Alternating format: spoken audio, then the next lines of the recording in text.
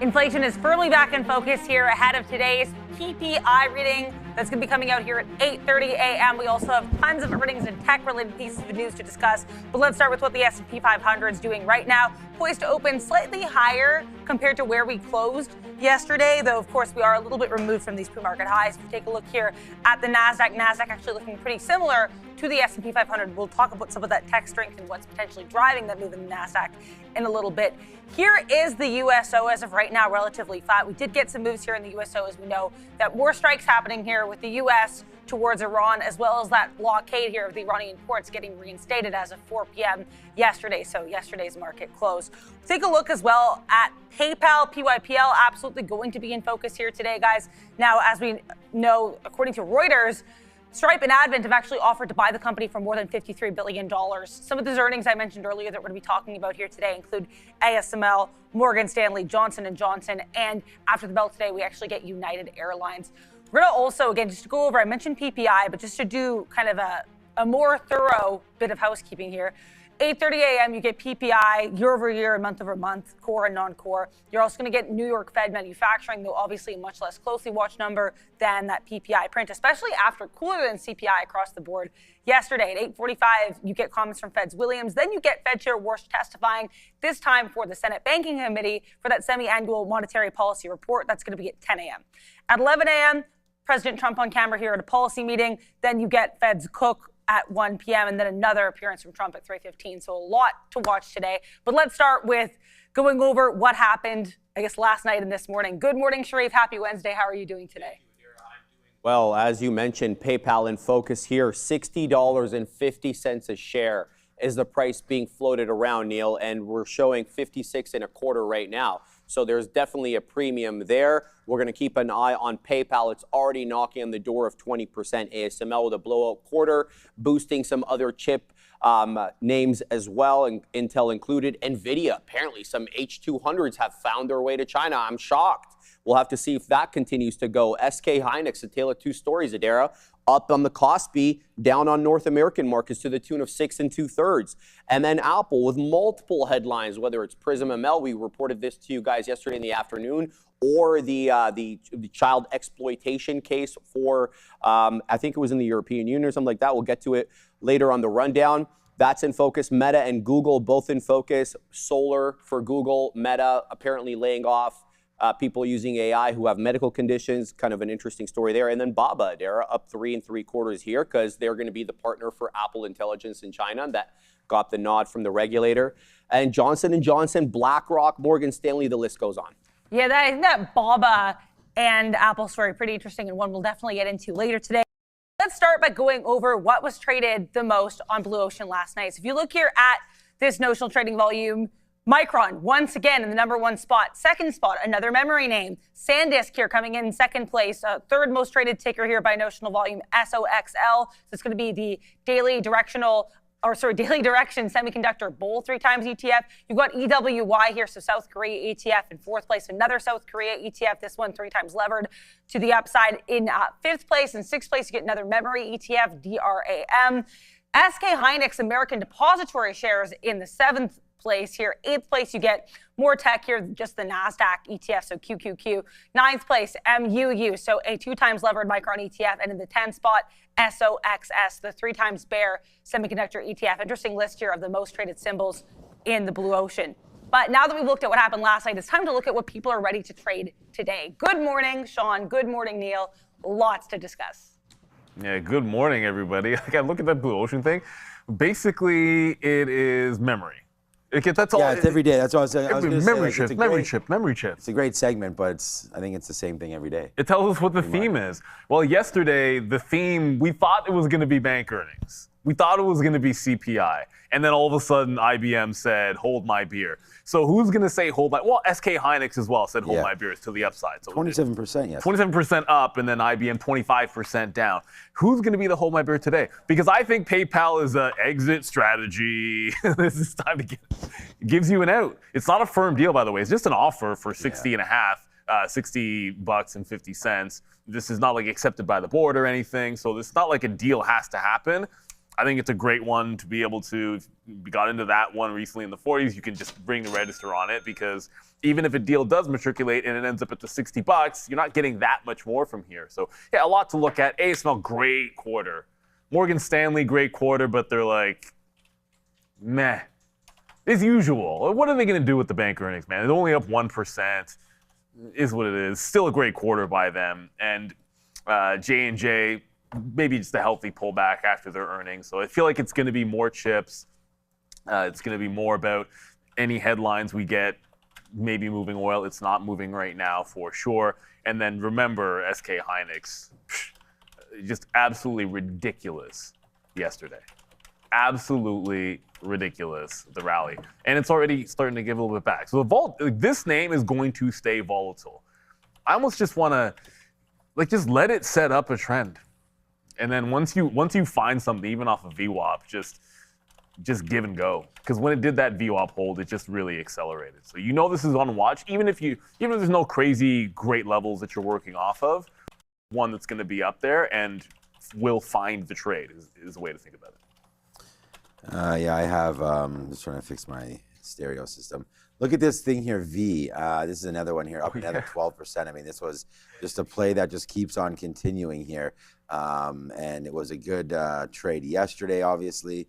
And we'll have to wait to see what it does today. Breaking through $48 here on VEE is a very good possibility. So we'll have to wait to see if this is another one of those small cap runners that I think I'll be looking at once again here today. 36 bottom, trying to break through 48 right here. I mean, it's trying, not really. It's only at 42 right here, but we'll give it a shot there on V. And then, yeah, man, I mean, the big story for me yesterday, and all of a sudden we just started trading it at the end of the day yesterday, was SpaceX. And, you know, we had this big 139 short there yesterday that just turned out to be huge. Like, didn't think it was going to drop like this into the, whenever I trade it, I think it's going to have a big move. But, you know, that was bigger than I'd thought, down to 135.50 or so. It's all-time low there, 135.90 and change. We were hoping that it wouldn't open up below 135, and it looks like we're opening up above. So that's going to be really good. We'll like to see what kind of size shows up down here for SpaceX today. So that's going to be another one of those trades. But yeah, I mean, everything's all good. There's that ASML, which is starting to get back up to the upside again, of course. I don't know what are we at all-time highs? No, so still starting to get to 2 grand, but huge dip down by opportunities, as there has been in this whole space. And today ASML is sort of giving a little bit of a sigh of relief to that. And then, yeah, I like Sharif's story there about NVIDIA. So we'll see if we can catch some bids. Yesterday's NVIDIA was the #1 trade on the note down here at 205. And we came in, hit it, and then just ripped the rest of the day. So right now, though, it's looking, I don't know, it's not looking the greatest. We have PPI coming in. I mean, now he's starting to fade out. Look, I would still take the fact that we're holding some of these highs.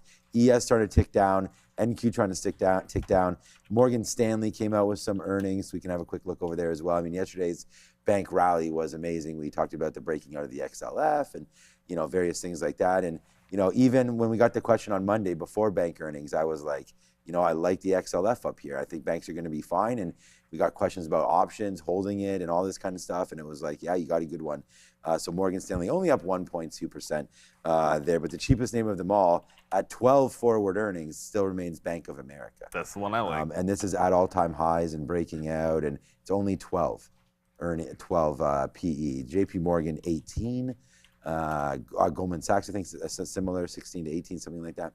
So, you know, all these stocks at all-time highs. So people thinking that, you know, it's a trap and we're about to go to the downside. I mean, there's so many names out there. Well, if you might be right about the NASDAQ being a little bit under pressure with some of these valuations there. But at the end of the day, the S&P 500 is 20 to 21 multiple. So it's pretty cheap here to play the SPY or anything in the space. So, yeah, I think there's going to be a lot of investable ideas here today. And, yeah, J&J was a nice little dip, only down to 250. So. Yeah.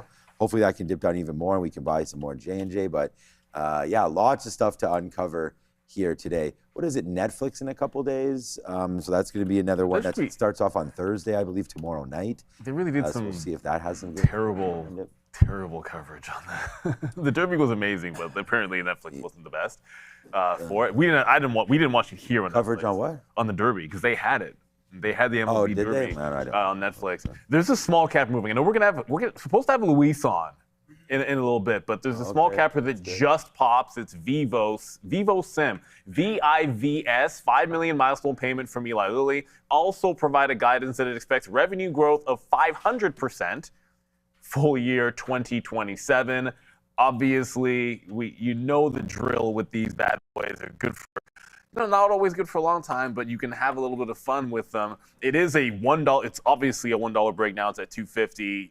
Price history tells you it's made this jaunt before, but usually stalls in the mid 3 to 4 range the last couple of times. So VIVS going to be on watch. Just like AJ Trading just said, oh, Luis is right in the chat. There he is. He says no locates on VIVS. Well, that's sort of the thing. Like, you don't really know whether you're going to be able to short them. They'll probably.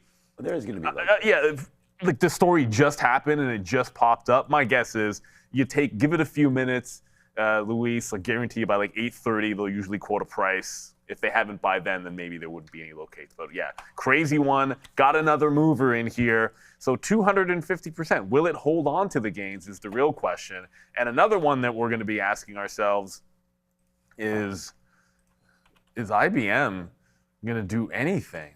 It's right back. There's an anchor to this. There is this locates. 220. It's 20 cents. Oh, there is? Okay, well, there you go. Locates. 20 cents. 20 cents is expensive for a $3 stock, but there are locates. That's what I figured. Usually at worst, you have to pay at real trading. At worst. Yeah, they're there. I mean, but That's like you mentioned, it's got to move 10% to grab it. So yeah, right now, with tons of volume going on VIVS. What's the story here, Darren? You got that one? VIVS? Yeah, I'll give you a second here.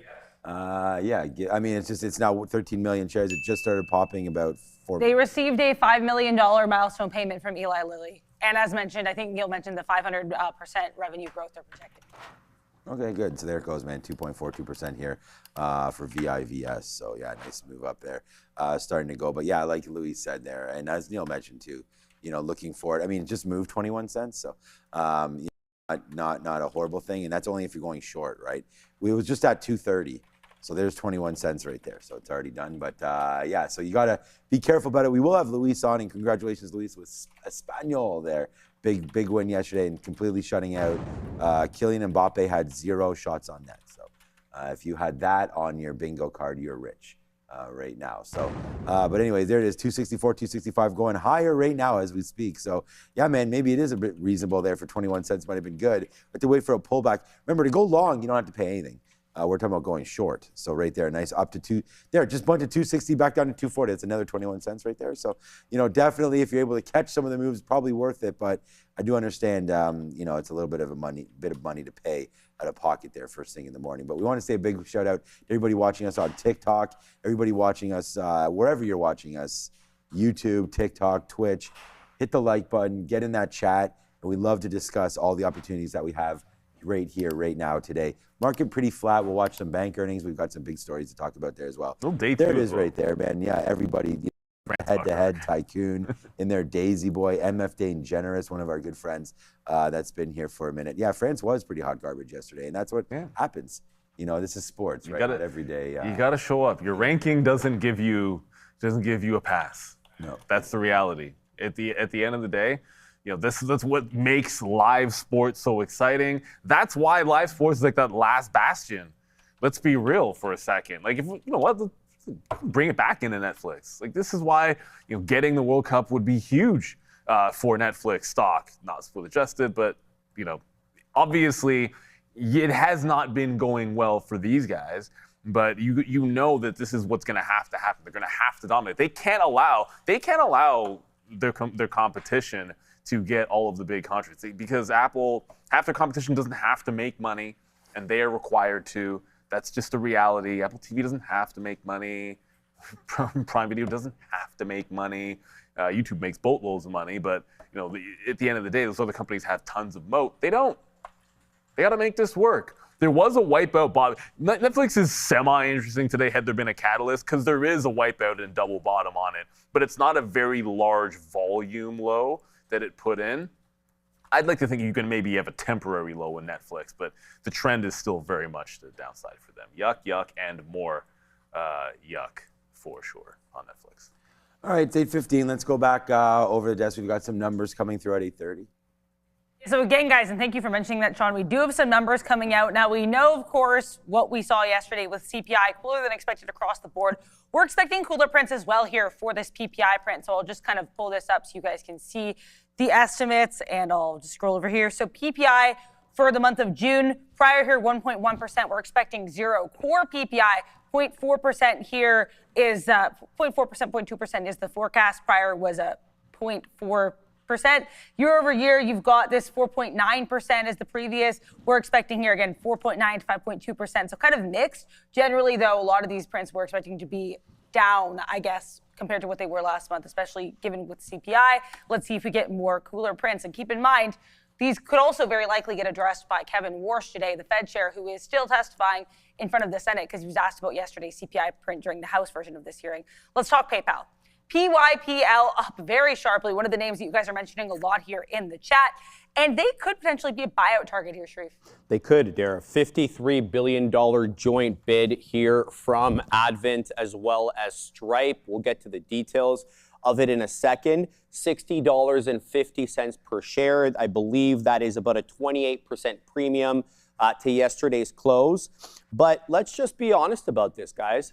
$53 billion is a drop in the bucket compared to where this was valued before. An 84% collapse from all-time highs at their $360 billion valuation during the pandemic. So a lot of articles that I'm reading this morning, Adara, are making it quite clear that legacy and institutional shareholders, as well as the board, may not approve this deal without a massive bidding war. We'll have to wait and see. Let's talk about how they're going to pay for this, because it's almost all dead. $53 billion, right? $50 billion is committed bank financing, meaning that, almost the entire buyout amount is going to be leveraged. That leaves PayPal, whatever company is formed after this, with a severe constraint on their free cash flow, as they'll have to pay that back over the years. Now, look, there's two sides to this, right? We got the Advent side and we got the Stripe side. And there's two parts to PayPal's business that they're interested in. So a lot of people are thinking, all right, they're going to break up the company and they're going to take the piece that they want. No, that's not what they're going to do. They're going to keep the company as it is. They're going to keep it as a whole. But there are concerns about how navigating operations with two highly distinct yet equal stake corporate parents is going to actually work, right? These are two companies that don't do the same thing. One is traditional, of course, a private equity firm, and the other is decentralized finance. So we have that. Then, Adara, we got a new guy. Remember this Enrique Lores guy? He just came in, and he's trying to execute a $1.5 billion corporate restructuring. And that puts this whole thing, I guess, in jeopardy. So we'll have to wait and see how this all works out. But unsolicited offers typically, are a little bit more complicated. Yeah, I mean, doesn't sound like a half cash, half stop type thing. That's for sure. Let's talk here about JTAI as well. This is a small cap. I know a lot of you guys are mentioning this in the chat, so I wanted to address it. Saw a couple of different catalysts on this one. I know yesterday they made an announcement, but this morning, apparently Fly Exclusive claiming that they purchased a lot of this company's, specifically, I think their error-related assets. So is this something that you'd be potentially looking at today, Sharif? You know what, Adara doesn't look that good right now, so I pulled up the chart. I know it's up big from prior levels, but it's losing the volume-weighted average price. It's already negative on the morning here to the tune of 8.5%. It's trying to hold this 4.5 area. The area low is 4, so it did defend 4 in the pre-market. By the same token, allow me just to minimize this, it did have resistance at $7.25 right at the dot there. So unless we can take out 6.25, Adara, where it seems the closing prints we're really rejecting, I probably wouldn't look. Yeah, we'll have to wait and see here what happens here to JTAI. In the meantime, you guys watching PayPal today? Yeah, absolutely. I think, look, there's some things to consider here. Because to me, I'm getting out today, but to each their own. One of the things to consider is there were already rumors of a potential deal or a potential buyout earlier in the year, and it had ramped from that, low 40s to slightly mid 40s level before, and then failed at 50. So there's a certain degree of this outcome was being bought already earlier in the year. So when you factor in the two things that can happen, well, three things that can happen here, there's the chance that the unsolicited offer as is gets done at some point, maybe this year or by early next year, and you get $60.50. That's one possibility. The second one is, like Sharif said, maybe you get a bidding war and there's a higher price. And then there's the other two possibilities which come off both those. There is no deal and it goes back to trading on its own, which who knows, you could be right back at the levels where they were presuming this, or there is a bidding war and there's still no deal after the bidding war, which that's like the very unlikely possibility. So the way I see it is, even as a bidding war, like what are we expecting to get? Like 60, 65, something in that range. I think you got like a free run here today on PayPal. As a matter of fact, the one thing to consider is when you don't hear updates from, like, at some point PayPal will respond, and every day that goes, if the deal is not accepted by the board, let's just say, or is outright rejected, or if they say we need a higher bid and there isn't one, you can get a little slide and a little bit of a pullback. So that's one of the things that I want to be looking at today from trading PayPal. It's just, can the structure hold underneath the volume weighted average price? And if it loses VWAP, does it respect where the euphoria pop was at 57.50? If it were to, I don't see any likelihood that it gets close to the $60.50 level today, so I don't think you're remotely working off that unless there is a bidding war. But I'm going to favor shorts without it being automatic, because this isn't some kind of a firm deal on PayPal, but it is a great opportunity to be able to ring register. It was deal speculation when it was in the 40s.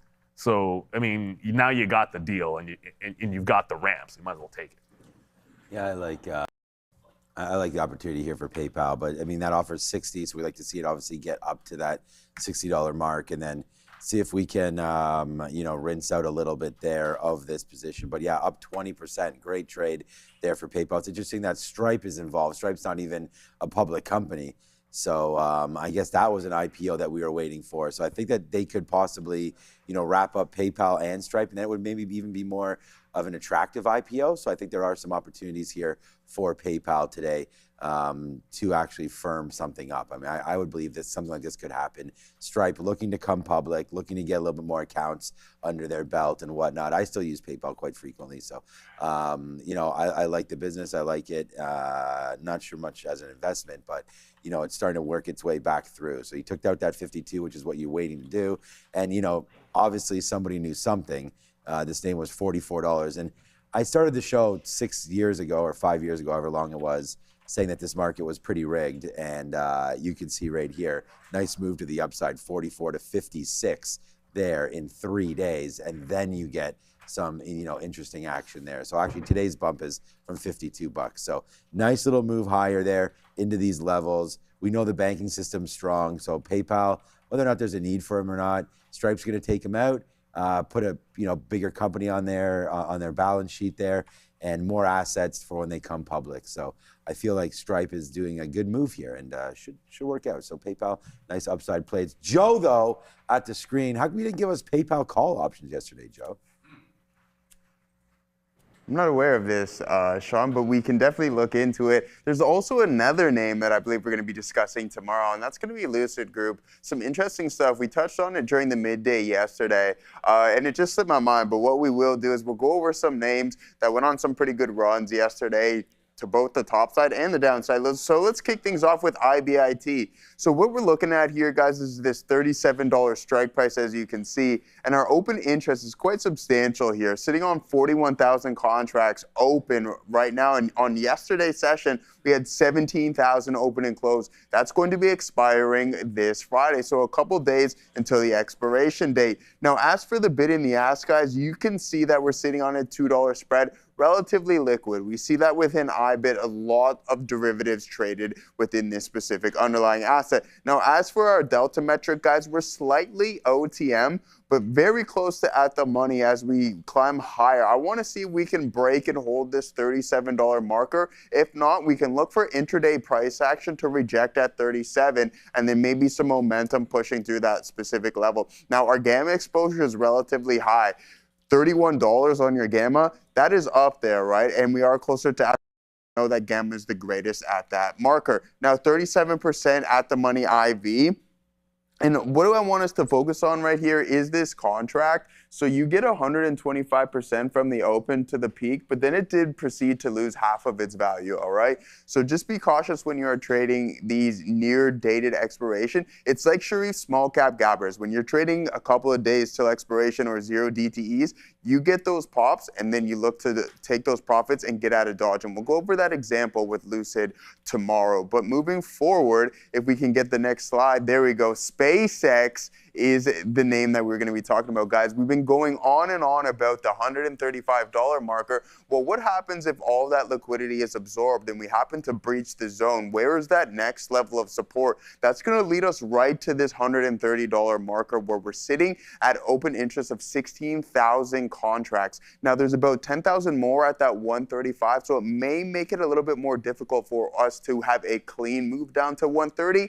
And then you don't want to know what is south of $130. Now, I'll tell you guys that on a later date. But as for our bid in the ask, we're sitting on a $5 spread here, guys. And our delta is sitting around $24. Very little gamma exposure because we are still OTM here. And then our at the money IB sitting around 77.1%. But now as for a put contract, the name and the underlying asset actually sliding here, guys. And if you zoom out and look on the daily, it doesn't look too good. But what we have here in this specific contract is a 202% return, but then proceeds to lose the majority of its value before the latter half of the session, where it finds some form of a recovery in the underlying asset. Now, what happens here is that the decay, just due to the fact that it's a near dated expiration, what happens is when volatility starts to cool down and you don't have that a waterfall type price action within the underlying asset, you can see a slight recovery rally in the options contract pricing itself.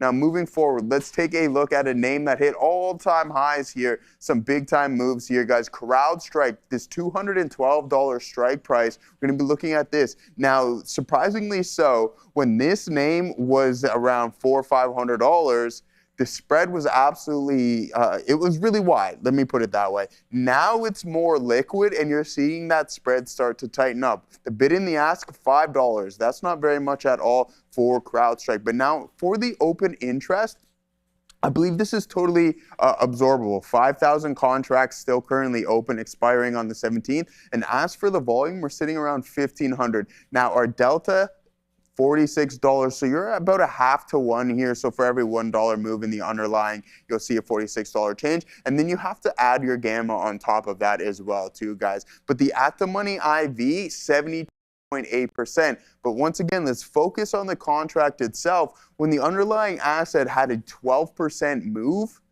this contract specifically had a 2,500% move. Once again, these are like small cap trades where you get in. Once the underlying asset you feel has peaked, you look to get out. It's a little bit more difficult, easier said than done, but a lot of these big moves are happening right out of the gate when we go over our contracts. And I'm looking forward to talking some Lucid bright and early tomorrow morning. We'll be back momentarily with some upgrades and downgrades.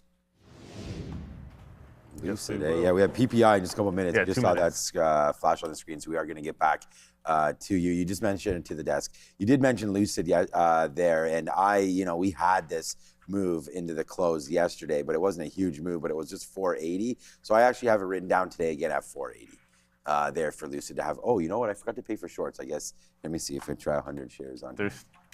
Okay, yeah, I still got to pay. Yeah. So Lucid right there, so I got to get into that. So 480 or so for Lucid. We want to have a quick look over there, but I'm going to go in and pay for it. We should have, like we said, we should have Luis Barbado coming on. We saw him in the chat. He's saying he's going to be here, so we're excited for that. So small cap recap in about a couple minutes, and then preceded by PPI. So yesterday we saw CPI come in a little cooler than expected. The market absolutely ripped, and then it came right back in, filled the whole gap, but then bounced off of that level and continued to go today, or yesterday. So we'll see what happens today. But I'm going to buy myself some Lucid shorts right here. And going into that, of course, Luis is on the back end of it.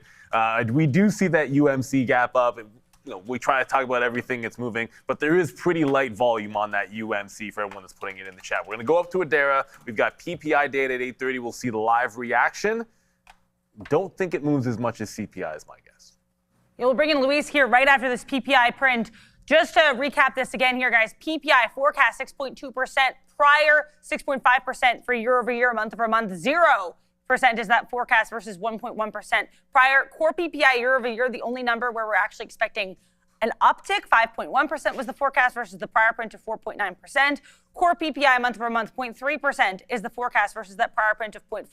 Now, as Neil mentioned, we had a big spike yesterday after that CPI print where all four prints came in cooler than expected and the market reacted in kind. PPI still closely watched, but perhaps not as closely watched as the CPI print that we know from what we've been hearing Fed speakers mention.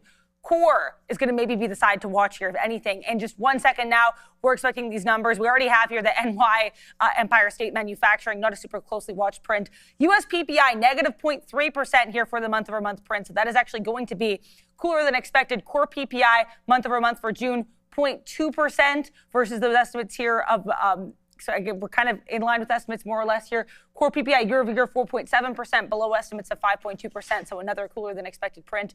And then for the year over year non-core print, 5.5% versus 6.2% expected. So cooler than expected across the board. Another pop-up here for the market in response to cooler than expected data, Sharif. Yeah, fantastic look at there, and the Qs are responding in kind over here. Let's have a quick look at the chart. Big move up on the triple Qs, up into 723 area, 724. So we're already up 0.5%. Everything's positive here, Dare. We're going to have to keep our eye on oil. This could be the wild card, of course. Yeah, I mean, just to recap these numbers again, guys, 5.5% year over year PPI versus 6.2% expected. PPI month over month, a negative print, negative 0.3% versus 0% expected. Core PPI year over year, 4.7% versus 5.1% expected. And core PPI month over month, 0.2% versus 0.3% expected. Another round of all four cooler than expected prints following a similar reading here with CPI yesterday. But now it's time to bring in Luis Barbado over at A Day Trading in Barcelona, Spain. I guess I have to say congrats on the FIFA win yesterday. Good morning, Luis. How are you doing? Thank you very much. Thank you very much. And yeah, I've been chatting with Sharif. Very, very happy and amazing match.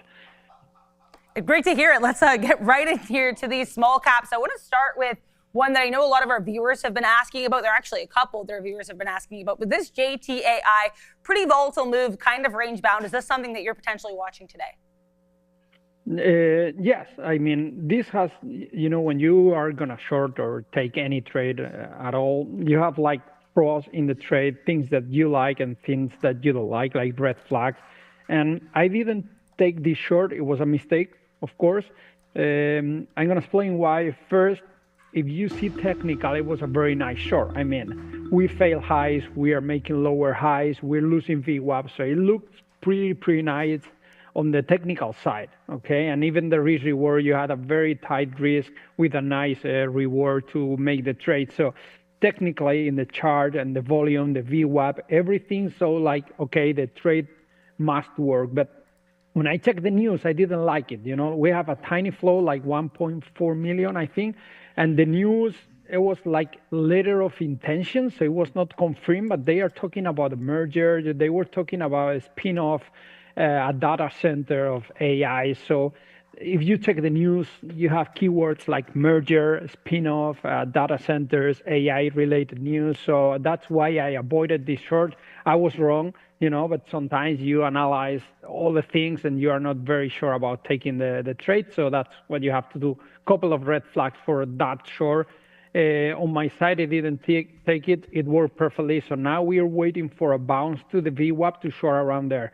520s, 550s, that's the area we will short for the VWAP rejection trade.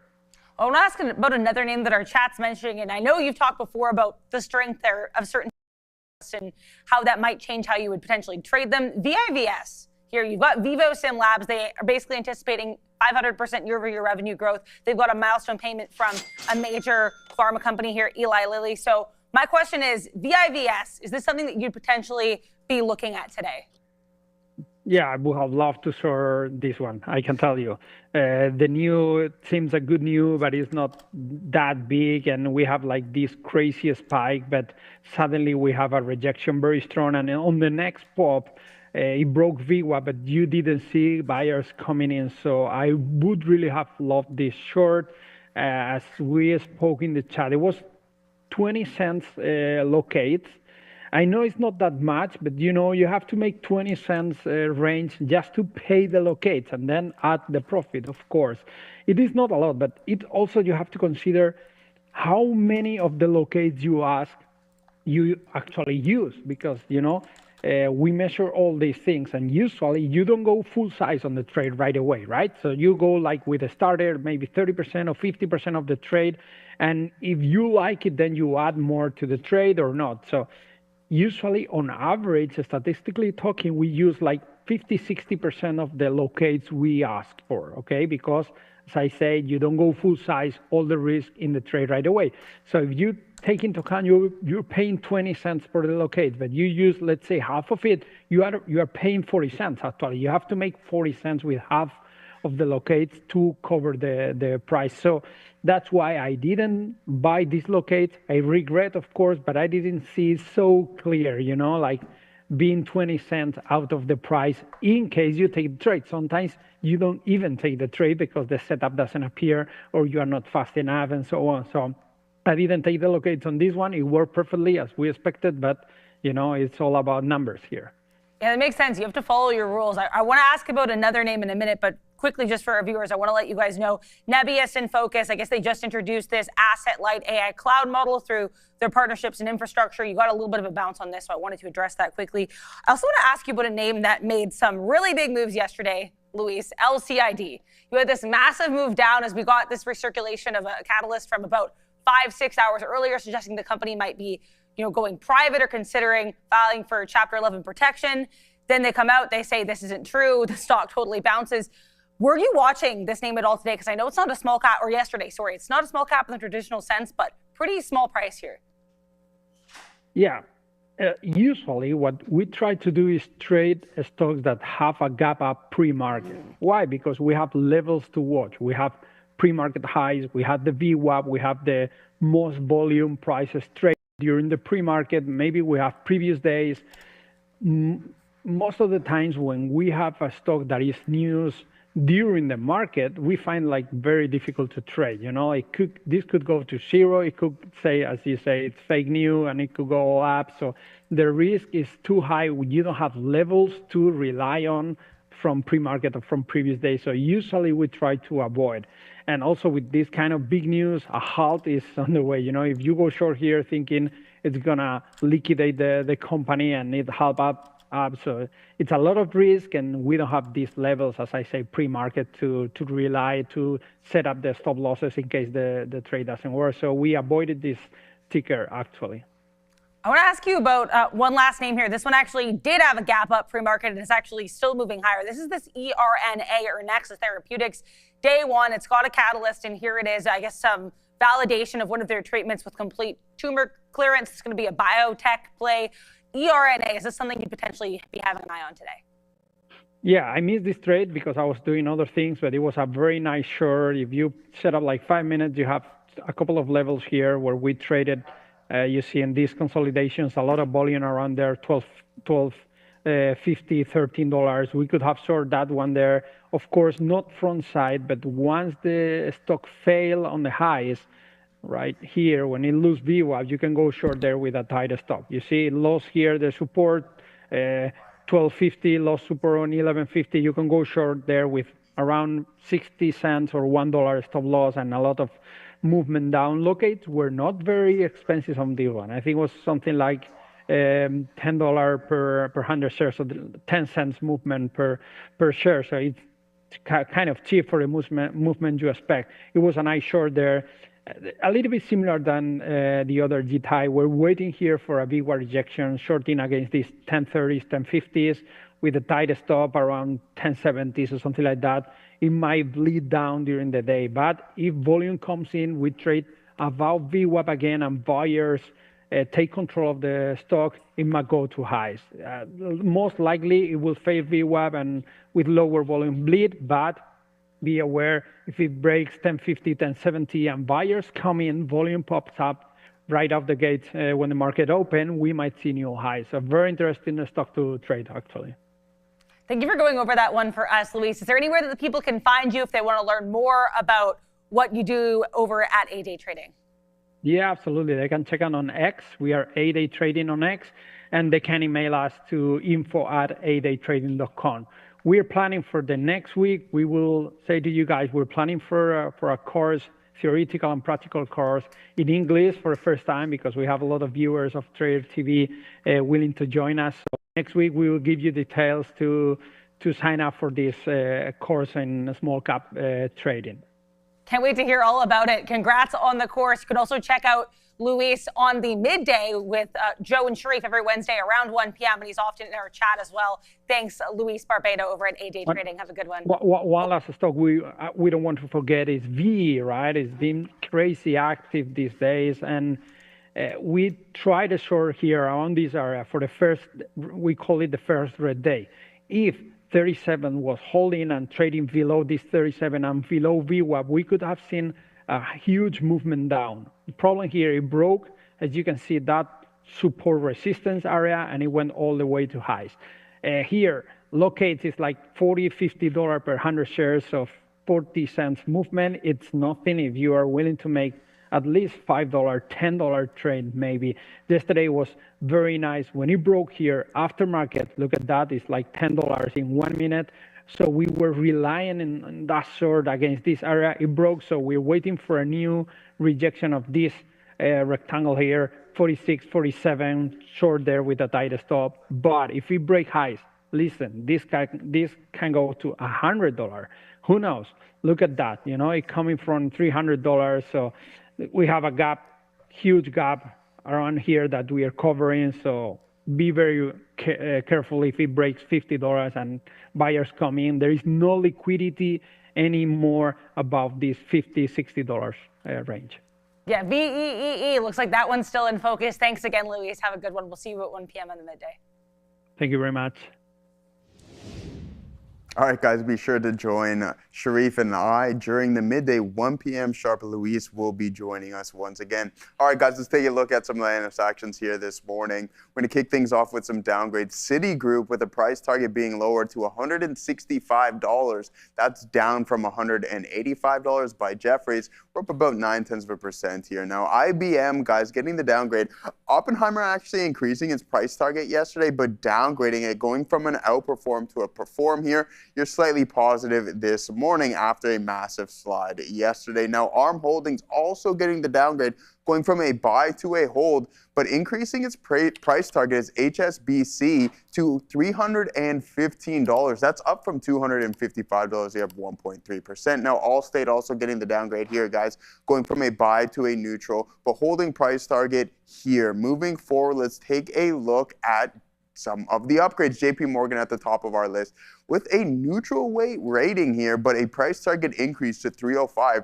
That's up from $295. Now, Goldman Sachs also the nod, guys. We're going to be increasing its price target to $1,325. That's up from $1,119 by Wells Fargo. Moving forward, we'll take a look at Bank of America getting the nod as well, too, guys. $69 price target. That's up from $67. Yes, Sharif, from Wells Fargo. And then AMC also getting the nod, going from a hold to a buy with a $3 price target by Texas Capital, guys. Let's send it back to Neil and Sean. Thank you, Joe. Texas Capital getting frisky, AMC. So 3 banks. It all makes sense, right? All the banks had pretty good earnings. Maybe like BAC a little bit more today, just kind of like yesterday as well. Nobody's surprised that IBM got a downgrade. You know, that cycle had to happen. Unfortunate timing on the Oppenheimer upgrade yesterday for them, but what can you do there? Yeah, I like some BAC here today. It's just, it's like a very, very clean uptrend recently. You get the bump on earnings. It did the usual dip, and then didn't double tap 58 at the open, unfortunately. But the afternoon dip showed you $60. That gives one level to work off of. Dips into the prior highs at 60.5. Just want to be looking for long and take a couple of shots on BAC today, just to continue that trend. I mean, all the bank names are pretty good. Not here to hate on anybody. Just the chart of BAC absolutely looks the best. I peaked at AMC. I had a peak, but there doesn't seem to be that much happening on AMC. It'd be fun if it were to go, because it's kind of coiling at both major moving averages, but there's no volume on it right now. If there was any kind of volume, the level like right at $2 has some support down here, but you need volume to go. Unfortunately, AMC doesn't have it. So you got plenty of small cappers to look at. You don't need AMC. I think this play yesterday on IBM. I mean, yesterday IBM was the talk of the town. We'll see if it can happen again here today. Yesterday's bottom of 215, right? I mean, we'll see if that plays. It's up to 220 right now. The Nasdaq's actually holding this PPI bid right there on a cooler than expected PPI yesterday on the consumer side of things. We were already coming back in just a bit, but now it looks like we're trying to hold right back up to VWAP. So interesting spot here for the Nasdaq. That leads me. Doesn't lead me to IBM, but just interesting that we're holding that bid. And so we can see right here, if IBM does sort of settle down here into the open, which it's trying to do. And, we've got a couple lines here that I don't mind. Like, I don't mind this 219 sort of pre-market area that's now, supported by the 200 period. You also have VWAP here at 220. So this software giant yesterday getting wrecked there, as we talked about SK Hynix and some of those memory names going higher because IBM gave a little sort of sneak peek into what their earnings might look like or will look like for the next quarter. And it revolves around a lack of CapEx spend onto their products and more back into memory and the data center build out. So we'll wait to see if IBM can finally catch that bid. I mean, they caught a little bit of a bid there yesterday. I mean, with a low being 214, we closed around to that 220 marker. It wasn't a horrible day it was a horrible day, but it wasn't a horrible like intraday as it actually started to pan out for them. We'll see if we can fly back to the upside. I like a 3-day rule for IBM, yesterday being the first, today being the second. So you get some downgrades coming today. Still nice to see it only down up 1.5%, which is pretty nice, and back to a really big key level there for IBM. So I said yesterday, I think if you started a position here in your Roth or your, some sort of a longer term play, I think you'd be okay with IBM. As far as a swing trade, let's give it 3 days, see if that bottom winds up holding there at 214. And if it does, then we can use that as our out and maybe try to get that, 20, 30% back up to the upside here, back into 283, 260, 280. I think that's a good possibility. And IBM trying to hold fort today as, hey, look, man, what goes up must come down. And we saw yesterday Palantir. I don't have it written down today. I mean, the sticky note's pretty full. I got 4 ideas on there. It's just yesterday's. The best idea I had was NVIDIA, and that was 205. It closes at 210. And then we had 122 written down here for Palantir, and that was before any of this sort of pre-market stuff happened.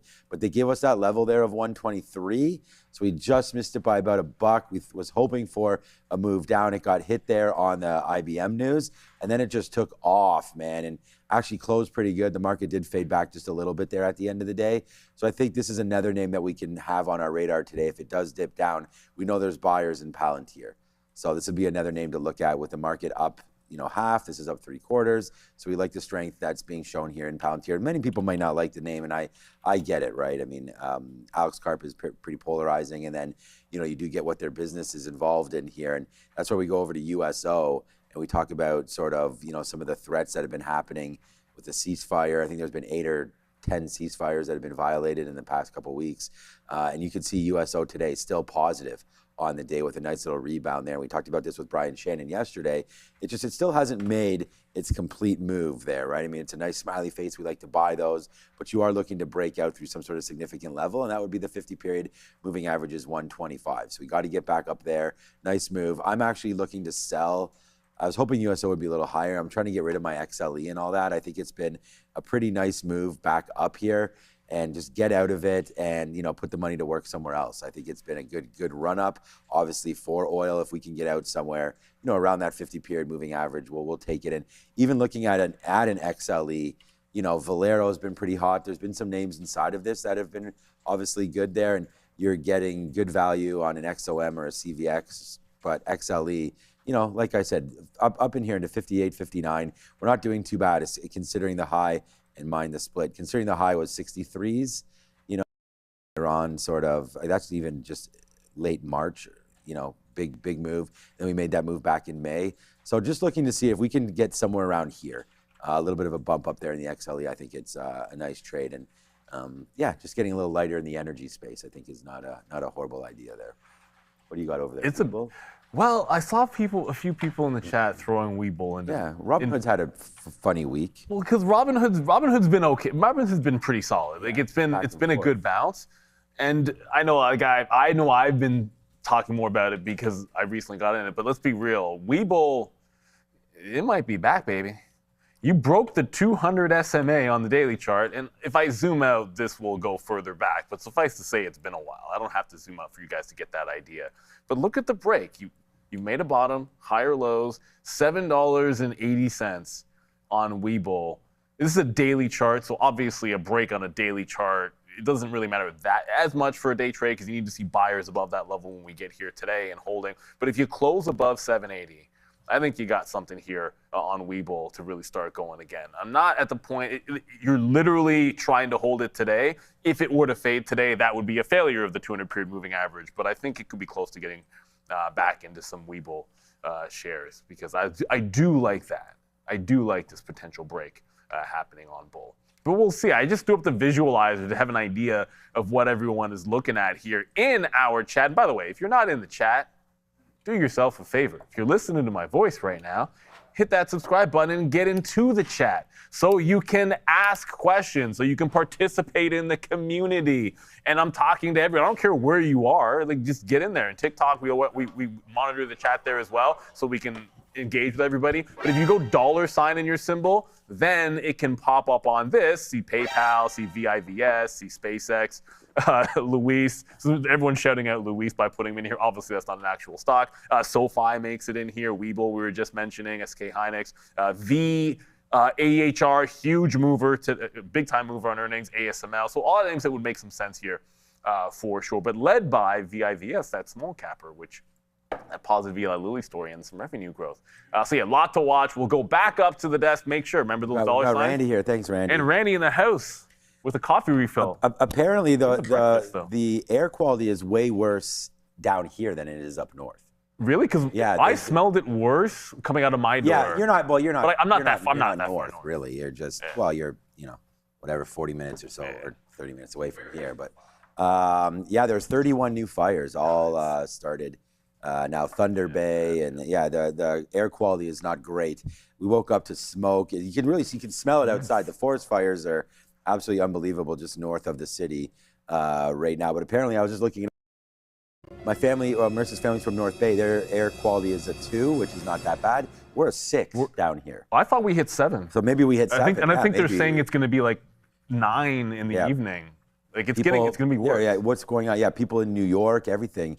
The same old stuff there. So yeah, man. I mean, it's bad. It's not nice outside. That's for sure. And it's going to be muggy again. Another 110 degrees or something here today in Toronto. So it's not great with really poor air quality. So stay inside if you can here today if you're in the Southern Ontario or basically anywhere that's affected by it. Especially if you're older, like it'd be pretty nasty out there. I'll find it on the weather map. But let's go back over to the desk. Couple different stories to talk about here. For one, I also just want to mention quickly the Fed. So Feds Williams, this is the president of the New York Fed Bank. He's saying that there are, quote, encouraging reasons to expect that inflation has peaked and should edge down in coming quarters. Now, following actually kind of cautious talk, both from Fed Chair Warsh, but also the some of the most, I don't want to say dovish, but least cautious talk I've heard from a Fed speaker in a while. He also said that shelter inflation should remain, quote, on the downward path, and that he expects overall inflation to hit 3.25% by the end of the year, which would be a little bit of a downtick. So not a bad look here from Feds Williams. Let's talk about INTC because Intel got a little bit name dropped here by ASML, suggesting the companies are working together here. They are, Adara. They're successfully using the advanced high NA EUV, which stands for high numerical aperture extreme ultraviolet lithography technology on its 18A node.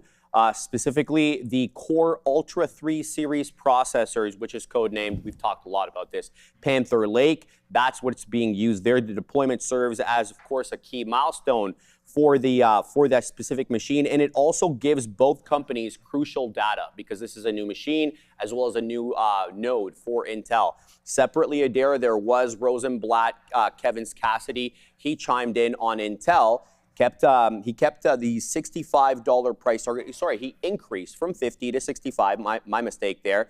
But he keeps the sell rating And he said, look, Intel should benefit from strong CPU demand, but as we've been talking a lot about it, their yields continue to suffer. They have about, low yields, especially on their more advanced nodes.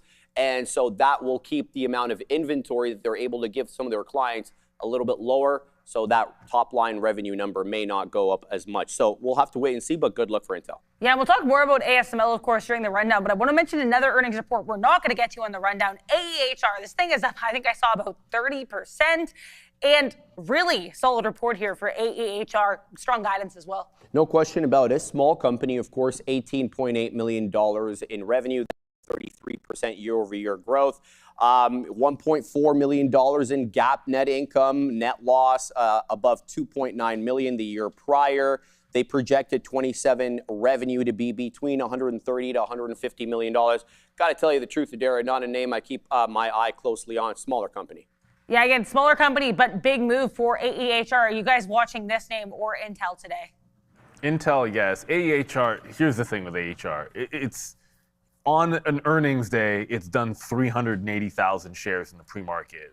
$100 stock, $97 stock, sorry, and it's got a bit of a spread. It doesn't, never traded it before, but it doesn't look the most liquid to me, obviously. But it does, the chart looks fantastic.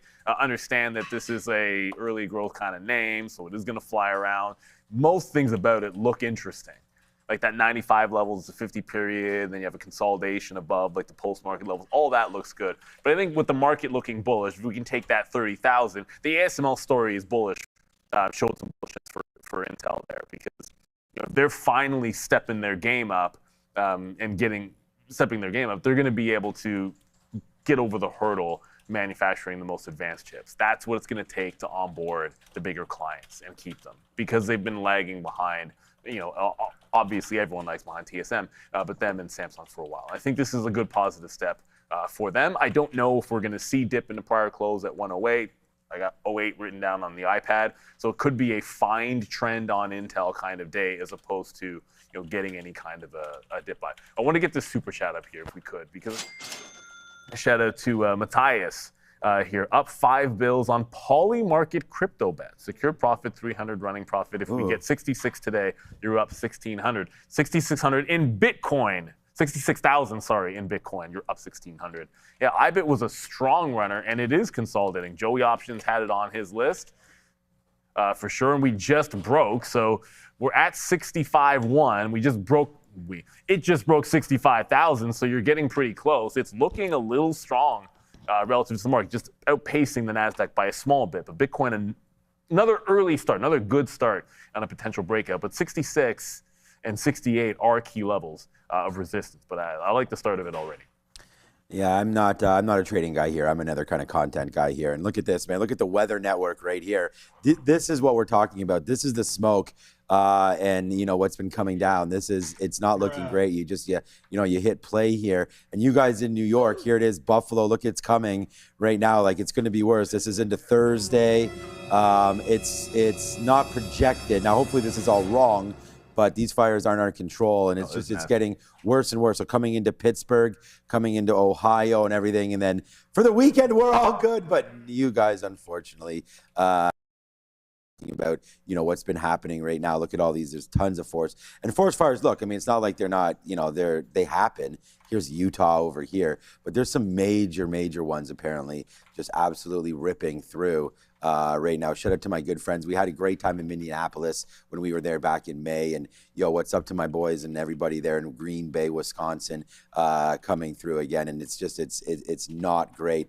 This is the thing when people look at Toronto, like this is America up here, as you can clearly see that Toronto still, this is why we don't have those igloos and all that kind of stuff, cruising around here. As you just look, in line with here, Milwaukee, a little south of Minneapolis. What's up, Fargo? As you continue to go on, through to see where, just a little bit of a geography lesson here. Holy shit, there's a lot of forest fires happening right now. But as you go, this is Toronto, right? Boise. What's up, Boise? How you doing? We're on the same, path line as you guys there. But anyways, it doesn't look good. I just wanted to show that to everybody.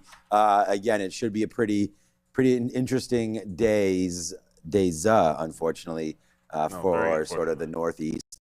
there. Well, I just showed you even to the northwest there as well. So central, not good right now. So that's what we're talking about when we're talking about it. Just wanted to show you guys that. But yeah, the NASDAQ, man, NASDAQ, SP 500, everything, to the right there, up and to the right, and it's still going. So there goes the SPY. Everything's starting to make some nice moves here. Will we get to all-time highs today on the S&P 500? My guess is potentially yes. I mean, that's 760 right here on the SPY.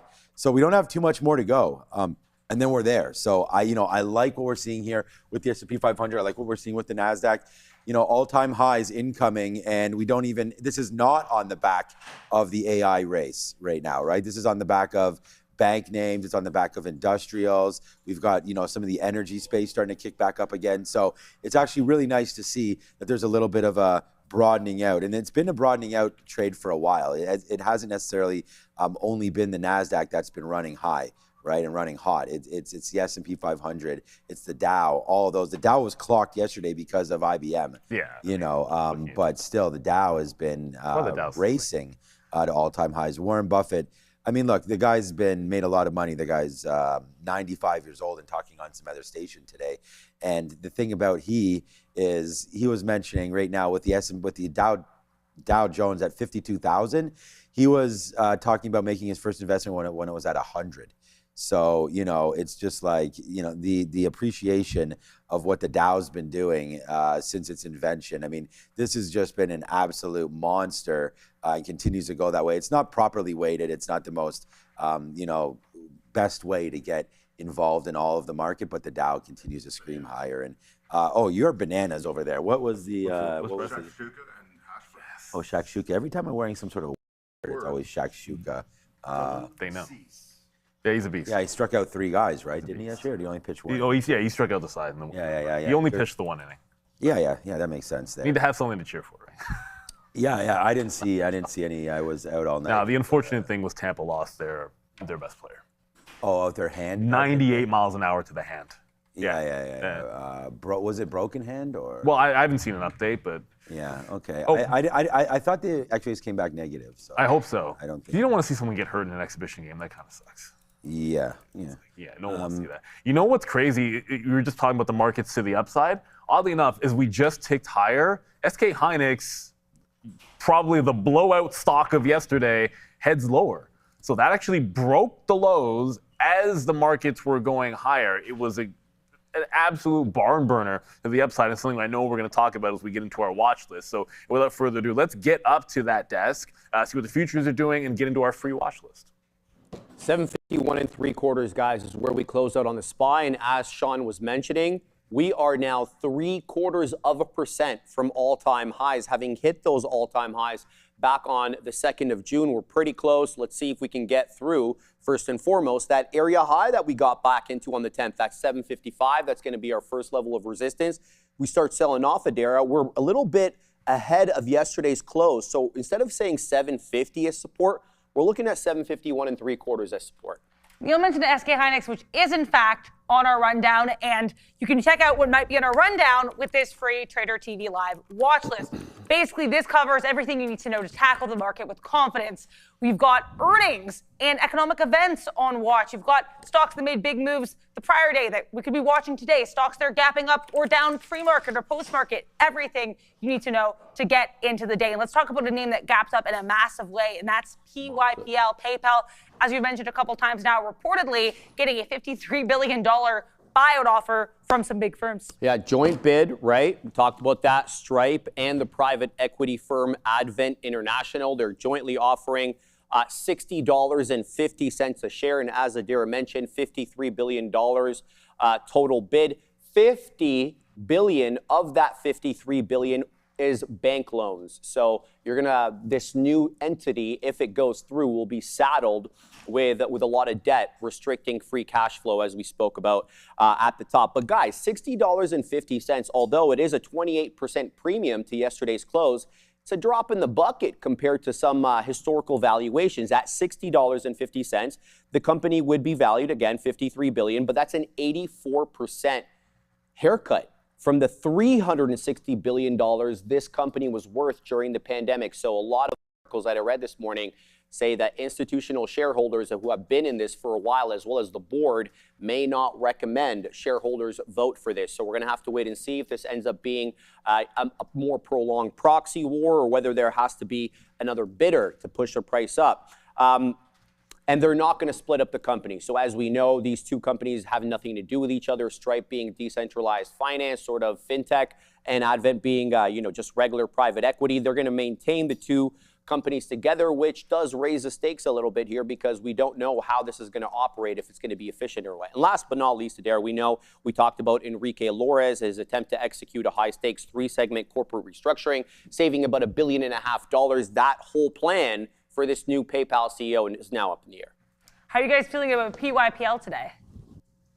Yeah, I'm leaning for looking for a place to fade it. It's just a matter of where. Like, VWAP's a bit arbitrary, because if there is no bidding, what's your thing? If there is no bidding war, again, this has not been accepted and approved by the board. So this isn't some case of at some future date you're getting 60-50. Like, there's a process that has to happen before you get that. And then it's a totally different trade, because then you would just be talking about the time value of money and all that kind of stuff, and that would be the normal. But that's not what PayPal is going to be today. So every minute that goes by that you don't get a response, I just feel like you're going to have some profit taking in this. So, was talking about earlier the pre-market high, but there's already some room off of VWAP starting to go. So I think it could end up just being a VWAP off the open trade. It breaks VWAP, wait for the high kind of deal. Otherwise, don't touch it. And then the personal, this is I'm getting out of PayPal.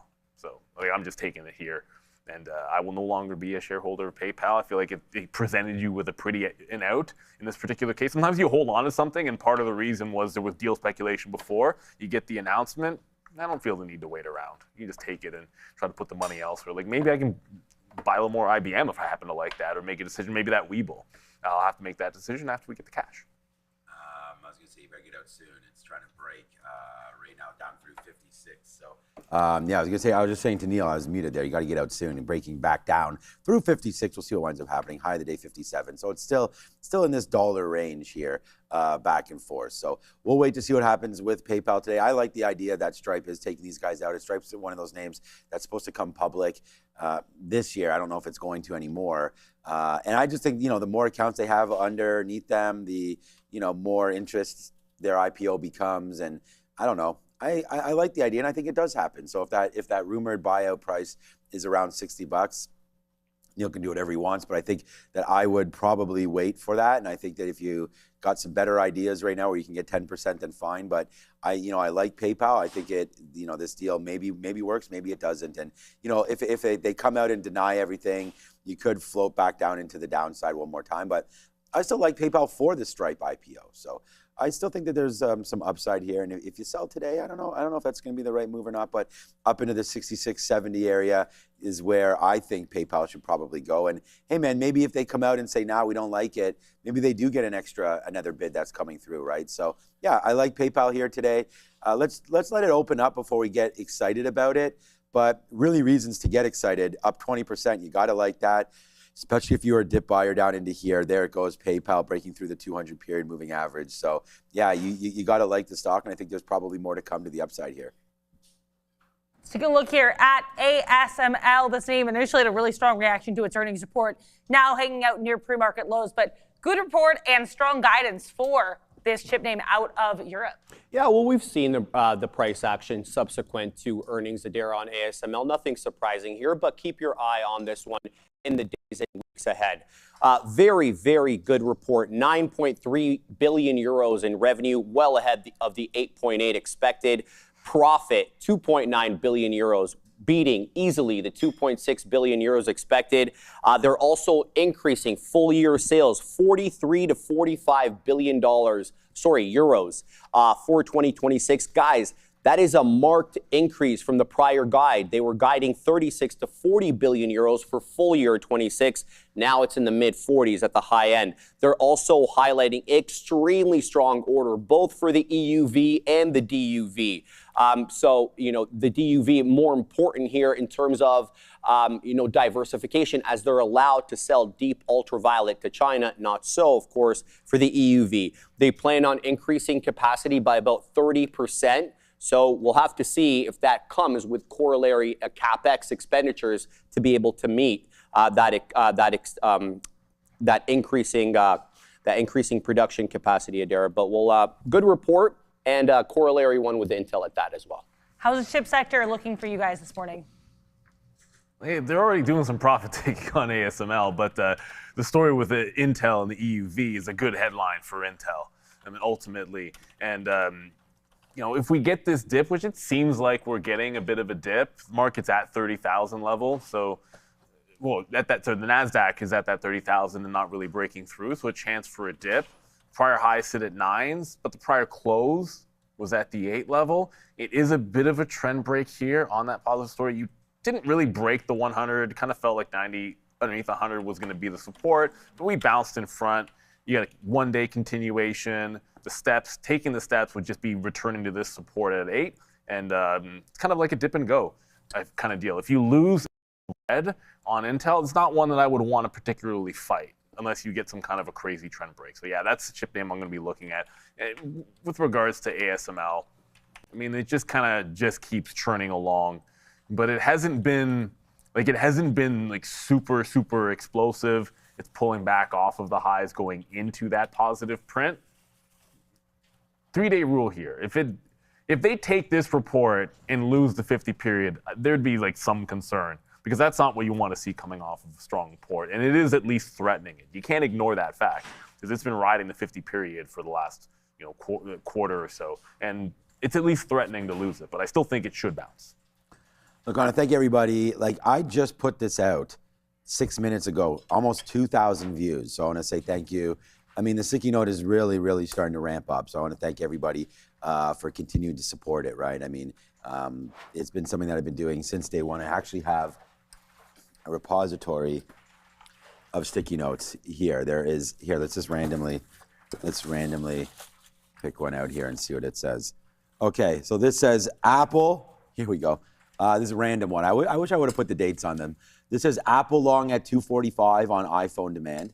Intel long at $29 right there. SoFi 29 long. Wow, when was this? And then RGBTI, QBTS, and IonQ. Wait for developments here in the quantum space. So that was one of those notes. We've been doing the sticky note since the start of the show when you guys started asking for, some ideas that we have as traders. So there it is, man. There's a lot of sticky notes in there. I was thinking about doing something with them at some point, but all right, Intel 108 long. I like it, man. That collab there with the new machinery on ASML, finally starting to get Intel to that next step in their chip making. So right there, Intel 108 long. So that's exactly the trade that I'm going to be waiting for and trying to sit on my hands a little bit until that does come in, right? I mean, the fade on Intel is real, I believe. Like we're down almost now, 25% from its highs. So you're in bear territory for Intel, but that's kind of a tough thing to say. I think like the bear territory, all that kind of stuff is very over pronounced these days, because you're getting like, in 2 days that could be corrected. Like you can literally look at IBM, look at some of these, even ASML up to a couple of percent points again here today, right? But at the end of the day, you've fallen back into this $100 level. I like the report. Let's see if it winds up holding. Intel's been a little bit of a tough trade, I think, because it's for me, I've been biased short. So if I kind of like don't hit it there, I haven't been playing the long recently. So we'll have to wait to see how it pans out. But yesterday's close in there around 107.50. So if it does come into this 108, let's give it at least 50 cents. So that's how my mind thinks. And at 2 o'clock, and we're talking about like how many shares, what's your stop loss, this and that. So that's the kind of stuff that goes through my head right now on Intel. Let's wait to see if we get a 108, and then let's use this 107.50-ish. Maybe it could even be 107 as our out. So I'm thinking at least a 50-cent hit there for Intel if it does come in, because yesterday, and we don't have NVIDIA on here, but we can talk about it. We will be talking about it. This was on the sticky note as the #1 trade yesterday, and it was down at 204. So the Intel, like I wrote that down when we were at 207, in the pre-market up here, and then whoosh all the way to the downside. And unfortunately, it breaks that 205. We had 205 written down, and it gets into 204, which is the bottom, and then we take off $8. So it was a monster trade, but at the end of the day, you screw up because you're taking the 205 And we did get out of 204.50. We saw the bottom and we bought it back in. But if I avoid that first sort of 15 minutes there, and I talked about yesterday on the lesson, avoid the first 5 minutes. But like, you know, sometimes, especially in these markets, you got to give it maybe a little bit more time. So just to talk about Intel, that's what I'm going to try to do. Let's just wait to see if this 08 is a thing and maybe not stand there and take it. Let's just wait to see what happens. But I like this 08 to 07 area here on Intel, 07 being very low.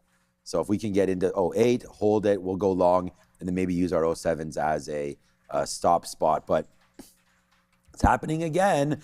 You know, this happened yesterday. We came upside, we made some highs into some key levels there, and then we just dropped all the way back in to yesterday to the CPI level and bumped back up. So this is where we were pre-PPI today, producer price index, and now we'll wait to see if we can get a little bit of a comeback here once we drop. So we're gonna have to wait a little bit more to see if these levels do hold once again, but it feels like it's Groundhog Day all over again, and I am seeing my shadow. So I got to go back to sleep, man. I'm tired today.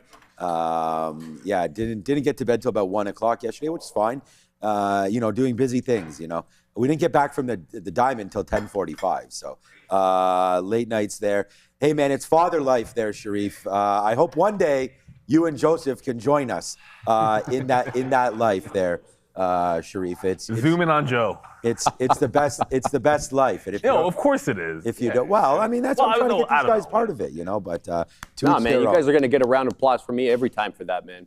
Yeah, man, it's been tough. Like, you know, raising 3 kids living in Toronto on one income has been the part of it. But it's always been a blast to see these kids go through what they go through, right? And so. Having 3 of them is something. Keeps you young. My eldest has been around here the last couple of days. Yeah, but he was. Yeah, on the way out, I was able to see him.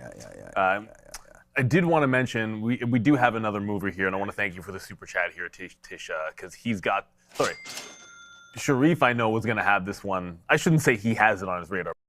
Sure, he's going to have it on the radar. ELVA. There is a story here. They have a commercial relationship with Amazon, lithium-ion battery company here. So up 68% and still going. There's always tons of them, but a legitimate deal here. I didn't see any number terms on it, but yeah, it didn't really have any numbers. You'd have to read the entire article, but still, good time, good runner. 5 million in shares volume already, and most of it in the last few minutes. So thank you for the super chat. Looks like a pretty good one. And if that's your game, the pre-market, the early action sometimes is where you get your best plays. Definitely not a small capper next on the list. The exact opposite of a small cap gapper with these 2 names. Apple and Alibaba, we've been hearing for a while now that these companies would be working together on AI integration for Apple devices in China. Looks like the China cyberspace regulator finally gave them the all clear. That's the kind of business you have to do in China, Dara. I mean, you want to do business there, you're going to have a local partner, and this is no different whether you're Apple or NVIDIA or whoever else. So the headline is that they approved Apple Intelligence for release in China. It's going to be based on Alibaba's Qwen AI model, and it's going to feature all the on-device features for Apple. It's going to be running on-device as well as the cloud. It gives Apple, you know, the world access to the world's largest smartphone market, but it also gives Baba a new runway for its Qwen model. So, you know, for both companies, it's quite fitting. But there's also another AI headline for Apple. This one is a few days old. We did report it about yesterday, but I read this one over the weekend that they are dealing or continuing to speak to Prism ML, which is a company who took a large language model, let's say about 54 gigabytes, and they were able to compress it down to about 4 gigabytes so that it can run on device. So think of something like maybe a Chat 4.0, not maybe the most frontier models, but good enough to be able to run on device. Now, the good thing about this is you didn't have any loss in usage. You didn't have any parameters that were removed. So all the information that was included in the original LLM would be included in this small compressed 4 gigabyte one. But the deal hasn't been struck yet, Adara. Let's see if it actually gets done. Yeah, Alibaba and Apple. Do you guys have any thoughts on these names? Yeah, look like Apple here, but Alibaba was selling off most of the morning, actually catching a bit of a bid is Alibaba. Apple didn't quite make the cut for the top names, just because of the inside price action. Above 318 looks much more interesting. I think if it does break out to 318, I think that's one of the names that you want to just join and try to continue the party. But look what happened when it did. If the first 15-minute candle looks like this again, it's not a chase. I think you got to be a little bit patient, because you want to see it put in a higher low if it does the same thing. It didn't quite, like I said, didn't quite make the list. I got, as I said, with PayPal and SpaceX, we haven't even really talked too much about SpaceX, and I guess we're not going to on the list. But yeah, there's too many names to be looking at this morning, and not enough action. I still think this is a good story for Apple, and it's going to be a boringly good stock. If it wasn't so, and it's not expensive, but if it wasn't so much of a value for some of the other Mag 7 names right now, I think Apple would have already held through the high and broken a little bit further. But when you were able to get NVIDIA at what seems like a pretty good discount to the overall market, and then of course with Meta and to a certain extent Microsoft, some of that can be why you're getting a checkup in Apple here, and it's just consolidating before it really makes its next run. All right, those of you asking about the sticky note, I'll put it back into the chat. You guys can go have a quick look at that. Right now, I don't have Alibaba or Apple written on it, but it is nice to see Alibaba taking out those highs that we had just made not too long ago on the month here into 115 and taking those out. So, that was a nice little level there. And then now you get this talk, and it's exactly what I've been saying, even when it was falling back in, about how we like the stock because of that exact reason, about how their large language model is just going to be able to be produced cheaper over there. And now with Qwen, starting to get that feeling going. Apple, we know, has been the best consumer product of all time, the largest install base of all time, not getting any smaller, growing actually, right? Their service is growing. So as AI, and I just downloaded iOS 27 now, thanks to Sharif for that suggestion there. So I'll mess around with that a little bit here today. But yeah, so, getting ready for Alibaba to actually explode back to the upside. What a great level that was down here at $100. I don't know if we're going to, it's ridiculous to say you're never going to get another opportunity to get it down here, but I don't know if you're going to get another opportunity anytime soon. Seems like they have a lot of levers right now in Alibaba to the upside. Yeah, I like it. And we don't even have really a deal in China yet or anything. So, we heard about the NVIDIA China connection. So again, if you're going to give more power to some of these guys to produce bigger and better things, Alibaba will be right on top of everything. So I like Alibaba. It's a great play for those of you that are interested in investing in China. And I think it's probably the safest Chinese play. If you really wanted something safe, which is why I called this up, FXI is the China Tech ETF, basically the top 100 names there. So you can check that out. KWeb is the internet-related plays there. It actually says China Inter. I don't know, but anyways, it's internet plays. So there we go. I guess that's what Inter means. But yeah, the KWeb as well. Nice upside play there. So KWeb, FXI, Alibaba. You have my clearance to go ahead if you need it. But to buy all of these names, especially the ETF, it's just, you got to understand that there is the risk there in China when they don't have the same regulation that we do over here. Anything can happen at the drop of a hat. And we do have a volatile administration, obviously, in the United States. But right now, their focus does not appear to be in China. So, they had that whole delegation go over there. I don't know if they did anything other than eat some burgers on Air Force One.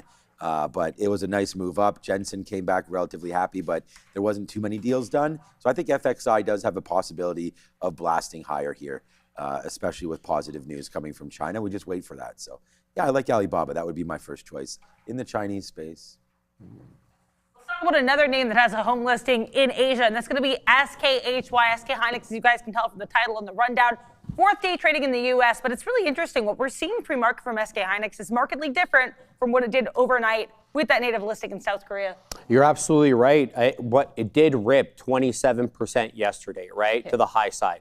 So my thinking is, and this is just speculation, Nadera, that we kind of led the charge, sold and traded. It went up 8%, and because we went up 27% yesterday, we are now down, I believe, 7 1/3. Maybe some profit taking, hard to know. There's very little in the way of price discovery on this because it's so new. But I didn't really see any specific headline, that would move the memory names today, just more volatility. It'll be interesting to continue to see if this trades on its own or if it leads or responds to the native South Korean listing. Regardless, SKHY, is that in play for you guys today? Yesterday, obviously, this was a crazy runner, and really, the IPO day is a bit of a different beast. The opening trade was fantastic, shorts in the afternoon, so momentum standpoint, afternoon worked. And then 2 days ago, it's like 4 or 5 multiple scalp opportunities that were just, there were good places to find shorts on trend breaks. These for myself, like early, a little bit later, late in the day. It just gave you these trend break plays. That was not happening on SK Hynix. Like there were small moves back in, but it was just all trend in one direction. I want to look to try to join that instead of looking reversions. So if we get any hold, sit out the opening range potentially and just wait for it to set something up off the volume weighted average price. Right now that looks like a short, but I'm not married to that notion whatsoever. Like if it just breaks out and the opening range holds higher, then join the trend as opposed to look for the reversion. That worked really well 2 days ago, but yesterday I'd look for more of a repeat of yesterday. Yeah, shout out right there to everybody there on TikTok. What's up, Peter? Thank you again for all of the super chats. There it is right there. Another one coming in from Peter right there, $1.48. We want to give a big shout out to everybody that is watching us on TikTok, on YouTube, everywhere, man. Adam James abroad, to Peter over there. Anybody else? Oh, I just opened this up right now. Actually, I had it open, but I popped it out from our other one. Here it is. Here it is. Let me show this to you. Gold Pro Master. Yeah, right there. Gold Pro Master also in here as well. Peter again. So, there's Bravely. Thank you so much for everything that everybody is providing to us every single day. And again, I always want to say thank you to everybody for the support, of the Sticky Note and of some of our watch lists. Make sure you go grab our watch list. The link is in description. You can also get Sharif's morning note that has all of these names talked about in much greater detail than what Neil or I talk about, obviously, there with Sharif. So go grab Sharif's morning note. But yeah, I have SK Hynix, man. We didn't start trading that till I think it was around 10 o'clock or so yesterday, but we were trying to go short that name off of 180 or so. And right now we're going to go long. So pulling back after a 27% rally there, watch the level and play the long. I don't think there's too much more to deal with right here with a PE of around 5 or 6 on SK Hynix. Definitely worth looking at. And look, again, we wrote this down earlier on today on the note when it was around 183, falling into 180. Let's see if it winds up holding. The only problem with me right now on that, well, a lot of problems, but the only problem with trading right now is breaking above VWAP and holding that. So I'm not sure. I'm not in love with this 180 anymore, but it's at a level that we want to watch out for. So SK Hynix, nice move yesterday. If you're looking at the chart, this is where we sort of held down here at 180. Then there's the pop up through into 194, 195 yesterday. SK Hynix was my best trade of the month, obviously on the IPO, the listing, and we'll wait to see if we can double that up today and make a little bit of cash on SK Hynix. Definitely, I like the stock. We don't have SpaceX on there, but SpaceX is again on the note today of 135. I mean, we actually ran this thing perfectly yesterday. Like honestly, man, it was a I don't have the stream deck up. It was an oh my god type of thing there yesterday. Yeah, and a money thing too. What's up, morning, y'all? What's up, DJ Vinny? That must be from TikTok as well. The 7 center over there. Thank you, DJ Vinny. Spin those beats, my guy, on those phones, man. Turn that up today as we read 3 minutes into the open. But right there, we shorted this level yesterday, and like I said, man, this went right into the pocket. It turned out to be one of the top stocks for us on the day, and we didn't even start it till 3 o'clock.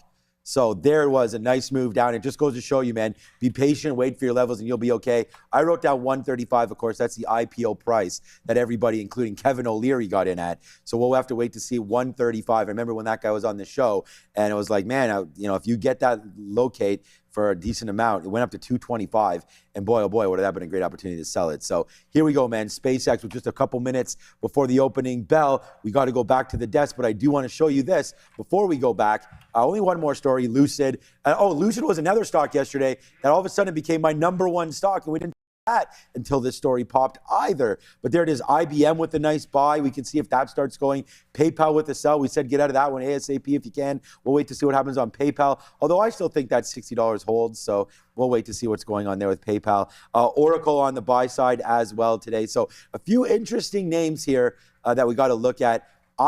I actually like that PayPal trade. We'll have to look at it, let it settle down a little bit, and we'll get into PayPal. I know we've already discussed it. We'll discuss that as this market opens up. Thank you to everybody watching worldwide. I mean, that's ultimately, thank you, Peter, everybody else that sent in some of those super chats. And here's Tommy Gunn. Hey, Tommy Gunn, right there. Guess what's coming up next, Tommy? If you look on the right, you can see it right there. It is Lucid. DJ Vinny, yeah, spin those beats, my guy. Let's go back over to the desk, and I'm sure Sharif's going clubbing at some point. Let's talk about LCID here. This name moved about 6 hours after a report came out suggesting they were going private or filing for bankruptcy. They denied it. Lots of herky-jerky action on this stock. Yeah, Tommy Gunn's the biggest trader in the Rocky series, by the way, guys. Never be like Tommy Gunn. 50% intraday drop yesterday for Lucid. Frantic volatility halts. Their immediate denial of anything Chapter 11 related. But guys, it doesn't make sense given their finances, okay? Because just a few days, I'm talking July 6th of this year, they took out $800 million from a term loan that they were provided by one of the Saudi public investment funds affiliates. So their liquidity right now is about $4.7 billion, all right? So they don't have a money problem. This is a public company. We know how much money they have. But they are looking at restructuring. All right, so let's just go ahead. To you by VFS. Shout out to VinFast. Always want to shout them out for sure. Look, obviously at the open, you can be watching USO break the HOD. So oil is headed higher. We did have that PPI print that came, it was good, and the revisions were lower as well. But USO kind of leading the way to the upside. Unfortunately, we'll go just very quickly on Lucid. It's not really doing much in here. If it dips again today, I'm going to be playing in Rivian again, because when Rivian made the bottom, it was fantastic, 75 and then 17.10, but it doesn't seem like it wants to go down at all. SLV is something I want to short pops in if the market is strong, so this is starting to bounce off VWAP. I like the 53.25 if it gets up there, but so far, at least a little bit quiet off of the open. So pretty much every stock I wrote down as a trade idea has come right into the levels. It's just, I'm trying to be patient today, sit on my hands for a couple more minutes. There's Intel 108. It's what we liked. We talked about between 107 to 108 right there. Intel's pulling back in. I'm not pulling the trigger yet. You know, we've done this many times before. And there it is at 8. So that's coming right back in. My guy SK Hynix right here has pulled right back in into 180. This is the level that we had liked as well. SK Hynix goes up to 182 and then comes right back in again there. Yeah, it's camp day today. So every coffee you buy, I think $1 or something goes towards Tim Hortons camp. So right there, Randy just went and grabbed a coffee. So that's nice of you, Randy, to do that over there at Tim Hortons. But SK Hynix right now dropping back in into 180 there. And I think that's going to be a good level. And I think this is going to be a good level as well. But 931, a little early to get into anything, in my opinion. Amazon big pop. Just based on what and I just got in there. This is a different story, I believe. Anyways, there's Lucid just popped in. So we wrote down 480. I'm going to put in a stop at 486 again and just see if we can run this for the rest of, not the day, but we'll take a first position here on Lucid and see what, there it goes. There it goes, in and out. So, you know, we're not, we didn't take anything. We had 2 units there. We'll take 6 cents. You know, yesterday we ran that, and we'll give back, I guess, 20% of what we made there yesterday early, but a quick little hitter right there on Lucid. And this is part of the reason, right? I mean, you don't want to necessarily jump into things immediately, but Lucid going up to $5 could be interesting as they have refuted, as Sharif was trying to get out there. We ran out of time, but that report now baking back through $5. There goes Lucid, and that's why you get in and out quick time. You know, last thing you want to do is be sitting on here. So I just lost a cup of coffee, so I guess I need Randy to buy me one. Right here, 108, trying to hold right now on Intel. That might be my next play coming through right now. So yeah. Amazon's the one that made the bounce off the open, not bounce, break off the open. 250 clean break on Amazon. Obviously, this wasn't necessarily at the front of everyone's list, but there's no news on Amazon here. Thank you, Adara, for throwing that in. But big time mover, 1.5% doesn't seem like a whole lot, but off of this open, when it's sideways action, it certainly does. Still like that fade in silver. We're not going to get VWAP on PayPal. PayPal is already, it's only up 13% now. Yep. See, remember, it's not a firm deal. Yet. There could still be a bidding war. At some point, it could drop far enough that I look in the other direction. SpaceX, that hasn't popped into any resistance levels. It's literally not moving as we speak, so it's very quiet. I did have 5 on Lucid, but I don't want it right away. I was hoping this would go down and then I could play sympathy long again on Rivian. But it's into that void that we liked in the afternoon, which was right up in here. 530 was the first bounce rejected when this story came out. So 5 to 530, I would look for some kind of reversion. Like, is it stronger? It's one thing to come all the way back. Is it actually stronger than it was before this story? That's the question. That's what I would be questioning here. Like, why would it be higher when there's still this lingering? So if it does get into 530, that's where I would look for the first salvo. And I might end up, we might end up getting this SLV short shortly if it gets into that 53. Already putting in some lower highs as we speak. So I'm just going to get an offer in front of 53. All right, we'll make back a little bit here, obviously, as we finally, we just following our our sticky note there, and we take it. And it was hopefully going to be a good trade here with Intel. We tried to give it a little bit of room. We marked down 108, but in the pre-market we sort of talked about potentially coming in right into these levels, right into there, 107. So we wind up taking it at 107.50, giving it a little bit of room to go right now. SK Hynix and first of all, let's go, man. It's Intel, baby, and there it goes, man. This is going to be a good one. I don't know what to tell you guys, but we'll make back what we lose on Lucid right there, and here it goes, man. It's Intel. They're good. I mean, we just have to follow our rules, man. We are aggressive at trading, and just sometimes a little too much so. We gave this one a few seconds to play. Look, I don't think this name's necessarily going to moon here, but good trade so far, working itself into it. And it's that club that we talked about right there, right now, trying to make its way up into $1. So that name actually working out. And the other name that I wanted to go back was SK Hynix. And, that 180, yeah, man, I mean, that's, like I said, this was a level that we were looking at for sure, and it just did not hold, down 9%. Off of 25% yesterday. So SK Hynix, we say what's up to everybody in the chat. Zeta, IBM, ServiceNow, Tesla, a lot of people talking all over the place. So yeah, thank you guys for paying attention to what we're doing. And we're going to pay attention to you guys as well on the chat. There's SK Hynix 178. Yeah, SK Hynix is catching a bit of a bid. There's an offer for $100K. On Lucid here on EdgeX. Here, there we go. I don't know why it doesn't automatically do that. So there's a $100K offer on Lucid, and someone just showed up a couple of times. So I was looking for one of these two spots to go for the fade. The first stop, someone else seemed to like it, and they just threw their order down. So I want to pull back into the volume-weighted average price if we can. Don't want to give it past that 20 at all. And SpaceX seems like it's coming in pretty heavily. I also have my bid out on BAC. We like this bank the most. They're already up a couple of points. I was looking dip into 60. It goes full breakout mode. So if it's going to be a breakout, pull back into the breakout price is going to be the way we go. So I'm in Lucid for the first time today. I'm willing to give a couple of shots to this, as long as we're underneath where the news started. But VWAP is about 20 cents away. So it's a little better than 1-to-1. I'll take that if we're able to get it for sure. Can't really look that gift horse in the mouth if we're able to grab it. The NASDAQ's still dancing and not doing much. I don't know what to tell you. Like, we're 30,000. Sorry, we're underneath 30,000. And then just heading lower. Yeah. So it's looking a little bit weak over there on the NASDAQ. Just not far enough up in silver to short it, or SpaceX either. And by the way, just got to reload there in Intel. I mean, again, this may not work. It's still a little early. We do want to drop out though if it gets into 107, right? So let's be very, very clear about that we're not holding this thing through 107. It was a level that we had talked about. So now we're long on Intel. Let's see where this name rides to, and hopefully higher. But we're just going to give it a little bit of room there. We know the high is into that 108 area. So if it gets back up to 108.20, we will be able to clean out a little Intel, but it's not really working. And part of the problem is ASML has turned red on the day. So, it just bounced, but I looked at it and it was red. So ASML down now 0.65 up, but was doing well, but we've dropped now $50 there. And again, the $50 it's an expensive seems stock. Dramatic, but it's not really. So we'll see if it can battle itself back to the upside. And I just wanted to look over here because part of the story with Intel was ASML, but they're not going to trade together today. It's just that was the story there for myself. So, all right, that's what's happening there. I do like the SpaceX level again here. Oops, that's not Blue Ocean. that is Blue Ocean. That's not what we're trading right now.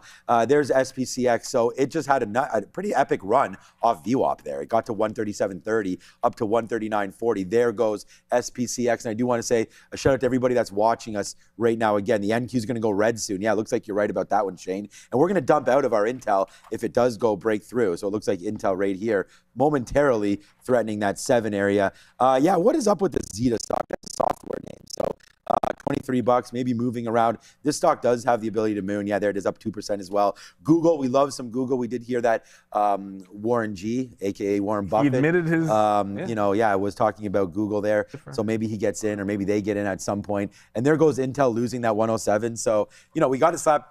Whatever, it's a fail. It sucks because we did rebuy it, but at the end of the day, there's the break now. And good thing, because yesterday we really put ourselves in a hole by trading NVIDIA to the long side, not giving it the room. And, you know, right here, we get out of Intel, and of course, there it goes now, right back up to the upside. So, got to have a little bit more patience. We'll try it one more time here on Intel, but that little low take there. Again, I don't really love trading Intel, but I think there's some opportunity here with it. It just made a low and we got stopped out. That's 160.90. So we'll have to 106.90. We'll see if that hits one more time. But yeah, we'll get back into the long here, just small this time. See if it comes back to 107. So Lucid's kind of holding here, but it's not really doing. Man, that sucks. Like it's holding right just above the 5 level. Still looking for that pullback in the prior high. Like not a heck of a lot still going on with it. If it retakes the top, that's got to be an out. We got the lower high short in SLV, so it's not the top. I wrote in the note 53.2, but it trended from there. So I'll take this short to there, and if I get stopped out, it gives me another shot to take it at 53.2. Just looking back up at BAC. BAC hasn't really dipped, so I'm just going to cancel. Look, I'm bidding all the way down here $1 on BAC. There's no point doing that, in my opinion. If it breaks VWAP, I'll find another entry at some point. So short silver, the market's headed to the downside. Lucid may or may not care what the overall market is doing, but I would like to think that Bitcoin would. And it's not really falling. Bitcoin is looking pretty strong here. If it holds, the Nasdaq is breaking the low as we speak. If Bitcoin holds VWAP, that looks like a pretty good trend trade because a couple other things just are not setting up for me at all. And I like the fact that USO is going down. What makes me want something to the long side with USO coming down, but nothing's really setting up the longs just yet, so I'm not going to rush into it. We got a couple of shorts. Silver's at least coming down, but Lucid, go ahead. No, go ahead. I was just going to say, I'm going to try Intel short, but I know you're in the Lucid. No, because Lucid's going up, and it doesn't have to care what the market does. What was that chart you were just looking at? Something was tanking there 2 seconds ago. What was the chart you had before this? It was USO. Oh, it was USO. Okay. I had USO up because USO is coming back down to VWAP. So I'm like, I kind of want something that I could be looking long on, but I thought don't that really was see Lucid anything there for a second. No. Okay. Yeah. First of all, another play that I was thinking about right here was actually SpaceX at these levels of 139 as a short, to be honest with you. But I do know that there's a 135 level that we sort of have to worry a little bit about. All right, man. We tried Intel again. I'm going to try to go short now off this 107 break area. The Nasdaq is bleeding down. This is a key level for the Nasdaq. Oops. Yes. This is a key level for the Nasdaq because we've come. Get over here, NASDAQ. We've come right back into PPI level again. And we said this is kind of what we were maybe looking for on the NASDAQ, right? Was a low tick into where we'd started from. So just like yesterday, CPI upside, then downside. And now we wait to see if we do hold some of those levels. We'll flip up our game a little bit here on Intel, but, you know, flip game not strong right now on INTC. And, you know, we didn't want to support it. We wanted to give it a little bit of room to breathe down here. Just felt like it was getting pretty negative in the NASDAQ, and this is a name that I don't mind shorting, but right now it looks like it's gotten the best of me both ways here. We went long first, now we're short in an uptrend here with INTC. At least we're short at 80, so it's not really the end of the world. That high rate there was 107.50. We could see if it deals with that, but it's still a little early to be in a lot of shares here, I feel like. It's only 9:42, so let's give Intel just a little bit of room to breathe. We do know this name can rip our faces off. That is for sure. And I did see Meta was shout out to Lunch 911 here. Meta, you're gonna believe what the high is because you're probably looking at it. Same as yesterday, 666. It's a little bit ominous. It is what it is, but Meta heading red. But I don't think that's the big story to the downside. It's DRAM. That's where it's at. Yeah, like the market's coming back in, but DRAM down 3 points. There's a bit of a flush. Until this catches a bit, market could be in a little bit of trouble. This is yesterday's low as well. So SK Hynix, obviously, it had a strong day yesterday. This is exactly what it felt like at one point yesterday. Oh, wow. SK Hynix going strong when DRAM was going down. DRAM going down, now this one wants to break out. So my plan of action was to sit out opening range in SK Hynix, and once it starts setting a trend, just buy the dip on the first. Or it would have been shorted if it respected the other direction. But it looks like it's going to be buy the dip on any kind of an up move. I don't, like, whenever it happens to be. So it's breaking out the top, dip into VWAP is going to be the play. I mean, I wish I could tell you Lucid wasn't exactly where it was when I called it up last time, but it is. It's exactly where it was. That might not even. Like, it's not going higher. I guess that's good. Hynix, But it's no. also not just going anywhere. So a bit of a disappointment there. SK Hynix has got SK Hynix is absolutely mooning. Remember right what now. it did I mean, yesterday? It just went from like This- $8. Like, this stock, when it wants to go, nothing's going to stop too it. bad. Cheap valuation. People like to buy the dip, I guess. That is for sure. And that was the plan of action today, was when we thought about this 1 minute until Canada interest rate decision. So get ready, Adara. Canada interest rates in less than 45 seconds. I know I'm excited. I'm so excited. Waiting with bated breath. For that one. No, not overly serious, Adara. No, But Adara, this is the thing. We've talked about that. Adara and I have, we're great together, but the sarcasm sometimes gets a little missed there. So, yeah, no, well, look, I mean, all jokes aside, we'll wait for Canadian interest rates. Our banks have been pretty hot, so we'll wait to see if they can. We don't want them to cool down, of course, as, you know, owners of Canadian bank stocks. But we'll wait to see what winds up happening there in just a couple of seconds. All right, so that's what we're doing now.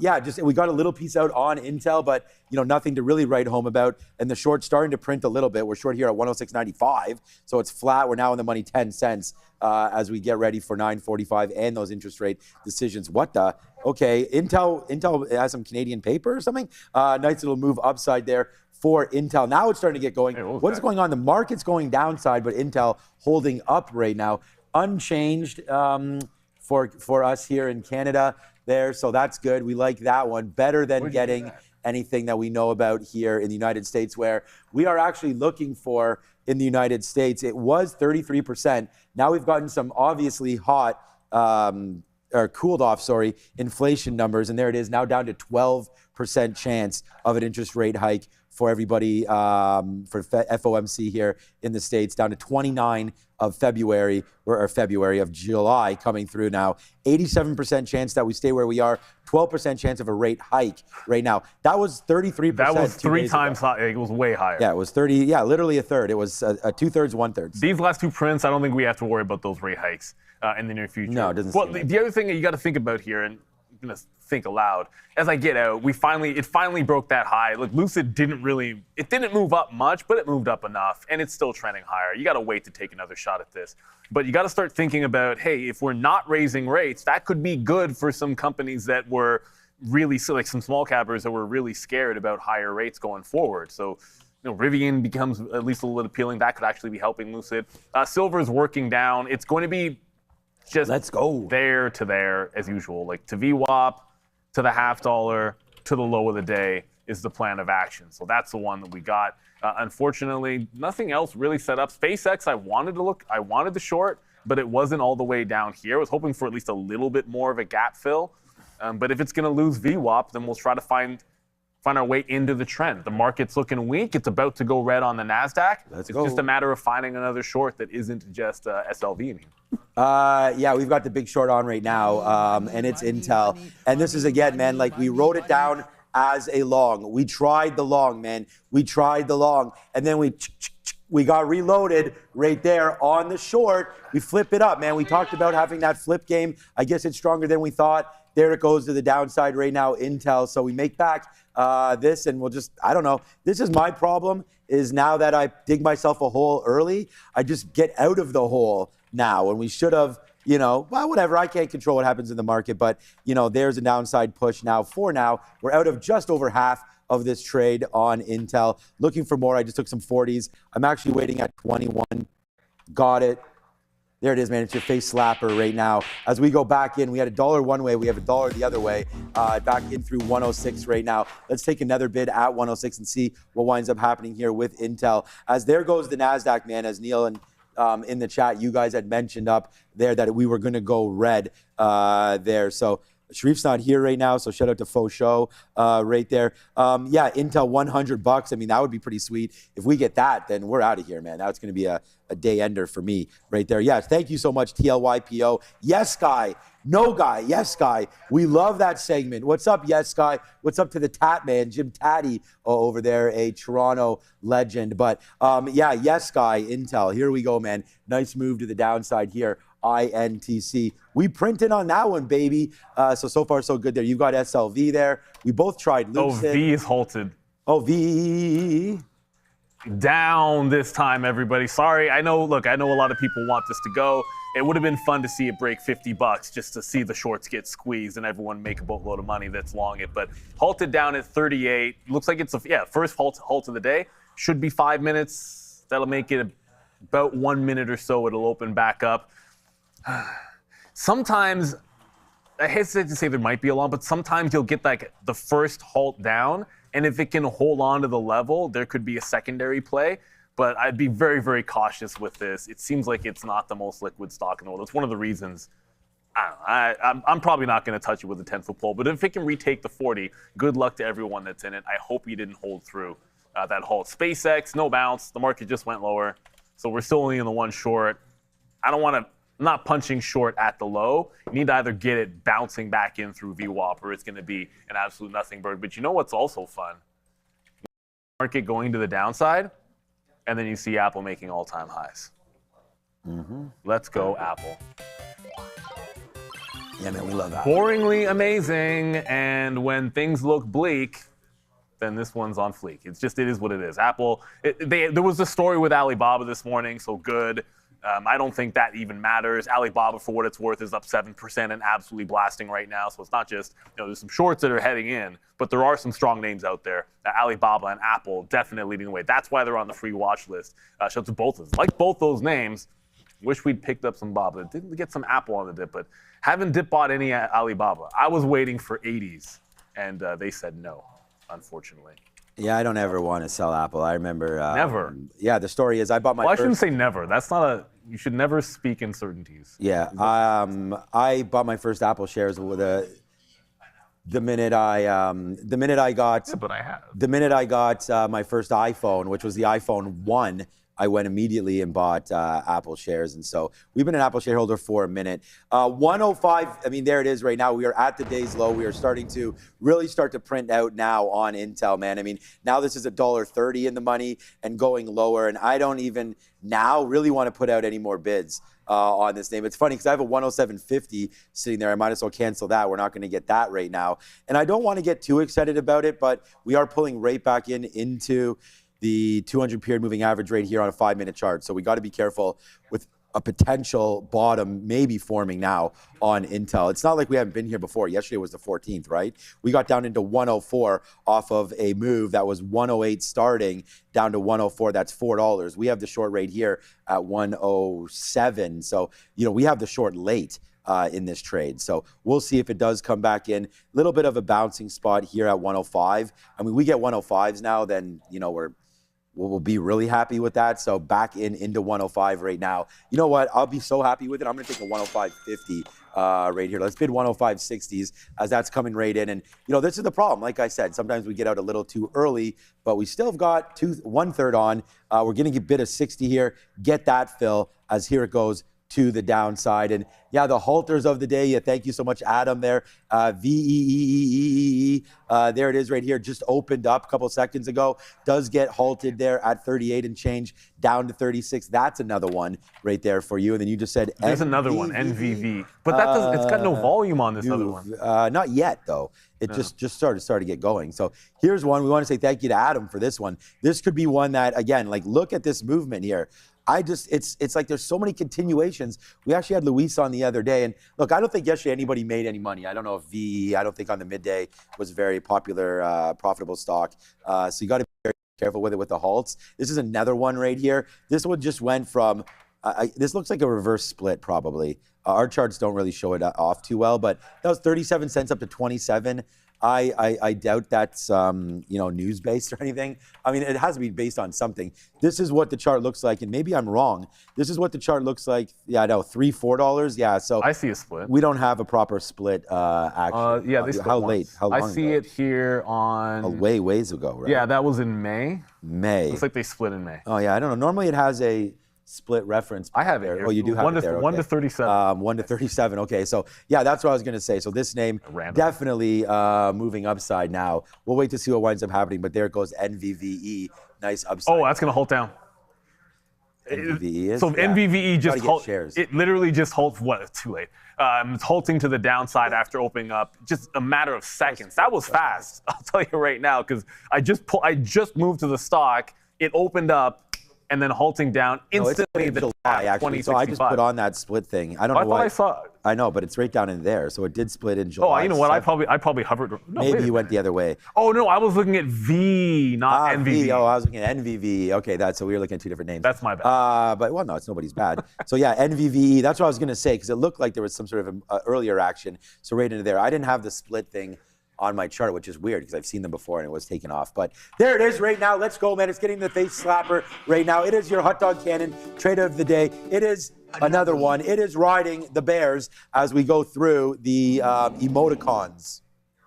Is that what they're called? There, as we go to the downside, more and more and more. Now that I have this iOS 27, man, I got to get those Genmojis going a little bit. But okay, let's get a little bit more out, man. The market may or may not be bouncing. It's been a big recovery day there for INTC. Oh, absolutely has. But I'm gonna try our hand for the first time in SpaceX. It did just bounce into the volume weighted average price, so it's here now. We got VWAP.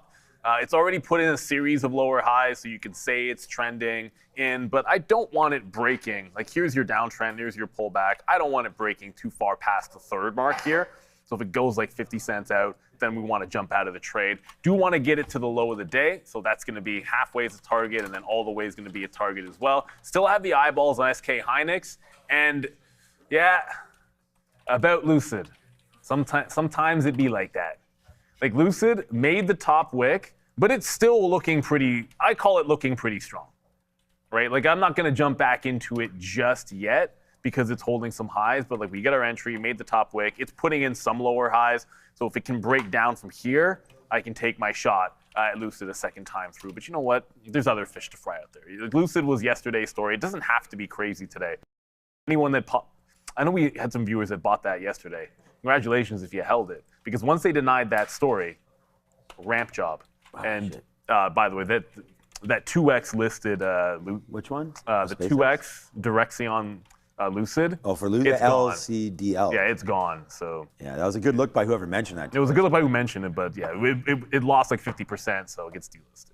So I mean, I really like that SpaceX trade. I think that's going to be a good level there around that 139. I know you have it a little bit earlier than that, but that's going to be a good one there. That 139 did ramp up into that, and then I'm still waiting for 135 to come in. So patience on this one for sure. But we had shorted 139 yesterday and into the afternoon, and we talked about how great that trade just turned out to be on the way back into its IPO listed price there, right? And so again, like that trade, we'll see if it wants to work out or not. And then the other one that I had written down was, I mean, first of all, Intel has been great, but you're right back into 180 again now. So, this could be a key level, man. I mean, we wrote it down for reasons, and maybe we should think about trading it. Just been a pretty volatile move for SK Hynix, so watching out for 180. I still like that level. And then 134 for Palantir is, 133, not 134. 133 here for Palantir has been holding.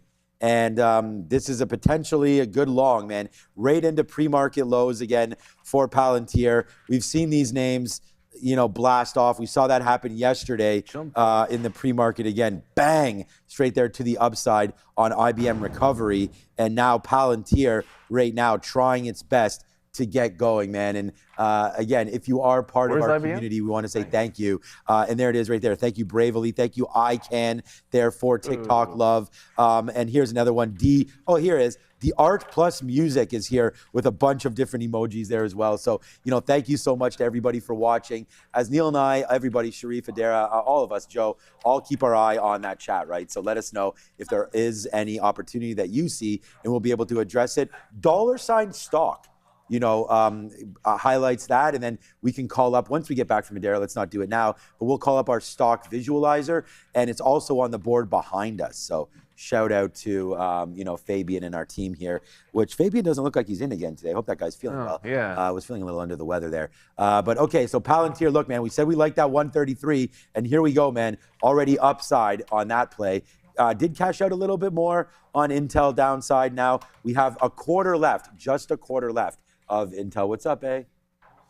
Keep an eye here on AMZN. Now, I know Neil earlier was asking if there was news on this. I didn't have any at the time, but I just saw this pop up on Benzinga. I guess now people are recirculating an earlier report from Nikkei Asia suggesting that the company is courting sellers in China with U.S. customs-friendly warehouses. Make of that what you will, but just keep an eye here on AMZ. And I also have some comments here on PayPal coming through from Michael Burry. He's saying that $60.50 as a bid for PYPL is, quote, just too low. Back to you. I don't know. I mean, we have to do Adara. some. Adara, why don't you check that out? What is this? Because it's LDC. Sorry. What's the Lucid symbol that was? LC. No. LCDL. Yeah, check that out, Adara. Here's what I can tell you. This is what we see in our system. This is what it looks like when something delists. I've seen it a million times with buyouts. Right? The deal closed and they're gone. And I read something saying that it's delisted. I've never owned it. I don't know what's going to happen. It delisted yesterday. Exactly. So I found the official press release. Yeah, I'm sorry to say that's what I had read. I mean, that's the reason why you want to stay away from. You don't invest in those things. They're trading vehicles, and you don't want to be in them overnight. That's an unfortunate one because it basically halted after trading normally, and then now it's just gone. So that's a rough one, and I'm glad that. I don't know. I'm glad that I didn't trade it because who the heck knows? Like You'd be caught. You could get caught. You probably would be caught. If you caught in the halt, what are you supposed to do? You're just done. It didn't reopen. But one quick update. I have reloaded silver, but our stop ran on SPA. We were able to get halfway out on SpaceX, so it'll be a flat trade overall, but we're still putting in lower highs. So I can jump back in, but I want it under VWAP. If it starts to break VWAP, especially with the market doing this bottoming tail candle, do not want to be fighting this. But I do like the fact that market's coming up, and we have a chance to jump back in if it holds those lower highs. Let's go up to the desk. What's happening now, Adara? Yeah, what is happening now?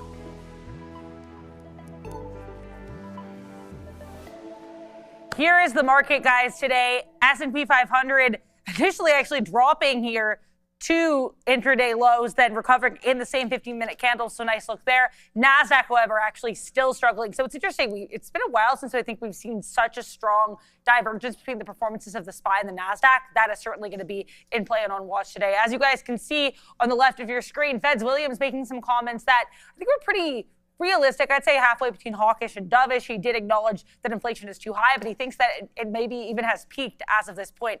PayPal certainly below its pre-market peak right now. The stock was to the upside amid reports that both, I think it was Advent and Stripe that were looking to work together to buy this company at a $53 billion valuation, though I've seen speculation that Amazon and or Block could be involved in bidding for this name. BABA still making new intraday highs. Alibaba and Apple apparently working together on this AI in China, this Apple Intelligence. We already knew that. What we didn't know was that China has now approved it. So good look for BABA.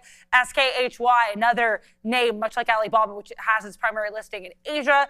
Its primary listing here for SK Hynix actually did really well yesterday following a 27% rally in the U.S. Today, though, struggling a little bit, though, off the open, certainly above these pre-market lows. We're going to send you back over to the guys.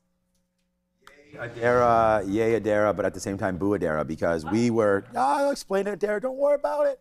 Right there, because we were all over SK Hynix at 180, but not on it enough to hit the bid key there. So when I heard Adara covering it, I was like, let me go flip back over to it. And we had just talked about this momentarily, moments ago, and it was at a good little level for us to take it at 180 support. And we were talking about it, supported by VWAP and all of that. So I'm going to try to take it if it comes into 181 again right now to get some SK Hynix. But I did want to talk about that before we talked about Trade the Pool. And Trade the Pool does have an amazing offer for you right now. These markets are active, and this kind of environment creates opportunity big moves, big setups, more momentum. To take action against these, you need to have two things: discipline and access to capital. And that's where Trade the Pool comes in. Instead of being limited by the size of your own account, of course, traders can now access firm capital. That's what Neil and I do here on a prop floor to execute their trades and their strategies and manage your risk. There's no more fear of blowing up your own personal account, no more moving your stop loss too early, although I seem to do that. You're worried about your own savings being lost? No longer. This is what we call limited risk trading. So if you want to take advantage of volatility in today's markets without risking your own capital, please head over to tradethepool.com. That's one word. It's tradethepool.com. We also have the QR code right there in front of you to scan. Let them know you're coming from Trader TV Live. And let them know that this is the best YouTube channel you have ever found. And hit the like, hit the subscribe. And unless you found Mr. Beast, of course. I mean, we can't compete with 500 million subscribers, can we?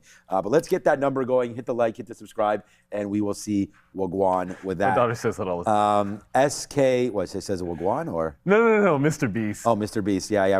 Thankfully, my kids aren't really onto that yet. We watched Beast games, and that was about it. They're not Mr. Beast guys anymore. Okay, so falling back into 180. Let's see if SK Hynix can do that. Nice double top again of 185, right? So this is what we talk about when we talk about momentum and movements in the market. There's so much opportunity every single day to trade whatever style you have, whether or not you are trading a reversion right there. Like you make that move back up there to the upside, let it revert back to the mean, which would be VWAP at this point. So, are you coming back down into there or not? Have you played the VWAP bouncing trades? Did you play that, that first 5-minute sort of bottom candle back up to the upside? I mean, all of these plays are available for you. You just have to pick and choose. Oops. Look, I meant to call a Palantir and I went to SK Hynix again.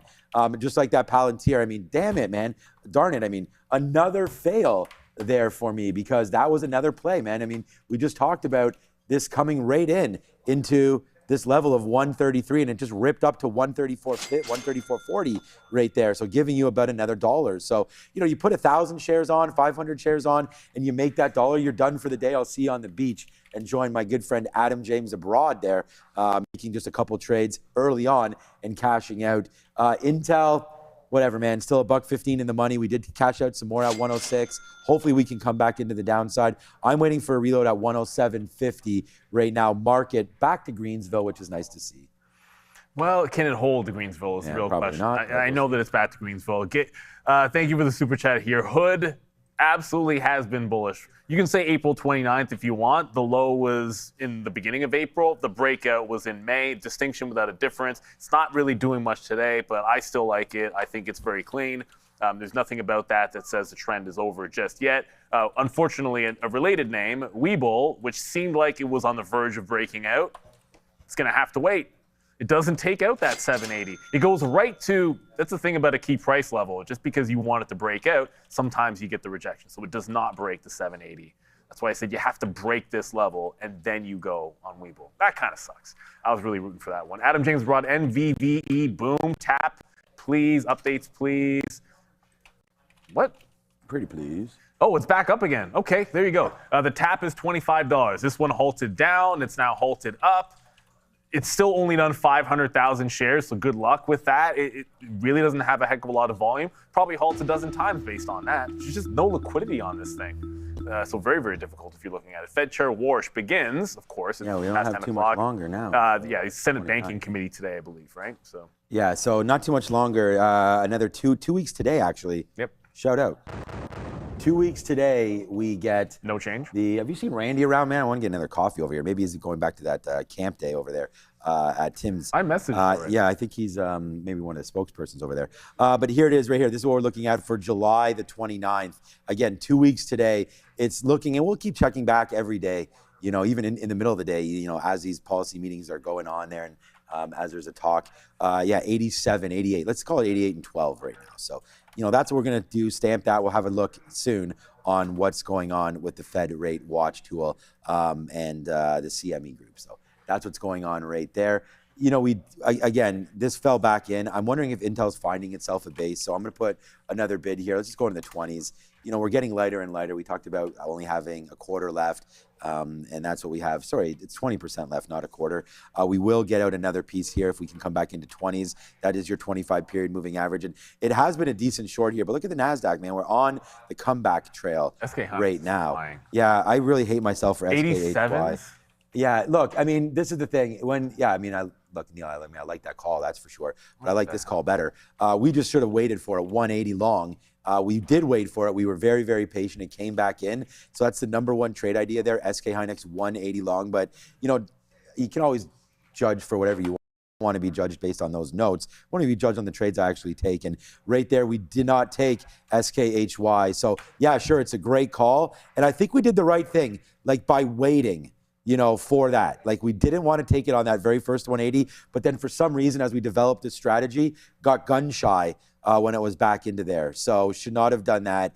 Not that we would have held it for $7. It probably would have held at least probably a piece of it. But yeah, nice upside play. I think the right out there, if you're long at 180, watch that 185 level now for it to come back through. We do have a new position though, and it's same thing. We're both on the same thing here, and that's SK Hynix, SpaceX. So we'll see if this name drops through, man. We got a decent position on now for SPCX. Yeah, I was trying to get some fills above VWAP there, maybe into the quarters, but SpaceX, look, this is at least relatively weak. You're seeing the Qs pop into VWAP and holding. SpaceX pops into VWAP and is dropping. We got Alan now with a super chat. Alibaba, Chinese stocks showing signs of life. Absolutely signs of life.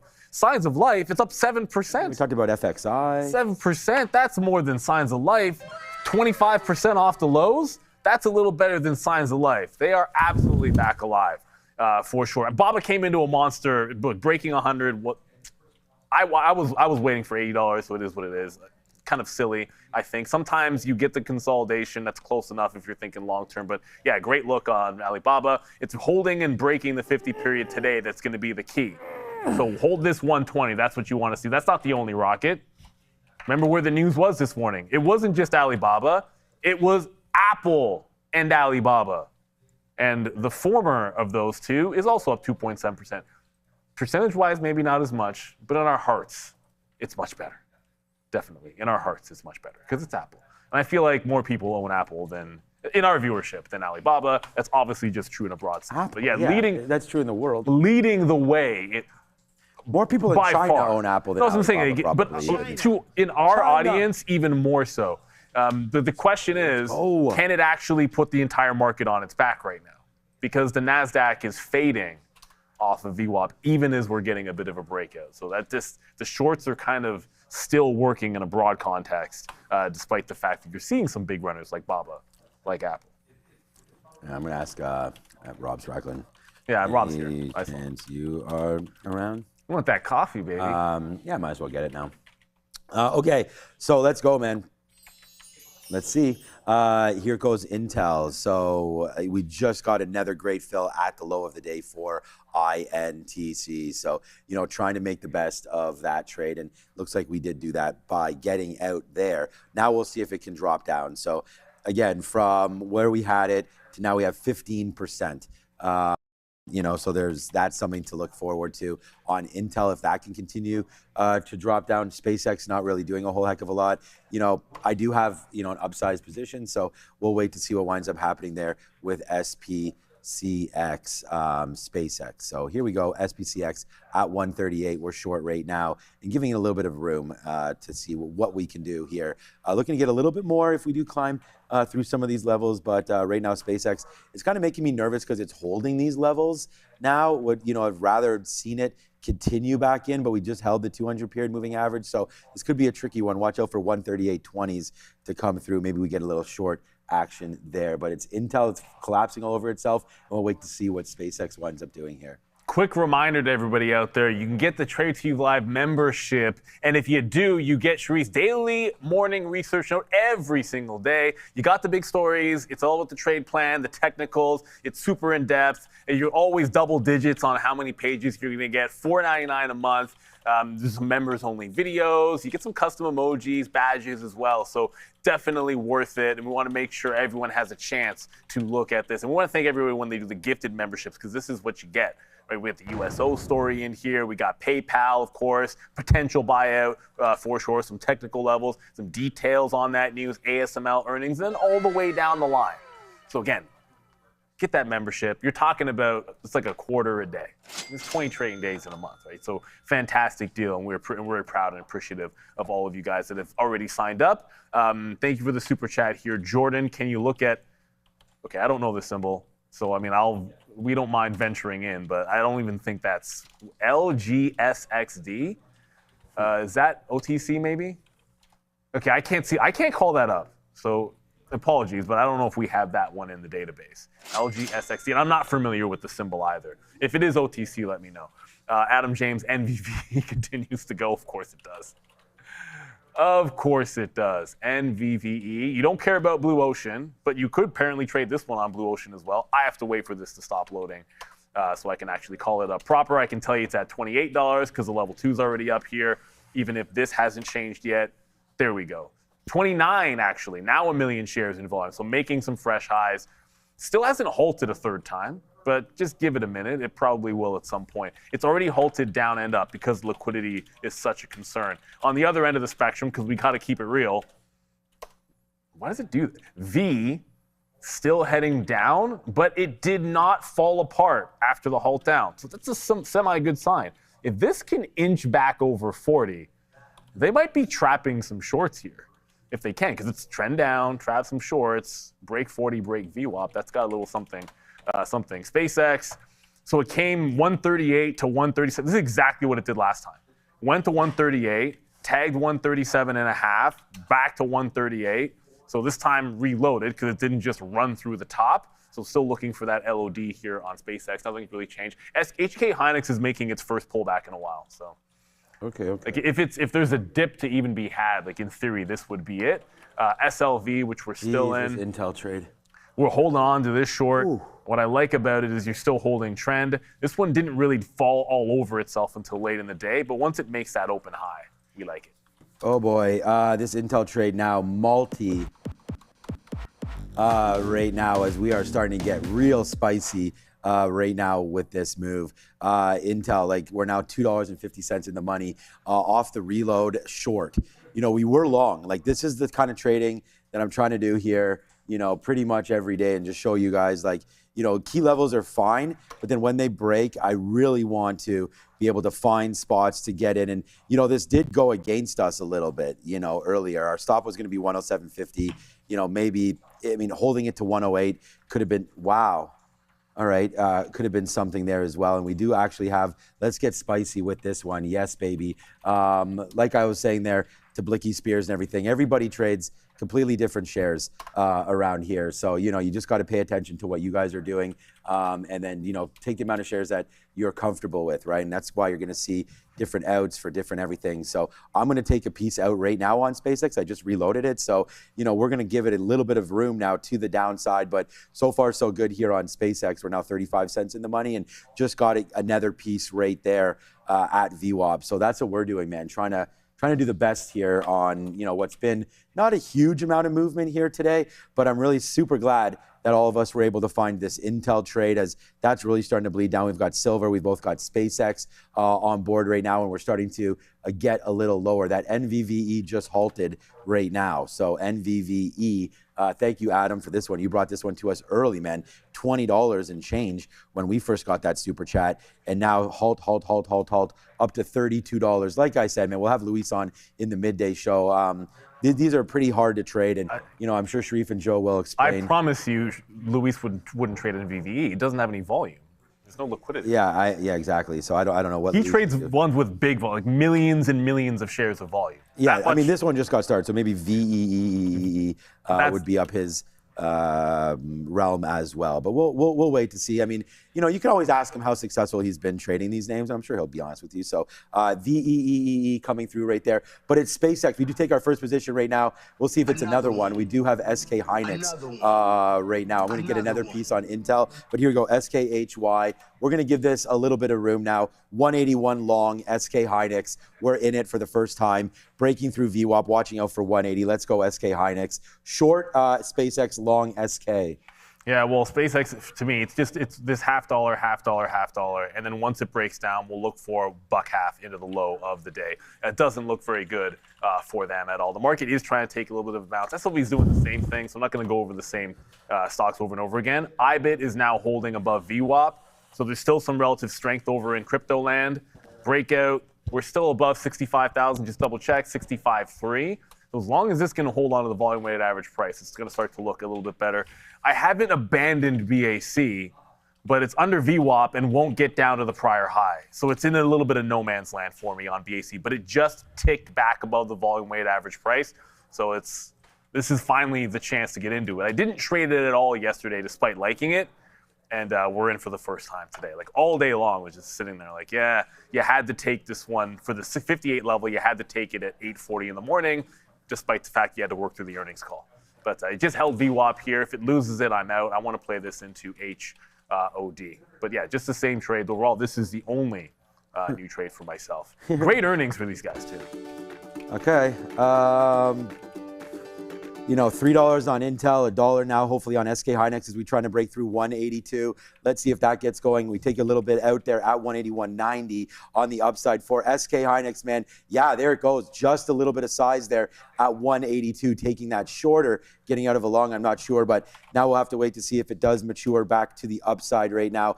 Intel absolutely puking all over itself. Glad we have that one to the short side. SK Hynix now going higher. We just take another out. We take one out there at 182. I mean, it's where the 50-period moving average is. So we, would like to take that out there. So now we'll wait for another bump up. We just took out 20% up there. That's it. We're now waiting for 182.50. See if we can get something in that range. But here it comes, just bleeding right now to the downside again.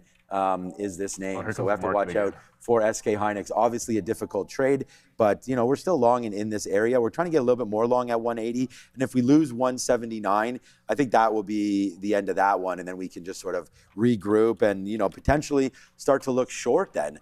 It doesn't, just because it was so hot yesterday doesn't necessarily mean it's going to be super hot fire today. But here goes SK Hynix, man. I don't want to doubt myself on it because so far so good here on SKHY. And then, yeah, man, really good, like really, really good now on SpaceX. SpaceX looks like it'll now be P&L number, P&L number one for now. We have to hold on to see what's going on there. I told you we had a decent sized position there. So here comes SpaceX, man, another one taken right there to the downside. So yeah, man, so far so good here today. It's Intel 350 now. Intel's absolutely tanking. SK Hynix is in the money. SpaceX is $1. Neil, we're sitting on 450 right now. So that's the slappers right now. We'll see what.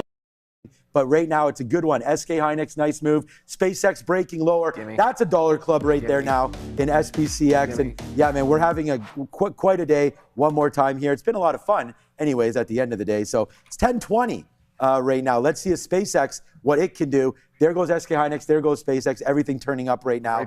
Go back over to the desk with ADAARA.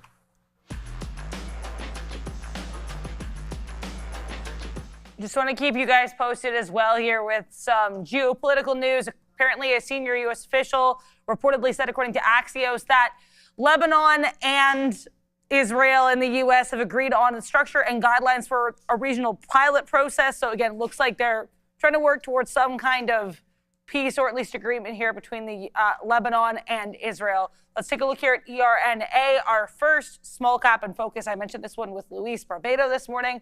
They have some news here. Independently conducted study validating their anti-tumor activity of their treatment, which showed complete tumor clearance. They also have a $9.7 million market cap, a float of 680,000 shares. 4% of that float is sold short. JTAI in focus. This one obviously pretty well below those pre-market highs, but I wanted to mention because of all this volatility and this choppy, halty price action.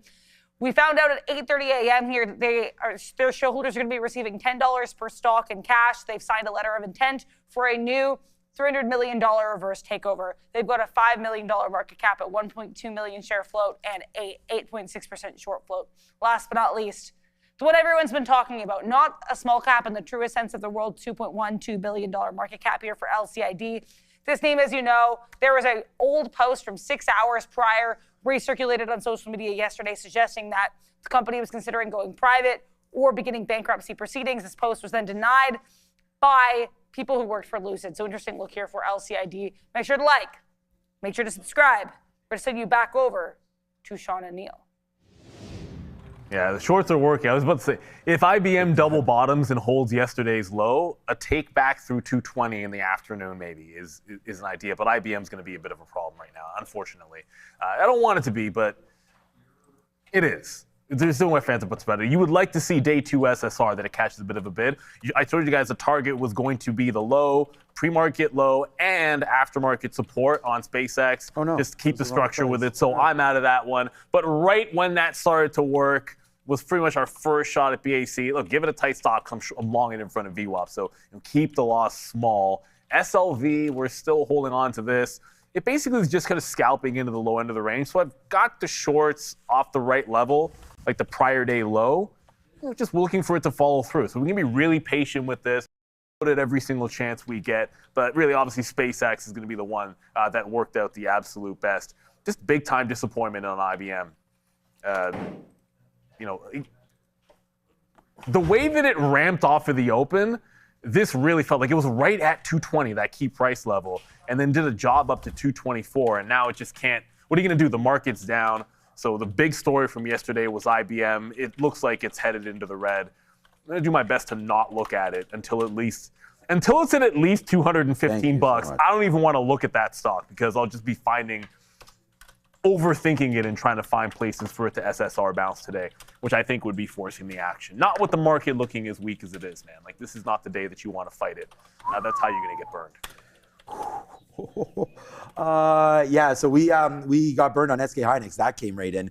That was in and out fast. I put a bid to go through 180 again, and I must have again put the wrong price. So in and out there. So we take an L there on SK Hynix, but.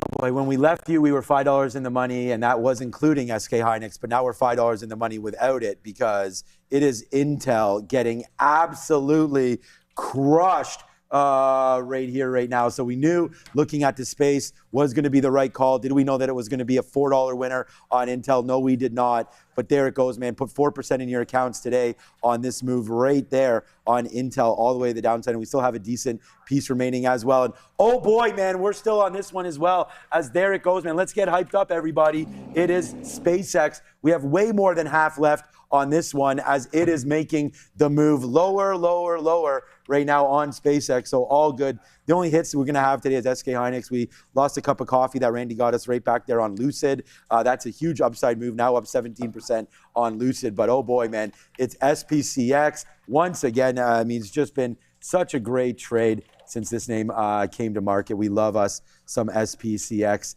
right now, but there goes the downside. And we're just going to have to wait because now Intel is absolutely bleeding to the downside. Now down huge in Intel. Now 450 in the money. Down 5% goes Intel, and probably on the back of some ASML. Yeah, ASML gave it all back right now. Red, going to turn red momentarily, I would assume, on this one. Let's go back in and check. Memory is the weakest, I think. It's 1025, and I've never even looked. It's DRAM right now. Yeah, I mean, I just saw SK Hynix got rugged there too. So NVIDIA right now, if you look over here, 209.50 right now coming back in on NVIDIA. So as this name gets back, Warsh is speaking, man, and the NASDAQ is not liking it. This has been, again, what a great day, man. We do a stink face at this day today. Adara, what's up? Well, I'm going to give more Warsh coverage later, but I have to say it's kind of hilarious that the chair of the Senate Banking Committee, Tim Scott, refuses to call them task forces. He keeps referring to them as working groups.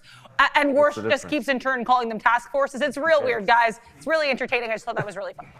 What difference does it make what they're called? What are they doing is what matters at the end of the day. Like, what are we fighting over? Like, sheesh. No, DRAM is bleeding its own blood right now. And that's certainly leading the way. You have to ask yourself whether or not, like, Apple's doing such a great job holding up. Like, how long is it able to do so? I'm really wondering if that's going to be the case. And shout out to everyone that was, like, obviously Lucid would be a loser. Again, it'll be a green morning, but why not just long Lucid through that key $5 level? Hindsight being 2020, it is in a very distinct upward trend. And it's all, I said if it filled the entirety of the gap, that's where I take the second shot. It's there. So it's a pretty simple one. If we break this trend, I'll take a second shot looking for VWAP on Lucid. 17% to the upside. I can only imagine Rivian. No, Rivian's already back to VWAP as Rivian. Rivian up 5%. There you go. So recovery happened in both of those EV names. One, I wasn't really expecting so much. I'll keep it real. Yeah, we love keeping it real around here. All right, so right back over here. Let's have a quick look at the board if we can. Let's see what others are talking about right now. NVVE, first of all, another halt to the downside. If we have the, yeah, there it is. Thank you so much. Stock visualizer. It has such a unique name over there. Is that Fabian over there that I see? Yo, Fabian, you're in the building? Yeah, man, good to have Fabian back as we see him. Welcome back, welcome back. All right, so I don't know what's up with that. But there's NVV halted. Okay, so there it is. The top tickers today. It's everything that we've been talking about. Apple's at 324. Yeah, finally, we like that, man. It's probably because I downloaded iOS 27, so Joe agrees with that one there. SK Hynix down 9% today. Intel has been just an absolute face slapper right now. Now $4, it was $4.50 in the money on that one, and then SpaceX $1. So we were covering most of these names. We haven't really looked too strongly though at Apple. I mean, I know we looked at it maybe a bit early, but wow, what a name that is! Continuing climbing right there. You know another name over there, my guy Joe? How about our best friend over here, Google, man? Put those goggles on right now. We just bought this name at 348, and there it goes, upside for Google. You read my mind because I was setting this one up. Yeah, really, really love this name as Google going to the upsides. Yeah, so what do you got going on? No, I was trying to get this together, and very quickly, Apple at the all-time highs. We're doing it again, and this time we're going to get it right. All right? Which Mag 7 do you like best? Apple, NVIDIA, we're not going to put them all because I don't want to. Meta, Amazon, Google. Apple 1. Type 1 for Apple, type 2 for NVIDIA, type 3 in the chat for Meta, 4 for Amazon, 5 for Google. And if you want me to put Tesla, I'm not going to do it. If you want me to put Microsoft, we're not going to do it. You got to pick from these 5. And you got to fade whoever wins that. You know, because apparently I wasn't here, but Apple was last. Apple was dead last. It was a tie for last with Meta. It was a tie for last. So we did it twice. Apple was in a tie with Meta for last. And who's at all-time highs now? How you like me now, everybody? Apple, this time it's 36. So by proxy, maybe it is a fade. I'm just going to throw that out there. We'll see. Is an easy kind of number 5. But Shock, Meta is still, Meta's now the dog. It was Apple and Meta before, but Meta is now the one infinitely lower. Alphabet looks like it could be threatening for the lead here with 28% early on. We'll leave it up to see what you guys really think, but I'm just saying it was a weird one to me why all the hate was going for Apple the last couple of times. Yeah, that is weird, actually. Look, I don't get it, but whatever. It is what it is. It's now at some of those highs, and maybe it's not as appealing because it's an all-time high. Why not Meta? Meta's breaking out too, but you don't have to worry about Meta being stalled out at all-time highs because it can't get stalled out at all-time highs until it goes up another 18%. So maybe you like this one with a little bit more room. I don't know. We got to be patient with it. We just had crude oil inventories. I just heard a draw, but I didn't even see USO really. I'm hearing it in my ear, and I'm watching USO not move. So probably not that big of a deal. Boyle's going to move tomorrow. Nat gas is moving when they do their inventories. Oil, not as much. I think tomorrow will be much bigger if you're looking for a 10:30 energy trade. Yeah, air quality now an 8 around here, so it's getting worse, man. Well, we showed that map. Yeah, it's gonna get bad. Is it not nice right there? But what is nice here is SpaceX still going lower, man. We've already gotten out at 136. I mean, yesterday, that's kind of where we had closed yesterday, around here, 136.50, 136.70. So we wanted to make sure that we were able to get out. And I'm getting, honestly, I feel like for myself, I'm getting a lot better at holding things for longer. You know, it's what helped us with this Intel hold, and now just trying to give it time rather than just straight P&L. You know, obviously we have shares and we can cash out right now and put SpaceX at the #1 stock for the day just by cashing out. But we're going to give it a second. And if we lose on it, we lose on it. We have our stops and, just trying to respect all of that and give it a little bit of room to see if we can bleed even more down to the downside. And it's just, it's been working over here. Give stock space, I think, is something that we need to do these days. You know, the market is just a living and breathing thing. We never know what's going to be underneath it, right? I mean, we are now down 2.37, and we were actually quite nicely cruising earlier on today off that PPI number that came in cooler, and we said, let's wait to see if it retraces back the NASDAQ like it did yesterday. The difference of the days are, and this is what I'm saying, what a difference it changes. Oh, Apple is now hunting for AI chip acquisitions. So, okay, Apple has not bought anything in a minute.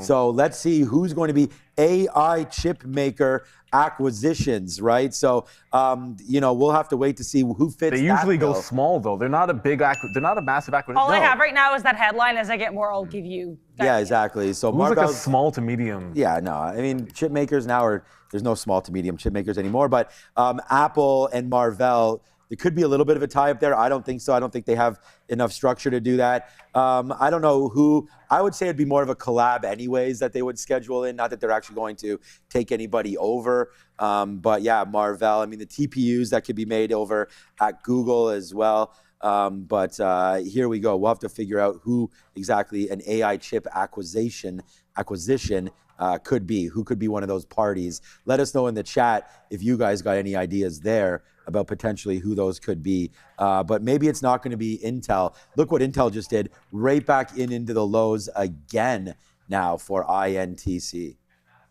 Meta. Yeah, it's like, no, I was just thinking some names. I mean, ARM's at the low of the day. They're down.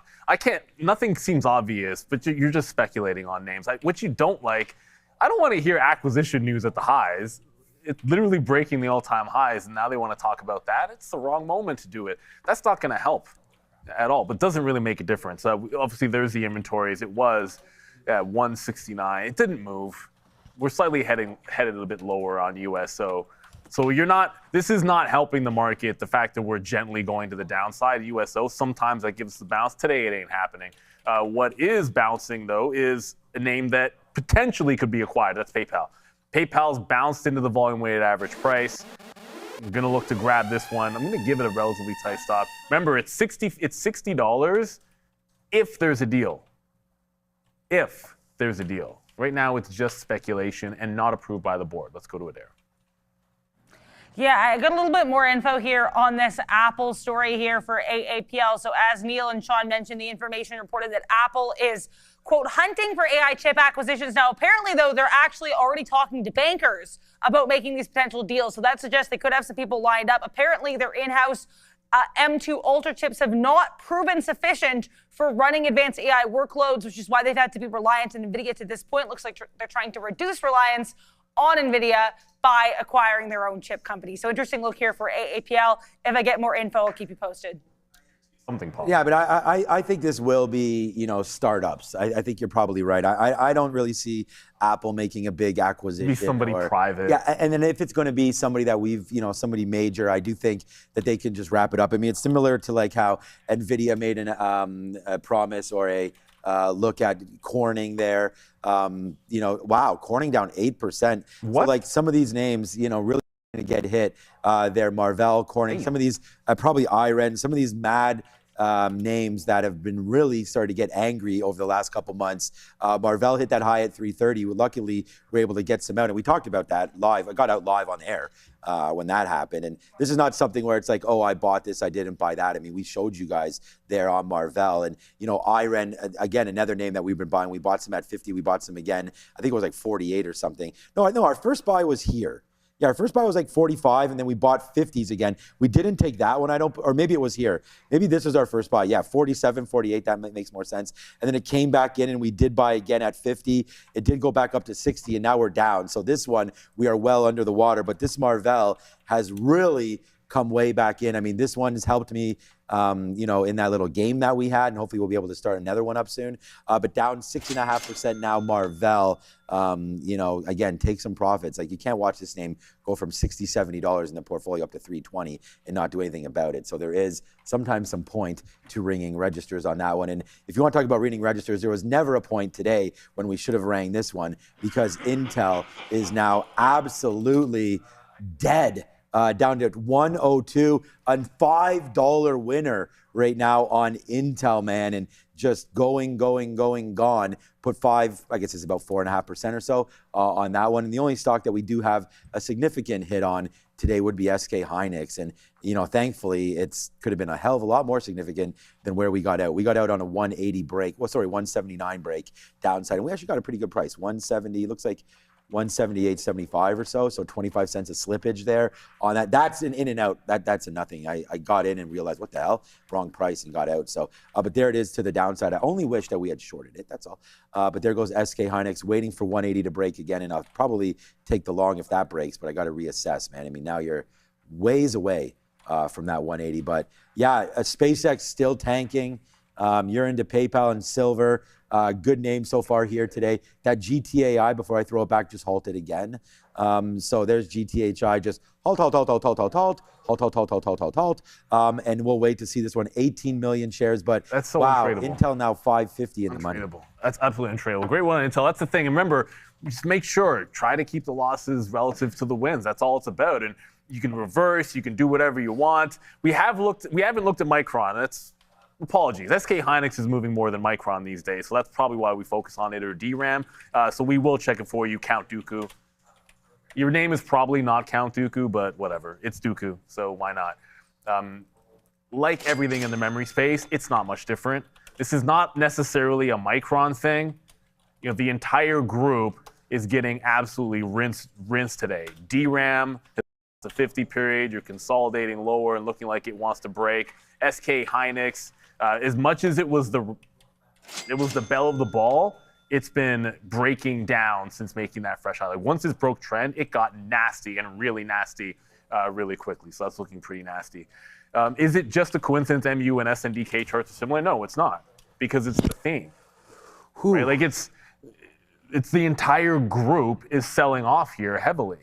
And really, you have to consider that everybody has been thinking, not everybody, but a lot of people have been thinking, hey, at what point do we have this glut drive? When is the top? When are margins not going to continue to go higher? When can they not just raise prices anytime they want? Those are the questions that are getting asked. And right now, people have their finger on the trigger of the sell, and they're asking questions later. Trigger finger. Muffins. Oh, wait, I just missed the last one. Sorry. Down to Sky. Oracle, no jinx, but it is holding well. Thoughts? Adair's probably going to have some thoughts on it. But when you have the strong names in the AI trade start to fall off, we've seen the others go the other direction. That can be Oracle finding some strength. We've seen it multiple times with Apple for sure as well. So it is something that you want to keep track of. But I don't want to read too much into it. Like this stock has a ways to go before it breaks this trend line. We want to thank everybody for being here today. And I have a very important announcement to make. The #1 P&L person on the desk today is my guy over there, Joe. So we say a shout out to Joe with the face slapper. There we go. Congratulations, Joe. You're never gonna let me play you down. So there it goes, Joe. Shout out to you, man. Great job over there. And I think it was just one trade, right, Joe? It was TQ. Oh, you don't have your mic on. Yeah, so TQs. We'll go back to Joe in a minute, but we got to go back over to Adara. Congratulations to my guy, Joe, over there, putting up some big numbers on the desk here today. Let's go back over to the desk and see what Adara's up to.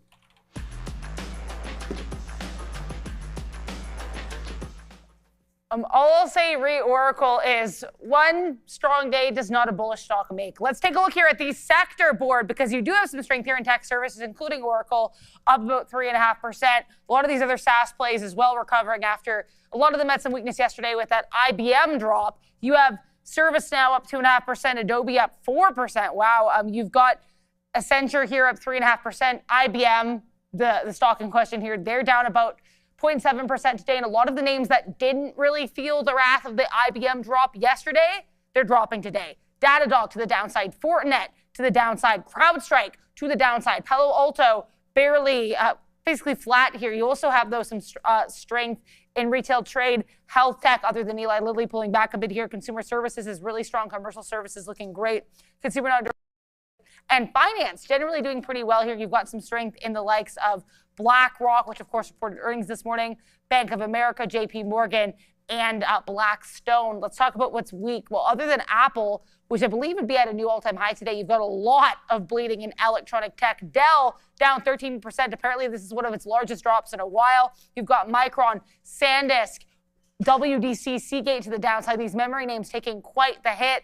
Though you do have marginal strength in the likes of Boeing within this sector. So kind of, I guess, some strength to be found in electronic tech, just not that much. Producer manufacturing, just to go back to these sectors a bit, that's really weak. Energy, minerals, and industrial services also pulling back. Back to you. All right, we have a new position here with you there. Palantir, so we'll see if that what's going on here with PLTR. Joel, I have some bad news, man. I'm coming for you pretty hard right here. SpaceX now downside right now, and of course we all love what we're doing here, but there goes SpaceX down to 136. We had written down 135, man. This is now the lowest SpaceX is pretty much traded. I mean, we saw it yesterday at these levels right there. Oh, and there goes Palantir. So we give back a little bit there, Joe. So you're still there on Palantir. I thought this would be a chance into those levels. It looks like we may get a chance down here at 133, but yeah, absolutely just cranking right now. $1.60, like, I went it was about 20 minutes ago. I was like, Neil, man, we're $5 in the money. Now we're $6 alone on Intel right there, and we're $1.60 now on SpaceX. So, things are starting to really get heated up right now one more time here. So it's PayPal, it's SLV, it's Intel, and it's SpaceX, and it's a big morning to Sia. How are you doing over there? Miss Sia. Spain gets the win, and I believe Sia called 2-0. So there we go. Congratulations to that. The Oracle of Gambling, Sia Well over played. there. But yeah, there goes SpaceX, man. 136 and change. Oh boy, as we say there again. Oh boy, SpaceX making new moves down lower. 138, man. We've got this and we've got Intel. Pretty much those two is all you need for today. And we'll wait to see what happens now with Palantir as it just dropped below 133.50. We like that one. But yeah, so far so good here today. Yeah, Palantir downtrend. Yeah, I know. Well, but think about it's IG. I mean, I don't have to tell anybody, but the market was breaking to the downside. IGV just broke the trend line. I still like Palantir. Yeah, I mean, obviously, yesterday, Palantir's strength had a lot more to do with them selling the crap out of IBM, and then all the other software names just going down because of that. Let's be real. So when it caught a bid, there was some of that relief rally going. PayPal, it's coming down in through the volume-weighted average price, but see this top of the opening range here, 54.8 or so. So I'm looking for that scalp, like right into the next key price level. Remember, this is still likely to have some risk of a higher bid. So always a stop above the high and try where someone's holding the even dollar, so we'll get some out there. But then the last bid's at 54.8 on PayPal. I saw something, when the market has this kind of a down move, every once in a while on volume, stupid Blue Ocean. And then when I type Blue Ocean, I have to wait for the chart to load. And then I got to do this. There you go. Sorry, guys. It's just one of those weird things. If you hit enter too fast, the first thing on the drop down at real trading is BLs a lot of times. But I saw a trend reversion on Warner Brothers here. It's done a few million in volume. So I'm just long here, looking for the volume weighted average price, and again, giving it to the low. That's one of those trades you'll see me in every now and then. Not often that this stock does a move like that for obvious reasons, but it is doing it now, so we'll grab it. SLV, more of the same. It's still holding on to those lows. So far, again, so far so good. Limit the losses and make sure you hold on to some shorts in here because it looks like a red day. Even the strong names. And I'm talking about Apple. That's made its high and it has not looked back. So even Apple is sliding back in. It's not disastrous, but hey, if they're not going to be able to hold the bid, then this market is not going to show any signs of slowing down. We're only 0.7 to the downside. I know it seems like the Nasdaq's worse than it is, but there's room. Yeah, you would think that based on what you're holding there, but I do want to show you guys pitch. Well, first of all, we're back into Palantir, so while we take a little bit of profit on here, this is what our skies look like in WOW right here in Toronto. Like this sky is supposed to be a different color. It's bad, man. Right? And so it's now air quality 8. Right now. So not good at all on the air quality, like basically almost dead right there. And, just absolutely crazy. Here's another picture. This is from Randy. Randy was supervising outside, so he took some of these pictures. Not great right there. So yeah, not a good time to be a bird, I guess, or a human being as we had to. Well, if you have any respiratory issues, you should. Yeah, no, it ain't. Not be outside. It ain't great. That is for sure. All right, Palantir still going, man. SpaceX right now at all-time lows. We talked about that, and Intel still cranking, and we still got some position on Intel. But I'm just gonna get the rest out now. Intel's made its move today, and we basically took the whole move. So we got to make sure that we're getting some out as this day is just still pretty young, man. It's only 10:46. Okay, now it's starting to get a little bit ahead of myself here, so I'm going to punch out some more there at 30. We still are bidding 20s, almost out of Intel, less than 10% there. Still got 90% of this one. We'll see if Palantir can go. And I think wise decision is always getting out in front of key levels, and a key level would be 134, even dollar value. So we'll see if we can get that one going. Again, we lost already small on Palantir, but now we'll see if we can make big on it. Intel doing its own thing, SpaceX doing its own thing as well. But yeah, that really sucks about that air quality. I mean, there's so many kids around here at camps and they won't let them outside of camp. Yeah, exactly. Trying to just do all that, and you pay the big money there to go up north and to have these camping trips. And my kids are there next week, so hopefully it'll be all cleared up by then. But yeah, man, what a crazy opportunity. Well, the videos they were showing. Yeah, I mean that was nuts. There goes Palantir, by the way. There's 50 cents again on PLTR. So let's go. We'll go over to Neil. But yeah, so far not the greatest movement here for the Nasdaq today, down 0.63. But it's actually not that bad. It's really not that bad as far as I'm concerned. I'm going to look for where I want the reload. We got our couple of legs out at that 55 was the right decision, but it's coming right back into crest, breaks the high out, holds it, confirm, close underneath, and then I want to reload that one.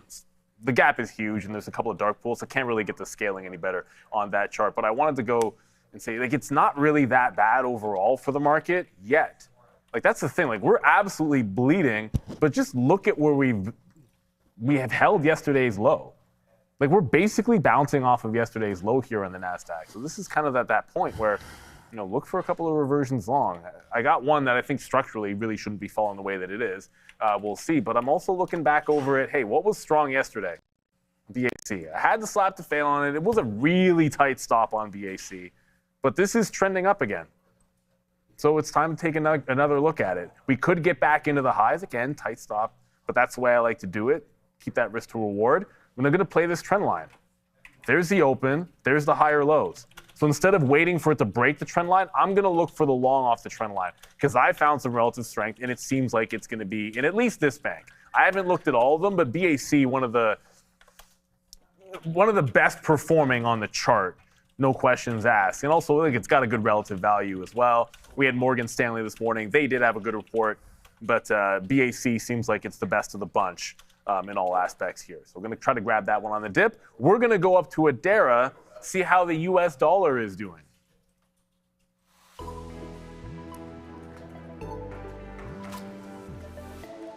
Here's the US dollar, and it's coming right back into potentially testing for the 5th day so far since the start of July, this key 100.5, 100.6 level of support. Now, this actually, as we know, as I've mentioned a couple times now, served as resistance going back to March of 2026, November of 2025, even earlier here in August of 2025. So this level has been pretty key. Let's see if we test it one more time today.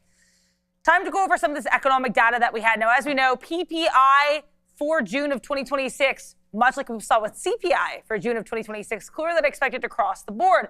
Month-over-month PPI negative 0.3%, core month-over-month PPI 0.2%, PPI year-over-year 5.5%, and core PPI year-over-year 4.7%. We know some of these Fed members are specifically looking for core numbers, especially to be cooler than expected, and we certainly saw that for the last 2 days. Let's take a look here at the CME Fed Watch tool, which is continuing to suggest that we're going held here. About now 87% of participants expecting a rate hold, 12% expecting a hike. It's about what we saw yesterday. If you look forward here too to the probabilities, now we're only seeing one hike in October of 2026. Now earlier we were seeing 2 hikes, with the first of which would occur at the September meeting, so not the next meeting, but the meeting after that. Now it looks like we have 2 meetings to wait until we potentially get a hike.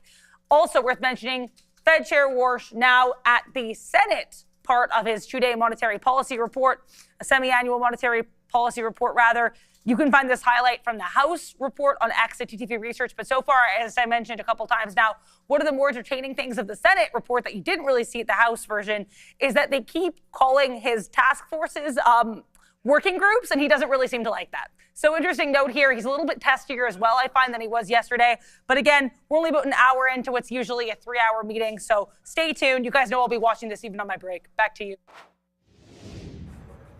Yes, we do, and it doesn't matter what he says. What matters is what direction the Fed is taking, or the direction that we think they might not be taking anymore, and that is raising rates. That's going to be the big key. Like, he can say whatever he wants today, and you can have the back and forth, but as long as rates aren't going higher, that's going to be good. We'll see what that means for the IPO environment. There is one tomorrow, not today. Do not forget C-Square, 1.5 billion.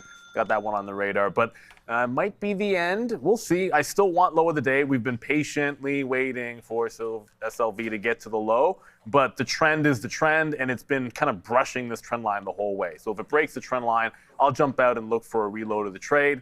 That's basically what we're looking for. IBIT is also strong, 1024. We did mention that, staying above VWAP. Bitcoin, crypto, looking very good today. I think Robinhood was having an okay morning at one point. I'd have to double check that now. But 65, we've been at 65.5 multiple times, which is exactly where we're at this high. 66 would be the bigger level. Like, if you look at the daily chart, it gets right in here. Let me zoom it in for you. There you go. It's right in here. Just one more tick up, another point, and then you've got that 66. It's a 50 period on the daily. You could do worse than that too. Like, this could be maybe not just BAC. This could be a nice little dip buy and runner. This is where the strength is. I mean, the strength is in other places. It's in Apple, it's in the banks, it's in crypto, and it's definitely not in the memory chips. That's for sure. Yeah, it's nice to see Bitcoin back. This is where we last bought it, was 66,000. So we've just been sitting on our hands waiting to see what Bitcoin wants to do down there at those prices. So I do like that look. Yeah, Intel back into the lows. What else is new there? Palantir does run, and we, cleared some out. I mean, 134 right ahead of this area. So we have half left here, a little more than half left on Palantir. It's come back right into our price again. So we're still going to wait for 132 to break. Sorry, 133 to break. And then we will flash out. And actually, I'm going to put a little bit lower, 132.79 as an out now that we're able to get out of some more. And we are going to average this in downside at 133.20 or so into sort of the heart of that one there. Good. I got your mic off there, so that was good. I don't know if it helps. Yeah, okay, so 10.50, 3.50. We don't have what's for lunch, so we'll just go what I hope is for lunch right now. I don't know. Might as well give it a go. Here again. That's fine. So I hope we have those. I thought we had a good run last week, or a little bit in those bowls. We had some like Mexican bowls, so I'm hoping for some quinoa, some rice, some lettuce, some chicken, and all that. But it was tacos yesterday, so I don't know if they would. I don't know if it is either. This is what you hope it is. Yeah. So I don't know what's going to happen. I just hope it's not tilapia. Change my vote. So I'm going to go with some sort of a bowl situation, and we'll update you guys on what it is later. I'm hoping for assorted sandwiches. It's been a minute, That'd and be great. the assorted sandwiches, I know it sounds simple, but trust me when I tell you, it's like one of the best things to do around here. Like, you get maybe egg salad, tuna salad, or chicken salad. Any caterer would do, right? I mean, you gotta get, as long as you got the fresh bread. That's exactly the point. Like, it's a high floor. That's what you like to see, like a prospect with a high floor, which is what you want to have. Which I'd love sandwich today. I could go for that. What I don't like today is, I don't know if I'm going for my walk today. I like to stretch the legs, but man, like, even walking from the subway to the office, like, it was just, like, you just feel it when you're breathing the air. I don't know if I want to be walking around for a half an hour in the middle of the day, but we'll see if we get some exercise. Exercising some restraint with IBM today is one thing. It's at $215. It is getting very close to the low from yesterday for a potential double bottom. I know it hasn't really been talked about. It is moving down. Obviously, there's bigger things happening in the market than IBM. There weren't any yesterday outside of SK Hynix, but it's getting pretty close. Like, one more tick down, one more point, and we're at yesterday's low for a double bottom. Remember that SSR applies to 2 days. It's the day that it goes 10% down, and it's the following day that the uptick rule is in effect. So I still like it for an SSR bounce and trend break, but I want to wait till it gets down to 214 ish. That's where the low is. 213 change, actually, yeah. So underneath 214, 213 change. We'll look for it to make a potential double bottom. This is still bleeding. I heard Kramer said even he couldn't say this is a buy down. He's like the business, but you got to let this one settle down. The sellers are very much in control of this thing still. I think they'll probably overdo it and you get a chance. Chris in Minnesota, I'm assuming Minnesota. Apologies if you're not from Minnesota, but that's what I see MN to mean. And you're asking about Caterpillar, probably not a good day. There it is, 2.5% down. Hey, if you're part of AI, you're probably not winning today. If you're spending money, that's a better way to put it. If you're spending money in AI, then you're not. Oh, this is losing the 50 period. Good news, it's lost the 50 before and held. Bad news, does it feel a bit different this time? The market feels like it's in a different spot than it was back in March. So I would say it's entirely possible. But these long-term holds, if it loses the 50, gobble it up at the 2. That's the way I like to think about it. And it's also the reason why sometimes when you sell, like, I don't know, like 10% here, 10% there at all-time highs, it does look foolish, but it does give you some powder to be able to buy back if it gets to the 200-period moving average, which for myself is the next place I'll be looking if CAT can't hold this level, Caterpillar. Because they started moving based on the generators and the data center spend. If that's under threat, remember, it could start falling back in, and then you're looking for just a repricing. They're just going to reevaluate all of these names. That goes for GE Vernova. You can say the same thing about GE Vernova. You can say the same thing about Constellation, and a heck of a lot of other names that are going to get repriced here. Okay, here we go. Yeah, I mean, I think it's it's a little risky. I think you always want to give it 3 days, right? I think we sort of had tried to develop that a little bit as well. Okay, guys, yeah, just here it goes. Let's see if we can get some props up right now for Palantir because it came right into that 133 and we said, oh boy, we wanted to buy it down there, and that's exactly what gave us that opportunity to do that. So here we go, man. Not that it matters, but we're putting in some damage right now back there to the upside. So let's go. Palantir going to turn out to be my P&L number 1, it looks like, coming very, very soon here, PLTR. We did get out of some SpaceX, obviously down there again. I just took some more out there at 80s. Now we'll wait to see where that goes. But I'm resting my laurels right now on Palantir. And again, a name that we had missed early, but got it late right there. So we make the money there. We got stopped out, bought it back, let it fall, and again, just showed some discipline. I feel like we did not stop out. We waited for that 133. We loaded the boat up down there, and here it goes, man. Nice upside. Yeah, let's go. PLTR. You know, we're threatening Joe's lead over here, which is always a good thing. We want all of us to be on the leaderboard there today, and that's the idea as we get going. And it doesn't matter, leaderboard or not, you got to make your money. So we'll props up anybody that is green today. And I do want to show you, because we didn't do this yesterday, and I try to do it all the time. There's only a minute left there. We already did the what do you wish was for lunch segment, new segment alert, by the way. What do you wish for lunch? And right here, if you wish in one hand, you may get something else in the other. That was one of those Joe lines there. The task force has now been enabled over here on Trader TV Live. The Wilson Katina Capital Force is well in force now. Blue Ocean, somebody right there. I need like Hydration Nation right there. Someone swimming yesterday. 31,000. Remember that days ago, though. Don't tell my math teacher. Yeah, it's okay. Yeah. Don't tell my math. I mean, no one really cares. Don't tell my math teacher that I'm rounding up here. 31,000. Is that the right rounding there? Or don't tell my kids. 29. Here, we'll round this one up. $30,000 on Amex and NASDAQ. Here's a proper roundup. $27,000.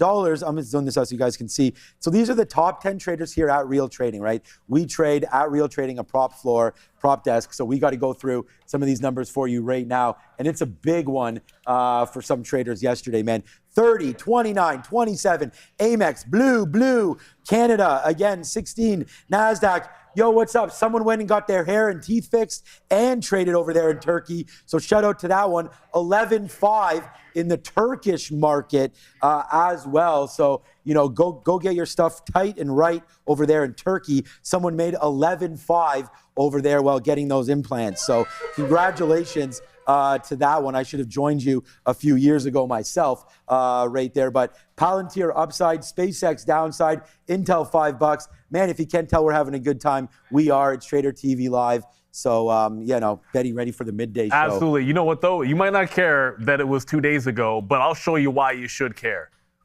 This is about, I saw this 2 days ago when we were looking at Blue Ocean.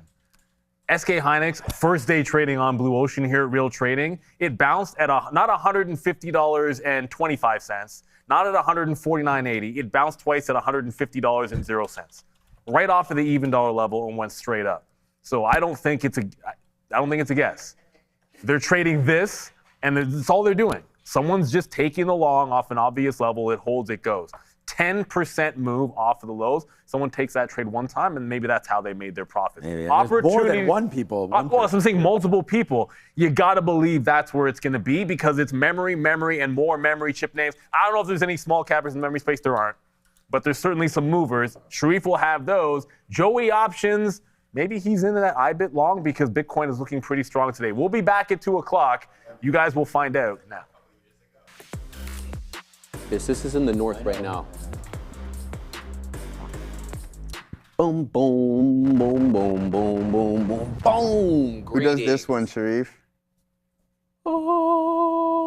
No, it's Jude, man. Come on. Oh, Jude. Yeah. He better show up today, bro. He better show up in the house. He better show up today. Before you do your shut up, man, the only question I had is why did I get the turkey shout out, though? You got the turkey shout out? Bro, get to eat it. No, I think he just said anybody get your stuff I'm tight, playing right? around. He knows we're playing around, man. Oh, Katina Man's gonna come in. We'll wait. Hold on. I don't know why you're getting caught in your feelings over there, man. I mean, I'm pretty sure you still have more hair than me, and it was not everything's about you there, Mr. Wilson. Oh, bro, you're Katina Man. Because you're like, Joe, turkey. Someone over there. Joe. I didn't hear Joe, bro. I didn't hear Joe. You're rolling back. No way, bro. But Joe, if you are going, man, let me know. We can. Obviously for one. Boys trip. Over there, boys trip into that one. So we'll shout you out, Joe. But yeah, congratulations, big day over there for you. And I could still keep talking. I mean, my stocks are going crazy here, but we're gonna go back over to the midday. Yeah, it's 11:03 in Sharif. Those pictures that you just showed, maybe you can even show your phone. Yeah, I really should, Katina Man. We're going back to the midday shit. Yeah. Here it is. Start it over, man. Let's do it one more time. Yeah, hit it. Let's get it one more time. There we go. Boom. Greetings and salutations, beautiful people. Welcome to the Midday Show. That's your boy, Joey Options. I'm Sharif. Let's say hello to everybody. Will Gold. We got Omahawks, Rex Banner, John Cutler. We got Sasquatch Analyst. Muffins, 2 New York cents. We got Juan. We got Trade Sniper. Shout out to StockEd, 983. Purple Drank. Oh, that's all sorts of Chappelle Show right there, man. Come on now. Wise Investor. Shout out to my man. Who's that? Bottle my beer. Hold my beer. My bad. I grew up fighting. My PD Rider. We got the All Class Jacques. We got Jaguar Nut and Randy Worm. Shout out to Danny Patel and Eric Kaufman. How about Slow Motion for me? Bronze Hands. As opposed to diamond hands. I don't mind that. Green. That's crazy. Oh, come on, man. I love bogging, man. Green Saber. We got Daryl Finch. How about Dean Allen, Psyops, Lemon Family, Customer ATH, and shout out to Chucky. For Kirk D, let's go. We got Edgar. We got, who else, man? B. Cameron, Dean Allen, your owner. Somebody owns us. Orange Drink Better, he says. That's crazy. You'd be banned from watching Chappelle Show. This is Joe's going to tell you guys something in a second, but Tiffany, if I can, I do want to show this over here. This is Northern Ontario. That is not a filter. That is real life. It is actually orange like that. Gives you an idea of what we're dealing with out there. It's not as orange, but Joey. Yeah. You have something? Yeah. VinFast continues to expand. There we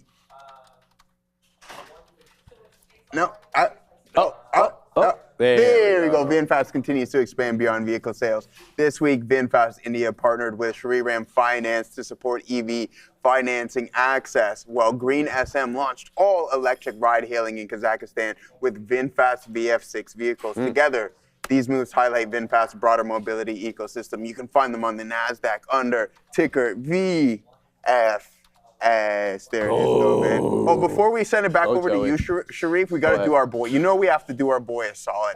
We're going to haul out people from TikTok. I like this though. You do YouTube, I'll run TikTok. Yeah, That's how it. So we have Disado, Languina, Armagado. What's up, everybody? Entrepreneur, Christian O'Toole, Art, Mr. Jones, Ronnie, Tejada, Frog, Bravely. We have Mr. Logical, Dr. Nathan, Jones. Steve, Patrick. We have Sasha, user 1871. Oh, 18. Ooh, okay, we're not gonna read. T-Rock, yo, T-Rock, we like that. J-Rock, shout out to him. Nicole, what's going on? Pitch TV.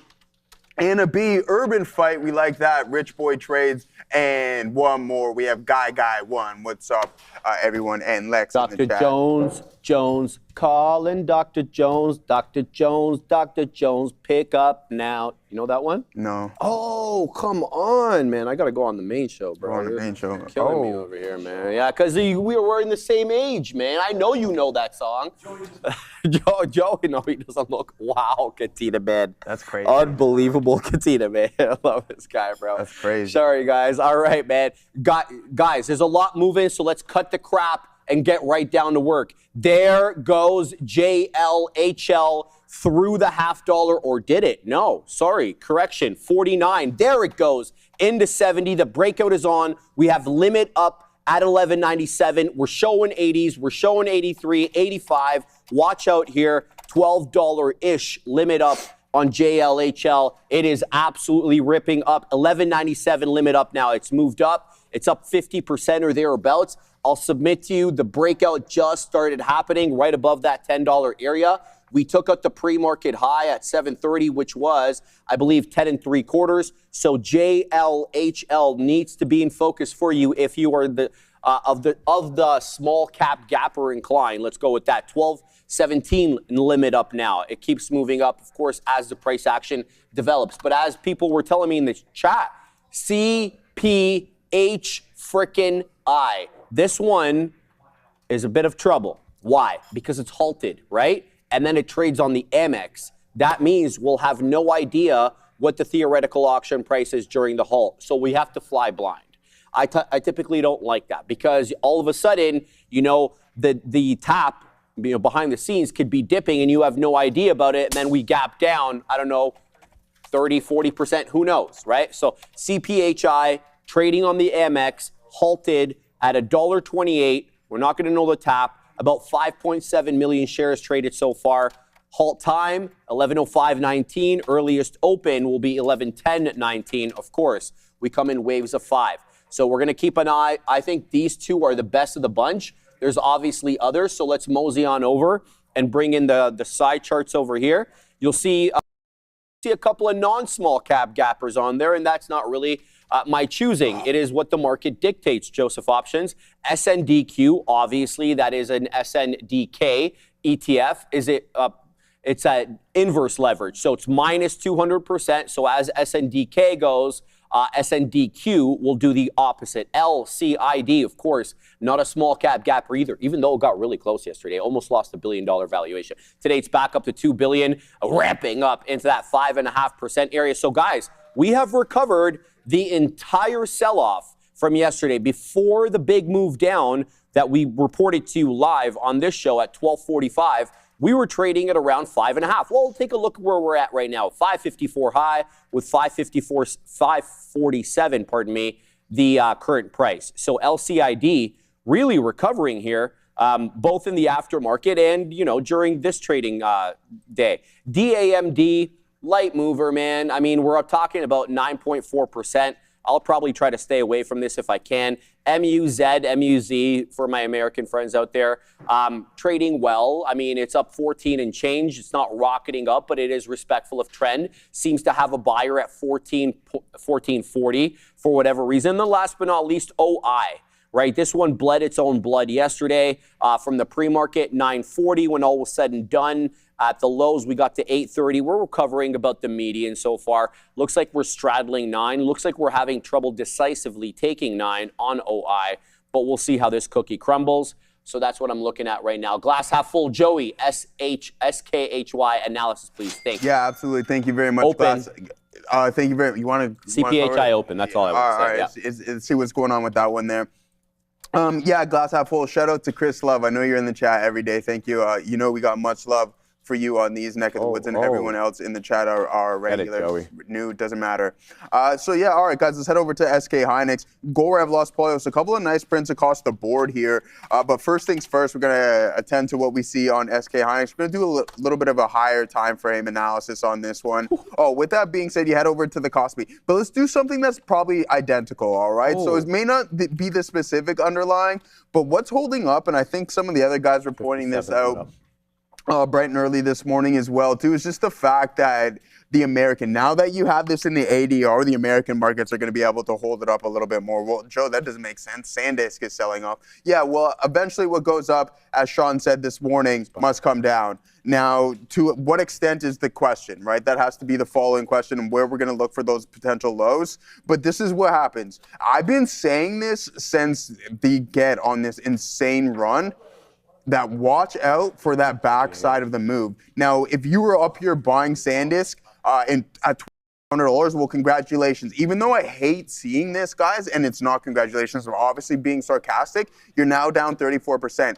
But like for me personally, and I've been talking about it quite often, is just be patient, and wait for that second run, okay? I do believe that there's gonna be that opportunity. So we're gonna allow this stock to even fall to 40% downside.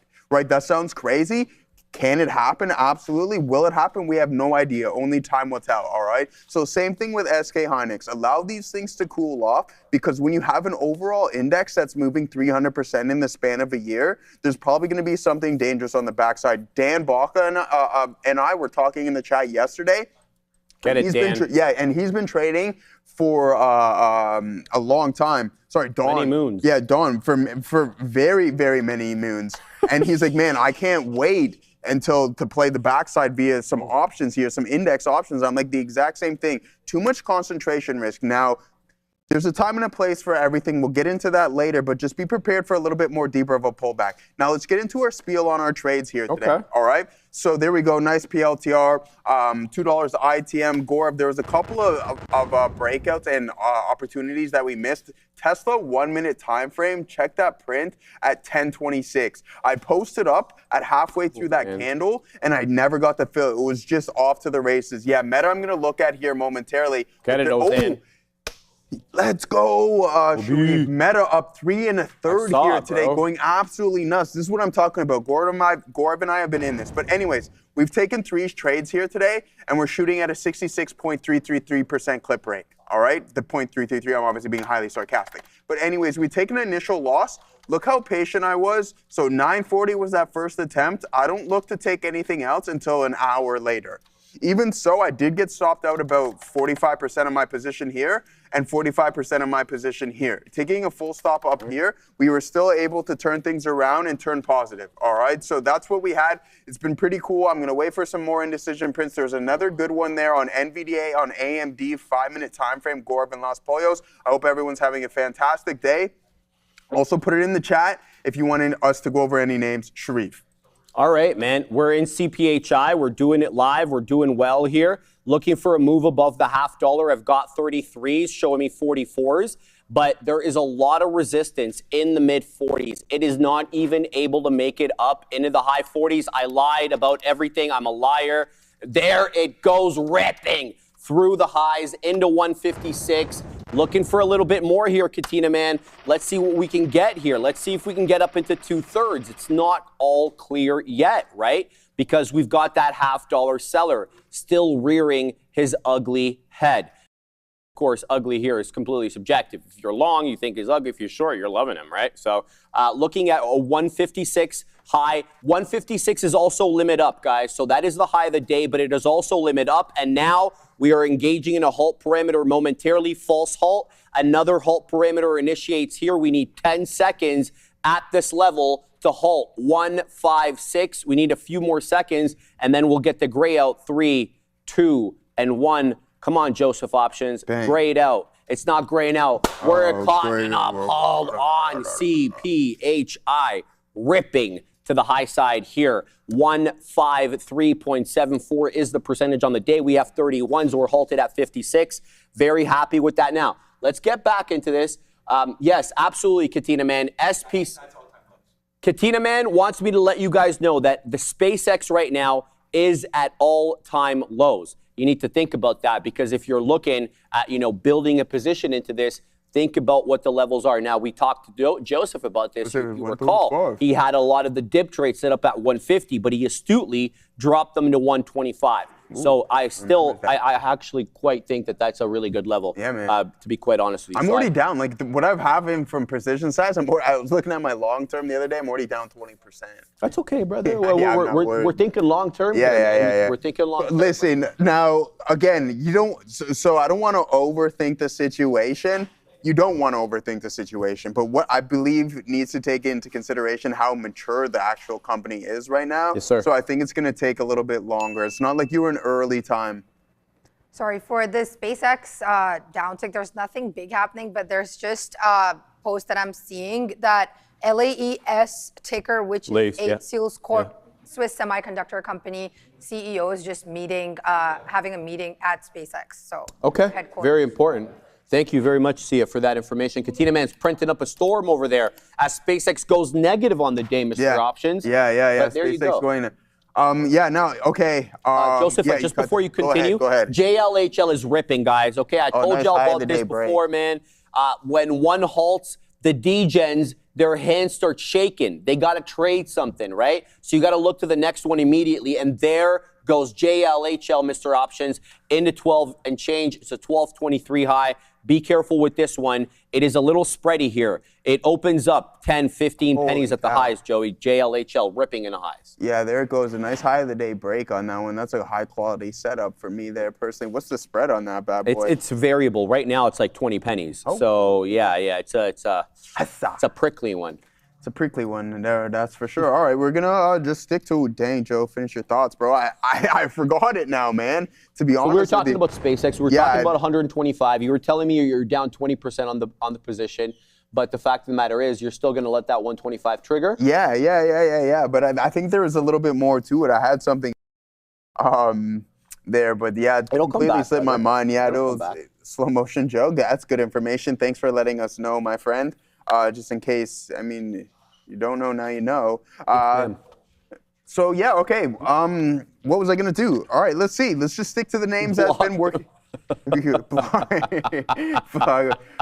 So yeah, I mean, here it is, right? Like, so it looks like we were about to take an additional leg lower. Hangry Wife, how is the NASDAQ looking here on the higher time frame? And I'm more or less referring to the daily. Oh yeah, you guessed it. We're still chopping within this range. This can get really dangerous and ugly, guys. You have to take into consideration that we're only down like a couple of percentage points off the highs, right? Like three and three quarters roughly. So that's small potatoes. Watch out for this.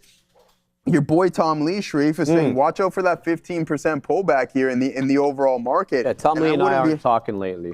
We haven't been talking. Yeah. We'll ask him if you can get a refund at least. Remember that meme I sent you the other day? It's just like, please, I don't even want money. I just want my initial deposit back. Let's see. We're gonna post up at 45s here on the NASDAQ to see if we're fortunate enough to get that. This might be a little bit more of a stretch. I want to add more into this position, but first things first, we need the larger participants to want to participate in this rally a little bit higher. So let's see what we got going on here. Waiting for those lows. If it breaks 73.20, then we're at a dodge. Joy was not liking the commercial break. No, I don't care. We need to know the information. But yeah, as for what I was saying, I honestly truly forgot. I think it was more or less the fact that you have to be patient with this one, and we know what Tesla's doing. Tesla's trading at levels from 2021. Don't forget that. All right, Sharif, what do you got? Quick reminder, guys, Trader TV Live members get Sharif's mine daily morning research note every trading day that I am here. We're talking about the big market stories, the key levels, the trade plan, the catalyst, and actually what we're watching into the open. It's only $4.99 a month, and you also get members-only videos, posts, custom emojis, and loyalty badges. Hit join below this video. Hit join below this video here to become a member. Shout out to everybody who's joined. All right, we're going to halt down here on CPHI. Let's see if we can get out a little bit of this because it is not letting me out. But even though it's going to halt down at 140, we're still in the money on this, believe it or not. We got 131s. It's going to halt at 141. We're halted down now. on CPHI, on the MX. This is what I mean, right? When you get into a multiple halter on the MX, you will fly blind. You have no idea. And by the way, not just the MX and the NYSE. Neither will show you what the theoretical auction price is during the halt. Only the NASDAQ will. Isn't your cup of tea, then just stay away from it there. But in any event, we're still about 10 pennies in the money. Let's see how this cookie crumbles if we're able to actually gap up. Guys, we're still holding trend. I mean, I don't want to panic too much here because when you look at the 5-minute chart, we do have some good support, right? There is a good amount of support here. We still have that 130 level that we defended on this candle, the 1110 candle, and that 130 level was also resistance at 1045. So let's see how the resumption comes to fruition next time around, but I'm going to be watching CPHI. I also want to mention that Lucid looks pretty good here, man. And we are about to take out yesterday's high. We are close. So this was the algo spike when the news came out. So this is the 5-minute chart. It came out right at 12:45. Now, Adair astutely pointed out that this was published on the EV magazine, but it hadn't been recycled online. Therefore, nobody really knew about it. But when it did come out online, it popped up to 576. That is 20 pennies from today's high. So we are pretty close to that algo area high on LCID. What a recovery that one was. I'm going to keep my eye on this one, lest there is nothing else to trade. MUZ, though, looking pretty good here, okay? I'm thinking 1460, 1450 dip trade, despite the fact that this one is knocking on the door of 15 with a 1496 high. I want to watch it. I see it, Tisha. You know I'm all over that. I'm all over JLHL, Tish, but, you know, the topping tail candle nature of this one has me a little concerned. So does the spread, Tish. Joey was asking me, he's like, yo, what is that? What's the spread on JLHL? I was like, it can be as wide as 20 pennies, right? So it does concern me, especially with the rinsing that I had on V yesterday, which was a tough trade. But, you know, I think you definitely have to have a short-term emotional memory for those trades. Not actual memory, because you have to remember your mistakes, but the emotional damage from that one, you have to have short-term memory on. So I'm going to keep my eye on that one, Tish. To Bora Bora, just before we go up to SIA. SIA's got news, but let's just look at SOBR. SOBR was a big one yesterday, and it's doing all right today, man. You know, I'm not a big fan of these patterns here that continually put in higher lows. They tend to bull trap you, right? When they break out, it usually is not an intraday high. So just by way of example, to Bora Bora, it'll pop off VWAP, say it takes out that 220 area, which is a local area high, say it goes to 225, 230. We end up usually getting a fail subsequent to that. So that is my concern, but SOBR, you know, it's up nice. So we're gonna keep it on the side chart, and if it breaks above levels and continues to go, we'll definitely get involved. But for now, Joey and I are gonna pause. We're sending it up to SIA. Now the market dropping a little bit here. Reports coming in that Iran's news MEHR, that is MEHR, has said that the U.S. projectiles have hit a location on Hengam Island, Hengam, market on the downside just a little bit. Keep an eye out. Iran's news agency MEHR is saying that the U.S. projectiles have hit a location on Hengam Island. Yeah, it's expanding. What's that? The conflict. Oh, yeah. You see what President Trump said, like, I think last week or on the weekend? He's like, we'll take Karag Island. There's nothing they can do about it. Like, what if he takes the island, dude? Yeah, I'm pretty sure he can when there's I'm just nothing saying. that, yeah, right? Imagine the expansion of the conflict if he does take Karag. What are they gonna? I think at that point, it's boots on the ground. I don't think the American population has an appetite for that at all. And ahead of the Not right now. midterms, Where in the world has an appetite for I that don't think stuff, that man? there. It's that's. I don't know.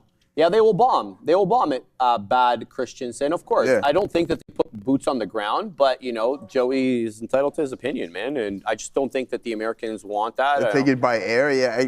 Dude, eventually somebody's going to do something stupid, and then that's it. It's like a conflict that, I mean, I don't even know if we're not going to get, anyways, I'm not going to get into it. Yeah. I'm just over here living my best life, hitting the outdoor workout gym. That was a nice diving in the pool. Yesterday. It was great, man. Hit the outdoor workout gym. 10 seconds.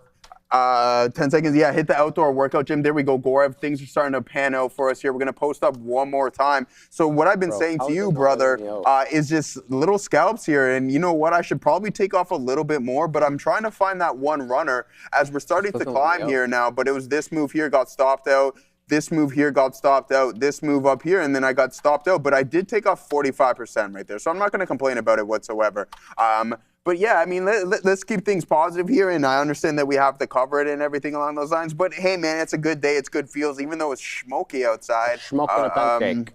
We're going to see if we can continuously hammer the trades that have been working for us throughout the intraday session, and that's been the NASDAQ. I love the print on the 5 minutes there, Gorev. Double print as well, too, now, which makes things even better. And then, I don't know why you got to say that stuff there, Tech Lion, but hey, to each their own. And I feel sorry that you have to say that. But here it is. Yeah, I do, truly. I don't know if they're joking or not, but it is not something taken overly lightly. Like I said, let's see if this momentum is going to continue. We might be forming a base here on the TQQs, so we'll keep an eye out on that one. Gorev, hopefully you're still rocking and rolling on this bad boy. Let's post up 73.45. Hold down again on CPHI. On TQQs. Bit of an uptick on DAL here. Delta Airlines expanding its SAF, that's the Sustainable Aviation Fuel access across multiple United States hubs and priority cities with a 5-year agreement with Shell Aviation through the year 2030. Bit of an uptick on DAL here. Very close to 0.70% up on the day. Delta plans to scale its use of sustainable aviation fuel. That's the SAF across multiple U.S. hubs, as well as priority cities with a 5-year agreement that goes through the year 2030 with Shell Aviation. See? Yeah, I'm pretty sure. No? No. What? Yeah, let me just find out. Yeah, I was trading it the other day, man. Sorry. What is this, guys? Put it in the chat. What is the SpaceX Thank you. 3X? On the MX, Neil? Okay, let's look at this one. Yeah, the normal one we could. Katina Man wants to make the point here, guys, that SpaceX is coming into 135. And that is a very important level, obviously, because that is the IPO price, right? So we need to keep a close eye here. We're very close to 135. We're 135.48. Be careful with this one, but keep your eye on it. I'm certainly going to keep my eye on it. And we may even take this trade, despite the fact that we don't really trade these small cap gappers all that much, or these large caps. So that's what I'm keeping my eye on here. I'm also keeping my eye on JLHL. I just got into this one, got stopped out super quick, but I still think that I have the right idea here. It's SSPC. SSPC, okay. Yeah, that's the one you want. Okay. So keep my eye on this one. I just got into JLHL. I'm going to give it to current bar low. Current bar low takes me down to 70. So let's go ahead and put, there we go. Perfect. So we'll see if we can defend that 10 area. I've got 10-11s on. It's showing me 10-10. So definitely interested in this one, but we'll see how the cookie crumbles. Over here, Joey, as it pops up into 1031. Let's go ahead and take some profits here, possibly at the third of a dollar. Then we're also going to weight it around the $0.50. And then if this one gets really moving, you know, we'll take profits right around 69er. But looking for JLHL to defend that $10 area, but not immediately apparent whether that's going to be the case or not. So we'll keep tabs on that, and we'll also keep tabs, of course, on SPCX, as it does find a bit of a bounce here at 135.5, coming back into 136, but I'd be looking for 135, Joey. Yeah, if you feel that way, Andrew Bakes Cakes, I think that's reasonable, man. Especially, it sounds like you're positioned relatively well. That's a great idea. I can totally get behind exactly what you just said, especially if you want to keep them. So, yeah, man, I can totally get behind that. Gorev, would you get in that here, man? Oh man, what a missed opportunity once again here on this bad boy. But hey, it is what it is. SpaceX, let's head over to there because I know Katina Man and the crew are keeping an eye on this 135 level. Check out this, a whole heap of open interest, and this is the largest that we've seen. And I mean, if you head down to $100, that's where you're going to see anything relatively close to that size, so 28,000. If it does break and this level doesn't hold, watch out. Oh, I had it up here the whole time. I don't know why I didn't look at that. But there goes the NASDAQ finding a nice strong bounce. So maybe I can keep my eyes out for something that's been lagging and then participate in that. But we've been really rocking and rolling. There goes NVDA with a nice bounce off of the lows now to 209. That'll probably add a little bit more fuel to this TQQ's fire here. here momentarily. And the exact same thing on AMD. AMD's bouncing volume there. This was the original print that I was looking at, Gorev, but then it eventually gave way. Now starting to curl back over. But yeah, man, oh man, what a missed opportunity, unfortunately. But hey, I believe there's going to be plenty more throughout the day, just due to the fact that it is somewhat of a choppy session. But yeah, let's keep an eye out here. Okay. There it is. SpaceX really holding this 135.37. If this candle breaks, there most definitely can be some more downside. So be patient, guys. Other than that, I would be potentially looking for a move back in towards the volume-weighted average price or that next major level of resistance, which was a prior support system here at 136.66. Keep an eye out on this bad boy for the moment. We'll always keep our eyes on the options chain as well, too. All right, just one sec. Just trying to take some profits here on CPHIs. It did find some support at the dollar. Want to see if it does catch a bit of a bounce, or we're just getting a short covering here. Seller at 9, seller at 9. Can't shake the seller at 9. Don't like it out. Okay, so we'll let that one go. Still watching closely here, JLHL. Let's see. Oh, it's defining some support here. CPHI. Keep your eye out here for the $1 support, but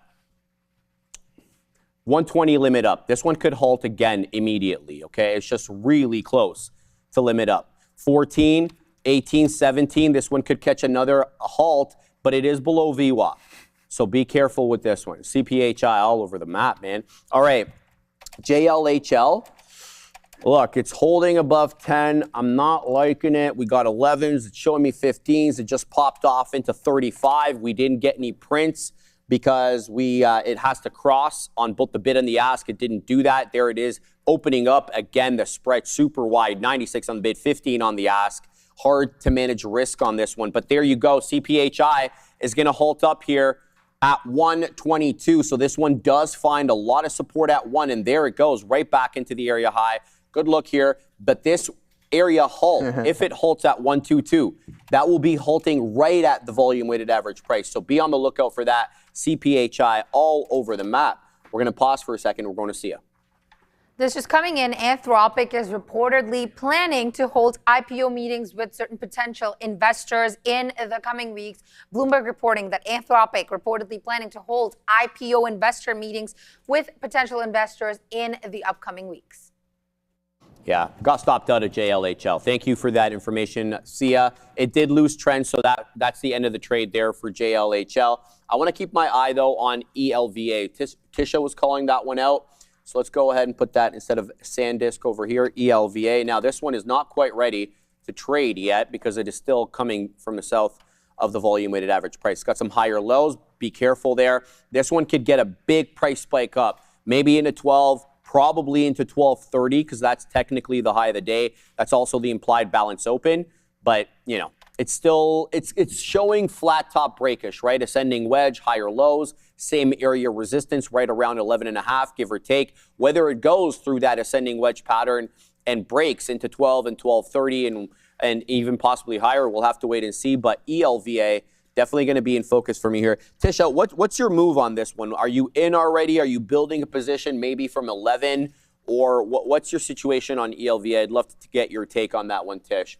Shout out to my man Ozan. Fable 5 of Anthropic is sick like a Absolutely, Ozan.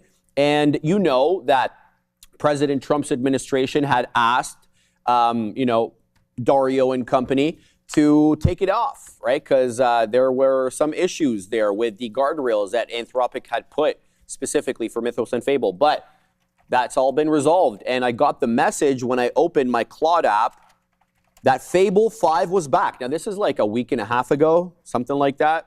But it's fantastic, man. And I am using Claude for almost everything. I'm talking about my diet. I'm talking about my actual split, my strength training split, my supplements, all the minerals and vitamins that I'm taking, as well as other things, right?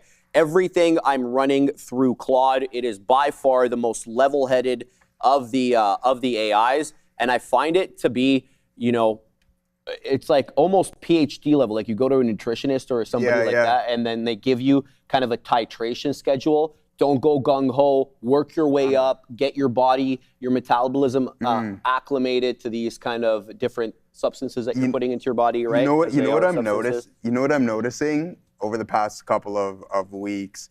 You're out, Juan. Sorry, brother. What did Juan say? You can't say that, brother. You're gone. Well, he always says that. He's only joking, but that doesn't matter. He's gone.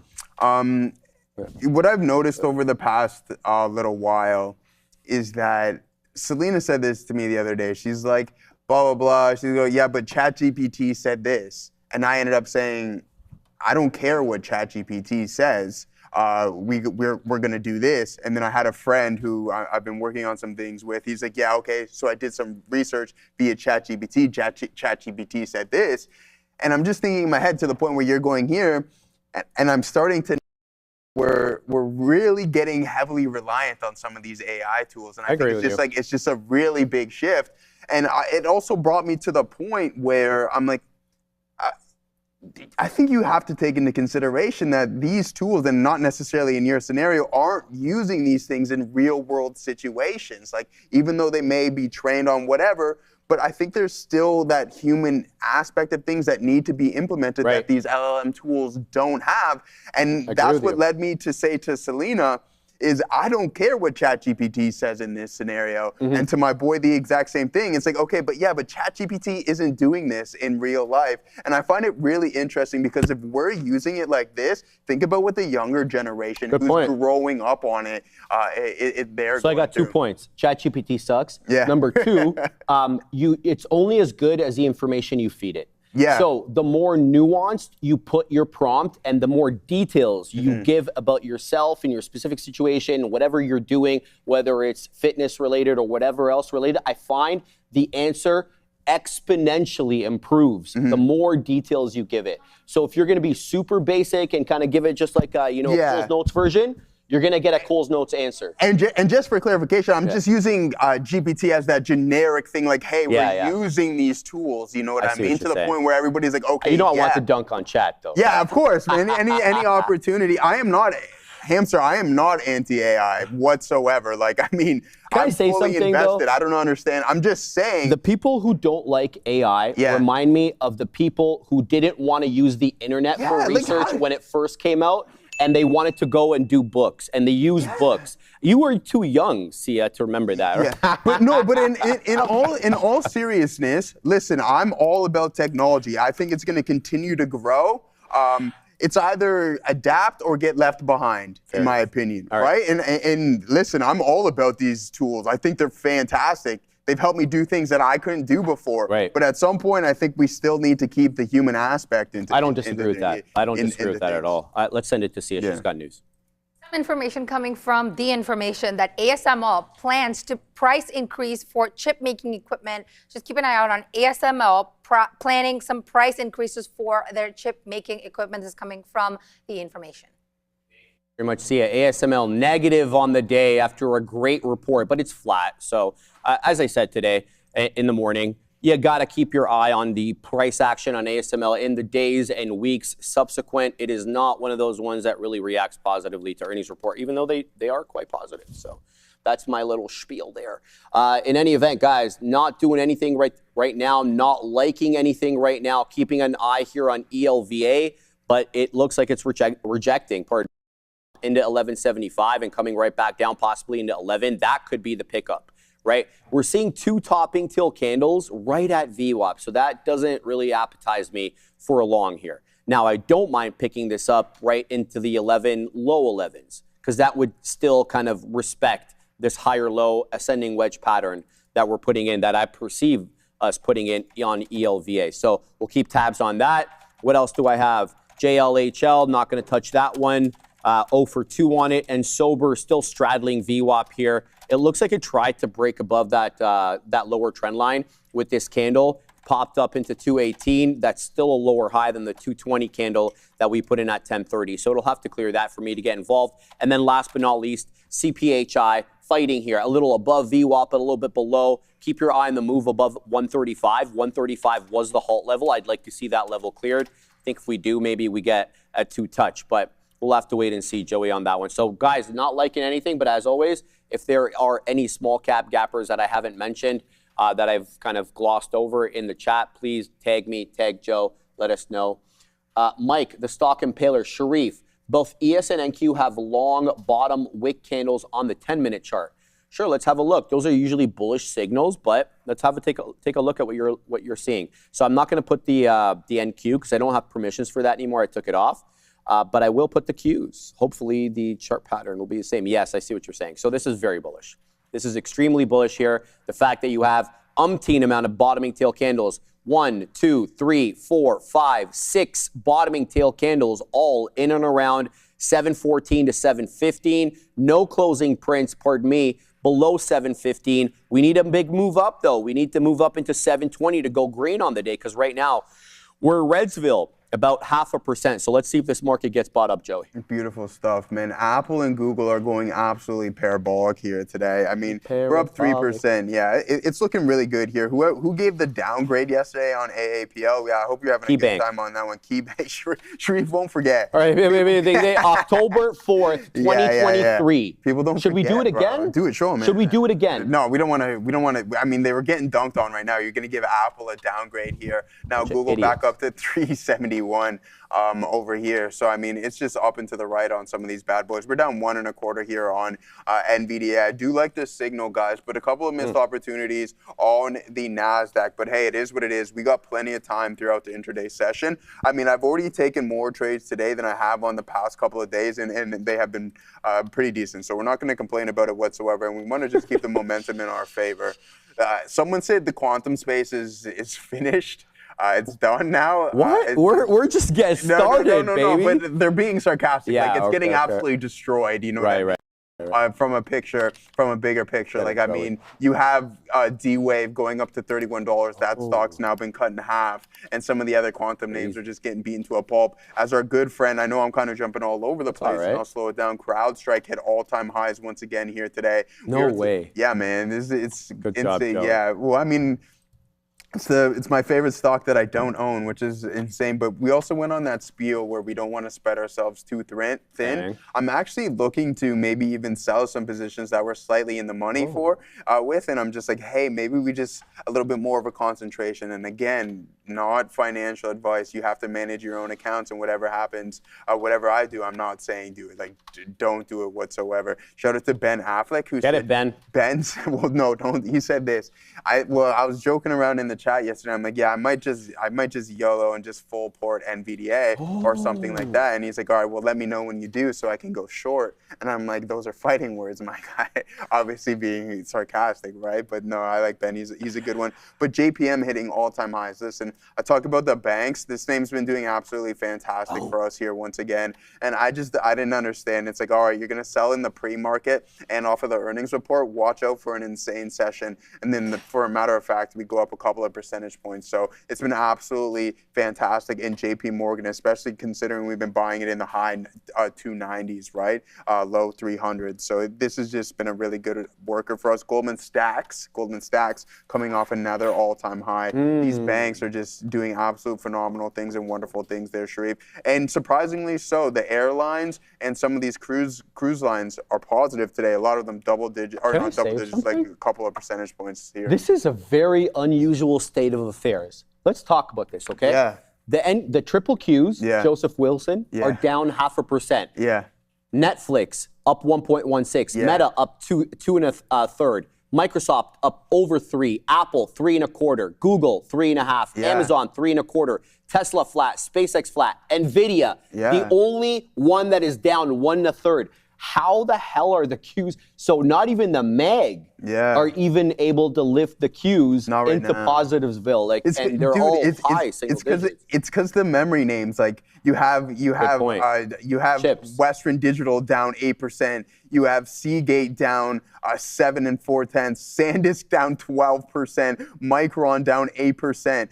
Dell down 12%. Unreal. Like, you know what I mean? So it's just like whoever's getting hit is getting hit heavy. And you're just seeing a rotation into somewhere else. I thought it was smart coming up with the lag 7 today. And Joseph's like, bro, yo, come back. Like, before I had never heard anybody say lag 7. Someone said it a couple of weeks ago, which Gaurav, what's my boy I doing? was wondering the same thing. Yeah, Gaurav, brother, I mean, that's atypical, right? Tell me if I'm wrong, Gaurav. Usually when we have the MEG this strong, the Qs typically are not down 0.2%. So some food for thought. Guys, I'm caught in an up halt again on CPHI. We're in at 28s. We're halted at 39s, 40 on the ask.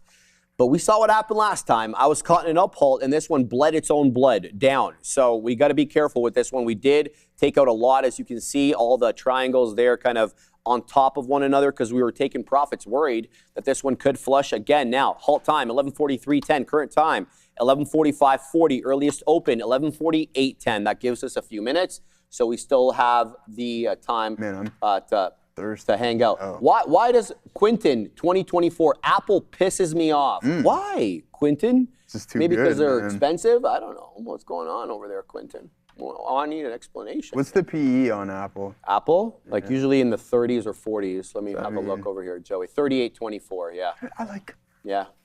Because his buy price. All right, Don't Blicky. be like that, Blicky. All right, Blicky's funny, Yeah, man. he is funny. He liked That's my that. He guy. liked that contract joke about Altman on Monday. Did he? I still think that a contract may or may not find its way onto the noggin of Altman. And but when I say contract, I mean catch charges as well. Yeah. Right? Well, So ask, I think he's digging himself a little bit of a hole. ask Elon Musk how he feels about that. Yeah, you see Altman? He's like, now that you're obsessed with me again, right? Like Altman, bro, nobody's obsessed with you, bro. We just don't like you. He is all the right? talk Calm of down. he is the talk of the tech world right now. He is? Bro, I Not believe. for the But right not reasons, exactly, and that's what I was just about to say. Not Maybe for the not right necessarily for the right reason. Yep. All right. There's news, so we got to throw it to see you. Keep an eye out on TSM, Taiwan Semiconductor Manufacturing, falling a little bit. So TSMC has begun to push back on the ASML pricing plan.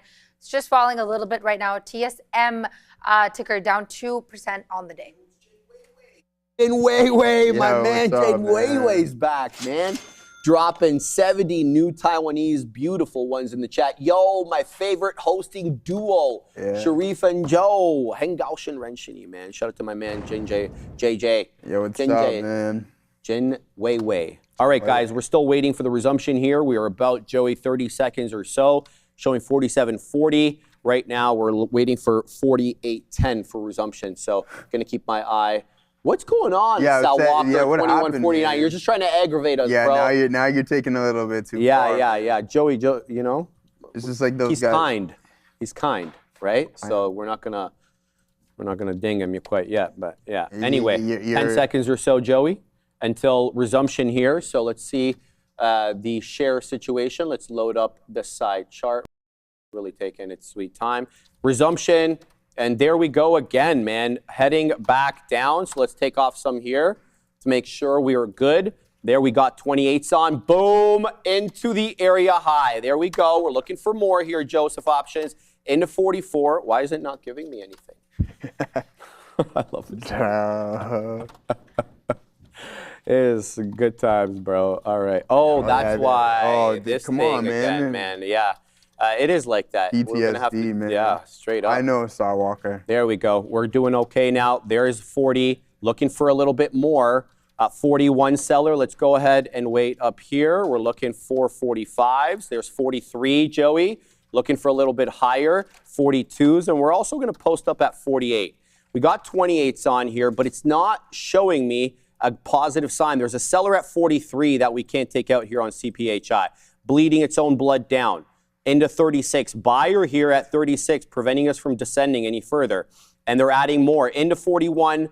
Yeah, there's no continuity in this one, brother. I mean, it's super choppy. Look, as soon as it makes its way up into the low 40s, it's hit with a big sell order. So nothing coming above 43 right now. You guys got to be alive to that. But there's also a buyer at 36. So for the moment, underline that, for the moment, we're getting backstop. But look at that sell order coming down more and more. 43, 41, now it's at 40. Watch out for the flush here. This could be a bamboozling flush. Let's see what that 36 buyer has to offer.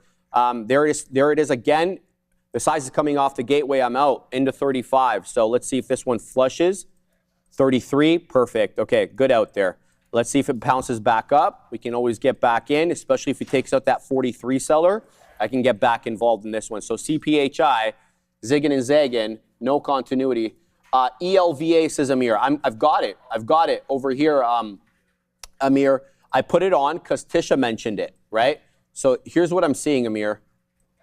On ELVA, middle of your screen, it's straddling VWAP, brother, and that's why I'm not quick to jump into this one. It's showing me topping tail candles through volume weighted average price. That isn't bullish. But if we break above, that 1175.12, I'm not really certain exactly what the level is going to be. I have to watch the tape. I'm interested in it. Seller at 43 again. They took him out momentarily, Joey, but he's back. He's doing it live. Let's see if we can get back into this one and take out some area highs. What do you got? Good stuff. Bro, how are you calling RIP on semis when NVDA is only down 1%? It was up 4% yesterday. AMD, is definitely getting hit heavier today. ARM down, hit pretty. All right, I see where you're getting at. I can see your point. Broadcom down slightly here, but nothing crazy. I'm glad that we've been patient here, guys. These have been my only trades here on the day. 1 loss, 2, 3, 4 small wins, right? And you just the small wins. So we've been fortunate to be sitting in this camp and being patient. And I think I want to stick with that game plan. We'll wait for a couple more things. I was thinking about heading over to small cap land because I did have that Elva was on my list earlier this morning. I seen it moving in the pre-market. No follow through just yet. So, there's going to be plenty of opportunities within this chop. The NASDAQ is consolidating. And if we zoom out, which we did earlier, and Hangry Wife and I were talking about this not too long ago, is that, hey, look at this, man. You're starting to form these lower highs with a flat bottom. Watch out for that triangle and that wedge to be broken. And if it is, guess what? Who's a buyer of more of these stocks that get sold off? Obviously, I am, but you want to be patient and wait for those levels to come into play. Now, let's head over to our watch list and just do a quick rundown and see what we have. We'll head over to the options chain because I want to know what SpaceX is doing, especially around that 135 marker, which is really important, right? We have all that gamma exposure there and then that massive amount of open interest. So one can't correlate without the other. So here it is, $135. You do get that pop up into 136, but guess what? What?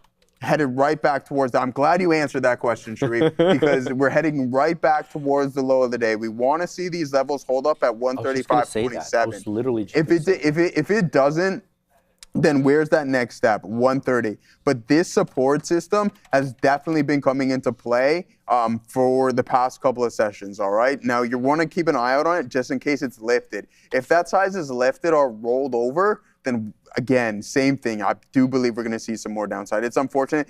Listen, I've already had 2 entries on it for a small size, and I'm down 20% in the position. That's why I removed the 150 bid and posted up at 125 because I don't think it's just going to be a complete V reversal from this level. Could I be wrong? Absolutely. But when you have something this heavily weighted and this much interest involving it, technically it takes a little bit more time for things to turn around. You can see a base. You'll see sometimes that you're trading below. And I use the speedboat compared to a cruise ship analogy, right? Like with speedboat, boom, you can turn V quick. But a cruise ship, a lot bigger, holds a lot more people, takes a little bit more time to turn around. All right. It's got thrusters on the side. They got thrusters. Yeah.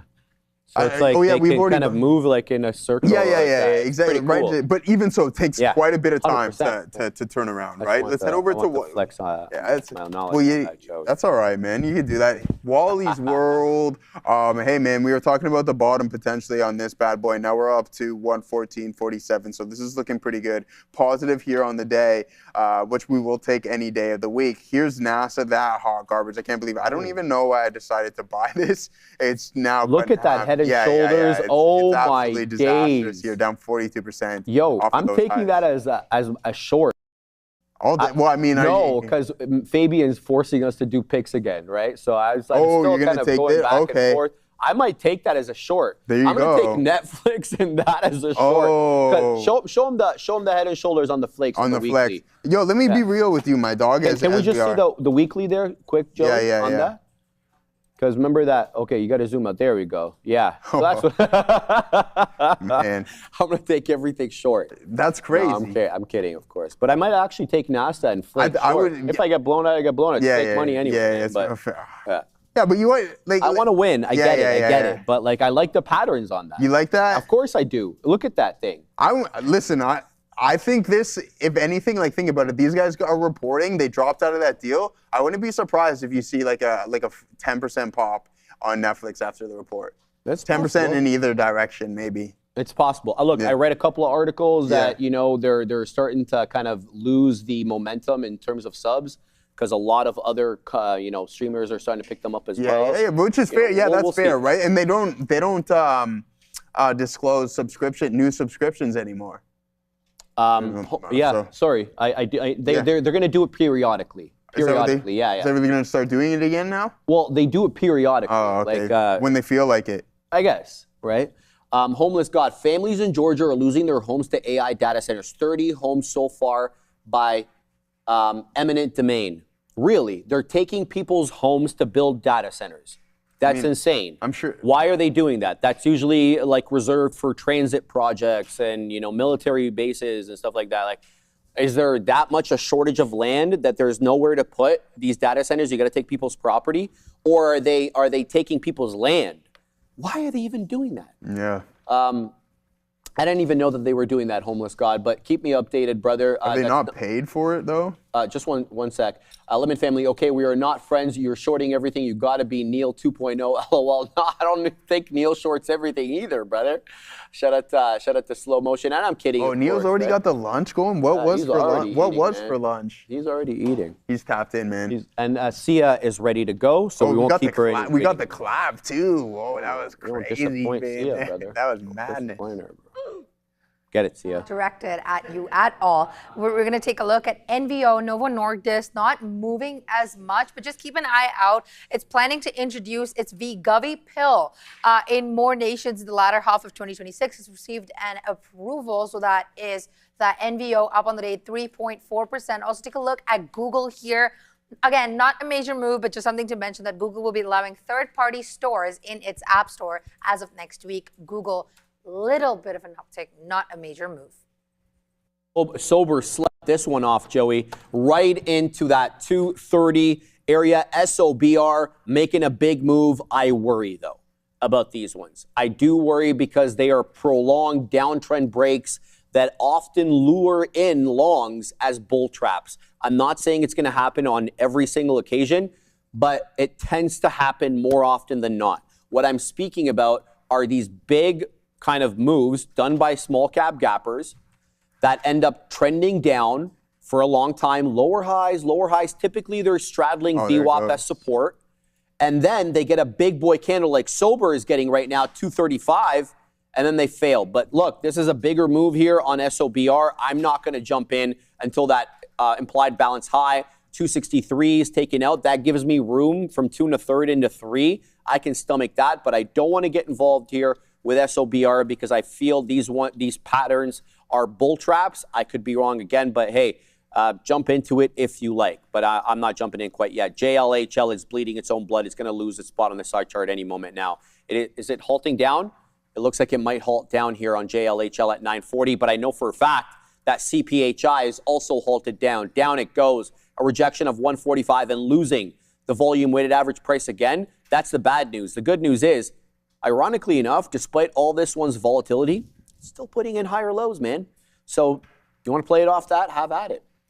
Benton, happening with VIVS right now too. Shout out to my man Benton. Let's have a look at VIVS.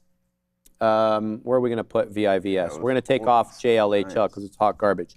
VIVS. Let's have a look at this. Yeah, recovering. There it is, Benton, holding the dollar quite well, though. If this one moves back, Benton, you could see an aggressive move into 157, maybe even 170. I say 157 because that's the official high day, but VWAP's hanging around 1 2/3 to 170. So VIVS also in focus. I want to read out something that Cars Row 8823 wrote. So it's regarding the data center comment from Homeless God.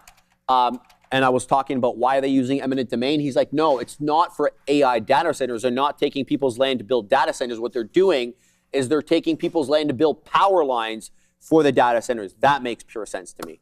And it's never really a good thing. Of course, when eminent domain has to be used, you always want that to be left for the open market, for people to, decide whether or not they want to sell their property or not, rather than being told by the government, here's what we're taking, and here's what we're paying you for it. Oftentimes there are appeal mechanisms for the price, of course, but it's never a good feeling just having your home taken by the government. So I completely understand that. Thank you for pointing that out. Grunfeld, SOBR, just covered it. Thank you, Grunfeld. Random Scenes 32. Sia, we got, chime in, Sia, if you can. Has Sia given her predictions on the match today? I'm not asking Sia. I did. Okay, hold on. Yeah, he asked the same thing again. So please give us your predictions. As much as I am inclined towards Argentina, I think the last match was a bit of a struggle, and they definitely needed to practice more, which was clearly seen through the game. And don't even get me started about the Egypt game. Okay. And I think, I told this to Joe earlier in the morning and the production team, that England is a strong team, right? So here's what I think. It's going to be 2 England, 1 Argentina. Boom, Sia. I don't like this prediction, but realistically, I feel like this is how it could be. It could also go into penalties. You never know. Absolutely. But They're that two is good my, teams. if I were to do a parlay right now, that's how it would hit. But yeah. All right. It's Jude. She's spoken. Harry Kane. She's spoken. So now that she's spoken, let me show you why I was complaining. Yeah, I've seen that. Look at this. I know, did I man. just not say this? You did not. Did You I did. just not say said this? it, man. I've seen too much. I told y'all, watch out for sober. This is what they do, Joseph Options. Yeah, that was They crazy. lure you in with the bull trap, and then they end up failing prior bar. There goes the whole market too, man, just to the downside.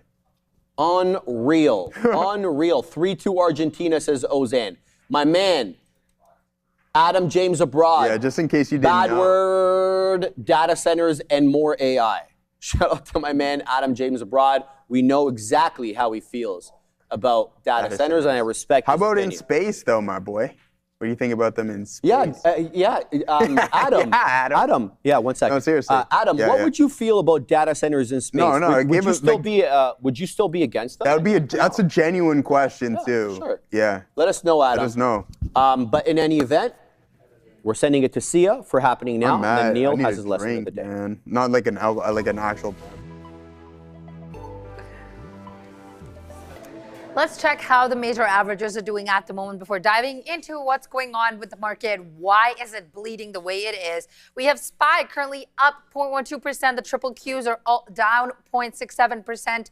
The Dow is currently up 0.27%, and the IWM up very close to 0.50%. So this is just coming in from Axios, citing a certain senior White House official coming in that at this stage, there is still no meeting with Netanyahu on Trump's schedule for next week. We'll see what happens. So this is just coming in from Axios, citing a certain senior White House official.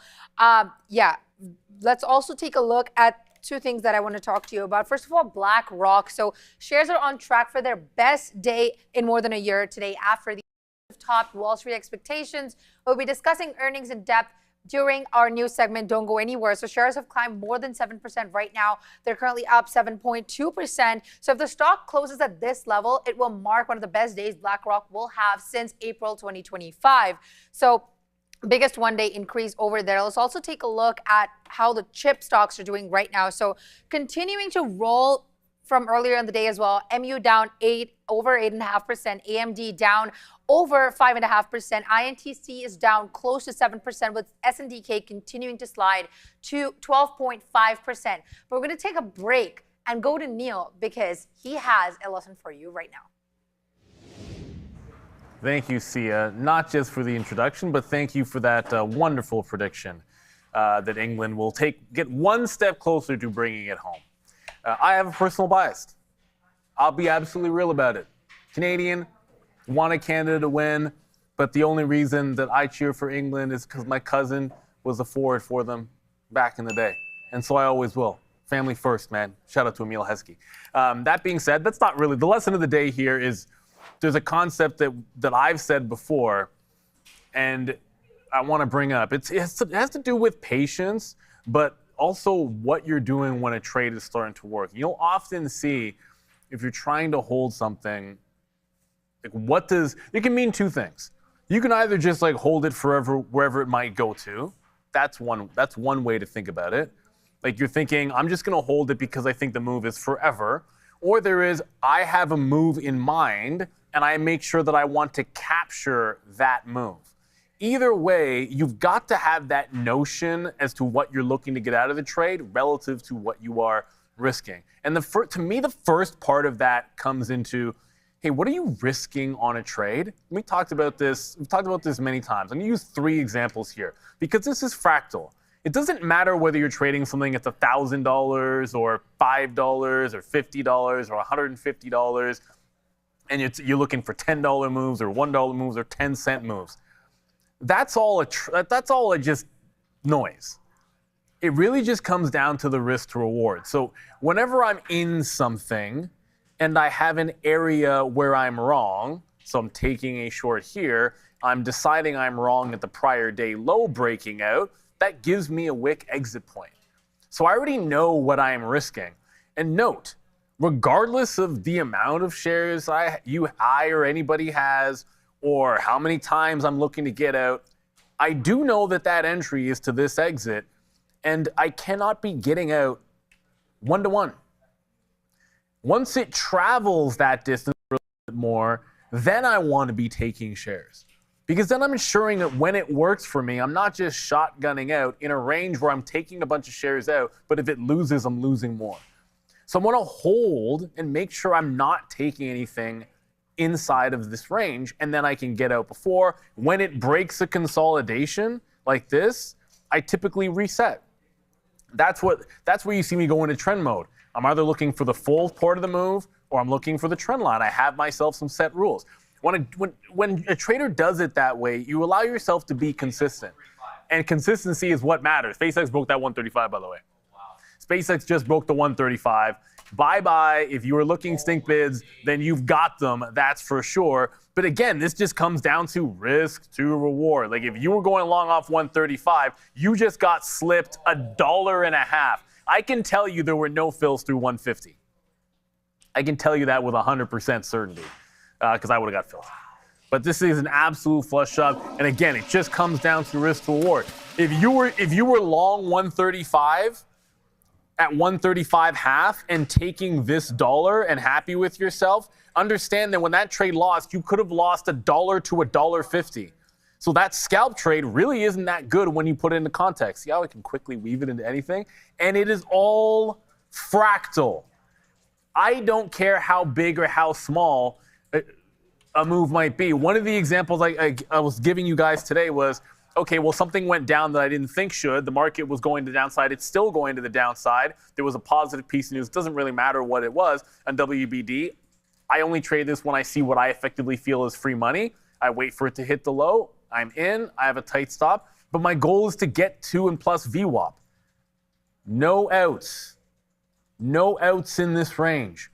Into VWAP. Until it starts slowing into the volume weighted average price, I'm only taking it out when it gets there. I'm only taking it out at the tops. To me, that's what patience, it doesn't mean you're holding for the entirety of the move. It means you're not shotgunning out as it's starting to work for you. And when it's starting to work for you, you let it get to that next level. That's the part of risk to reward that I constantly see people not talk about. And it's the most important part about your risk to reward. The R&R isn't about just, okay, well, how far did the move go? Where did you get out in that move? Where were you taking profits in that move? Because you can get in and risk 10 cents to make $1, but if you get out of 80% of your shares in the first 10 cents, you didn't really hold it that dollar. You want to make sure that you're getting your outs in a place that allows you to be profitable in the long run and not just on the trade that you happen to be in. Because it's a story of how you do on that trade if it wins versus how you do on that trade loses. Not if some other trade loses. If that trade loses, what would it have cost you? I think SpaceX would be a great example of that. If you were going long 135, okay, great. That could have been a winning trade for someone who's long 135.50 in front and giving it to 135.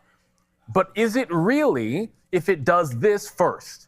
If it does that first, then was $1 good? No, it was not. And that's what you have to judge it against. Someone out there could be like, okay, that was a good trade, but you have to look back at it and say, you know what? You probably risked more than it was worth it to try to get that one to work for you. So there's the flush job in SpaceX. Hopefully nobody got caught long in that sucker. The SPY also back into the lows. The shorts have absolutely ruled today, unless you were able to find a couple of longs in there. That's why when there's like a panic move down, I always look over it. Is there something structurally that shouldn't be falling? And usually try that for a reversion. Good luck, everybody. We got some, I don't even know. We got some, it's like dry chicken and some rice. It's like a coconut something sauce. I'm not the biggest fan of it, so I'm not a big fan of it. What? You want a number? You think you liked it, Joe? I'm gonna give it like a 6.7. Back to the midday. It was good, man. I was chewing something. I was chewing in the kitchen, man. It's like a curry chicken. Joey, I got to tell the people about VinFast, which continues to expand beyond just vehicle sales. This week, VinFast India partnered with Shriram Finance to support EV financing access, while Green SM, they launch an all-electric ride-hailing service in Kazakhstan with the VinFast VF6 vehicles. Good luck. Together, these moves highlight VinFast's broader mobility ecosystem strategy. You can find them trading on the NASDAQ under the ticker VFS. SpaceX has no bid. SpaceX has no bid. This is bleeding pretty aggressively here, guys. 132.5. Yeah. This is really a big sell-off. As Neil was pointing out, if you had 135s, you got $1 and change in slippage. This is a 1 minute chart on the top. That is okay. I didn't even see that. Yeah. No, before we go over to Adair, we have to cover this. And what we were talking about here at 135 is absolutely insane. See you later. The most amount of volume in there. Absolutely dumping sharage here on SPCX. Some crazy stuff. Keep an eye out on that options chain, guys. We were telling you about that floor. As soon as that gave out, it was absolutely tank city. Let's go over to Adair. Yeah. Bit of an uptick here on USO. We are getting some more reports here, this time from Iran's Fars News. So beware, it is Iranian state media, but they're reporting that there are large explosions being heard from Bubian Island and the Virginia military camp in Kuwait. Apparently, these locations are home to U.S. military personnel, so this could suggest we're getting some targets now on the U.S. If I get any more details, I'll let you know. Also, Fed's Warsh's hearing ended actually kind of early here. This is the day 2 of 2 for the semi-annual monetary policy reports. We're not going to hear from Warsh over in Washington at Capitol Hill again, probably until March of 2027. Back to you. Nadera, Adam James abroad. He's dropping 10 nice ones in the chat. There goes CPHI. What do you say about space? We're going to cover it in 1 second. Just before we get to it, CPHI on its horse, its go-kart, whatever form of transportation or conveyance this one has, 157 high. It's dancing right now with that 150. Keep your eye on this one. If we squeeze here, we could catch a lot of people offside on the short, and we could see two. I'm not saying we will. I'm just saying look out here. There's a 152 seller. My man, Adam James abroad. How about our monster overlords build giant indoor food warehouses, gardens, grow houses, give everyone land and clean water, not war, AI, and mass surveillance centers and flock cameras? I don't know what that means. What does that mean? Run, tell that? What does that mean? I'm not sure, but everything else he said. Space is fake. NASA, small hat deception crew. That's where you and I are going to disagree markedly. Yeah. I do not take that position. Just space is fake. I think the science there does support that space is real, as well as the fact that the Earth is round and a ball, a sphere. Okay, Argentina wins 2-0. Comeback with 5 minutes to go. Mopar for life. Listen. Okay, we're not getting space. Oh boy. I'm not going to get into that space talk, but you have a valid point there. Imagine you had these companies spending money on these indoor food warehouses, gardens, and grow houses. Like, imagine they're like, hey, we're going to spend a couple $1 trillion on this stuff. I can totally get behind that. But as for that I just want to say one thing. Stuff, everything that Adam said, I would love. I don't think that the government should be giving people this stuff, because that would just make it a nanny state and everybody would rely on the government. And I don't want to rely on the government, okay? So that's the first thing. But I like everything he said. Of course, I want better life for everybody. Yeah, man, of and everything course. like that. But I don't agree with the space thing. Shout out to my man. The Earth is flat and stocks always goes up, says Lemon Family. All right. Guys, we're looking here pretty aggressively at CPHI. Current bar high is 155. We're showing a 54 seller. 157 high is the high of the day. There it is. 57 got touched. Let's see if we retrace here or we squeeze up. There's a seller at 58. There's like literally a seller at every level, man. Like what's going on over here on this one? It's been a thick trade all day. I think that the money fills on this one have been the people who were smart enough to pick some up on the moves down. So that's how I'm going to start looking at this now. Right, the problem is picking some up on the moves down sometimes gets you into a down halt, and that's something no one really wants to be caught in, at least not me. So we're going to keep an eye here on CPHI, looking at building this position, but I don't want to get caught in a down halt. So if it does flush anywhere close to limit down, I'm just going to stop out, and then we'll reset into area lows, Joey. So that's what I'm looking at right now. Good stuff to hear, Farm Trader. Yeah, I think we're going to get a nice little, we're not going to call it a hardcore bounce, but an indecision print after some big volume go. Keep an eye on this one because the NASDAQ signals are just getting blown past left, right, and center. So I have my eyes on SSPC here from a leverage product standpoint, looking for a move maybe back into the volume weighted average price if we're lucky enough. But someone just offloaded a boatload of inventory right here, which is insane. So interesting stuff. We talked about the 135 level on and on. I just didn't think that we were going to hold it. I don't care what the underwriters or anything along those lines. If price discovery is price discovery, and I think at some point we're going to head even lower here on SpaceX. You can just tell by the price action as well too. $100, man, I don't think that's like anything crazy away, and it's just unfortunate that people who've been buying this into the IPO, even including myself who put orders at 150 and 160, now I'm like $30 out of the money plus on this stuff. It's down 55%, so the actual stock itself has been cut in half.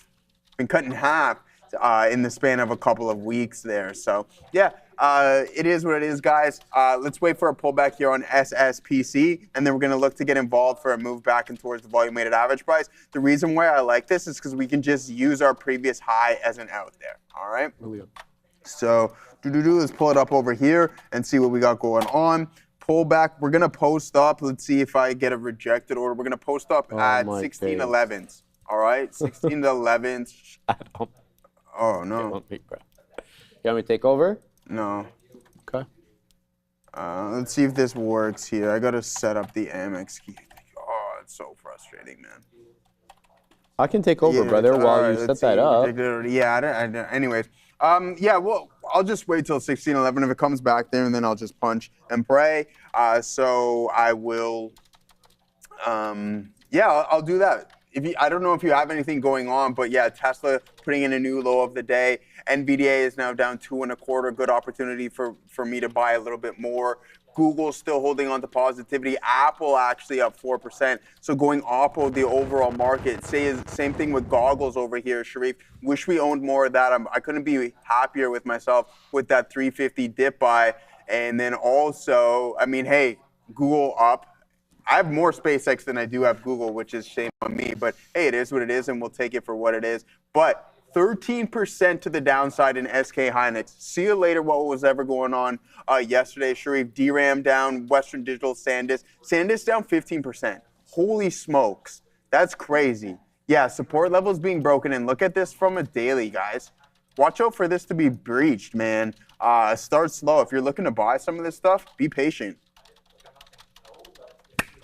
Oh, I caught it. Ha No way. Attaboy. Go wash your hands down, Joey. Come on now, man. Yeah, but that's sick, bro. You need chopsticks. I know, man. I tell you. It's the boxing. So, Adam, we're rotating at 1,670 kilometers per hour, and we're moving through space, the vacuum of space, at 107,000 kilometers per hour. Thanks, Gemini. This is responding, of course, to Adam's $5 super chat. A version of the spelling NASA is to deceive in Hebrew. Also, we don't live on a giant ball spinning at 1,000 miles per hour, careening through an endless vacuum. Yes, Thea. Yeah, Well, everybody's entitled to their opinions, yeah, right? Like, Absolutely. What do you have to say? I know, Neil. What am I You never supposed to know. do? You know, What the am I moon supposed to do? landing probably didn't happen, right? Hey? What do you say? Nothing. I'm kidding. Say it again. No, I actually didn't hear That what you was a said. joke. Neil just turned around. I would like to say that was a joke. The moon landing happened. Whoever thinks otherwise is weird. I agree. I don't even know. I don't. Moon landing, she said. Moon landing, it happened. Oh, the moon landing didn't think happen. otherwise. Oh. Yeah. Whatever. Why don't you comment? Why you didn't comment on the first one, says Clutch One. Which one, brother? Tag me again. I didn't see it. But Neil thinks moon landing fake too? No, Oh, he okay. does All right. Whoa, not. sorry, man. Yeah. I was gonna say. I thought you were a big no. space guy, my boy. Sorry. Oh, Geez. my days. My bad, brother. I don't know how to say this. Todd, Sharif, does the Mag 7 chart look like distribution is happening? Let's look at MA. You're talking about MAGS, I'm assuming. Let's have a look. Distribution, he says. On the daily, I'm assuming, Todd? Is that what you're saying? Right now, it just seems like it's in a bit of a consolidation mode. What I do like are the higher lows. This is MAGZ. Like, there's clearly a seller in and around 70, right? Every time we pop up into 70, we're met with some resistance. But we've got a $69 high today. I like the higher lows on MAGS, Todd. I don't think that this is an accumulation. It could be, right? It could be a sideways price chop. We know, obviously, is, the typical chart pattern that we get when a name is building into its valuation, right? Into its current fundamentals. So we'll have to see exactly what we get there, but I don't personally see a distribution. Now, I just want to point out for anybody asking why the NQ is negative and the MAG, for the exception, of course, of Tesla and NVIDIA, are all positive. It's because of this. A sea of red under my semis microchip watch list, which is quite extensive. These are just semis. Bro, there's not a green. There's name not on one. There was PI, Yeah. which is Impinj, which is down 17 and 4/5 on the year. It was flat. It was green. Now it's down 1.13. Even my coveted ASML is down 2%. Getting clipped today are all the semis. Nobody's being spared here, at least from what I see. So keep an eye out on that, guys. Yeah, I'm not, I don't have anything at the moment, guys, because we are selling off again on CPHI. I'm not going to buy this dip. We did get a nice move into 160, but we got stopped out as this one failed the low. And here comes $1. Again, it's going to hold down at 109. Limit down triggered here on 109er. Yeah, that's the kind of price action we've got on the small caps today. There is this one, though, for anybody who's interested. MUZ continues to put in higher highs and higher lows. And every dip trade into the 10 EMA and the 5 has been bought up. So MUZ in focus, but I haven't had a trade on that. And yeah, it's a choppy bunch today, man. So yeah, most definitely, brother. That's why I haven't even taken on any other positions, right? I'm looking for that opportunity in this pullback back into 1611, but it doesn't look like we're going to get it right at this second. Now, there are some prints starting to display themselves on Bitcoin, right? But it's like, what are we even doing looking at Bitcoin when it's been weak for quite some time? So maybe a slight rotation. How much time left on this 5-minute candle? 2 minutes approximately, a little bit less. So we'll keep our eye out. If this closes and we're holding through these support levels, then maybe we can find an opportunity and look for some relative strength, because it's clearly not in some of these tech names today. We were up over a percentage point in some of them. Now we're down 2%. You went through Sharif's Red Sea over there, and it's just like double digits across the board in a lot of these memory names. DRAM down 10%, SK Hynix 13. I know SanDisk, Western Digital, and Dell, everyone's down 14, 10, and 13% respectively. So there's a lot of not so good going on. But hey, on the bright side, Salesforce is up 1/3%. So I mean, here at the end of the day, there is some signs of strength, obviously being sarcastic there. You'd have to look in some of these. Alibaba up 5%. Okay. Sean, shout out to that. He was like an Alibaba at those levels. Now we have the airlines actually performing really well. And are they? Yeah, Lyft is doing good today. Sharif, Lyft is up 4.6%. Dash is up 2.8%. Delta Airlines is up 3/4. Boeing is down. Your consumer are doing good. You're about that. Like Target's up almost 4. Really? Target, yeah. Wow, Target is almost up 4. Yeah. And Walmart and Costco, respectively, up 3/4 and about 1/3. So, I mean, you're seeing that rotation in full effect here today, and the banks are doing pretty good. Intel just lost $100. JP Morgan, yeah, I seen that coming a mile away, man. When just up too quick, Might be a buy, man. Too quick. Everything was just too fast, man. And that's what the market does, right? We exaggerate in both directions.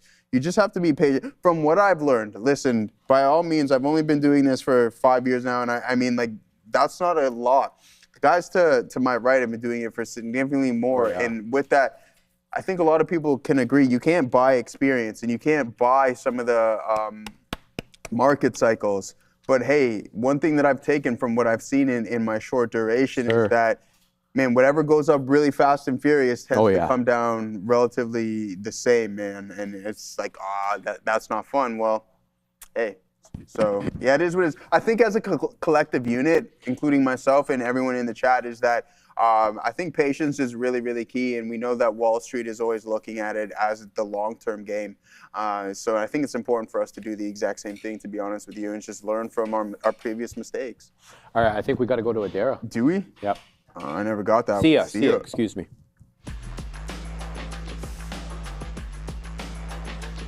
The IWM is up 0.21%. Let's make this a quick and short segment, just like the small caps are. UAMY, United States Anti-Money Group Corp, down almost 9% on the day. SPCE, Virgin Galactic Holdings, up almost 3% on a 12-month price target, cut to $3.27 from $3.51. STAK Stack Inc. is down 11.21%, just momentum here, nothing crazy going on. FTRK is down almost 2% on the day. So Fast Track Group has secured a strategic capital deal to support the next phase of entertainment and media growth for the company.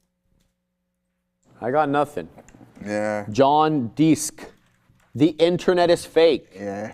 Yes. Oh my yes. God. It's we're not really streaming. There's my man Eduardo, Mr. Gray, formerly something. Shout out to my man who introduced himself formally on the gram. Shout out to you, Mr. Gray, formerly. Sharif, Joe, holla, skip the pool for the beach. I hate this guy. Who said Come that? on, just turning in. Surf is great. No trades today. Sandwich and sunshine. Cheers, boys. Man, I hate you, man. Come on, man. Who said that? That's Mr. Gray. Oh, yeah. Right? We can't say that. But he's at the great, beach bro. right now, right? He's great. He added me on the gram yesterday. We were talking back and forth. Great guy, man. Oh, yeah? Biceps are fake, says Drew Farrell. It's all fake, baby. Man. FIFA is fake. It's all fake. What was that one stuff? You know that Russian guy? He was just pumping that, like that oil substance. Synthol. Yeah. Synthanol? Why do people do that? Yeah. I don't know, Synthanol? bro, why they do that. It's kind of, that's fake. Obviously. You know, they have to have surgery after that to remove it. Yeah, and well, then crazy, it destroys right? your body. Like, I'm pretty sure that guy's people do dead, to that, be honest with you. man? Oh, you see that one? Remember that one fitness influencer who kind of lost his mind? He died last week. I can't remember his name. Who are we talking about here, brother? Yeah, I know. There's a lot of them. I was gonna tell you, I was gonna message it to you, but yeah, he died not too long ago. He was like he did that like 32-day watermelon fast, and he was just Connor Murphy. I don't know. Oh, you didn't know? Once you see his face. Yeah, exactly. Once you see his face, you'll notice it. But yeah, he lost his marbles, unfortunately. He just. I'm so sorry to hear that. Yeah, man. And here he is. Yeah, this is the guy. You would recognize. This is the guy. Yeah. He I don't know if passed you away. Yeah, he died in Thailand. He was running from the police. Oh my days. Yeah. That's So I mean, man, I hope his family's okay, man. Yeah, man. Guys, I really do not have anything here. There is nothing that I like at the moment. There really isn't. Save and except for MUZ and this one, it's right at that critical level. I need a pullback on MUZ, MUZ, whatever, into the $0.25, the third of a dollar to get involved. To just touch 15.50. Everything else I do not like. Nothing is setting up for me. CPHI is losing the bid. JLHL is below VWAP. Likewise with Sober, it was a look at this. I yelled bull trap, bull trap, bull trap. This is as bull trap as it gets. These chart patterns are deadly, and they've been this way for months now. I've been seeing the same chart pattern manifest over and over. Prolonged downtrends, breakout, loses the bid. It's kind of like, why am I not trading these to the short side? I really should. In any event, ELVA below VWAP, LCID straddling the 20, but having trouble clearing the $0.50. So I'm not liking anything, but if there's anything that, that I've missed there, Sam says COTY. Let's take a look at COTY. Yeah, not bad, Sam. A good chart pattern, but selling off the highs, also relatively low volume. 2.44 million shares has done about 5.88 million shares on the day. $2.44 is the price. So not bad, COTY. You could pick this up off VWAP maybe for a nice bounce, but you're going to need to size up here because you're not getting much in the way of a move price action wise, right? We're at 250 high, VWAP's at 241. So assuming you just get back into highs, that's 9 pennies. So you got to size up there to make money on 9 pennies, right? So thank you for that. Tag me, guys, if there are any here just before we get to that super. We're seeing NVVE be called out in the chat. Let me have a look there. Yeah, trading below VWAP as well, up nicely on the day, 50 some odd percent, right? 57.5%. But take a gander here, man, at the trend. Yeah, sure, we closed out at around 15 3/4. We got to 35.79, but it's been prolonged downtrend ever since that topping tail doji candle at 10:20 a.m. Hasn't been anything different. Chain reactor. $5 super chat. Thank you very much. I work somewhere in the space race. I work somewhere in the space race, a stock that is dropping today. Hint, I would watch LAES stock very closely. I really like this. I feel like I'm getting insider information, yet I don't even know what's being said, right? Let's look at LAES. I like this. I like this very much. Okay. So LAES has been an aggressive sell, and you're obviously talking about another space name. How are we looking here on the hourly on LAES? Well, we're coming into a very critical area of resistance. Support. Look at that May 19th low. The low there is 265. The low today, 259. That's incorrect. So the low there is 256.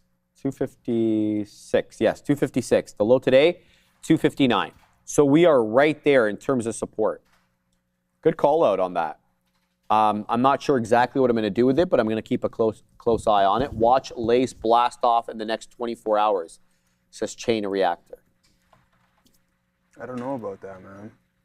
Well, you never really know, Joe. Maybe I'll just buy 100 shares. Of Lace? Yeah. Oh, okay. Buy 100 shares and then put a stop through 250, right? We'll risk. What are you risking? You're risking 10 pennies on that. That's $10. This is space name, right? Mm-hmm.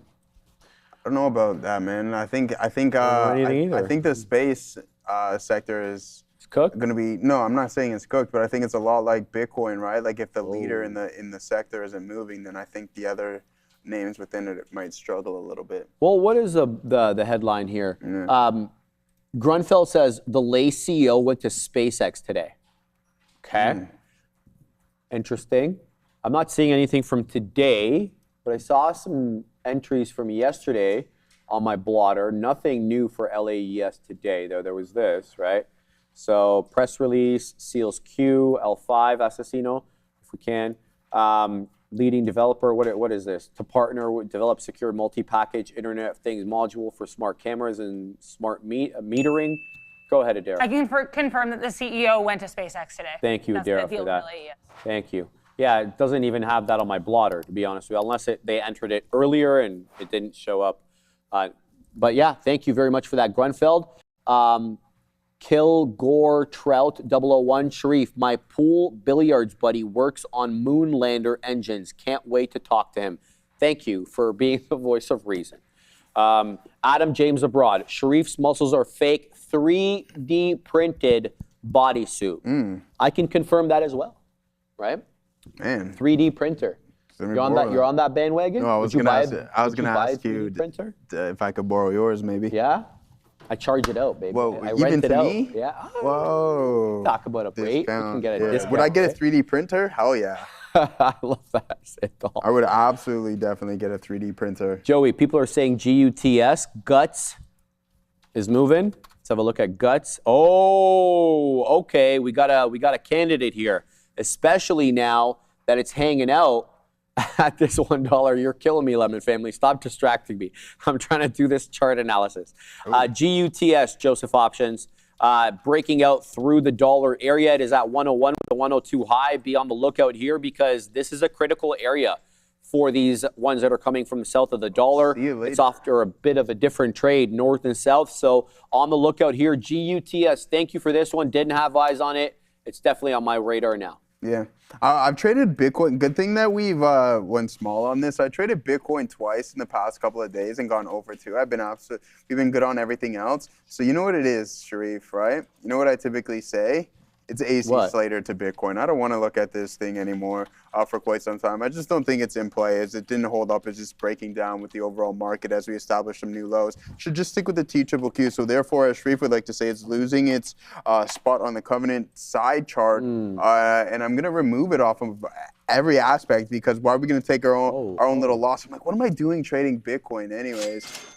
It's crazy with the amount of size that you put on and you just take a loss. That's what makes trading so difficult sometimes. It's just like within these positions, significantly more size, and you take some off, but then you take a full position size stop loss on something, and it's just like, all right, well, there's a third of your gains right there on a fraction of the size, which is absolutely insane. But Bitcoin absolutely going slide city right now. We'll head over to SpaceX and see now because it's in the NASDAQ, so it's going to have some effect. It's one of the top names, so whatever happens in SpaceX and some of these other mega cap names, you're going to see that directly affected within the triple Qs, all right? I'm all in IBIT. Like a short, I don't know, man. If you're short, then by all means, I hope you're doing good there. My guy, time to Christian Bale on that one. Yeah, absolutely. We got Christian Bale on that IBIT trade. You can get that off of all of our charts, but here it is. I mean, we took 2 losses here on the day. And we took 3 small wins. We're fortunate to remain on the green side of things, and we're going to be patient. Yeah, I mean, it is what it is. That's what the risk to reward is key. That's why Neil goes over his lessons, and it's really important to know. You got to get out when you're supposed to get out, and we did that exactly. My man. On IBIT. Like, imagine I'm still holding on to this. Like, I tried to give it a little bit of room, too. I didn't try. I did. I gave it some room. And then, boom, look at this. It drops another 7-8 cents. So it's just like, see you later. SanDisk absolutely just, it's hemorrhage. It's not even that, man. It's just bleeding profusely at this moment, Sharif. So is the overall market. And SpaceX is probably going to crack $130 relatively soon here, in my opinion. Let's go over to the just 1 second. Yeah. Evercore putting out an interesting statement here, pushing back on the AI infra sell-off. So I'm going to post it in the chat. And then you guys can have a read through there because on a day like this, when you've got semis just getting destroyed, like look at this, AAOI 15%, Lumentum 12, SK Hynix 13.5, Western Digital 11 2/3, SNDK 15.5, Micron 10 4/5. I mean, and those are just the worst of the bunch. Cerebras, oh my days, down 10 1/3, and you have high single digits. Marvell, 9.5% on Novell, man. Broadcom is flat, guys. Flat, 0.42. So keep your eye out on that. That's an interesting convergence or divergence there. I got it. So my thing's not split adjusted. So I know you. Listen, I might be gaining some ground here, Fabian. I don't know if you're updating this stuff, but my CrowdStrike should be split adjusted here, man. Oh, he's not even here. I'm talking to myself there. So yeah, it's always good times talking to yourself. Let's send it to Sia. Yeah, we'll go over to Sia. Yeah.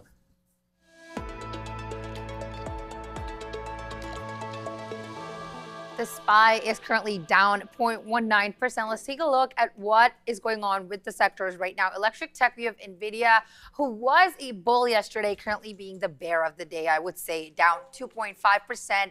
Apple up 4.1% at the moment. AVG was flat, but some of the chip stocks still continuing to slide. MU down 11%, AMD down very close to 7%, INTC is down very close to 8%.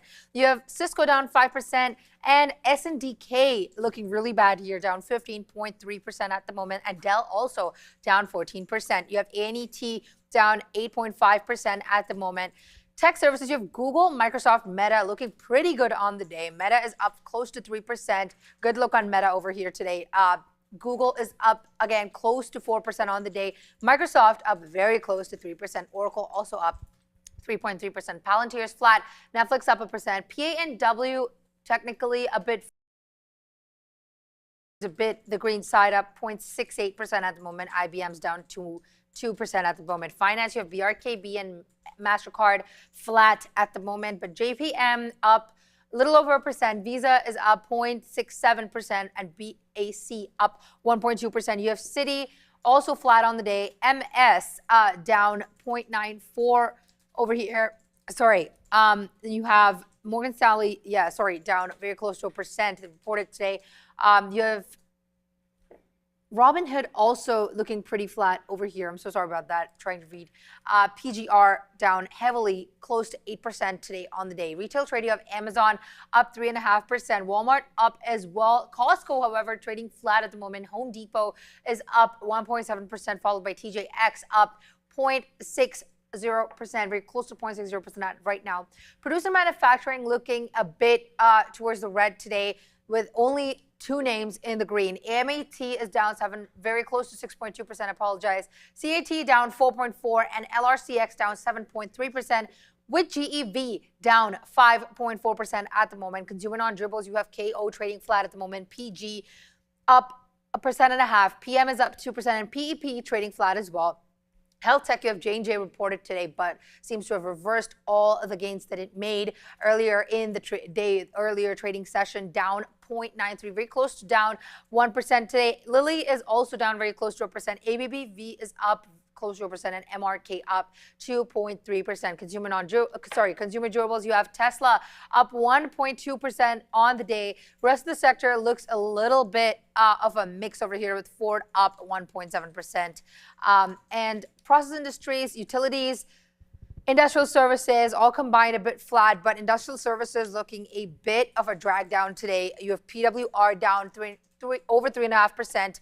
FIX down 5.2% on the day as well. Consumer services, you have McDonald's trading flat, Disney in the green. You have BKNG also in the green. RCL up 3% on the day. Commercial services looking pretty good here. SPGI also good. MCO up 2.9% as well. Transportation, finally, UNP is down 0.68%, but Uber's up 2%. And you have LUV up 3%, FedEx up 1%. And that's all for your sector watch. Sending it to Adara. Trump here in Truth Social, and he's weighing in on data centers, specifically a decision made by the governor of New York State, Kathy Hochul, yesterday on data centers. Quote, one of the biggest driving forces in the future for jobs are data centers. They are big, strong, bold, and money machines, capital M for both, for the state in which they are built. Governor Kathy Hochul, for political reasons, has terminated all data centers being built or to be built in New York State. These companies are now being sought in Alabama, Florida, Texas, Arizona, and States. He's just basically talking here as well about the jobs and taxes being, quote, all caps, liquid gold, and criticizing New York's decision, saying they should change the policy immediately. I believe as well here, my understanding of this is it's not all data centers, it's certain data centers. I would need to read into more into that again. But either way here, President Trump criticizing that executive order yesterday from the state of New York, specifically on data centers. Not sure if it's going to be a massive market moving thing here, but I think something to be aware of given the data center emphasis. Back to you. Yeah, that was an interesting development with Governor Hochul yesterday in the moratorium. I don't think there's a lot of people flocking to New York to build data centers anyway, to be quite honest with you. I think that they're going to look for more energy-friendly jurisdictions, and I don't think New York is that. So political posturing, maybe not. Who knows? Guys, anyway, the note that I was speaking there about earlier, let me just see who was by again, because I did put that in a doc that you can go and you can read. So I'm going to throw that link in the chat. You can go ahead and click that. It's a Google Doc file that I've made available for everybody. So if you want to read exactly, see what they have to say about optical connections and everything like that, you go ahead. It's available for everybody to read right there. Miami Dave, great show today. Everyone, per usual, I appreciate everything y'all do. I'm learning, having fun, and making money. Big shout out to the whole TTV Live crew. Keep killing it. CPHI, LFG, my man. Shout out to Miami Dave. Miami, man. I like when people associate their names with their cities there. I like that a lot. Jurisdiction. Mac them all. Dade County. Mac them all. All right. You have all helped me on TikTok, by the way. Thank you for our TikTok viewers as well. You have all helped me so much over the years. Always will support you. Thank you very much for the kind words, man. Hope you continue to print up storms on your side of the screen, and stick with us because we're always going to give you our unadulterated opinion. David. What's David saying? What happened? First of all, thank you for the 5 super. What happened to semis today? CoreWeave is exploring put options to hedge against their locked-in ingredients costs of semiconductors. Price will fall. That is a great observation there.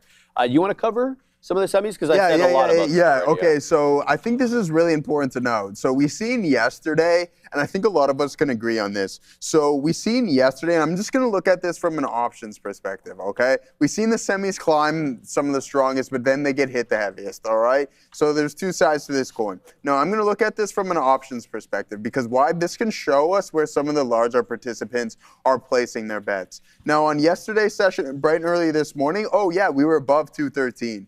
But what happened with the downward pressure? And I'm going to tell you this.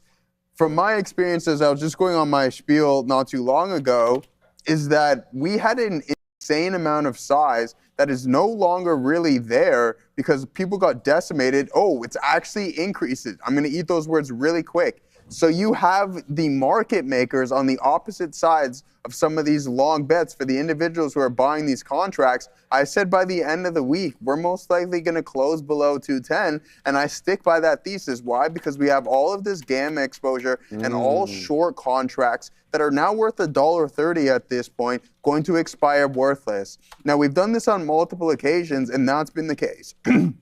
Now, I also referred to this time about 6-7 months ago when we were talking about NVDA. There is too much downward pressure and short interest in order for us to continuously and hold these levels. Now, it happened yesterday. We held it for the span of a couple of hours, and then now we're trading at $4 or $6 off of the highs, all right? So 210 south of that could be a good options writing opportunity if you're into that world. I know Ozan's writing those. Now let's actually pull up these contracts so you can see the volume from which they've increased and then decreased over the past 24 hours, all right? So what we'll do is we'll pull up a 30-minute chart. There goes, wow, market going nuts, something stepping in teachable cues with something there, guys. Volatility spike, somebody saying something. Maybe we're reacting to what Donald Trump has to say, late reaction, but the NASDAQ decided to go parabolic. But look at these contracts specifically here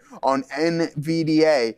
Climbed to a high of around $4.48, just trapping all of these bulls who decide to buy things up here. And then after you're writing to the tune where you lose the majority of that value of that contract, and then you just hold them and allow them to expire worthless. We have a massive volatility spike stepping in here, guys. Let's pull up. Let's see what we got going on. You can see the volume kicking in. Let me know if you guys see anything. Adara and Sierra on it. You guys know how we rock and roll. And let's pull up NVDA to see if that was translated into some of these chip names. Let's send it over to Adara. We need to know what's going on. Yeah, I still don't have anything yet, guys. Trump didn't post anything. I am going to mention one thing that did pop up, and if we get any news while I'm here, I'll let you guys know, but I'm not sure if we will get anything. Ming-Chi Kuo basically just went on X to brag about how his stock call on Apple about it being positive after WWDC was correct, and it's at all-time highs. And this is, again, rarely something you see from Ming-Chi Kuo, noted supply chain analyst, but I guess his bullishness on Apple paid off. That's all I'm seeing. Apparently, this actually could be of note, but this would be more crypto. Seeing reports from Politico. Politico reporting here that several senators are going to be meeting with President Trump at the White House on Thursday afternoon to discuss progress on a sweeping cryptocurrency regulatory bill. If you get any more details here, I'll let you know. Could be Clarity Act related. I'm going to see if I can find this article, but nothing on the overall market as of yet. Back to you. Very much. Maybe something will come in here momentarily. I know a lot of people saying just a volume spike with algo stepping in, putting in that bottom. We have PSYOPs saying RIP crypto. I think it's been RIP crypto for quite some time, man. We can pull up Bitcoin right now and see what we got going on IBIT and via Ethereum. We got to call Tom Lee for our boy Sharif and see what's up with there. I got to call Sailor as well too, and maybe they deserve to something a little that for doing what they did. But anyways, aside from that, we're gonna send it over to Sia in 1 second. We're gonna look at Bitcoin first before we do cryptocurrency and see if we're going to continue to slide on this. I mean, no, it's not too bad here today. It is finding somewhat of a rebound here in BTC. See ya.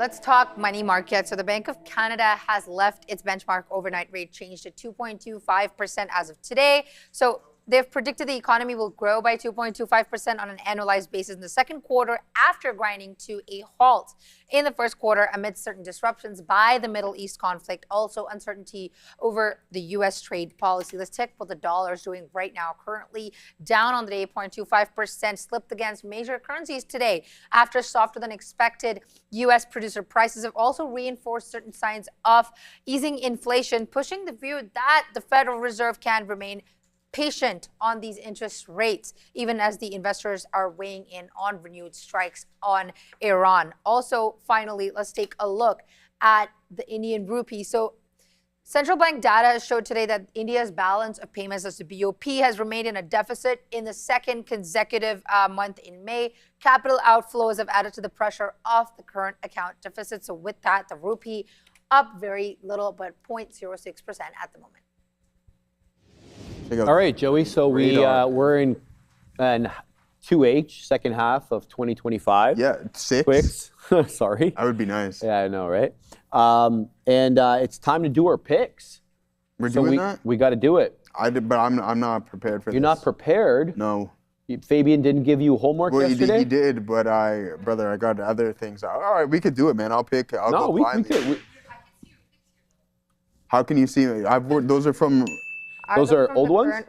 Those are old ones, yeah. Oh. Yeah, because we're doing it again, Sia. Remember, because for the second half Do you of the have year. yours? Mine? Do I have mine? I have 2. Suppose you didn't do your homework. You got 3, man. NASA and Netflix. Short. Decided today short. All right, Yeah. there you go. All right, let's do it. Is that what Fabian said we're doing right now? Well, what Sia wants to do it before we get to the news segment. We got Louise coming up in a span of 9. We got Louise coming up, exactly. Is Adara doing? Is Adara doing it too? Like, Adara, I'm changing only one of my picks. I think one? you guys know one of the ones I'm for sure keeping. I'll leave the other one in terms of what I'm getting rid of and what I'm keeping and what the new one is. So you can do. So you can do that. We can roll over picks. Then I was told I could. Okay. And I am going to roll over picks because I'm not letting go of the Oracle short. All right. Well, I'm just gonna do by no means am I being any form of a party pooper, but I have conviction behind all 3 of those picks. So I'm actually by default gonna stick with what I've started with at the end of the year, at the beginning of the year. Okay. I truly like it. We got Walmart, JPM, everything is long, and CrowdStrike. All 3 long. All 3 of them. You're just sticking with the same thing. I'm sticking with all 3 of them. And I just stated, like, that's me being legit. Like, I truly have conviction within all of those. Think about JP Morgan hitting all-time highs today. CrowdStrike hitting all-time highs.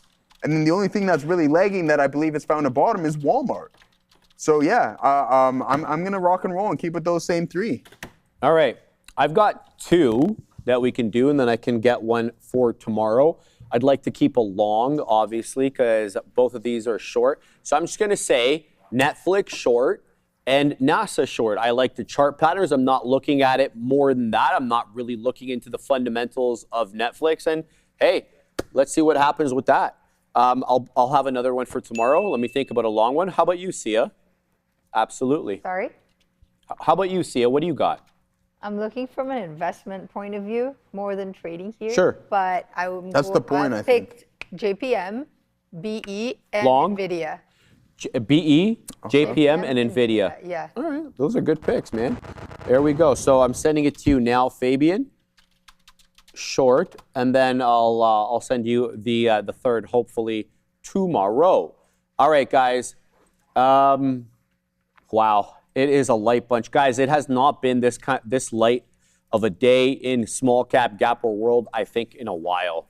At least not for me, anyway. But here comes ELVA. We were talking about this one, 4 area lows, and it's bouncing up quite nicely off that 11.25. Let's just say maybe 11 and change. Here comes 1177, where it's had trouble earlier on. It did breach VWAP on a wick basis, and a wick basis only, failing, but maintaining that higher low pattern. And here we go, 1180. Have we breached prior area high? The answer is yes, because prior area high was 1178. We're definitely not out of the water. This current candle high is 1184. We have $12 resistance, and then the high of the day at 1230, still with which to contend. So ELVA in focus, but I don't think it's ready quite yet. Sober is really bleeding, and I really want to point out this area over here because we called it out live. I told y'all, be careful. This is as bull trap as it gets in small cap gapper world. This is such a repeat pattern that we see so often. So watch this one, possibly into 155, maybe even 150. Show me 171 right now, SOBR. But Adam James Abroad was telling me to look at GRRR, GRR. That's one that we've, traded before in small cap gapper world. It's down 26.5% today. Look at the lack of a bid on this one. 1740 high, closed out yesterday around 16 3/4, Adam. And now currently we have an 1194 low showing 1230 right now. So all red here on GRRR. And I don't really see quite, frankly, let me just make sure that, yeah, here it is. $125 million senior unsecured convertible bond offering for Gorilla Technology, GRRR. An offering that'll usually get you that kind of price action right from the jump. 945. This one was all sorts of weak. They did this headline did come out right at 945. So the second this came out, the algos reacted and then they pushed this one all the way down. So I do see that, Adam, but not in my wheelhouse to trade something like that. Ben Kua, check out StepX and Neo from China. Neo. Like NIO, Neo? Neo's trading at $5. What was the other one that you just said there? There's a fly there, Joey. I almost had it. StepX, STEPX, 5-letter ticker. No, get away from me, bro. Catch it, man. No, man. Trying to. Should kill it. Got to get one of those things to swat it with. I'm not seeing that one. Tag me again, Ben Cush. Grunfeld, NBIS long, NBIG for small caps at VWAP. Good call. Let's look at NBIG. That's assuming the ETF. NBIG, that's for small cap, 2 times NBIS. Yes, 1850 VWAP here. This is very lightly traded, so I want to look at NBIS instead. So yeah, here, same chart pattern. VWAP rejection here on Nebius. Watch out. They had a headline in the morning, by the way. Looks like this prior bar high got into 196. Current bar high about to fail prior bar low, and this could be the rejection. So prior bar low is 194.39. We're currently showing 194.24, so we already failed it. Watch for the reversion here. We could certainly see something in and around 190, if not more, right? So good call out there by Grunfeld. NBIS selling off a little bit here to the downside. What else? Adam James Abroad, you mad, bro? No, I'm not. About GRRR? Not at all, brother. I mean, I don't have anything in GRRR, but I can get mad if you want. Oh, I can no. About it. Yeah. Anyway, that's all I've got, man. Joey, I hate to keep saying the same thing, and I do apologize for those who have tuned in, but I don't like anything at the moment. Nothing is setting up the way that I like. I'm going to keep a close eye on ELVA. That's really the biggest candidate that I have for a possible break and take at the moment. It's really got to clear some levels for me to get involved, but I've got my eye on it. Fabian switching things up. I'm over here looking at the portfolio tracker. There's a name on here, Sharif. Well, I don't know why we haven't discussed this or asked this individual. Tiffany. Oh, Tiffany made picks? List. Yeah. Tell us a little bit about your picks. I want to know. I want to hear this, Sharif. I don't know about you, but I'm intrigued. I like all of her picks. Every single one of her picks But the one I'm most interested about here is the bottom one. We're not going to give any names away. Tiffany, why did you pick this one specifically? It's the most important one, man. Well, there she comes. Get it, Tiffany. The final one. I don't want to give it away, but it starts with a T. Oh, TSM? Yeah. Tell us about that one there. Why did you pick this specifically? Bro, this fly is annoying me. I have no idea. I know nothing about stocks, but I just went on Yahoo and just researched it. You just researched it? All right, we'll take it. Hey, we know sometimes when we're just like, hey, we don't really know, but everyone else likes it. You do your best. I like that one. It is time. Tiffany has Taiwan Semiconductor, Apple, and NVDA. Man, who? Fabian did? Fabian did? Fabian, Okay. you dirty dog. Fabian you also has, get out of here, Fabian. This is getting absolutely insane here now. Fabian with ASML, Broadcom, and TSM. I like all of those. This is getting crazy. I like all of those. All right. Ram. Yeah, what does Ramin have here? Is she there? She's not in. He doesn't have her picks. You guys should just heard the way she answered me. She was so annoyed. Ram, did you make picks? How does chat get defaulted to SpaceX, NVDA, and Micron though? Yo, get Fabian out of here. No, get Mateo. Get Fabian out of here. Why? Because he has good picks? No, I didn't. What's the problem? No, Joey? I didn't mean to say Fabian. I was going to say my boy Mateo. Get Mateo out of here. If you finish if bottom he buys more concrete stocks, I'm going to run into the wall. With Mateo, if you finish bottom 2, did you record the previous ones, Fabian?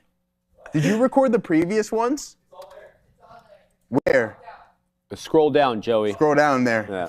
Oh, I finished? Fabian No, that's flew not it. What are you over talking here. about, My bro? days. Do you want to see the very old fast. year? Yeah. Where is it? Right here. Look at the top. Yeah, picks. We got Get him, Fabian. right Halfway there. picks. Yeah, Go, if you go. want this year, Yeah, like yeah, from the yeah, beginning yeah. of the year, this is what we have. But Give me. Listen, I'm gonna say this right now. You give me What are you another gonna say, couple Joey? of. You give me another couple of weeks. Your boy would have finished first. And you know what I did when I said, watch out, this. Show number him, one, Joey. Jude. But anyways, aside. That's so good, dude. You know what I mean? But no, in all seriousness, some hot picks there. Let's go back over to what we got, the halfway She's pick. so mean, Who, bro. Ramin? What'd she say now? Look at her when she's talking to people in the chat, man. Yeah, you got this. Look at her, bro. The sassitude, we call it there. Sassitude. Yeah. Yeah, who else? We got Sia with BE, JP Morgan, and NVDA. Listen, there's a lot of overlapping all good picks, here. bro. But what I was getting at here with Mateo, you finished bottom 2. You should be eliminated from the competition. In my opinion. In my opinion, that is. We got Brando with Tesla. Where's yours? Where's yours, Andre? AMD. And what is this even here? Embriar, bro. What is That's a Brazilian company. Brazilian. Don't dunk on his Brazilian company like that, Get that garbage out of here. Come and the Eli on. Lilly down there with, some hot picks, but what I wanted to get at here with Neil, XLF, going with the XLF, the financials, ABBV, and Warner. How are you going with Warner Brothers? They're getting bought out. Maybe he likes them. Are we allowed to pick stocks that are not on the NYSE? I didn't know that on NASDAQ. Really? What do you mean? You just picked multiple names that aren't on the NYSE. In North American markets, I think. American markets, stock markets. Okay, great. I will change one ticker. Whoa! Oh, are you going to get a Nifty 50 one? I'm probably going to put Tata on there. Yeah. Is that on the Nifty? That is on the Yeah, Nifty. it I'm is. pretty sure it is, yeah. Oh, that's all right. Free money across the board here for your boy. You're just dunking on all these companies like that. Man, What's dunking, happening man. here, bro? That's what happens, man. Yeah. That's what happens. But hey, on all these Liz, I'm companies, obviously bro. playing around, bro. Oh, my days. No, some good stuff there. But Sharif with the dual short on that one there. Yeah, we'll some throw that interesting- on there, some man. Who Interesting cares? stuff, man. Yeah, look, I don't, but I love space, right? Yeah. But I think It's in the just short not- term, it's not the took time a right little now. bit, It's but not the time we'll right see.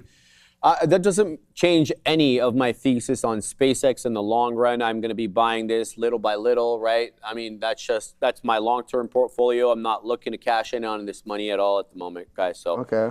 Couture dropping 5 nice ones in the chat. Thank him for that. Stumbled upon this stream a few months ago. I've had you guys on live every day. I've traded since. You guys got me saying, "Oh my days," all the time. Love to hear it, man. That Joe started that, man. I gotta give him credit for that. I used to say it all the time in England, man, because that's what they say over there, right? Like, "Oh my days."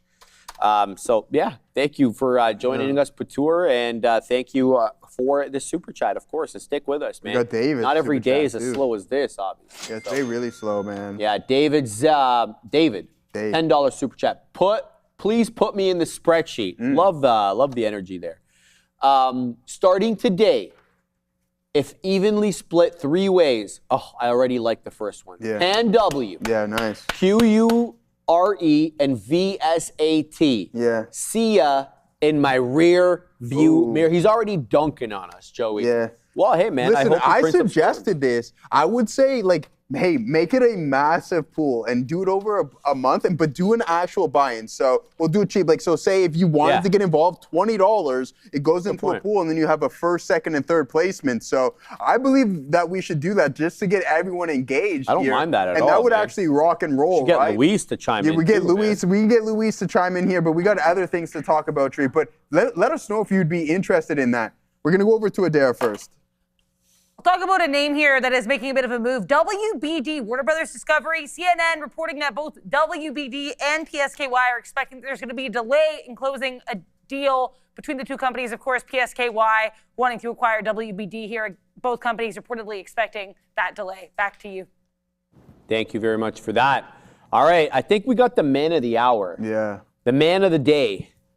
The man we all need to be congratulating because he stayed true to his team when we thought that the other team was going to win. Congratulations, Luis frickin' Barbado. What a performance from the Spaniards yesterday. Absolutely dominating the favorite French team. I was very impressed from everybody, man. From everybody. Rodri on the field looked like an absolute captain. Like, I hadn't seen him play like that, Luis, since before the injury at City. He looked fantastic. Who else can we correct? The Ozabayel guy, very good. Obviously, excellent penalty. You had everybody coming in. And a team, Luis, where Pedri can't make the starting 11, that really speaks to the depth. Give us your take on yesterday's game before we start these small cappers.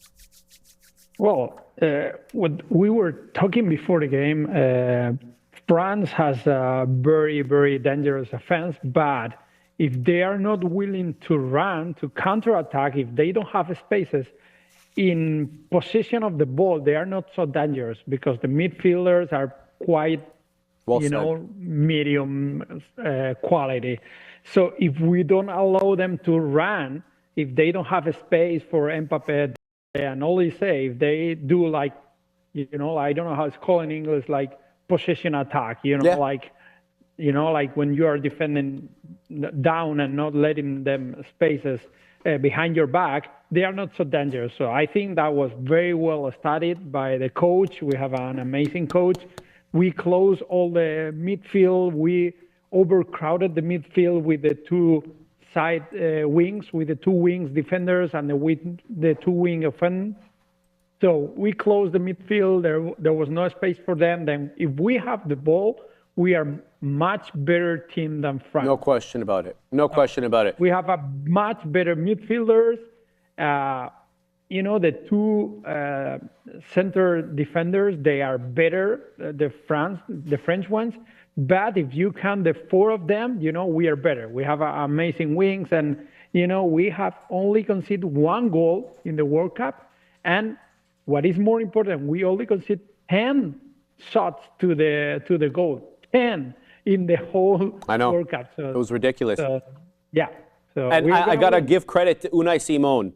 The way he was coming out of the net yesterday, he almost looked like, that kind of sweeper keeper, which he's not known to do. So good on Unai Simon. I thought he played quite well, but I got to agree with you. I thought the fullbacks for France, Luca Digne obviously giving away the penalty, but they didn't look good at all. I felt the fullbacks were totally being exploited. You had you had Lamau on one side, obviously causing a lot of trouble for Dean. We saw him give away the penalty, but I think, you guys overwhelmed them in the way that you're saying. Your midfield absolutely dominated, but you were able to spread to the wings as well, right? So it wasn't just down the center of the field.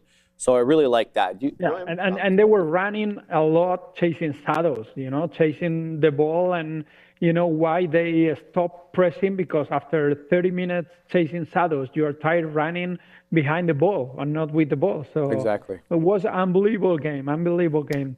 But the main point, as I say, is don't let them run. Don't let them run. If they don't run, they're done. Well said. I'm not sure about that comment, though, Luis, about your center backs being than the French center backs, aside from William Saliba, of course. going off injured. Saliba is one of the top guys, I think, in that position in the world. Same with Gabriel. But, you know, you guys won. So you have that obviously to your advantage. Give us, before we get into the trades, Luis, give us your prediction for tonight. We got, of course, England and Argentina.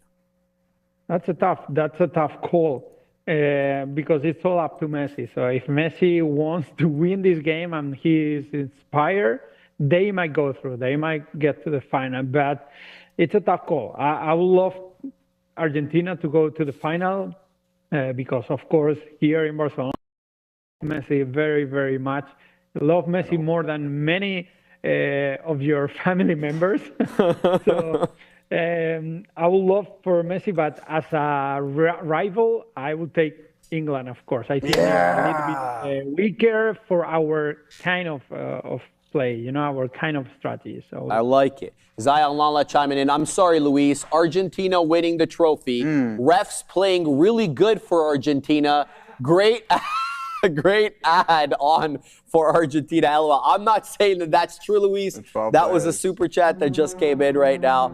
Luis, the only question I have is what was going on with the festivities last night, man? It's like you guys won the whole thing already. It looked like Spain was about to burn to the ground there. Everybody was going crazy. Well, I think it was also because everyone gave France as a favorite, you know? Exactly. So it tastes like even sweeter victory. Bang. Bang. He just covered that. That was pretty quick. That was done like that. So I don't even want to see what Spain's going to look like if they end up winning, who I personally will be cheering for. So vamos, España. To me, we already did in 2010. So let's see. Our second star. Hey. All right, Luis, look, it's been a tough day for longs in the small cap GAPA world. Everything is turning around, Luis, so this must be a day where you are really kept busy. CPHI, failing. Sober, failing. ELVA, well, I'm in it right now. It's trying to break out, but a lot of these didn't have continuation. Luis, give us your take on some of these names today. Yeah, well, look at this. Let's see one of the yesterday's trade, so you guys understand what would be like the perfect setup to trade when we are short in a small cap. It was NXTC yesterday. Okay, so it opened up like in 3, I think. There you go, 3. It ran a lot in the pre-market, and you are not supposed to short this front side when it's running with buyers take the control of the stock, right?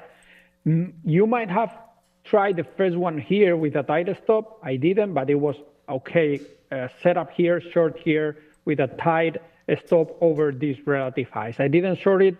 Here you have the same trade. It's the same trade. Short here with a tight stop, short here. And here it kind of worked, although I had to stop out some of the trades, as you can see, but then I add more, and I add more, and I add more because we are trading backside. We are trading near to the VWAP. We are not losing VWAP yet. That would be the confirmation of the setup and where you might add into the position, but then you're shorting there all the way down backside, getting out here, stopping out the rest here, and adding again this VWAP rejection. That is like the perfect setup if you are short selling a small cap like this one. And then you can check all the stocks today. Look, ERNA, the same. You don't short front side. We made here a couple of traders, we made the mistake of shorting this a little bit too early, around the $12, and it was almost to $13 because we have some resistance from previous days, as you can see here. But that's not like the perfect setup. You wait for the confirmation, and then you go short, the same trade as yesterday. You go short again, look at this. It's trading in $6 already from. Let's say you go short like here in 10, 11, you add more in 9, you're making like $3, $4 per share. And that's like all of them. Look, cost. I have another one here. Cost. The same. You don't short here front side, you wait, you short here, you add here, and you are like 30, 40% of the price in the money. Same same trade. Look at that. Unbelievable. We short this. We were talking about this pre-market. You can short it here with a stop in $37, $38. That was the first try because it might have worked, but you have to stop there because the next area is around this $48, $50 resistance.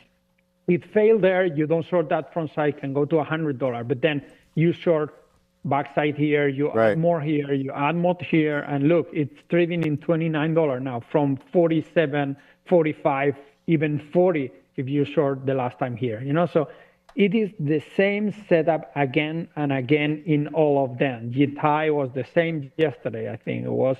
There you go. Oh, sorry, today pre-market, the same. You don't short this front side, but you can short here, short, adding into the short, and it's gonna get destroyed. So the same setup, most of the tickers today are not for long bias traders in small cap as you are. I definitely agree with that. That's been my feeling immediately from the get-go. Within about 20 minutes, half an hour of trading, I felt that. But Luis, I gotta get your opinion on a name. It's not even the name, Luis. It's the pattern that I see. And I think I've brought up this pattern with you before. So this is a very consistent one that I'm noticing a lot in names that are strong on the day. Big breakout on SOBR, okay? But what we get is, typically sometimes they're started with a topping tail candle, sometimes they're not. But what they all have, Luis, is prolonged downtrends, just like we had here on Sober after made that 263 high. And what we see consistently with them is they have a very, very consistent area of support, which we saw here on Sober in the mid to low 190s. And then it lured everybody in with this candle at 1155 on the 5 because of broke trend, broke prior area high, broke the 1030 high, which was around, I believe, 220. It lured everybody into 237. Then all hell broke loose to the downside. It was a bull trap. It caught everybody long, and look what it's doing now. Not only is it failing VWAP, it lost $2. It lost 175, and it looks like it could be headed to the low of day of 155. So my question to you, Luis, this specific pattern where we have a bull flag pattern, lower highs, same area, support, lures you in with the long, with the breakout, only to fail short. Is that a setup that you look for? Because I'm seeing it very consistently as a bull trap. I don't know if it's a bull trap. It's trading that it's true that it's trading above the VWAP, so there could be a lot of longs. But what is pretty sure is a short squeeze. So they are kicking out the shorts because, in this area, both are pretty comfortable. Longs, if you're long here, you're comfortable because you are maybe long in 190s, $2, $2.10. So you have a very, very tight stock. If it goes below VWAP, then you have troubles. Longs are not comfortable. But shorts here are also pretty comfortable because they have statistics in their side. It might likely, if you forecast and you measure this statistically, it might go down.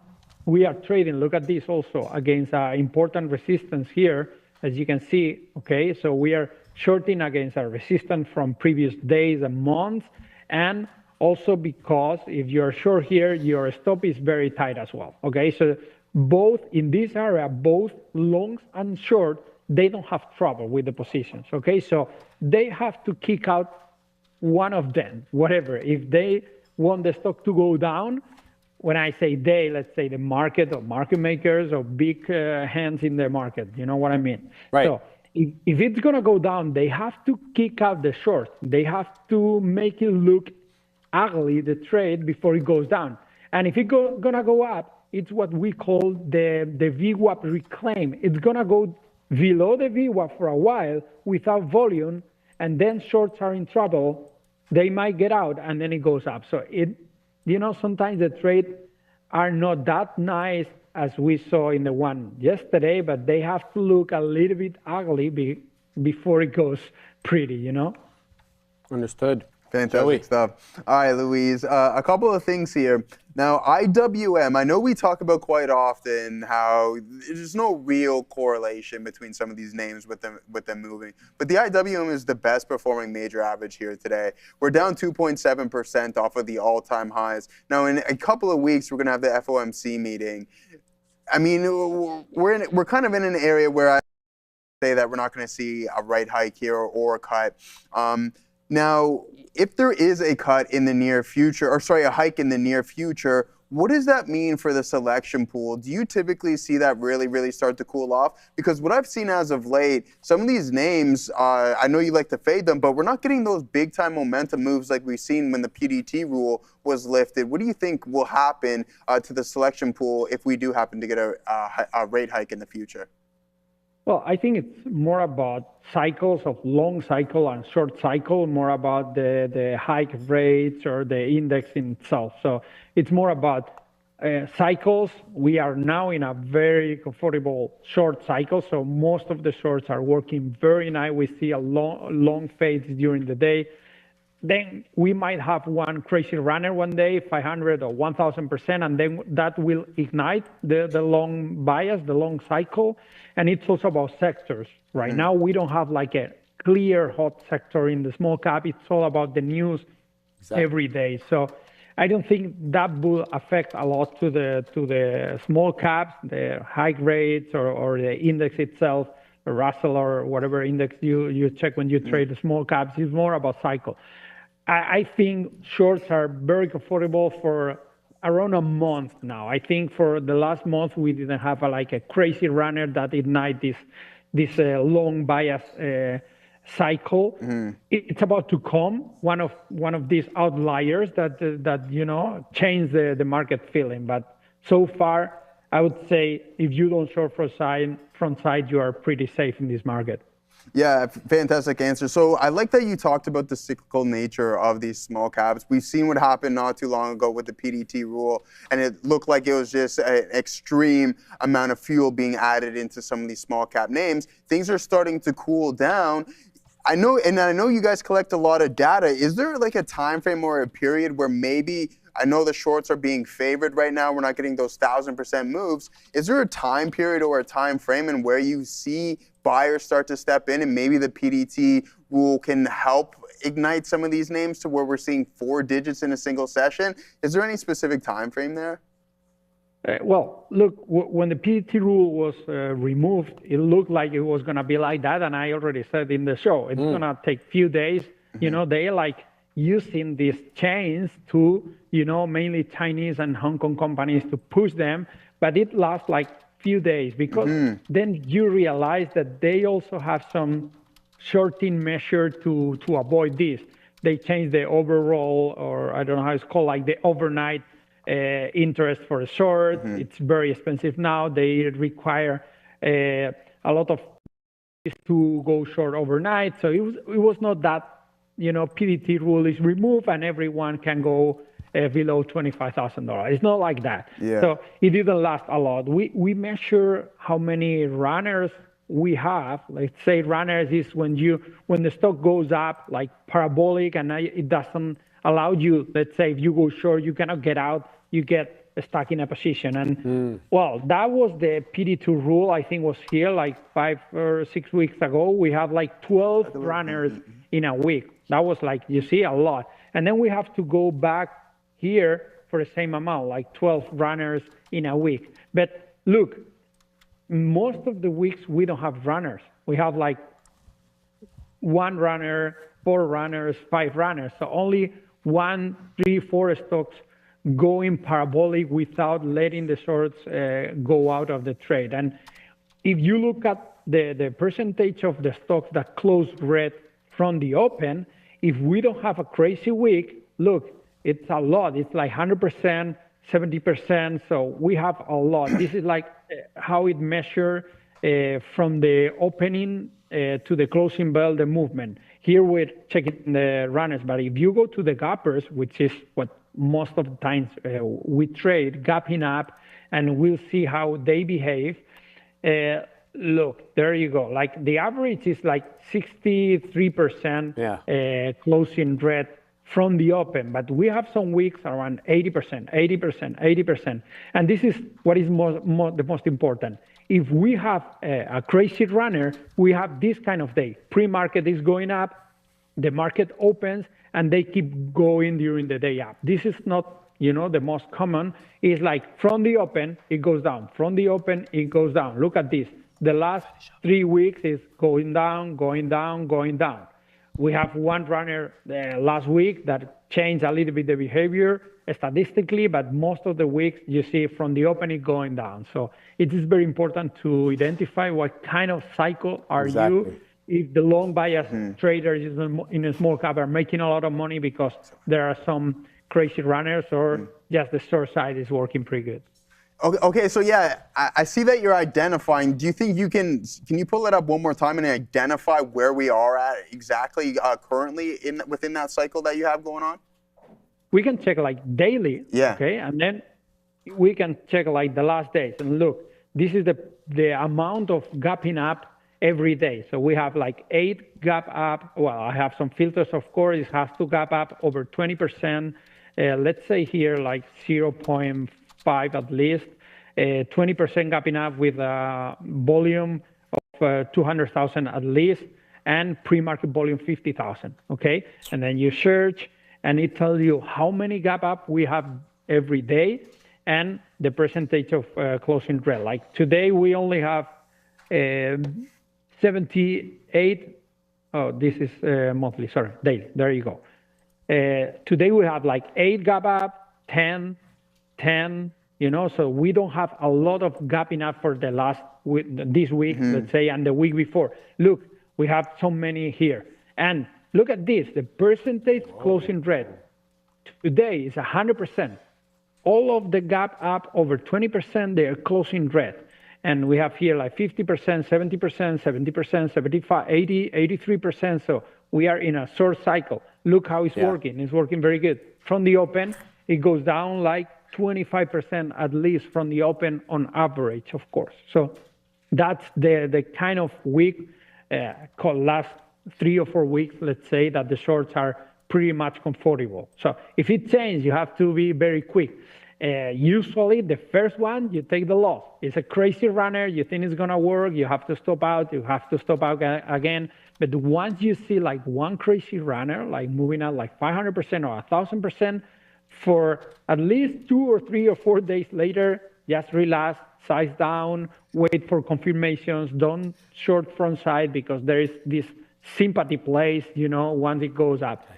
Sometimes it's just one that goes up, sometimes it's a hot market of a new, you know, if it's like AI news is in play or mergers or NVIDIA agreements, you know, you try to find the same quotes, the same words in the news, and they try to look for these sympathies.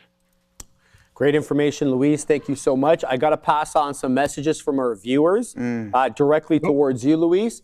So Kilgo Trout 001 says, please tell Luis his data is sick. His beer is suavemente. And the U.S. loves Spain. Lo siento para trompito. Did I get that right? Sorry Yeah. I don't know. I can't speak. Trump. I know U.S. people love Spain. Sorry, does he mean sorry for Donald Trump? Is that what he said? Yeah, I know. I love it. All right, man. And then one more for you, Luis, before we let you go. Chris Pondit, 2294, says, Sharif Joe, ask him if locates got way more expensive after they repealed the PDT. What's your opinion on that, Luis?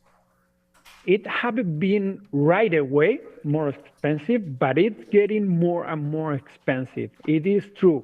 We are missing some setups because when you measure how much it costs the locates, the probability that it goes down, and the range, the volatility, you have to just dismiss some trades because it's not worth it. So yes, it's been more and more expensive. I don't know if it's the PDT rule or it's because in this short market cycle in the small caps, the brokers they're not stupid. Shorts are working. Exactly. So they want part of the cake, you know. So you are making a lot of money shorting. Well, I'm gonna push higher the locates because you know you're making money, and also because the more people trade short side, the most money is made.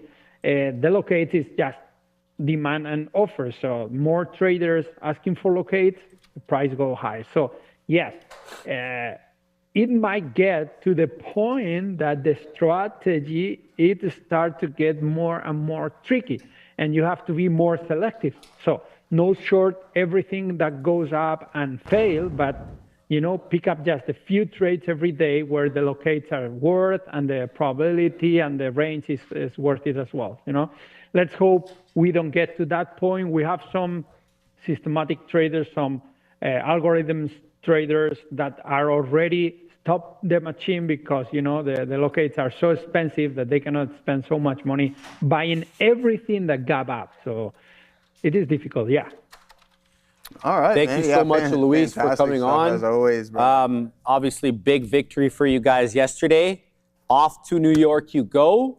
And yes, there's going to be a very, very good final, no matter what, whether it's England, whether it's Argentina. You got the European connection, or you got the Spanish connection, whatever it is, it's going to be a hell of a final. I can't wait for it. Luis Barbado, thank you for coming on, brother, and big win for you yesterday, and we'll speak to you again, hopefully, soon. Very soon. Good luck. We might be champions next time we speak. Yeah, exactly. Because it's on the 19th. I was about to say we'll speak again before the final, but I know that's not going to be the case. So.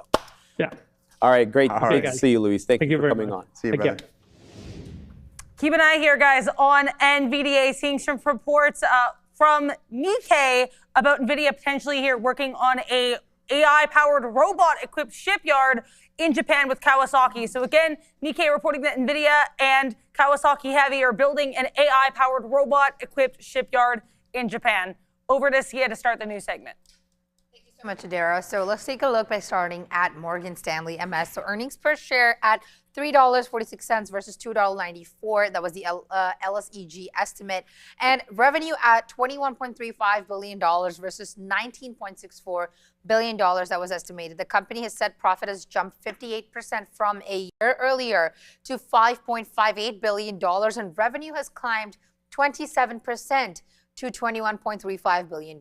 Now, equities trading revenue at MS has also hit a record of $6.39 billion, which is roughly $1.9 billion more than what the analysts had surveyed by street account. Now, fixed income trading has also climbed 13% to $2.46 billion, essentially matching the consensus estimate on good results in credit trading.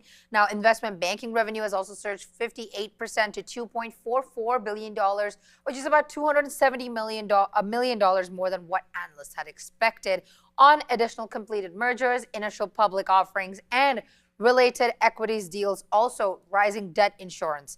So revenue for the wealth management division finally has climbed 14% to $8.86 billion, which is about $146 million more than what was expected. Morgan Stanley is currently trading flat, however, on the day. 69% increase in equities trading, but it was very one-sided. Record equities trading revenue, 69% year over year to $6.3 billion, but that effectively carried the entire bank's trading apparatus. Because when you look at fixed income, their FICC division grew at 12.6%. So very different there. There was also a lot of weakness possibly here in their others division. What am I talking about? I'm talking about $152 million loss in an area that they had a $202 million positive print on last year. And apparently this was all driven by what they're calling mark to market, which means current price, not realized losses, but current price losses for their credit loss and hedging costs on corporate loans. So what people are saying this is signaling is possible distress in the institutional credit portfolios kind of beneath that headline beat. So we need to keep an eye out on that. And their compensation costs absolutely ballooned to over $1 billion, apparently. That is an increase year over year of about $10 million. Compensation creep apparently increased because their baseline fixed cost structure had to move up here. So we'll have to wait and see how they do. But how is MS on the day? I didn't even look at Morgan after the earnings report. We're up 0.5%. You know, really kind of consolidative, did nothing, sold off a little bit there to start the morning, but we're right back into that kind of midpoint area. That's Morgan Stanley. I just want to point out a couple of things because Joey missed this one, so we're going to skip Joey on this one. But I want to mention there are a couple of names moving that you need to be alive to right now. CNEY, ripping up here. Shout out to TT Mass. He pointed this one out. I want to point this one out to everybody as well, that this moved in the aftermarket right at 4 o'clock yesterday. It had a huge price spike up. Looks like it closed out at about 75 pennies, popped up into 99. Here it is, right back at that 99 area and finding resistance right at that 99 area. Then one last one. This is one that we've had eyes on all day. Bovin calling it out. Bovin's back in the chat here. I guess he's back from work. Shout out to my man. This one is ranging here, Bovin, between 10.25 and 11 generally. So JLHL above VWAP, and most notably here, holding above VWAP now since basically 105. So half an hour of defending on the volume weighted average price on JLH. Did you want to comment about Morgan? Did you talk about the trading revenue? I did. Okay, you brought that up. Okay. The big difference there. Did you bring up the assets under management by any did chance? not. Okay. Talk about it. $10 trillion, these guys. I mean, that's bigger. That's double than what we've seen some of the other names yesterday. So, I mean, double-digit growth, high double-digit growth across the board, 27% revenue year over year is absolutely insane. So, once again, the banks continuing to dominate, and that's what it's going to be as long as this capital expenditure. You're seeing the PDT rule being lifted, and it's most definitely, and then all the underwriting with some of these big-time IPOs. Wait until Anthropic comes to market. I think you're going to see for the next couple of quarters this big-time growth within some of these banks. All right, let's send it back to Sia. Let's talk ASML. So net sales have come in at 9.3 billion euros versus 8.8 billion euros that was expected, and net profit currently stands at 2.9 billion euros versus 2.6 billion euros that was expected. So the stock overall has surged 115% this year. Company is now expecting a full year sales to come in between 43 billion euros, that is $49 billion amounting to, and 45 billion euros, and a gross margin between 54 to 56%. It had previously predicted annual net sales of between $36 billion and 40 billion euros, and a gross margin between 51 to 53%. ASML has also said that it continues to expect China to make up around 20% of its total net sales for the year. Now, China's contribution sales have dropped from 19% this quarter to 14% in the second quarter. South Korea has also continued to be its largest market that contributes 43% to its sales in the second quarter. We have ASML also trading flat on the day at the moment. Okay, so to me, the big thing here was not that they beat aggressively on the top and bottom line, not that they raised full year, but that they're actually looking at producing more, okay? 30% more for their DUV and their low NA EUV machines, deep ultraviolet lithography, extreme ultraviolet lithography. And that's for 2026. But what really, really captured my attention was the fact that they're considering increasing another 30% up to 2028. That's how much demand, apparently, that there is for these ASML machines. And more pleased, obviously, I could not be. Now, does that, make it all sunshine and rainbows? No, because how are they going to produce that extra 30%? You're going to have to drop some cash money, baby. Capital expenditures to increase production capacity. So that always comes with a little bit of risk. And when the market sees perhaps that your margins are not all what they were made to be because you had to increase CapEx, sometimes you're made to pay, at least in the short to intermediate term. Of course, long term, if it pans out that you sell those, the market will reward you. Now, Joey, did you see some of these gross margins? No, I didn't. They're not NVIDIA-esque. But they're pretty good. But they're pretty damn good for a physical product in the high 60s, my guy. Wow, that's really good. High 60s here. That's really good. Yeah. Cha-ching is right. There you go. And what's your take on that? was that a send off to me? All right, yeah, no, cool. I'm No, obviously, I'm obviously joining. No, to add to Sia's point here, I mean, there's a couple of things in regards to China. It's not the amount that they contribute, and I think the next question lying here for ASML is what's going to go on from a regulatory standpoint, and are they going to continue to purchase the DUV systems, right? The deep ultraviolet lithography systems, even though I'm pronouncing that wrong. But regardless of what's going on, it's the regulatory change that can happen in the near future, which can hinder this name. But we've seen how NVDA has been reacting and how it's been performing with realizing zero China sales up until apparently a couple of these H200s have been shipped over there. That's the same question that's kind of looming under ASML right now, is how long are we going to stay in the same climate where they'll have the ability to realize 20% of their revenue from China as things can structurally change in the near future. So we'll see what happens, but things aren't bad. We'll take it for what it is. ASML has been on a big time run as well. Let's go back to Sia. Let's take a look at here. BLK, BlackRock's quarterly earnings have come in at 13.91 per share. That's beating the Zacks consensus estimate of $12.67 per share. So this compares to earnings of $12.05 per share a year ago. And these figures are adjusted for non-recurring items only. So this quarterly report represents an earnings surprise of around 9.80%, very close to it. Over the last 4 quarters, BLK has also surpassed consensus EPS estimates 4 times. We also have the investment management industry that has posted revenues of $7.08 billion for the quarter that's ended June 2026, surpassing the Zacks consensus estimate by around 3.75%. Now, a year ago, the revenues had come in roughly at $5.42 billion. So the company, I would say, has topped the revenue estimate 4 times over the last 4 quarters. So BlackRock shares have almost lost about 4.2% since the beginning of the year versus the S&P 500's gain of 10.2%. And BlackRock, however, currently is up 6.5%. Yeah, some crazy stuff. Like, I mean, we're talking about complete, I mean, this is almost practice for these guys. We're talking about complete assets under management.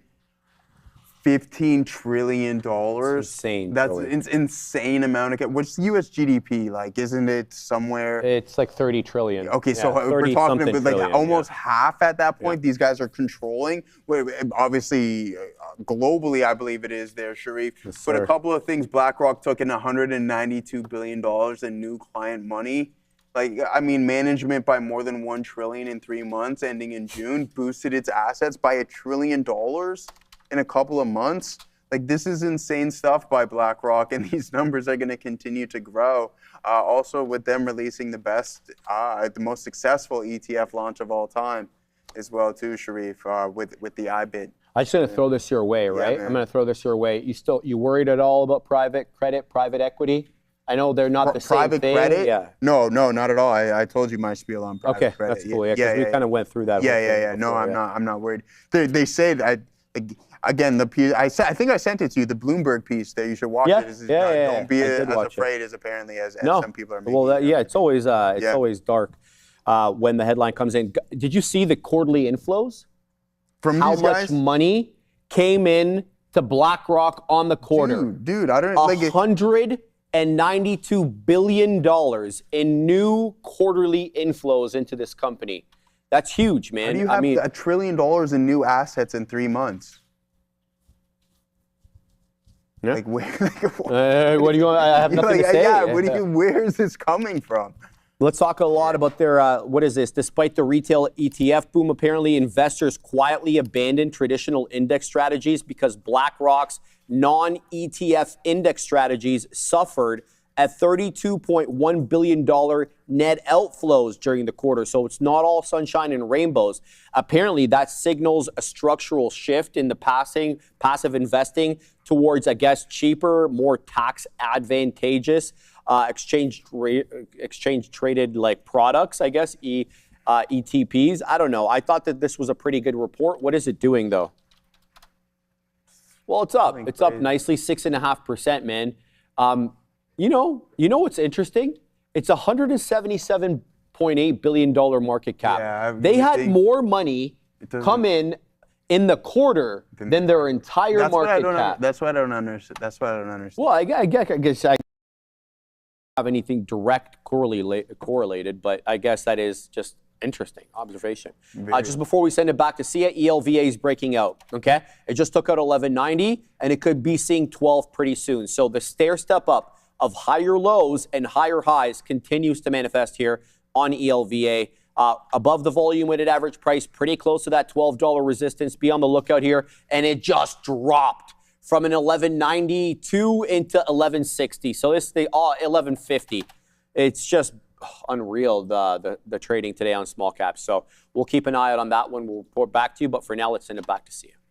J&J is down very close to 2.5%, not very close, close to 2.5% on the day. So this surpassed $100 billion in annual revenue for the first time in a 140-year history of the company. So the performance had primarily been driven by the company's innovative medicine as well as its medtech segments. Now, adjusted EPS is $2.90 per share, topping expected of $2.85 per share. Total sales are at $25.31 billion, up 6.6% year over year, beating estimates of $25.05 billion that was expected. Innovative medicines have also generated $16.38 billion in sales, driven by the strong growth in immunology drug Tremfya. That's up 72.5% to $2 billion, and Darzalex. Now, medtech sales have also reached $8.93 billion. This is trailing slightly behind certain general analyst projections that were made for the segment. Full year sales, however, raised to a midpoint of about $101.1 billion, and full year EPS has increased to an adjusted midpoint of $11.68 per share. Okay, so Stelara, it's generic now, right? So that was their biggest mover, right? That was like that legacy blockbuster drug that they brought in a whole lot of revenue on. Well, it's a top-selling drug. I get that for immunology, but 760 basis point operational drag on the segment as a result now because sales are dwindling as a result of being there being other generic versions of it. So that's number one. And then everybody was, pounding the table. They got $21 billion in cash. All right, but they also have $49 billion in debt. So that leaves $28 billion in the hole, Katina, man. So that's a tight lid on its ability to be able to execute, big M&A transactions should they want to acquire anybody to add to their portfolio. So just think about that. $21 billion in cash, $49 billion in debt. So that's something to think about there, Joey. I know their medtech division was also quite interesting, 6.8% operational jump. What do you have to say? Yeah, I was going to say the exact same thing. I was going to build on both yours and Sia's points. Sales in medtech here, 7.8% to the top side, to total $16.3 billion. Really interesting. Cancer drug sales climbed 17% to $7.41 billion, or 16.1% on an operational basis. That's big. Immunology sales fell, though, 3.7%. But I think what's really important here is that's that one that I was saying. Yeah, the Stelara one. That's exactly why. So it dropped. So So guidance, which I think is really important. This is a big-time increase here, Shreve. The company raised outlook in quarterly sales above $25 billion and keeping it on track to exceed $100 billion in annual revenue for the first time in its 140-year history. So there it is for J&J. How's it been performing as of late? You know what, man? You know who was printing on this last week? Tina Man, no? Well, maybe. I have no idea. But you know who? You? KC 520-6. Oh, yeah. She's been involved in that monster. Yeah, I mean, it's been that's a daily, right? Throw that on. Yeah, let's pull it up here, man. We don't want to, Casey. We gotta get a hold of this Casey girl and see what's going on. Where's she? She's from she's in the Sunshine State, right? No, man. She's a New York City girl. Oh, wow. Yeah, she's from the city, Empire State. All right, that makes sense. But anyways, aside from that, she likes the data centers. She likes the data centers. Just like Governor Hochul. Just like yeah. So shout out to Kathy. 21% to the top side on this name, but starting to have a little bit of a pullback here. But hey, I think it's a good dip by opportunity, especially with the big time increase in guidance. The record annual revenue for the first time in its 140-year history. I think that's a good time and a good sign to buy this name at a potential discount, which we're currently trading at approximately 7.5% to the downside off of the all-time highs. Yeah, but okay, put that back. Is that not a beautiful level, or that's not a beautiful level? Yeah. I mean, I like that. To dabble in at that least. That 250-ish level, Joey, that's pretty, To dabble in, exactly. Yeah, dabble in over there. 230 stop, 240 stop, whatever it is, right? Let's send back to Sia and talk about a big story this morning, guys, because this one was all sorts of gapping. PYPL surging past 16% at the moment. We're talking about Stripe and Advent International that have made a joint offer to buy PayPal in a deal that was valued at $53.4 billion. Now, shares of PayPal had soared 14% on this particular announcement. Currently, they're up over 16.2%. Now, the companies have made a $60.50 per cash offer for the payments firm. According to people familiar with the deal, they have asked not to be named. The deal is private. People have said that Stripe, Advent, and Block are contributing $17 billion for this offer alone, and that PayPal's board will meet to discuss all of this as soon as the 20th of July to discuss this offer. So the offer had been submitted earlier this month, and that offer includes roughly $50 billion in committed bank financing, valuing PayPal at a 28% premium to its closing share price as of yesterday. This is reports coming from Reuters. And PayPal has not responded to the offer of the firms, but they're hoping to progress discussions in the coming weeks. July 20th is the said date, apparently coming from sources, but no comments have been made or received from either of the companies about this. Yeah, $53 billion, right? Where are they going to get the money? Well, believe it or not, $50 billion of that $53 billion is going to be bank loans, right? So the new entity, whatever it is, whatever form it's going to be, is going to be saddled with debt, man. $50 billion, they're going to be on the hook to repay. So that's just, you gotta look immediately to the source of the acquisition. Where are they getting the money, right? What kind of interest rate are they going to be paying? Who are they getting it from? What kind of terms are they getting it at? So that's first and foremost. Now, that $53 billion, Joseph Options, implies a $60.50 per share buyout price. And according to yesterday's close, that would represent a premium of 28%. Let's talk buyouts here, right? Because the premium, probably one of the most important, variables in the buyout game. 28%. Fantastic. But what does that imply? Like historically, what is the market cap here? 53 billion, we know that's what they're valuing it at, relative to historic market cap levels. Well, just go back and look at the chart. Tell me what the PayPal chart looks like. $360 billion this company was worth during the pandemic. That would be an 84% collapse from 360 to 53 if it goes through. So nobody knows, of course, but analysts are of the opinion that the institutional shareholders who have been bag holding, to be honest, this for a long time, as well as the board, are not going to approve this type of merger. They're going to want to start a bidding war so they can boost up the price a little bit. So that's one thing to think about there. Is it breaking, or can I finish this? Okay, let's go to Adara. I just want to let you guys know here, I'll be quick. Trump reportedly saying, according to Fox News, that strikes against Iran will expand next week. I repeat, President Trump reportedly saying that strikes against Iran will expand next week. That's it. There. Let's go on, though, and talk about how they may operate the company. Because Stripe, obviously, DeFi, FinTech, whatever you want to call them, and then Advent, they're basically, they're just your run-of-the-mill sort of private equity, okay? They're not going to actually split up the company, even though the different segments don't really fit both of their modes. They're going to keep the company as it is, and there's going to be co-ownership. How the hell that's going to work out in real life, your guess is as good as mine. Let's get some more details on that. But analysts not very happy about that current ownership structure. And then last but not least, I mentioned this in the morning, CEO Enrique Lores, man, how long has he been at the helm for? I don't even think that long.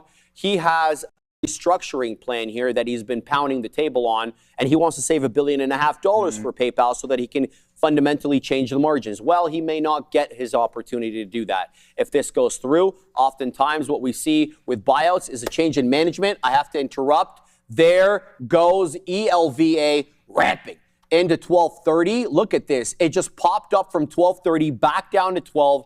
This one has had a short on its a short target on its head the entire day. Did you guys see that move? Up into 1230, 1227 or whatever it is, and right back down below 12. But it has taken out that $12 level for the first time, and I'd say since very early on, the pre-market was that? Right at 9:30 or so, 9:25. So right around the pre-market, ELVA should be in focus. Joseph, what do you make of this PayPal? Yeah, no, I think it's very interesting. And with that being said, I think it leads into more questions to be asked. Now, into the deal specifically, I like that merger, right? I personally want to see these fintech names condensed. Now that's what I'm talking about, is potential more mergers within the space. So what we can have is a MasterCard and a stable coin bank, BFNB.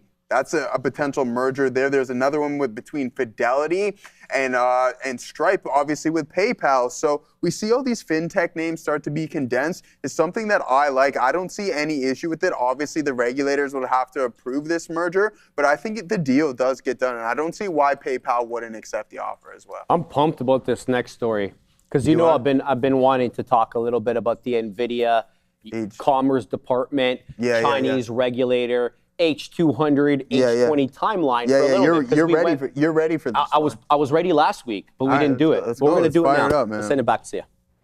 So Adara, now if you do know this, we were talking, and I know you wanted to chime in on this. I'm ready NVIDIA for this. had gained after U.S. officials had confirmed that the company has resumed limited shipments of its H20 AI chips. You're hearing a lot about these chips, and particularly NVIDIA as well, to China under a case-by-case licensing process that is marking a modest easing of export restrictions here. So now reports have indicated that roughly 10 Chinese technology names and companies that have received approval to purchase AI hardware, including major firms like Alibaba, Tencent, ByteDance, although the export volumes have remained super minimal here. Now, separately, KeyBank has also rated its overweight rating and raised its price target to $330.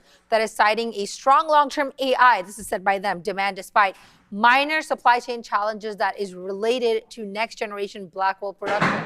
NVIDIA is down almost 1% right now. Adara, what do you have to say about this one? Yeah, I want to quickly mention here, then we'll get into NVIDIA. Uber apparently nearing a 12.5 billion euro deal to acquire Delivery Hero. They're expected to announce this as early as Thursday.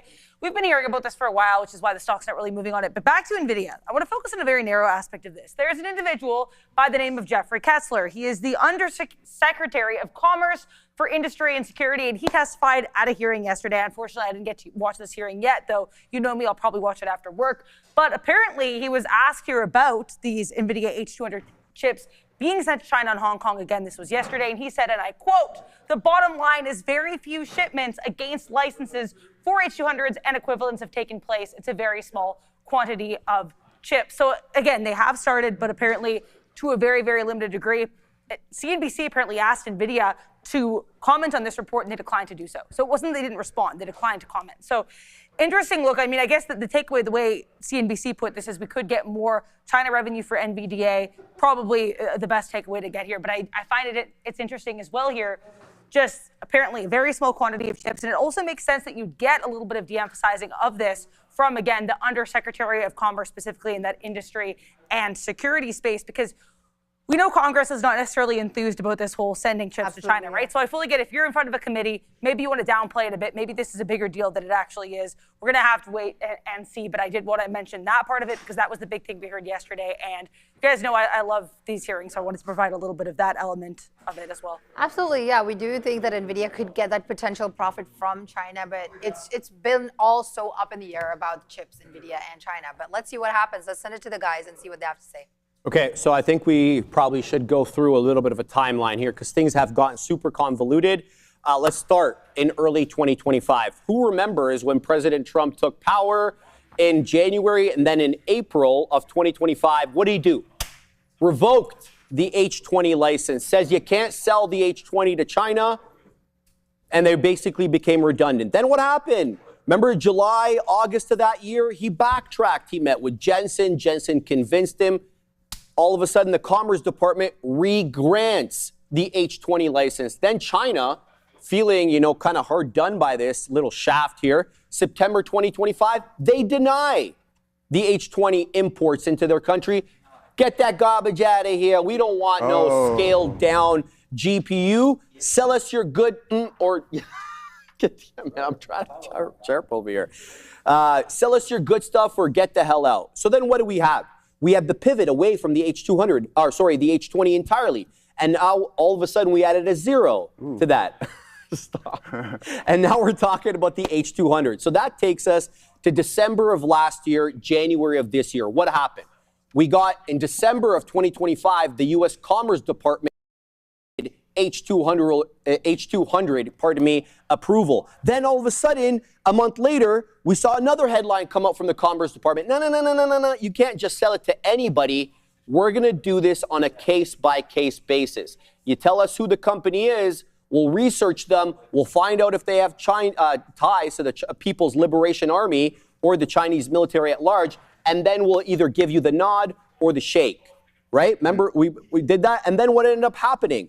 Then between that time, January of 26 to May of this year, the Chinese came out like, no. You hold on to your H200. We want to champion the local alternative, the Huawei Ascend. Who remembers that, right? And why did they do that? Because DeepSeek, ByteDance, Alibaba figured out a technical way to string together these Huawei Ascents to achieve essentially what they could achieve with less H200s. So the Chinese regulator was like, no, we're not buying from the American companies. Buy the Huawei Ascend. You can do the same thing. Baba proved it. Tencent proved it. ByteDance proved it. Go and do it. So then what ended up happening? Then all of a sudden you had kind of this restricted compromise, so to speak, where China finally in July of this year grants license to actually be able to import the H200, but very few, as Adair astutely pointed out, very few have found their way there. So the point I'm trying to make is here that the U.S. Commerce Department, at worst, all they did was say on a case-by-case basis, but they didn't prohibit the general export of the H200 to China. It has been the Chinese regulator who has put their foot down and said, we don't want these chips in our country, especially because we want to champion a local alternative, and you're able to do as well with that local alternative, albeit with more chips.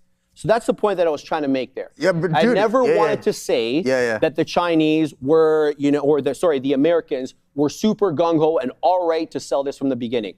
But there was so many developments in the saga that I think we lost track a little bit. And that's the point I was trying to make. Yeah, and the same thing with me. Just your ending point there was just the fact that look at the back and forth between both of the countries on what's going on here. It was literally a tennis match of, okay, yeah, all right, we'll go back. U.S. Commerce stating, all right, you can get them by a case-by-case scenario. You have the major corporations in China getting the license approval to the point where the regulators say, no, all right, no, we don't want this BS. We want the GBs. That's it. We don't want that. You want the truth? I don't even think they want the GB, bro. The regulator, not the. Of course, the Chinese companies want it, brother. I wouldn't argue that. The regulator doesn't want American dominance in AI. Think about that. You're the Chinese regulator, right? What does that You're going to do everything you can to make their life hard. Absolutely.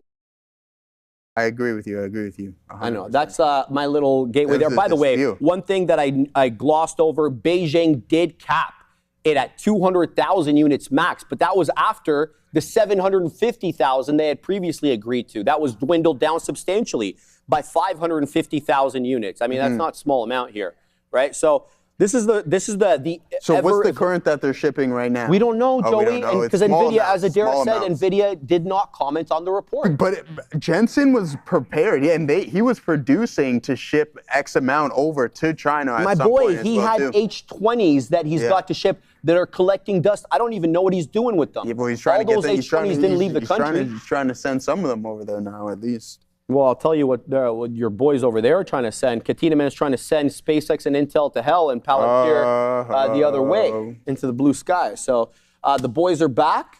Katina Man and Neil, they're locked and they're loaded. They owe us 2 in the bag. Yeah, I know, brother. I know. I'm just saying. He's intra-days trying to send it down. Yeah.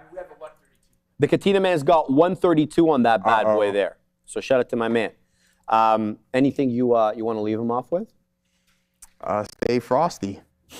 Oh, man, I wanted to show this video that came out there on the wire. It came out like about half an hour. Here it is. Yeah, I'm going to show it now, Assassino, if that's all right. This is what the beautiful city of Toronto looks like right now. This isn't edited. This is literally downtown Toronto right now. It is this orange. It is this ominous. It is this Armageddon-like. It was like that a couple of years ago, man. Even thicker smoke when we had. It doesn't get any better. You are right, but this does definitely get any better, right? So pray for us here in Toronto. We're all trying to breathe clean air. It looks like you've put that warm Instagram filter on it. I promise you I did it. No, I know you didn't. Yeah. I was there. It looks like it, exactly. Yeah. You were, you're right. We're right here. You're going that way. I'm going south. I saw Sia walking in. Oh, yeah? Walking in from the gym today. I got to see Sia. happened? All right, now I can't say. She gave me, she put up the finger Oh, like she said that. you better That not means, say you what. know, that means shut your okay. mouth, right? Oh, so damn. shout out to Sia. All right. All right, man. We're having a great time. Shout out to everybody, guys. I hope you had a fantastic time with us. We're going to send you over the big boys, Neil and Sean, now. Neil, take it over.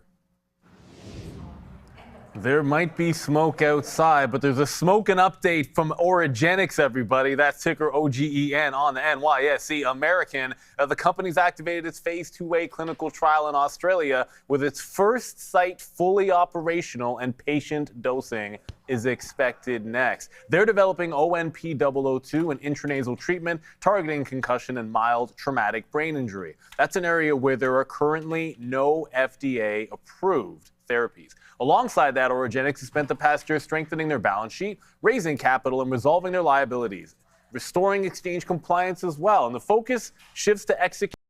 With clinical progress underway and additional CNS assets under evaluation, you can check them out, OGEN, on the NYSE American. And I was just like, first of all, those pictures are not fake. There is no filter. That's what it looks like. I've heard people say we had this before because we've definitely had. Look, this isn't the first time that there's been forest fires and No, of course. it's been blowing back in. But I'll be real, like I've lived here my whole life. I don't remember any of them like this. Like I went for my walk because I'm an idiot, and I was like, I need to stretch my feet, but I didn't really go very far. But my goodness, like even just trying to breathe, it is crazy. It's definitely crazy. So be safe, everybody. I hope you. No, there's a lot of mask wearing, obviously. I think that makes a heck of a lot of sense. But you know what? The market's been pretty resilient in a bounce back.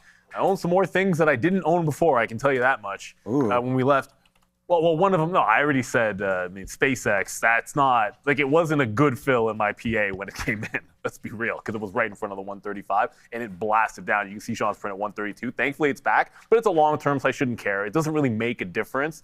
But I picked up some Visil, more. I want to buy more of that thing. I just don't like where, you see today can rebound all it wants, but I was like, yeah, you know what? I like the structure here. It's been trending up, and this one pulled in a prior high, and I'm going to mention this yesterday. I'm like, no, I should just pick up more shares and not wait for the major moving averages. I really only own Eli Lilly, and I'm like, yeah, I need something else. So building a position so that I have two things at least in healthcare. And that way, I mean, ideally at some point this can be the same size Lilly for me. I just want to diversify a little bit more. But there's one that I will say I'm surprised by this. Everything and more on Lucid. Everything and more on Lucid. I don't know. Like, when's July 20? Why is it July 20? I don't know. Why is Lucid all the way back to the upside? They really believe it. They believe you, Lucid. They believe you. Well, it's almost at the high of the day, so I said if it got back up to the absolute top, thankfully I haven't shorted it yet because every single short would have been probably a loser, but it's right back to where it was when the news came out, so this is the only place I would look for a reversion, and it still hasn't happened yet. I'm in Rivian on some sympathy, because it's not breaking out just yet. But wow, 22% to the upside, that's as crazy up as SpaceX is down. And remember, they still have to report earnings, SpaceX. What happens when people get a look at the valuations? Sorry, not the numbers to justify the valuation is what I should say. Yeah, like it's not like that makes it look better. It's gonna make it look worse when they report. But in theory. That's part of what we are worried about with these companies going private and coming into public. Like now they're going to have to open up the books, right? And I mean, I think that's what people are maybe getting ahead of the game here on SpaceX and, waiting for that August 6th sort of number to come through right there. It's a downside play for now, right now on SPCX. And like I said, we were at the gym, but we put bids all the way, man. We got 134. We went to 132.20. That happens to be, I don't know how we picked the bottom. That was just very, very random. 132.25, I guess, was where we were sitting. So that's like 134.25, 132.25. I just got a little bit more now out. Like we don't have very much left, obviously, but SpaceX today is actually up on the day despite it breaking some of those lows. And like Neil, I did add to that position as well. So, now we're into that. and I just was informed by Fabian, it's July the 17th. We have our 5 picks. That's by Friday.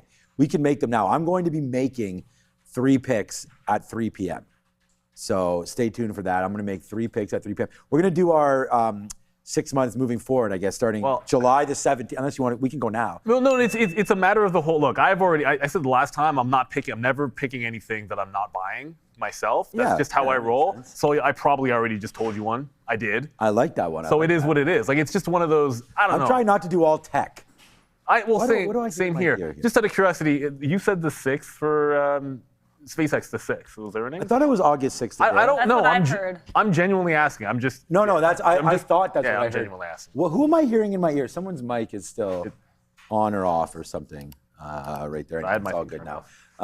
So at the end of the day, so AbbVie, I like that pick. I mean, we can go over some picks. We can save them. We can save them. Maybe Adair and myself, and you can drop a couple there at 3 p.m. And then, because I heard that Joe, who was it, Sharif? Someone made some plays already, right, on the midday? Yeah, they already kind of went through the whole list of everybody's. So that kind of everybody's? Yeah, they went through. I guess there was a list. Well, Fabian told me that the only person that chose something was Joe or something. What are you talking about, huh? I responded yesterday. There. Okay. All right, well, there's a whole list. I don't know this list. I don't know this list either. We'll see. We have to get more organized, obviously, because nobody tells us anything. No one tells us anything around here. All the message I got was, hey, tell the guys that we need to make 5 picks by Friday. So that's what I just announced. And I have a couple scheduled up there. Maybe we can even we try to do a way that we could get the audience to make their picks. Well, right? I think it's just tough. The only way I could see to do it for the audience is to try to, you'd have to try to use the visualizer. Yeah, we tried that last time. I think it's like you use the visualizer and then you use it, do it maybe multiple times throughout a few days. And then you take those names and then try to use the vote function. I like that SpaceX look there, SPCX with that logo. It's the coolest one. Yeah, I like. Well, the thing about that is, why does it also get the monolith look? You know what I'm saying? That's what I thought. It looked very unique there. Like when I saw it, because it's black, I guess, the black on black background. I guess maybe giving it that gray. That looks sort of a look over there. It does look pretty cool. Anyways, we'll have those picks by you for Friday. 5 picks we're going with. So we're doing we're doing the big box and everything, and everyone gets on there. We just found that out. Yeah. So you rolled 3 or 5. We're gonna go 5. Oh, we're doing 5? I heard 3. We're doing 5. I thought it was 3. We're doing 5. Yeah, we're gonna do 5. Okay. I can pick. 3 is not enough. Gives room for a couple more. I'm cool with that. Yeah, I mean, I don't know. Give the people what they want over here right now. But yeah, anyways, we'll have that coming up very, very soon. Joe is already given his pick, so we'll figure that all out and we'll get that going. But yeah, just into today, I mean, I think the today's story, regardless of how it really trades, I think SpaceX is a story, right? I mean, breaking through that 135, and it's not.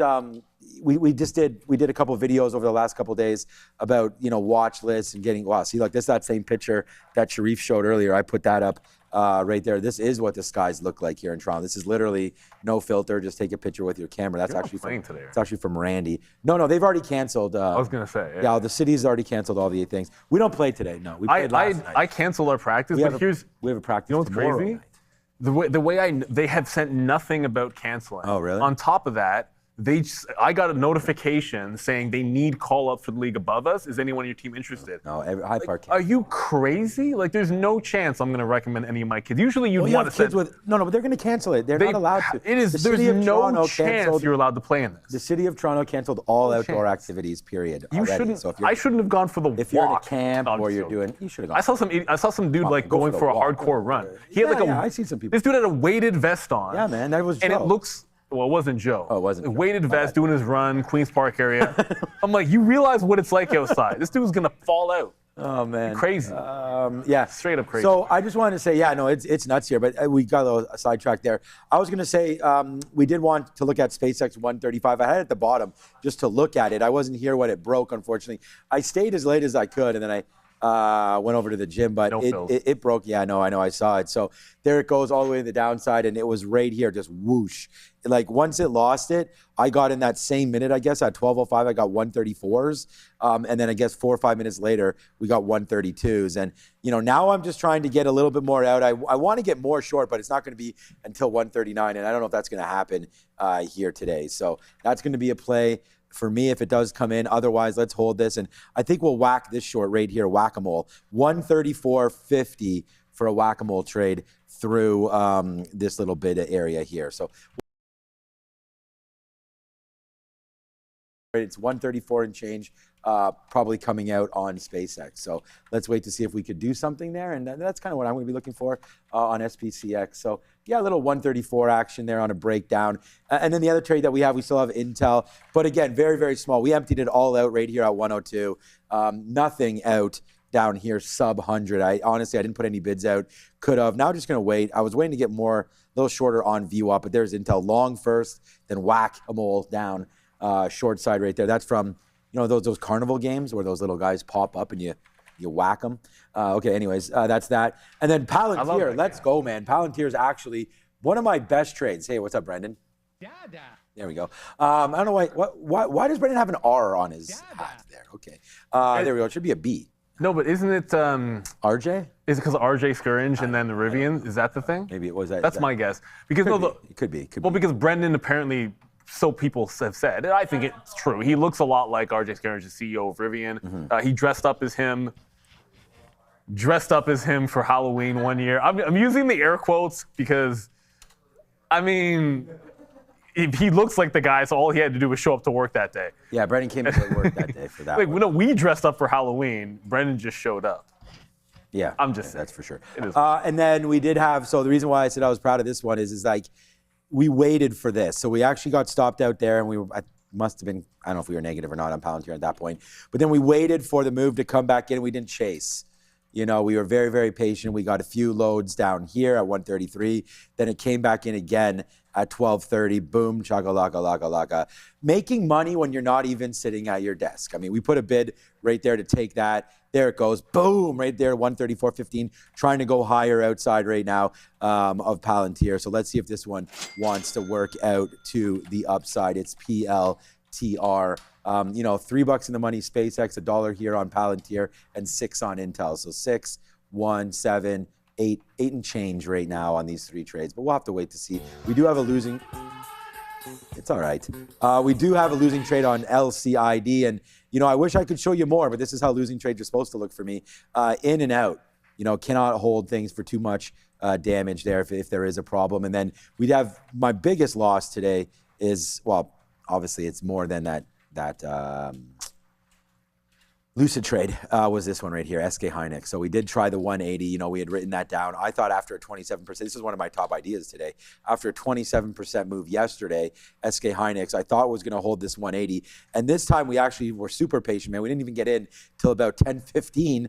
Took a little bit, and I thought I was going to run because we had made the trade here. We had talked about it, and I was like, maybe it's a little bit too early. It was trade to hold, and then that ripped. We tried it again. Once it lost, we got out.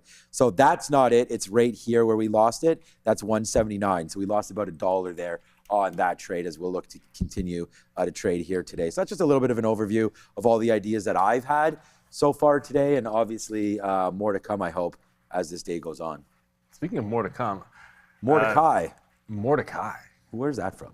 I don't know. Well, I don't know. The only Mordecai I know is this is weird. From a cartoon? Or? No, there was a baseball player named Mike Mordecai. And yeah. The only reason I Athletic remember or him, something? he played for the Montreal Expos, and he once played every position on the diamond. Right, yeah, I He was like remember this that, journeyman player, and there's one game where they just decided, hey, let's get this guy in at every single position. It's probably And a that's- Bible reference. That's literally all I know. Someone in the chat What- just mentioned that. Yeah, it is a Bible reference, but I don't know why else big we Bible think guy. of Mordecai. We have a super chat, so thank you for the super chat. I'd say I'd give you a shout out, but again, I don't. Is that Arabic? I don't know. Looks like it to me. But thank you for the super chat. We appreciate you. RXT for a swing. I mean, I noticed a 6 in there. Well, I can see the 6. So thank you, 6. Yeah, like that's. We're not trying to be rude. No, I it's. just have to- I would love to shout. I would love to shout you out. Do we know what the currency, Andre? Do you know? Oh, he doesn't. Okay. Okay, well, the question is about whether you like rack space for a swing or not, which all we can do is look at the chart and give our opinions on it. First thing, the good upward sloping moving averages I generally like for uptrends. That's the good. Apparently it's Hebrew, so thank you. I still can't read it, but that is Hebrew. The good is that upward sloping moving averages. Other good is that it has this theoretical support at $4. What I would consider the bad is since the breakout. Oh no, wrong tool. Since the breakout, oh great. No, I can't, there we go.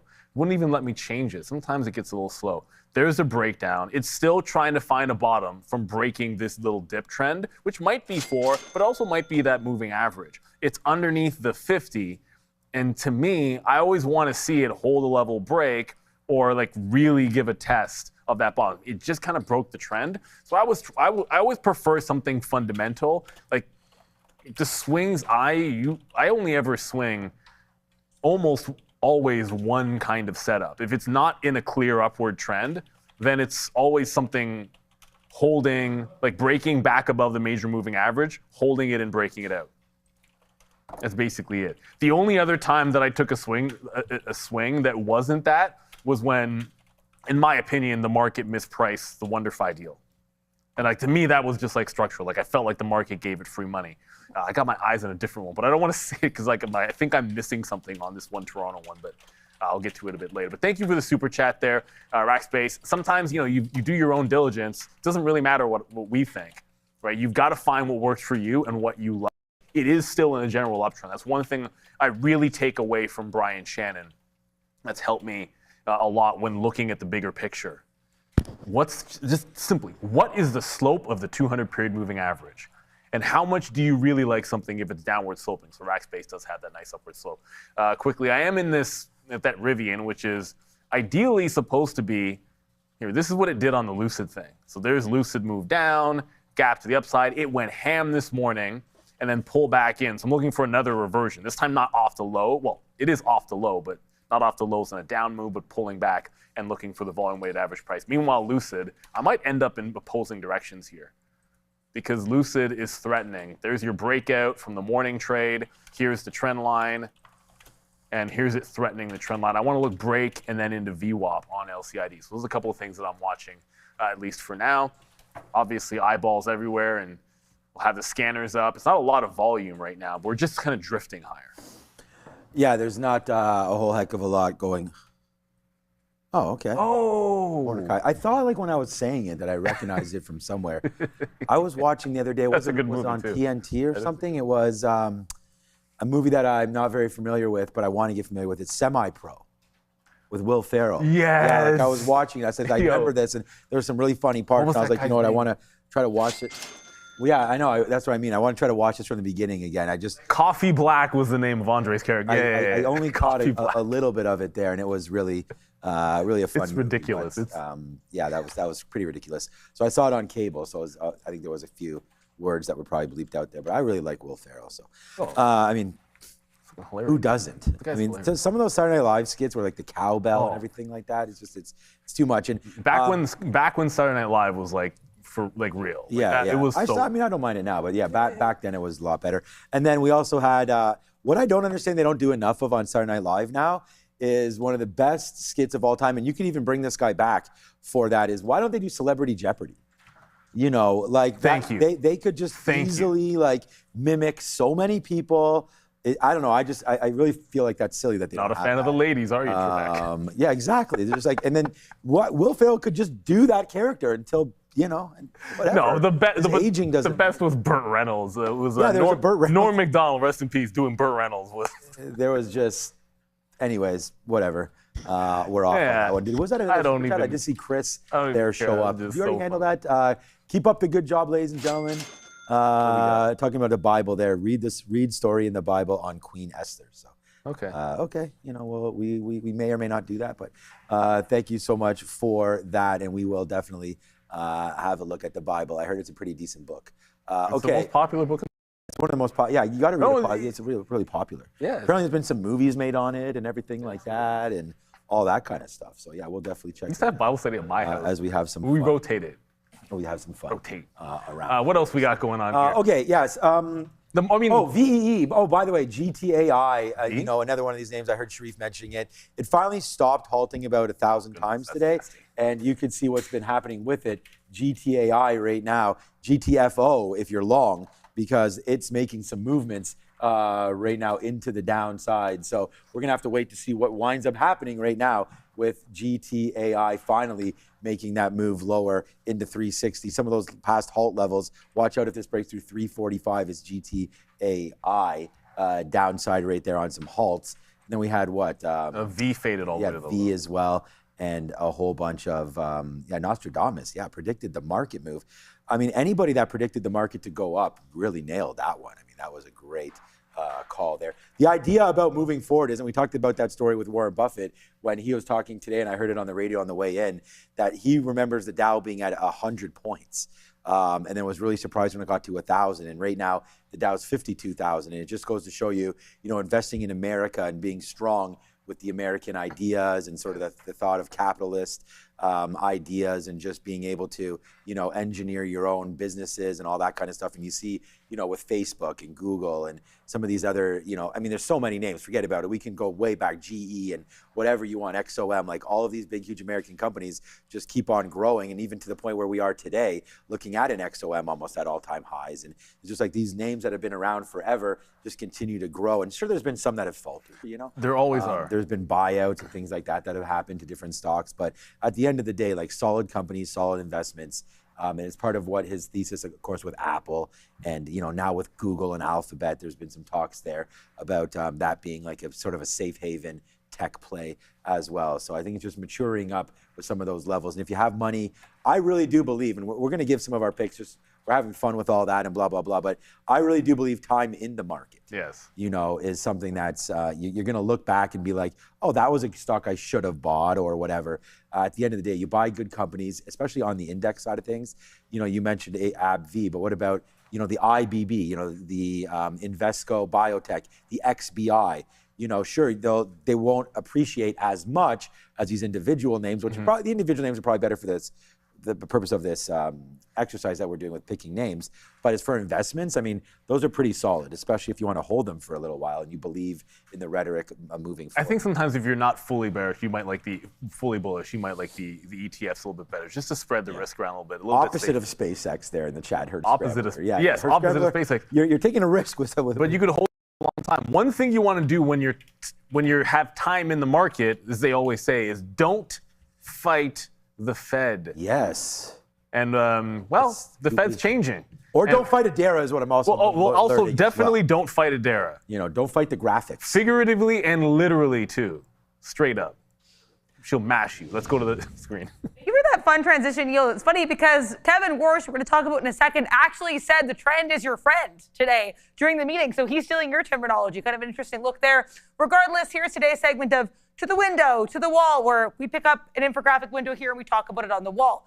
Yes, guys, you're going to hear me rant about the Fed again. I promise it's the last time for a while, because this is the final day of the 2-day semi-annual monetary policy report, this time here for Fed Chair Warsh. This was his first time through the ringer of 2 consecutive days of hearings. The first day this time around was with the House Financial Services Committee, which, as I said, really you got questions about 2 things. You got questions about the task forces, and then you got questions here about his independence. Now, I found the lines of questioning to be a lot more interesting and specific at the Senate Banking Committee hearing today. So I want to get into it. This infographic, not yet on Exit TV Research. You can catch it tomorrow afternoon, I believe, is what I've scheduled to post it. But I want to go over it today because that's when the hearing was. So this is in chronological order, like, left to right and then down, left to right. So just 5 instances that I thought were pretty interesting.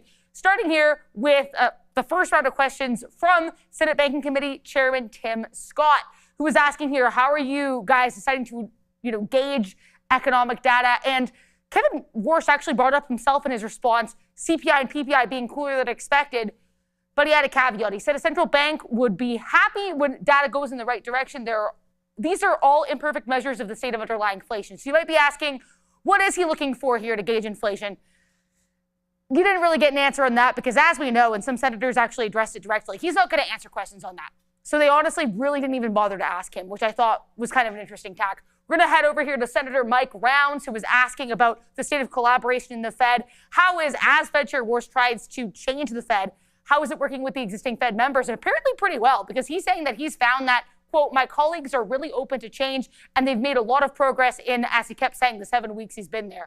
We're going to slide over here to, as you guys know, a man I talk a fair amount about here, Senator John Neely Kennedy out of Louisiana. This was a line of questioning that actually started with a prior senator, Senator Chris Van Hollen, but it was about, hey, Warsh, are you talking to Trump? And if you are talking to Trump, what are you talking to Trump about? Are you independent?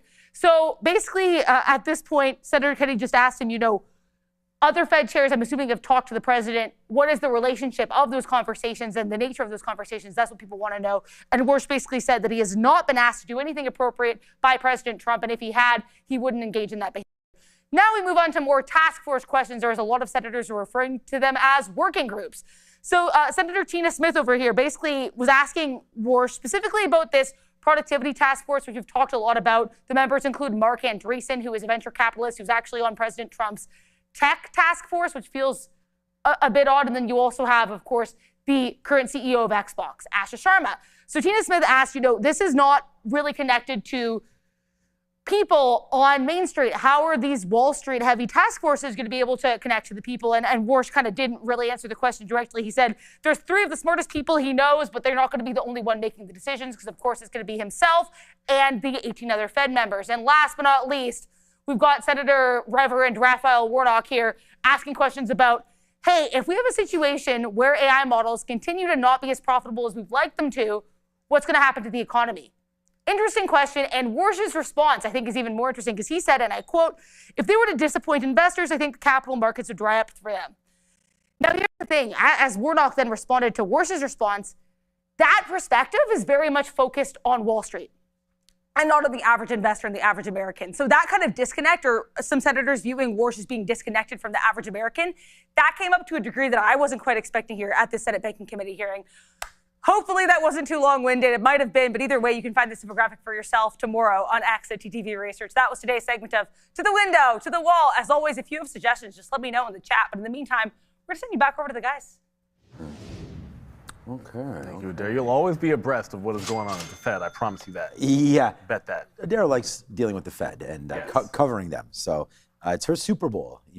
We wait for these IPOs to come through. She waits for Fed monetary meetings. Exactly. Nothing Sorry, one thing before the that. super chat. There was an update today suggesting that Anthropic around October. So JP Morgan and Goldman Sachs, Morgan Stanley are working on the listing. Get the money Go counters figure. out for those guys again. Yeah, go figure. Let me see, 100 million shares times a quarter of a cent per share. Goodness. And yeah, it sounds good, guys. Bonuses for you, and that's why you want to buy this. That's why we like the bank. That's why you got to buy that stuff, right? Sprinkle it in everywhere. Goldman Sachs, you said, opened up their mattress there and lifted it up and found $4 billion. It's ridiculous. Just sitting there right now. Revenue went Meanwhile, from 16 to 20.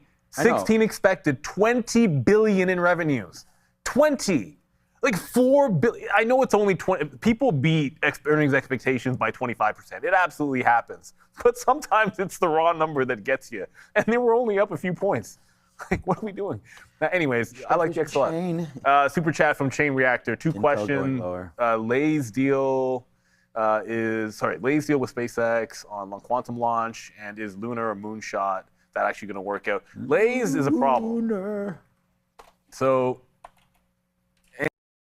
is one of those, I don't know, it's an absolute like shot play, I would think. And it's not like nothing about it has anything working in the chart. So like it's like everything, more or less everything is wrong in the chart. So you need strong fundamental reasons, which I can't say that I do. So yeah, I think if you're loving it, fine, fair enough. But there's nothing I can look at there that gives you almost like there's no leg to stand on with that one. I think with LUNR, at least if you look at this, there's two things, and I know it doesn't look that much better, but there's two things that kind of make it not so terrible here. It is it's at a massively key price level with the potential at that big price level to break a trend, and it's still upward sloping on the 200, which is generally something that I think is not terrible. But that also means if it breaks this, you're probably looking for maybe 23, if not the 200 period moving average. But there is a very distinct downward trend, right? Like it broke this one, tried to go, failed it, and then started another channel. So there's a potential like scalp trend break for this. So thank you, Chain Reactor. I think when you look at those small ones, I always feel the same way.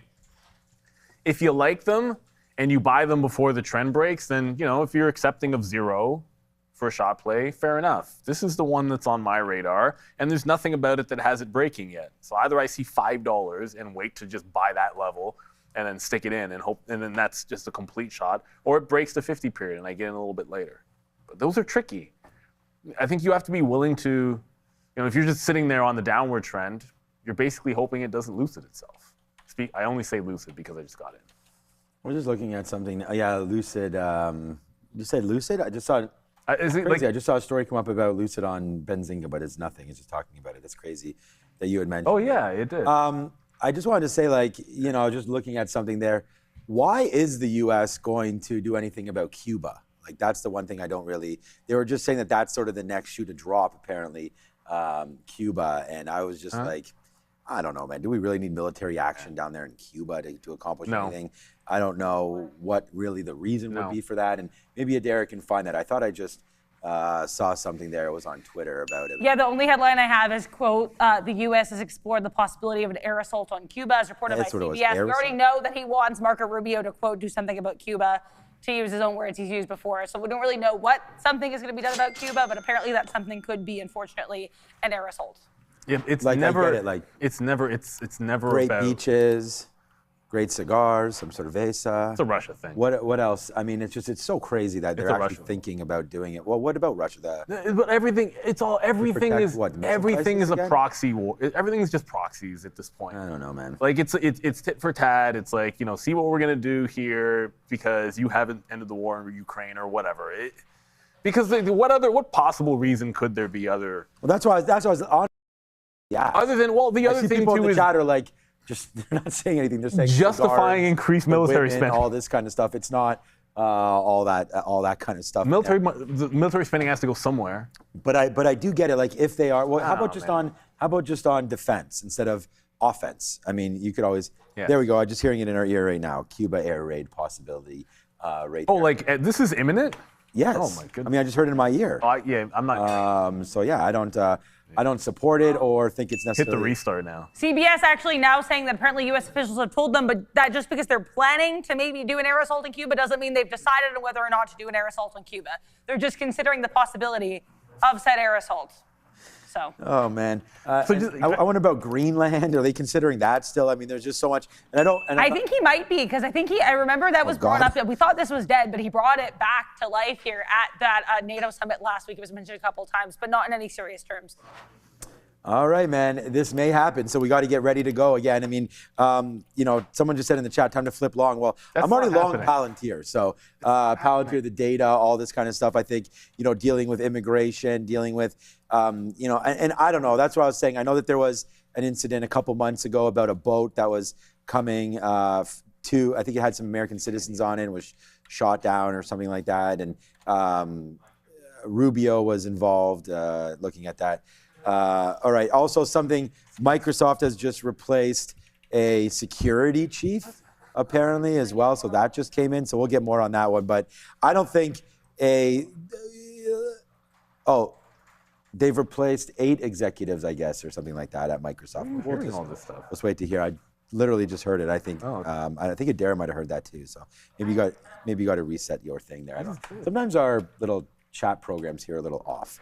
Needless to say, on the news. But yeah, so anyways, Microsoft not really moving around too much at these levels. So maybe somebody to consider here moving forward with Microsoft and you know, the cutting of some employees. And the thing is that we do know that everything's getting just a little bit tighter at these big tech companies, right? Meta did most recently, I think it was a couple percentage points off of their staff as well. And you know, just some different cutting of jobs and getting a little thinner there on the employee side of things, which is kind of unfortunate. You know, I think it was Snapchat also laying off some employees there. So it's not necessarily a sign of trouble. It's what happens. And I don't want to feel too bad for these high executives. Like, they're talking about the chief of security there at Microsoft. I don't think they mean the guy watching the door. Yeah, that's what I was saying, Adair. I thought there was 8 people that have been cut there. These are good. There it is. Top executives, yeah, to force an AI overhaul. So the thing is like, I don't really cry for me, Argentina, for this, because a lot of employees are probably well paid in both stock option and all that kind of stuff anyways. But yeah, still, losing a job, not something that we want to celebrate there. But Microsoft is not doing anything on this news, so we can wait for it. It's only 2:40 right now, and I'm just sitting here. We're going to go to Adair in a second. Just want to review some trades here because VWAP is upon us now, and that's where we took it out. So about a half hour ago when we came on, was 250, half hour ago, it's 15 minutes ago. We took a VWAP trade. I'm not sitting here right now again. I'm actually down here at 135 to see if we do get another fill back into this area where we'd sort of danced around before. And now we have the 200 period moving average. So SpaceX, again, like the short was there. We put this on our Twitter at 10 o'clock when we took this trade. Was back and forth for us a little bit. We had to actually average into it, back up into VWAP, and then it was an absolute collapse when we broke that printed price of 135, right? I mean, that was the price that everybody got in at early. And if you got in about a month ago and you didn't actually how about that? Has it been a month? Exactly? It was June 5th. No, it was June 12th.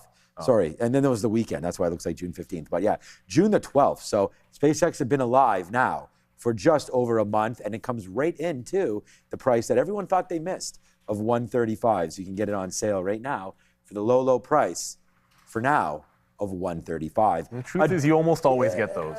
Yeah, that's what I was going to say. I mean, almost even always Cerebras get it. just came back in as well. That came into the 180, right? I mean, I think CBR and oh man, we really got to go to Adara. I just keep. Oh, we're supposed talking. to go to Adara? I think so. CBR. Oh, to Sia. Okay, even you know, I always get in trouble because I say Adara and then I throw it to Sia and then she sort of gives me The highest of compliments, Sia. I noticed. She's like, damn, this guy always calling me the wrong name over here. All right, let's go over to Adara. Sorry, I said it again. Let's go over to Sia. You spent like a couple of years saying the same thing. Yeah. I mean, it's like, and she's just that's as the excuse. professional That's my and great at her job. So of course it's natural that we say, but we are going to Sia. Yeah, let's go.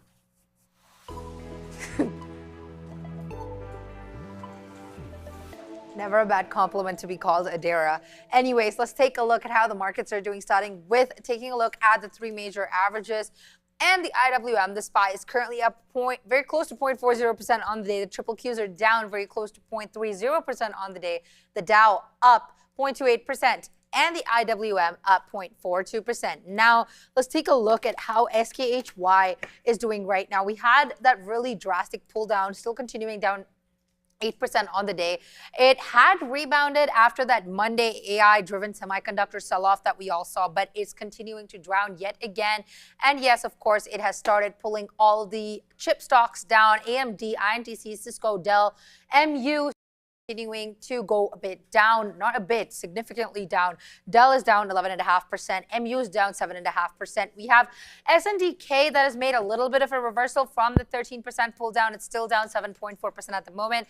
And let's just, before we go to Adara, take a quick look at this ticker here. SECZ, that is securitized, has popped roughly 15% after unveiling its plans to help public companies issue their stocks on blockchain rails. That is in partnership with Cantor and Fitzgerald and Co. So the company said in a statement that it will allow firms to issue, distribute, and at the same time service digital securities using its tokenization infrastructure. It has not specified a rollout date. So that SECZ is up very close to 12.5% on the day, made a little bit of a reversal, but let's stop and go to Adara.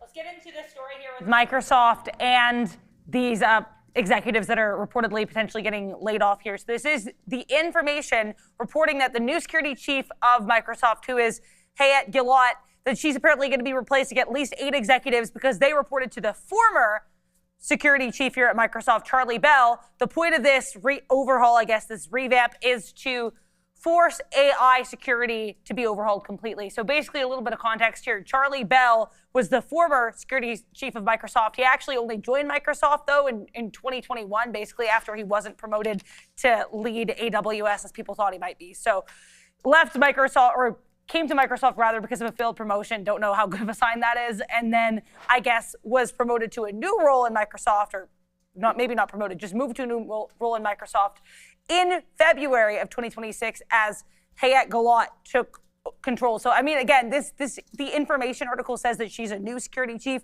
She's been there for about 5 months. But either way here, this overhaul reportedly is happening. If I get more details, I'll let you know. But it sounds like, again, these layoffs have to do with trying to force changes and improvement related to AI. Back to you. Okay. That's what you got to do, man. Yeah, I mean, that's what I was saying. Sometimes it's not the end of the world to get those changes. Sometimes could be a good thing, too, for the stock. So there it is, man. We just talked about it. It's a chicken dinner winner one more time. We did have some pretty good curry chicken, I thought, for lunch. I thought it was okay, considering where it could be. Yeah, maybe it was a bit dry, but at least it was loaded with sauce, which was okay. Okay. There. Okay, so it just came into 135. So I took 135.16, sorry. So that's just hitting right now. So we just got filled like literally a minute ago.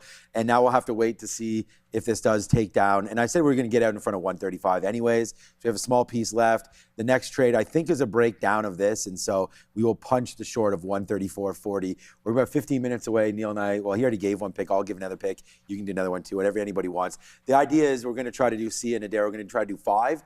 And you can do as many as you want. Are we going to have given them all by Friday? Friday, I think. Are we doing 5 picks now? Yeah, is that okay by you or?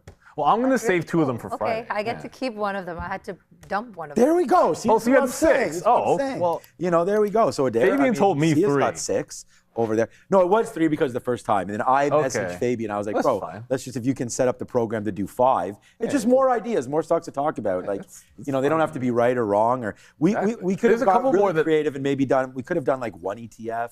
Like we could have said something like that, but we'll just roll it like that. We'll give our picks in a minute. I will have an ETF.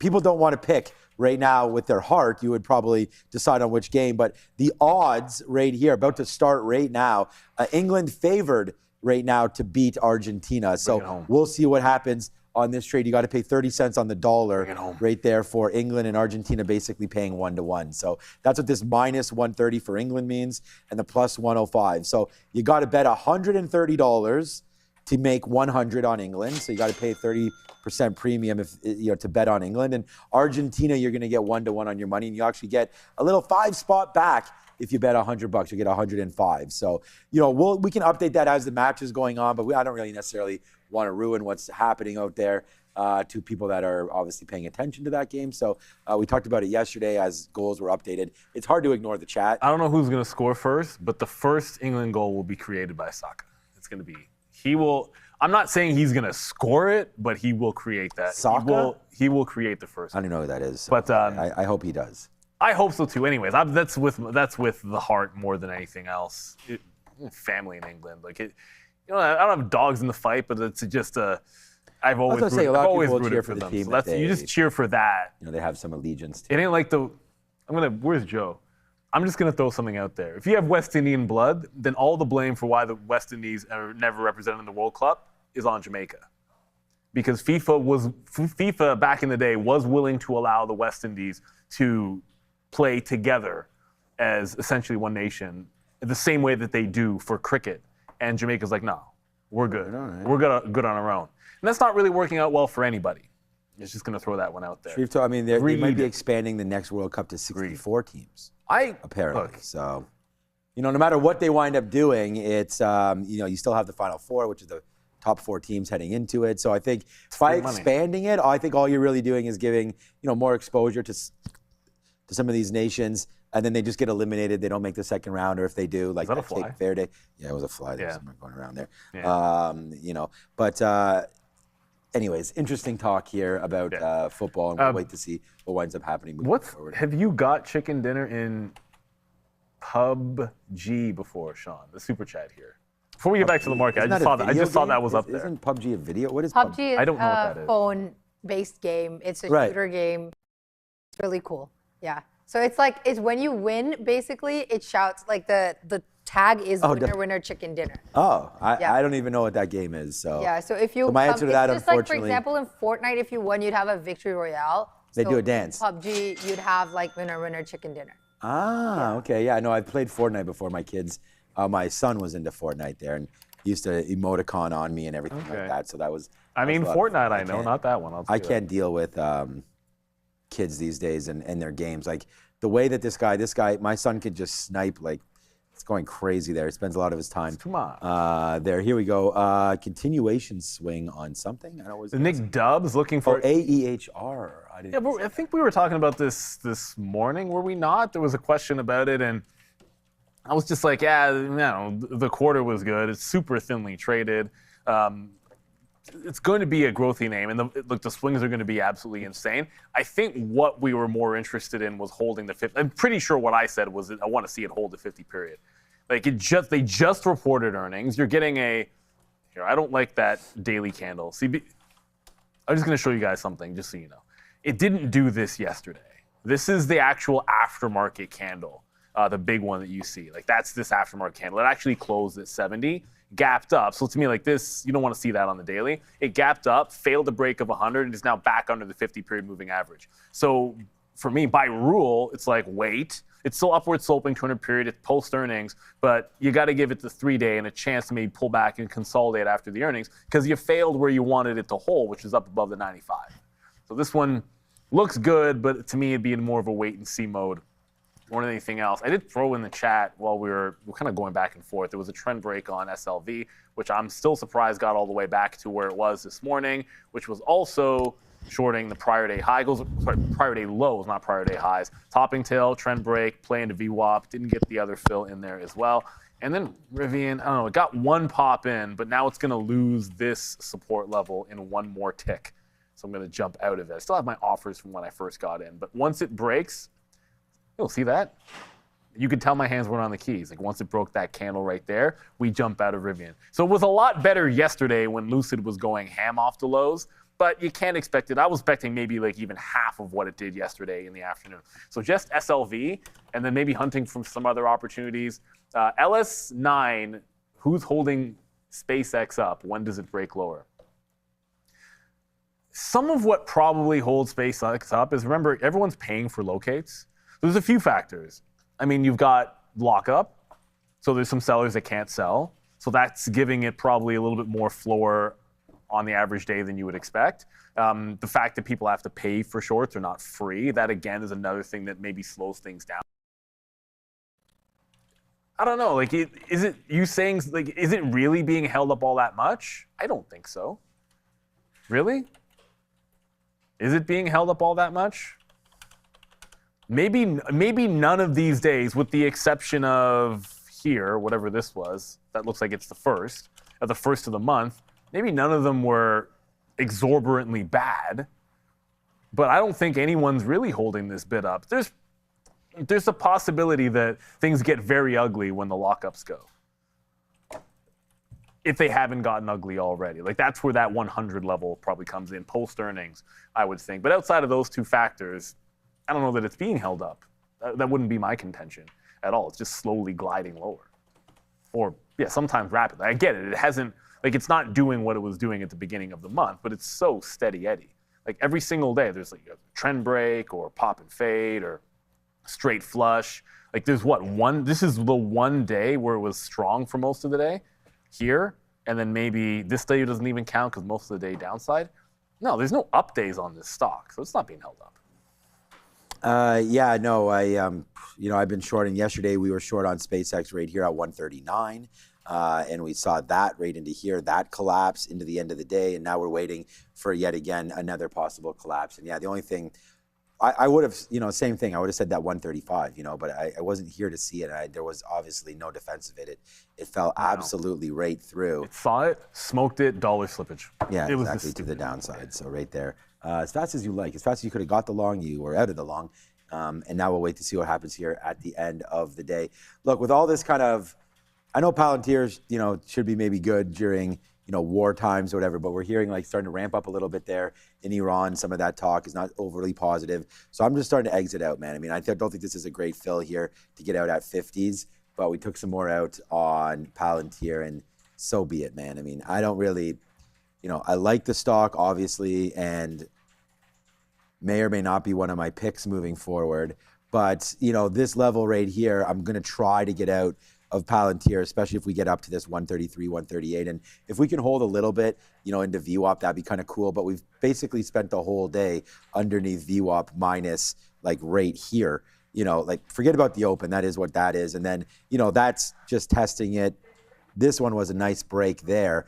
And we were long. So, giddy up. That was a good one. But it gets up to 135 and change and then just whacks itself right down. And that's where we get that move back in again and able to take it. But, you got to be very, very careful here as USO and starting to ramp up again. And I see some, you have Battle Up. And, that was a name that we talked about on the short float side of things. And there's USO right now, 0.27. Halting right now, man. GTAI. We said about, what was it, 350 or whatever that level was there. That's now broken down again. Yeah, these halt little prices here where he kept on going back and forth, trying to take down 350. So it looks like that just held. So we have to watch out for that one. That was the GameStop trade. Yeah, there was something. What was the news there? No. So when I say the GameStop, anybody that remember the day that everyone blames Robinhood on that morning on GameStop, and I don't remember how many times it halted, but it was like it opened up and started flushing. It halted like multiple times. It could have been like 7 or 8 times to the downside, and then there was the first time it put in one green candle and halted up, and then there was just like long everything, like long GameStop, long AMC, long Cost, long BlackBerry. And it was something like this, where except it was halting the entire way down, and the second there was one up, you just took that, and it went all the way. That's what you look for. I think when something is cascading, if you're good, that's what Lucid did, right? Like Lucid yesterday was very similar, but obviously JTAI. How are you going to be up? This doesn't make any sense. What's wrong with our percentage thing? Why does this say 673? Isn't that right? That's what I have, 671. But how can it possibly be up 670% when I'm, what? Well, where did it close yesterday? I mean, that was the whole thing. Yeah, but I have it closing yesterday at 450. It's down a bunch. That's wrong. Sorry. Yeah. Oh, yeah, that's big time. Yeah, like I'm looking at the chart, I'm like, why is this breaking in my head? Or it's just old. Like at one point it must have been up that much and it no longer is. I think I heard we're going to the desk, so let's go to the desk. I didn't catch it. The IWM is currently up 0.42%. Let's take a look at 2 tickers I have picked out for you right now. RXT, that's Rackspace Technology, has received the Defense Employer Recognition Scheme Gold Award. However, the stock is not reacting great to this. Pretty poorly, down 3.5%. JTAI now, down 27.3% at the moment. So it's an emerging provider. They've been talking about it on the show right now, but it's an emerging provider of high-performance GPU infrastructure and AI cloud services. But the stock is down after the announcement coming in that it has entered into a non-binding letter of intent, that's the LOI, to effect a reverse takeover transaction with a privately held operating company, valuing the counterparty at approximately $300 million. Now, upon the completion of this deal, the combined company is expected to be valued at approximately $320 million, with Jet AI shareholders to receive approximately $20 million of cash and stock consideration. And we just figured out they split yesterday, so that's why. I don't know why our all the way to the upside, and our charts, of course, not showing that, so it's looking like we're up 700%, which it's not. And that's what happens when you split from 3 cents or whatever up to $4, and then all of a sudden, the next thing you know, the charts go ape on that one. You know, we talked a little SpaceX here today. What about Tesla? Tesla's another name here that's really sort of been just doing nothing as we wait for a potential SpaceX merger or rumors of that or some sort of a combination of that, and I don't know what we're going to do, but this has been downward sloping now. 200 starting to turn downward, 50 period already is. It's not looking like a huge growth stock right now as Tesla, and maybe it's not anymore, as we already know the story of the cars. We wait for robo-taxi, and then after that, man, like, I don't know, when I was in the Tesla dealership there, I was sort of talking to the guy. They had an Optimus there, just a model, and this is like, the guy has no idea when those are coming through, and I wonder about what that next sort of shoe to drop with Tesla will be, and so we'll just have to wait for it. I feel like they really screwed up that Cybertruck, man. I mean, if they just would have gone with like a standard release of an SUV of some sort, I think that really would have took off instead of trying to be like something completely different with the Cybertruck. But we heard the other day there was something like 495,000, whatever that delivery number was, that tanked the stock. It was record deliveries for Q2, but there was like 8,000 Cybertrucks. It was like something that didn't even move the needle to the point where I'm not even sure they're making money on. I'm sure they're making money because they have the technology, but but not on the Cybertruck. I don't know if they are or not. Cybertruck still goes for $100,000. I don't know if they are. But that being said, you mentioned Optimus. You know who did announce? Who did announce their robot production 1,000 a month? That would be XPeng. They announced. Well, it was per the Wall Street Journal this morning. Look, the robots are coming, and like just about everything else, they're coming from China. That's where they're going to be first. So XPeng's out in front of it. It didn't seem to do much to the stock. It's still, it's up 4%, but it's pretty dead. And my segue to an actually pretty good Chinese stock, although not doing what we wanted to see here today, which is hold on to $120, is Alibaba. It gapped. It's basically spent the rest of the day folding back in. I think you can maybe chalk this one up to like all of the destruction that happened in the chip names and the NASDAQ. Like everything was just falling so hard. It was very difficult for anything that was strong to have held up. So I still think this is a pretty constructive breakout on Alibaba. Maybe this can hold on to as long as it holds on to 115. Another run at 120 has got to be in play. I think you got to give some strong stocks that pull back maybe a bit fiercely, so to speak. Give it a little bit of a hall pass, given what happened in the market and some of the AI trade. But yeah, Bob actually losing the bid as we speak. Almost 3 o'clock. It's almost time for Power Hour.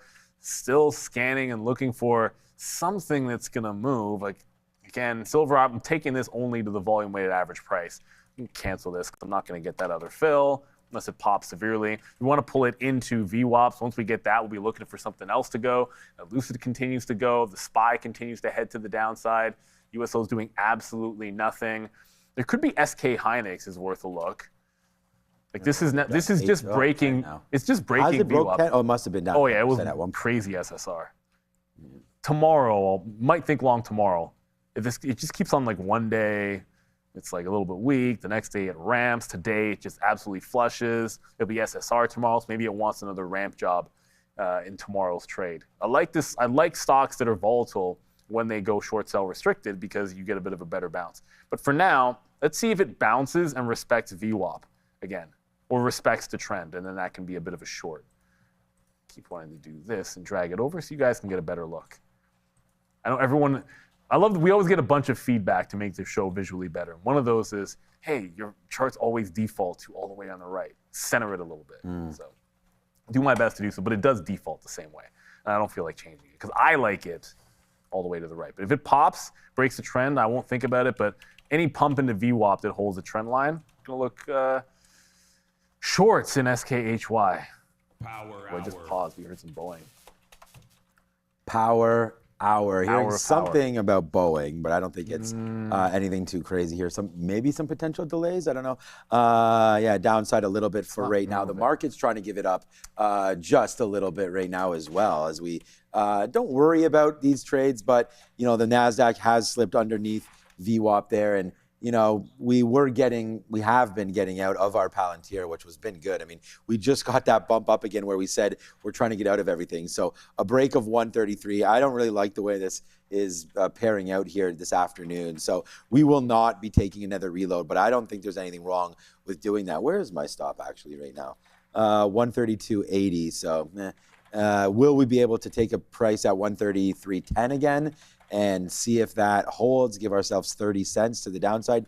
Do we have 30 cents worth of upside on this trade is kind of the question to ask. What the? Okay, nice move down there, Palantir. I don't know what you guys were doing right there, but nice move downside there for PLTR. We'll give it a little bit of a go here soon, see if it wants to hold that 133 area.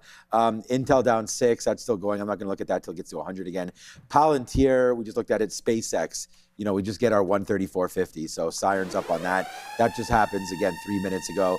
Just trying to get it right. We said right into this area. So even when it was up here and I was taking it out at 136, we were, we picked out on 135. We wanted that out. And then we said right into here is another potential out. And then maybe we try to run the short right here through 134 again. And then we see what winds up happening to the downside. So I'm going to put in, right now I'm going to cancel my out.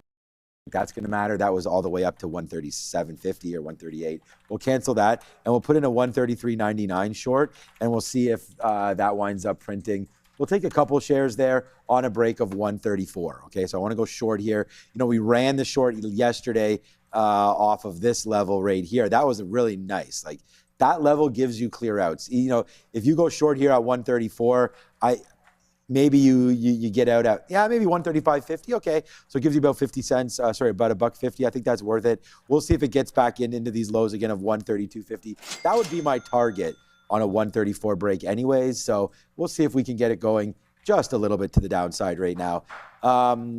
Okay, so is he currently speaking right now, President Trump? I don't know. He was scheduled to speak at 3:15, but I haven't seen that he's actually made any comments.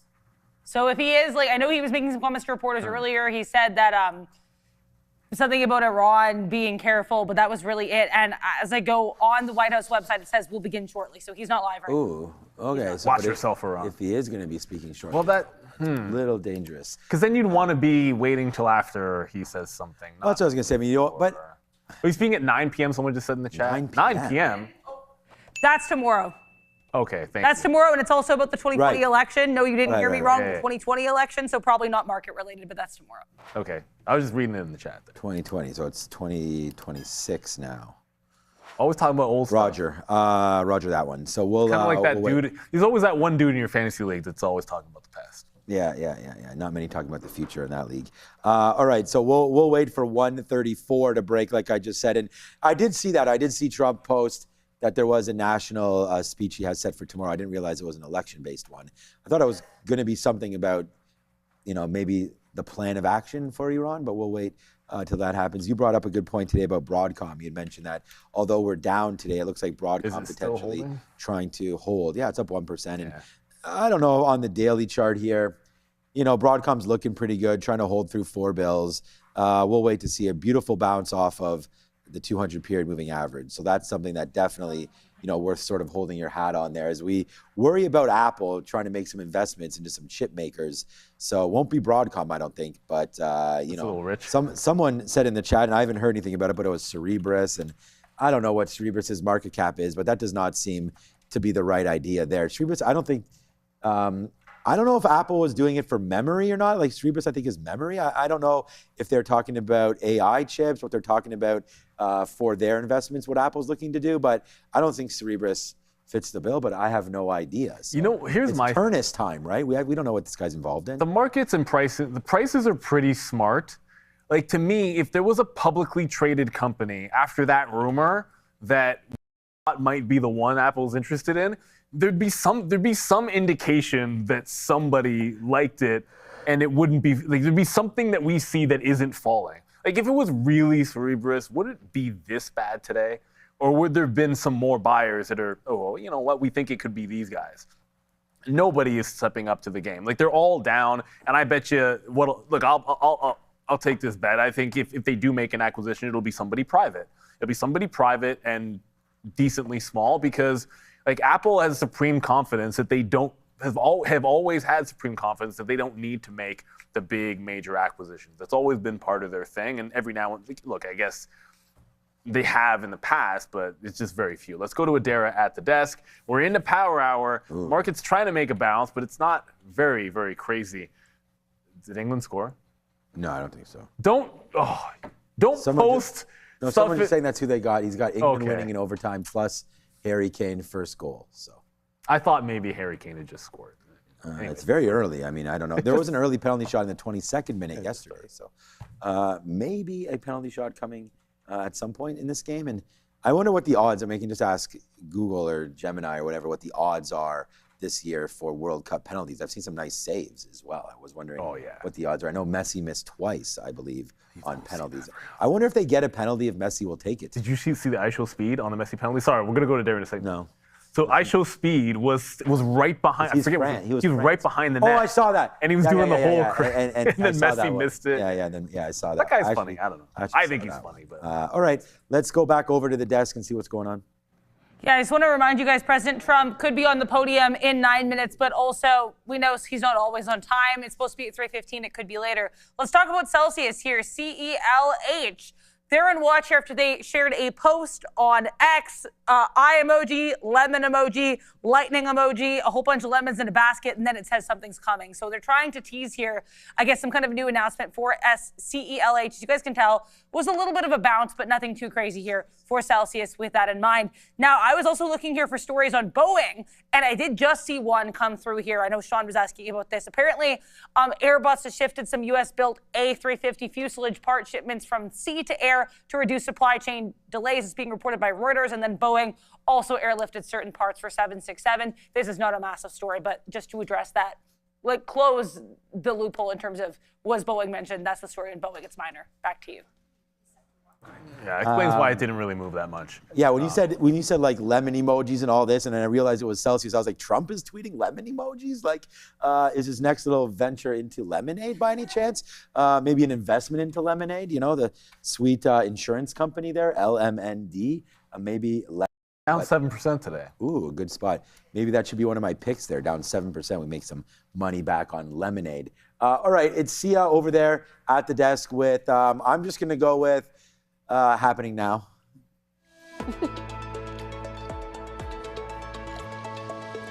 So you're partially right there. This is a segment during the Happening Now segment. So Sector Watch, the SPY, currently up 0.26% at the moment. Let's take a look at the sectors and how they're doing towards the end of this trading session. Now, electric tech, you have NVIDIA, super flat at the moment, reversed its gains, and reversed its losses as well. Apple up 4.3% on the day. Strong look over here. AVGO up very close to 1.3%. MU, like I mentioned earlier during the Happening Now segment, all these chip names, INTC, MU, SNDK, AMD, all down in the red, continuing to drag down over here. We have SCX also down 7%, followed by Marvel down 7% as well. Tech services, you have Google up close to 3% on the day, Microsoft up 2.7%, and Meta down very close to 2.5% on the day. Oracle is up 3.4% at the moment as well. Palantir, Netflix, PANW continue to remain flat, whereas CRWD and IBM continue to be down in the red, 2% and 1.8% respectively. Finance, you have BRKB, Visa, MasterCard, MSGS, all flat on the day. JPM up 1%, not bad over here. BAC also up very close to 1%. You have WFC up close to 2%, and AXP up 8%, with Citi trading flat, inching close to 0.70 in the green over here. However, retail is up Amazon here up 2.8%. Walmart and Costco, however, are trading flat at the moment, with Home Depot up 8% and TJX up very close to 0.80% over here. Producer manufacturing seems to be lagging here today. We had that bit of a bearishness earlier in the day. It's been continued towards the end of this session. AMAT down 3.5%. You have CAT down 2.9%, very close to 3%, and LRCX down 4.5% on the day, followed by GEV also down 1.2% here. Health Tech, you have Lilly flat at the moment. J&J making a reversal down 2.1%. ABBV, however, trading very close to 1%. MRK up 2.5% over here. In consumer durables, you have Tesla trading flat. Just want to take a look at how Ford is doing, up 1.69% here, F as well. Energy, everything in the red.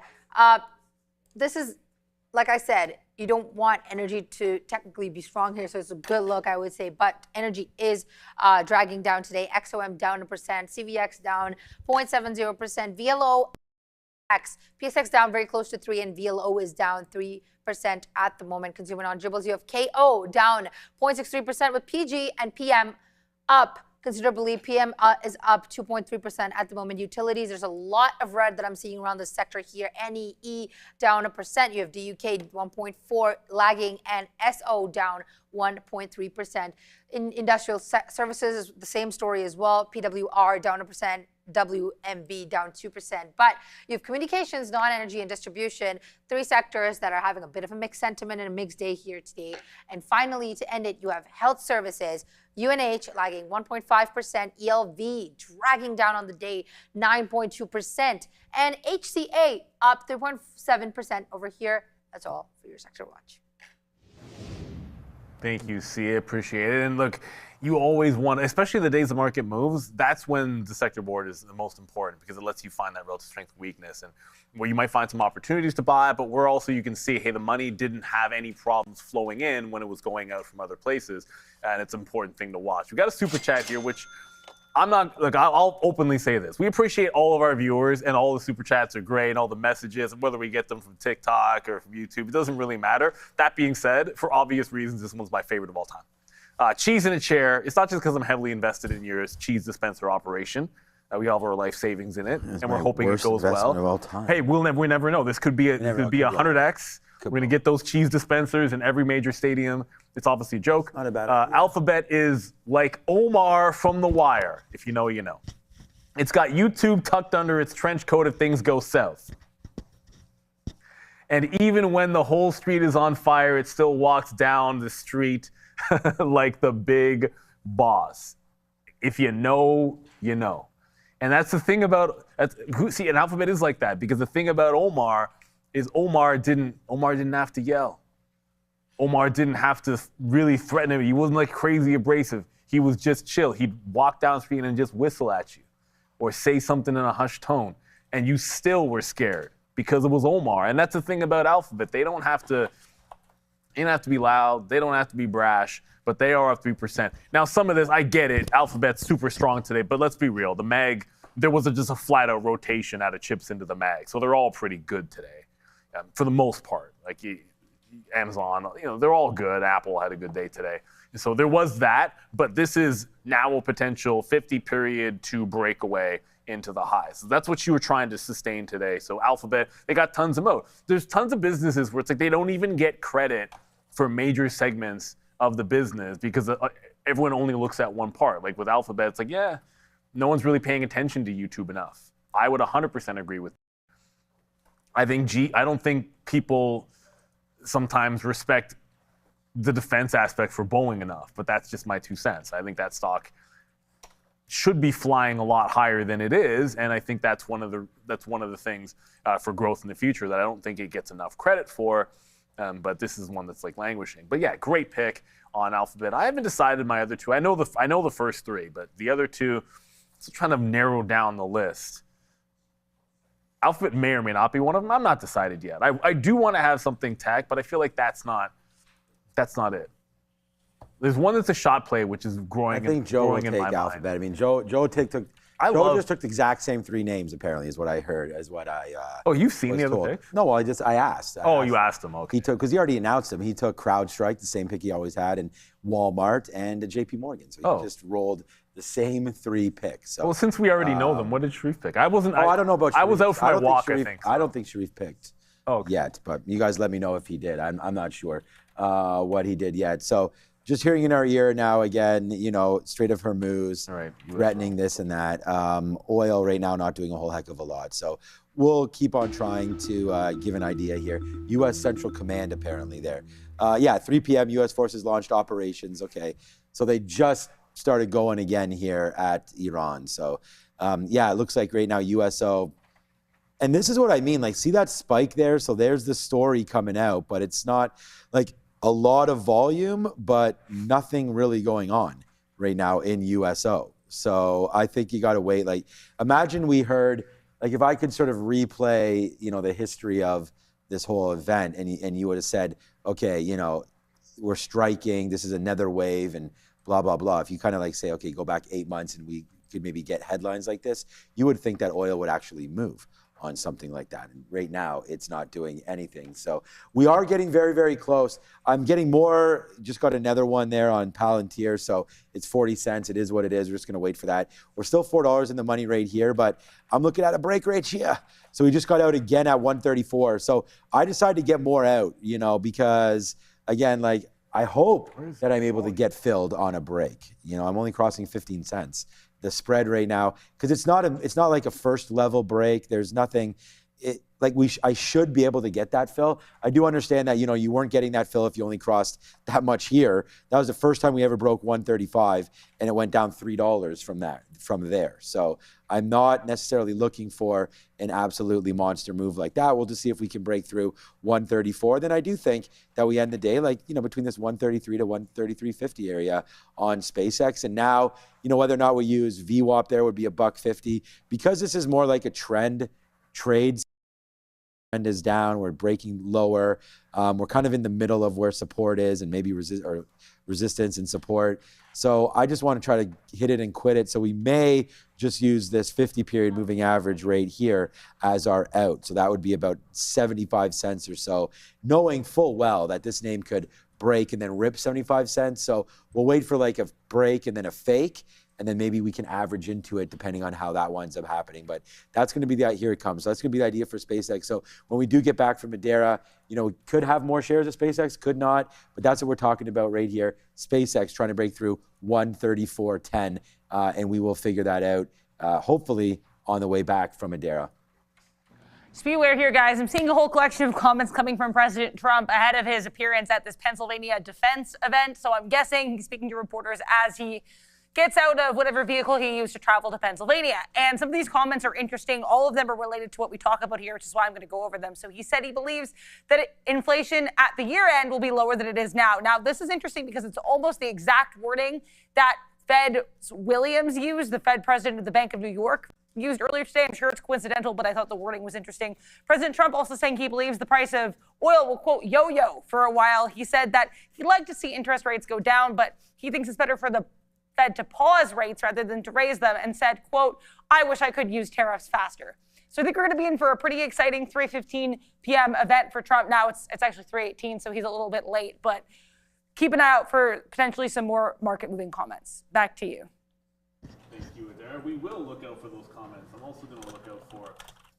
That's right. I sneezed, so I had to mute myself there, but apologies. I'm going to look for some movement here in DRAM. I just saw SK Hynix start to break down, and you are resuming. I know you had a big long uptrend, and obviously it already broke, but you don't have to have that if you're going to consolidate and then head lower. So I want to short the consolidation.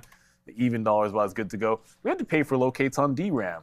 It's not free, but they were very, very cheap. So once again, shout out to Real Trading. We always get questions about like locates when people say they can or can't short things. The best way to think about Real Trading, we have locates or available borrows on 99-point-something% of all issues on North American markets. And the reality is, even if you have to pay, usually it's something along the lines of, like DRAM here is 0.00026 cents per share. 0.00026 cents per share. So that's what you get charged for it. So we have a great tier 1 broker, and it's fantastic for us. Allows us stability. So I'm going to take it short. I'm going to give it to this little, not the prior bar, but like the prior top in here. So it's about 40 pennies on DRAM. And if you're looking at what's under the hood for DRAM, I mean, I probably not saying anything you don't know. Like you're already breaking down on Micron through 900. If you look at SNDK individually, this isn't a consolidation break. They're a little choppy, but why pick when I can just get into DRAM? If I think we're headed lower, going to get some out at the 1-to-1 on this wick and then just see how far we can get down. Look for some reloads along the way because the market doesn't seem to want to hold up that well in the afternoons lately. When was the last time, you guys tell me because I don't remember. When was the last time we were at the highs in the afternoon and then still making fresh highs after 3 o'clock? Like even the days that we're up, like we're not making fresh highs 320, 330, 340. Like it's that we don't have days like that. I don't feel like too much. I know I could just look at the chart myself, but I was looking at something else and I figured I'd ask you guys. I guess, yeah, like does this day really count because the pop happens in the aftermarket? Like you get up there, you pull back, you get back to the highs that doesn't count. You know, we're moving down there, we're moving down there, we're moving down in the afternoon. Like how far afternoon where you're not giving it up? I'm not even seeing it. I'm not going to bother going any further back. I already have it at a 60-minute chart. Put it back to my 15. Suffice to say the market's been weak in afternoons. Yeah, I was thinking the same thing, and that's why I'm trying to go short here on SpaceX and trying to hold on to that one. Maybe look at SK Hynix. Look, like in a era of data and infrastructure and all of these build outs and everything that's been happening in this world, we always look at the SanDisks, the Microns, and all of that, right? And that's why you look at that DRAM, and then now we get SK Hynix coming through. But all of these stocks need one thing, and they need help with the build out, Neil. So I am going with one of my picks will be Caterpillar. So we'll hit the sirens up for Caterpillar. That will be one of the plays of mine moving into the second half of the year. They have an extreme backlog, heading into the back end of 2026, even into the front end of 27. Caterpillar can't produce these turbines fast enough. They already have autonomous machines, robots working for them. I mean, imagine you could be, this big, first of all, the world's in for a rebuild. We already know that. A lot of money being spent on various things, including infrastructure plays, not just for the data centers, but the building out of everything, right? The building out of, metropolis, highways, just pure expansion. Caterpillar, and then the energy side of things with the turbines, they can't keep those in stock. I like Caterpillar, perennial dividend increase. We're not even counting dividends and all this. They'll give you a 2% 2% anyways. So I just think Caterpillar right here. And not only that, this time I'm going to be, a little smarter with it. As Joe sits back down right here, I'm going to make, looking at where we are, right? I mean, I'm not going to make a call. And look, if I like the stock and it's at highs, like you said, AbbVie had pulled back a little bit, still near highs. Caterpillar still near highs. Still, yeah. I don't think this is necessarily a stock that we have to write off. I mean, could it come back into 850? Sure. But if we're going to make some plays, we're already a little bit late here on the year. But I'm going to put in to the portfolio right now Caterpillar. Again, a name that I own. But, at these levels, I think it's worth buying. It's going to be Caterpillar is going to be one of my plays moving forward. And you guys wanted 2 for 1. Let me give you 2 right now. The next play is one that I just most recently bought in my own portfolio. I like the stock. You may be able to guess it. This is more on a computer sort of relay play moving forward here, thinking that we do have some exposure into that game. I mean, I was going to think about picking up some Intel, maybe even some Corning. But instead, we're going to go with yet again another dividend payer, and it's going to be the boy that you all know as Qualcomm enters the building as my second pick. So I'm going to go with Caterpillar to start with today and Qualcomm. Qualcomm actually pretty flat on the day right here, but again, another pick that has come right into the 200 period moving average. I've most recently bought it in and around these levels, so I'm going to support Qualcomm as one of my plays moving forward here into 2026. So we've got Caterpillar on a little bit of a build out. Qualcomm has a custody there, and we'll see what winds up going higher. The reason Qualcomm, Snapdragon, autonomous vehicles, right? Qualcomm, I mean, they're predicting here a backlog of their Snapdragon units just for the cars alone, getting involved into the autonomous side of that. So as we talk about robo-taxis and, the stuff that's going on with Lucid and all that, Qualcomm trying to find their way, a big shift. We used to think of Qualcomm as a company that was in the handset business. But now, right now, we like Qualcomm moving forward as they get back into that AI space. So I'm going to go with kind of one chalk play a little bit with Caterpillar, and then one that I think is a risk with Qualcomm. So we got those 2 plays. We got a few more to come into on Friday. So we'll give you some plays today, and then on Friday we'll wrap it up with maybe 3 more. I mean, I love Caterpillar. Oh, I love Caterpillar. I had to say that before you did. So we got Caterpillar. I haven't decided 2 of mine, and whatever. I have a bunch written down here. I have Caterpillar, one more I could prop right now. I'm not gonna make potentially. It. I have to say, I'm making one of my picks is gonna be a little bit boring because it was a more exciting one that I wanted to do. But because I wasn't prepared to buy it right now, I'm not going to. You're gonna not have. Nobody's heard of them. You probably don't know AAUC, but. Like last year, I didn't include something that I swing bought myself. It was fantastic, and I'm like, this time, if I'm doing something in a deal, then I want to say that I'm doing it.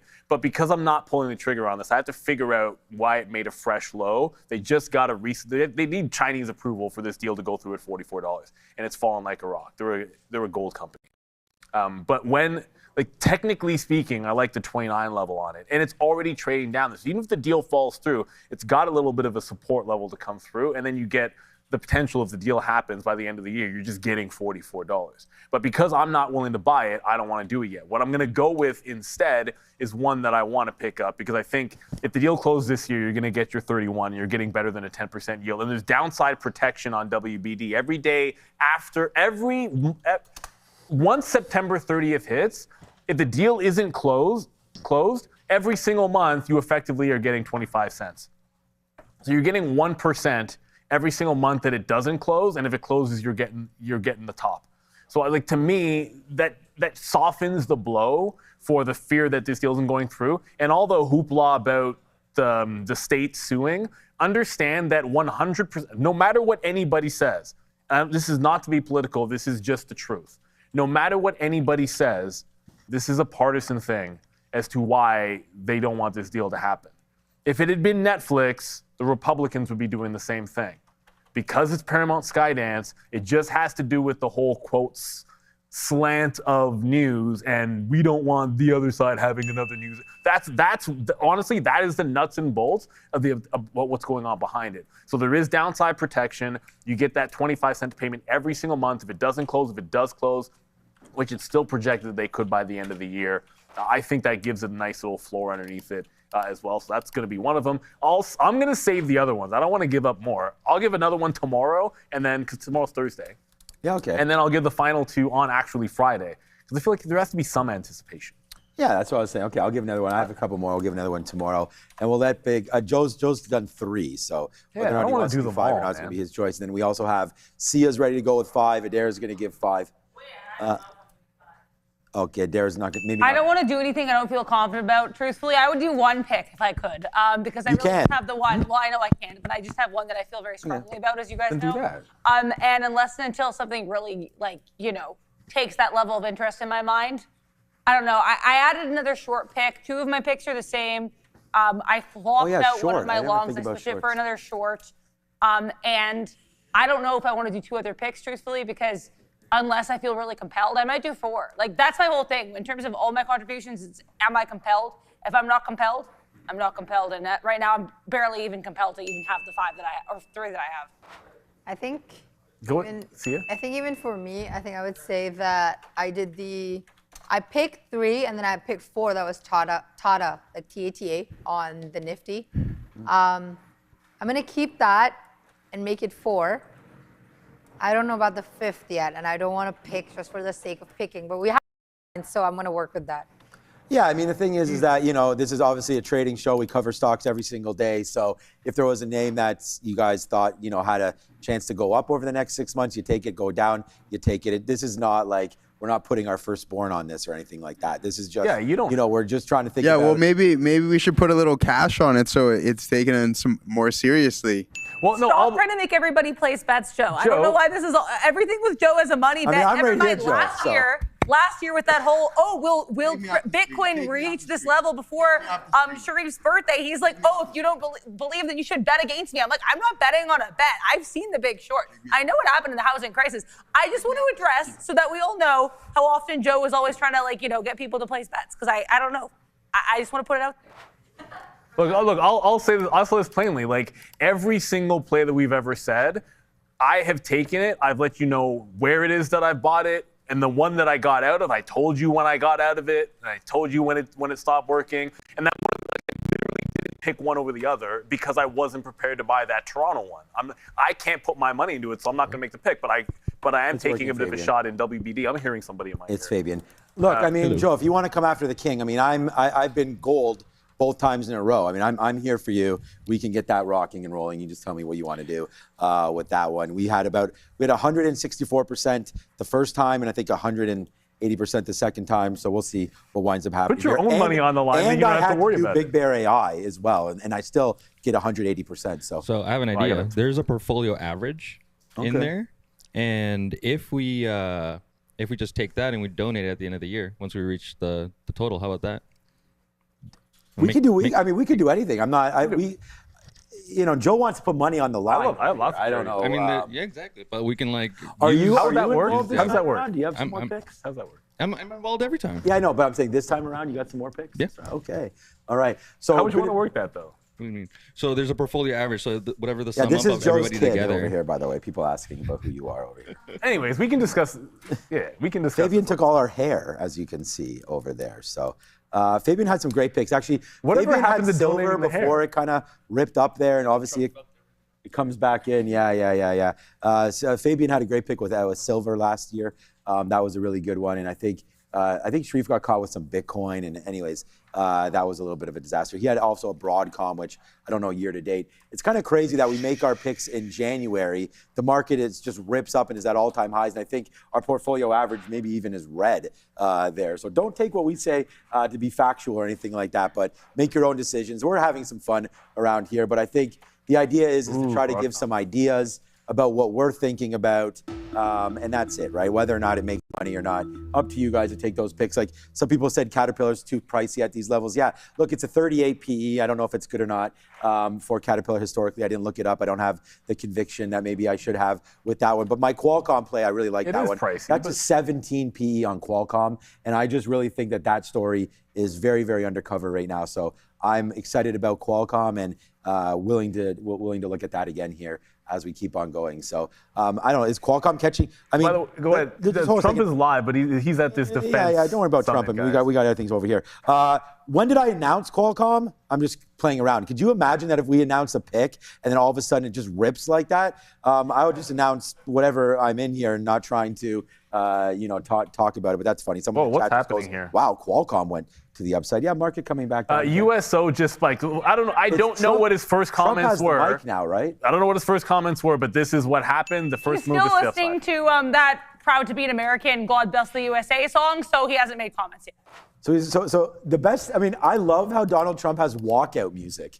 Like, that's the best. Like, this is like wrestling. Like, when I watched this guy come out, UFC, he came right out the White House with Dana White there for the UFC. He had like a 5-minute walk. Like, I really felt like it was very, very dramatic there. Shout out to 47 there. This guy. You know what Aaron did to me yesterday?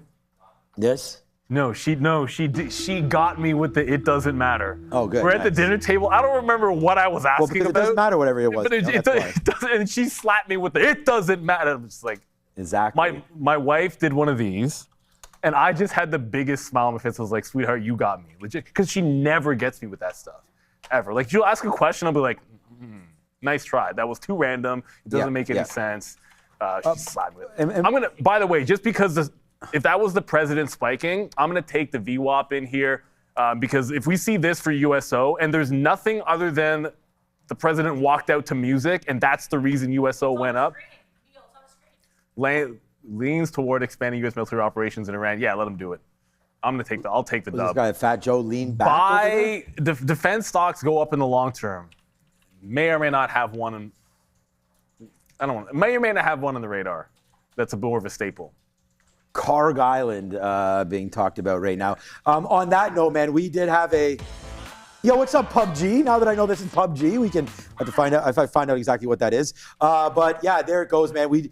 Isn't that hilarious that when this was down here again, I questioned myself about taking Palantir. Meanwhile, it just ho-hummed itself up $1 right there. Like, we were like, nah, do we really want to take this? And I remember what our stop was, 132.80 to the downside. So we could have had about 30 or 40 cents worth of a risk. And Black Owl to the upside, we go 90 cents upside off 133 there. So there it goes. But all right, it's 3:34. We are getting ready for some of those imbalances. I think we're going to go back over to the desk. This is what they look like so far. I have no idea what ARI is. That's on here as well. Early sell look. So if you're in the bank names, you may want to have just a quick look at those as sell look for WFC, although it's taking out highs right now. So that's kind of odd there. Ford, don't tell Randy right now, but Ford, nice move to the high side for Ford lately, just off that 13 up to 14. I was lucky enough to get some out of Ford right there at $17. Imagine I made one of my picks Ford. That would be hilarious. It's Money Talks. Hold on a second. Money, we probably have a bumper for this, so maybe I shouldn't have done that. But it's Money Talks with Sia at the desk.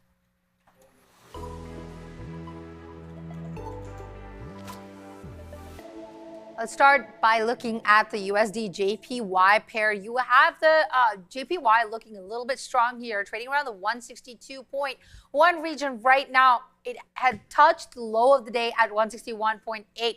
Seems like it's making a reversal. The chart looking not so bad right now. So we had hovered weak, like I said, near 162.12, and now touching around, I would say 162.16 is looking pretty good here. Not too bad. Let's also take a look at the dollar and send it over to Adara. Dollar around 100.5 right now.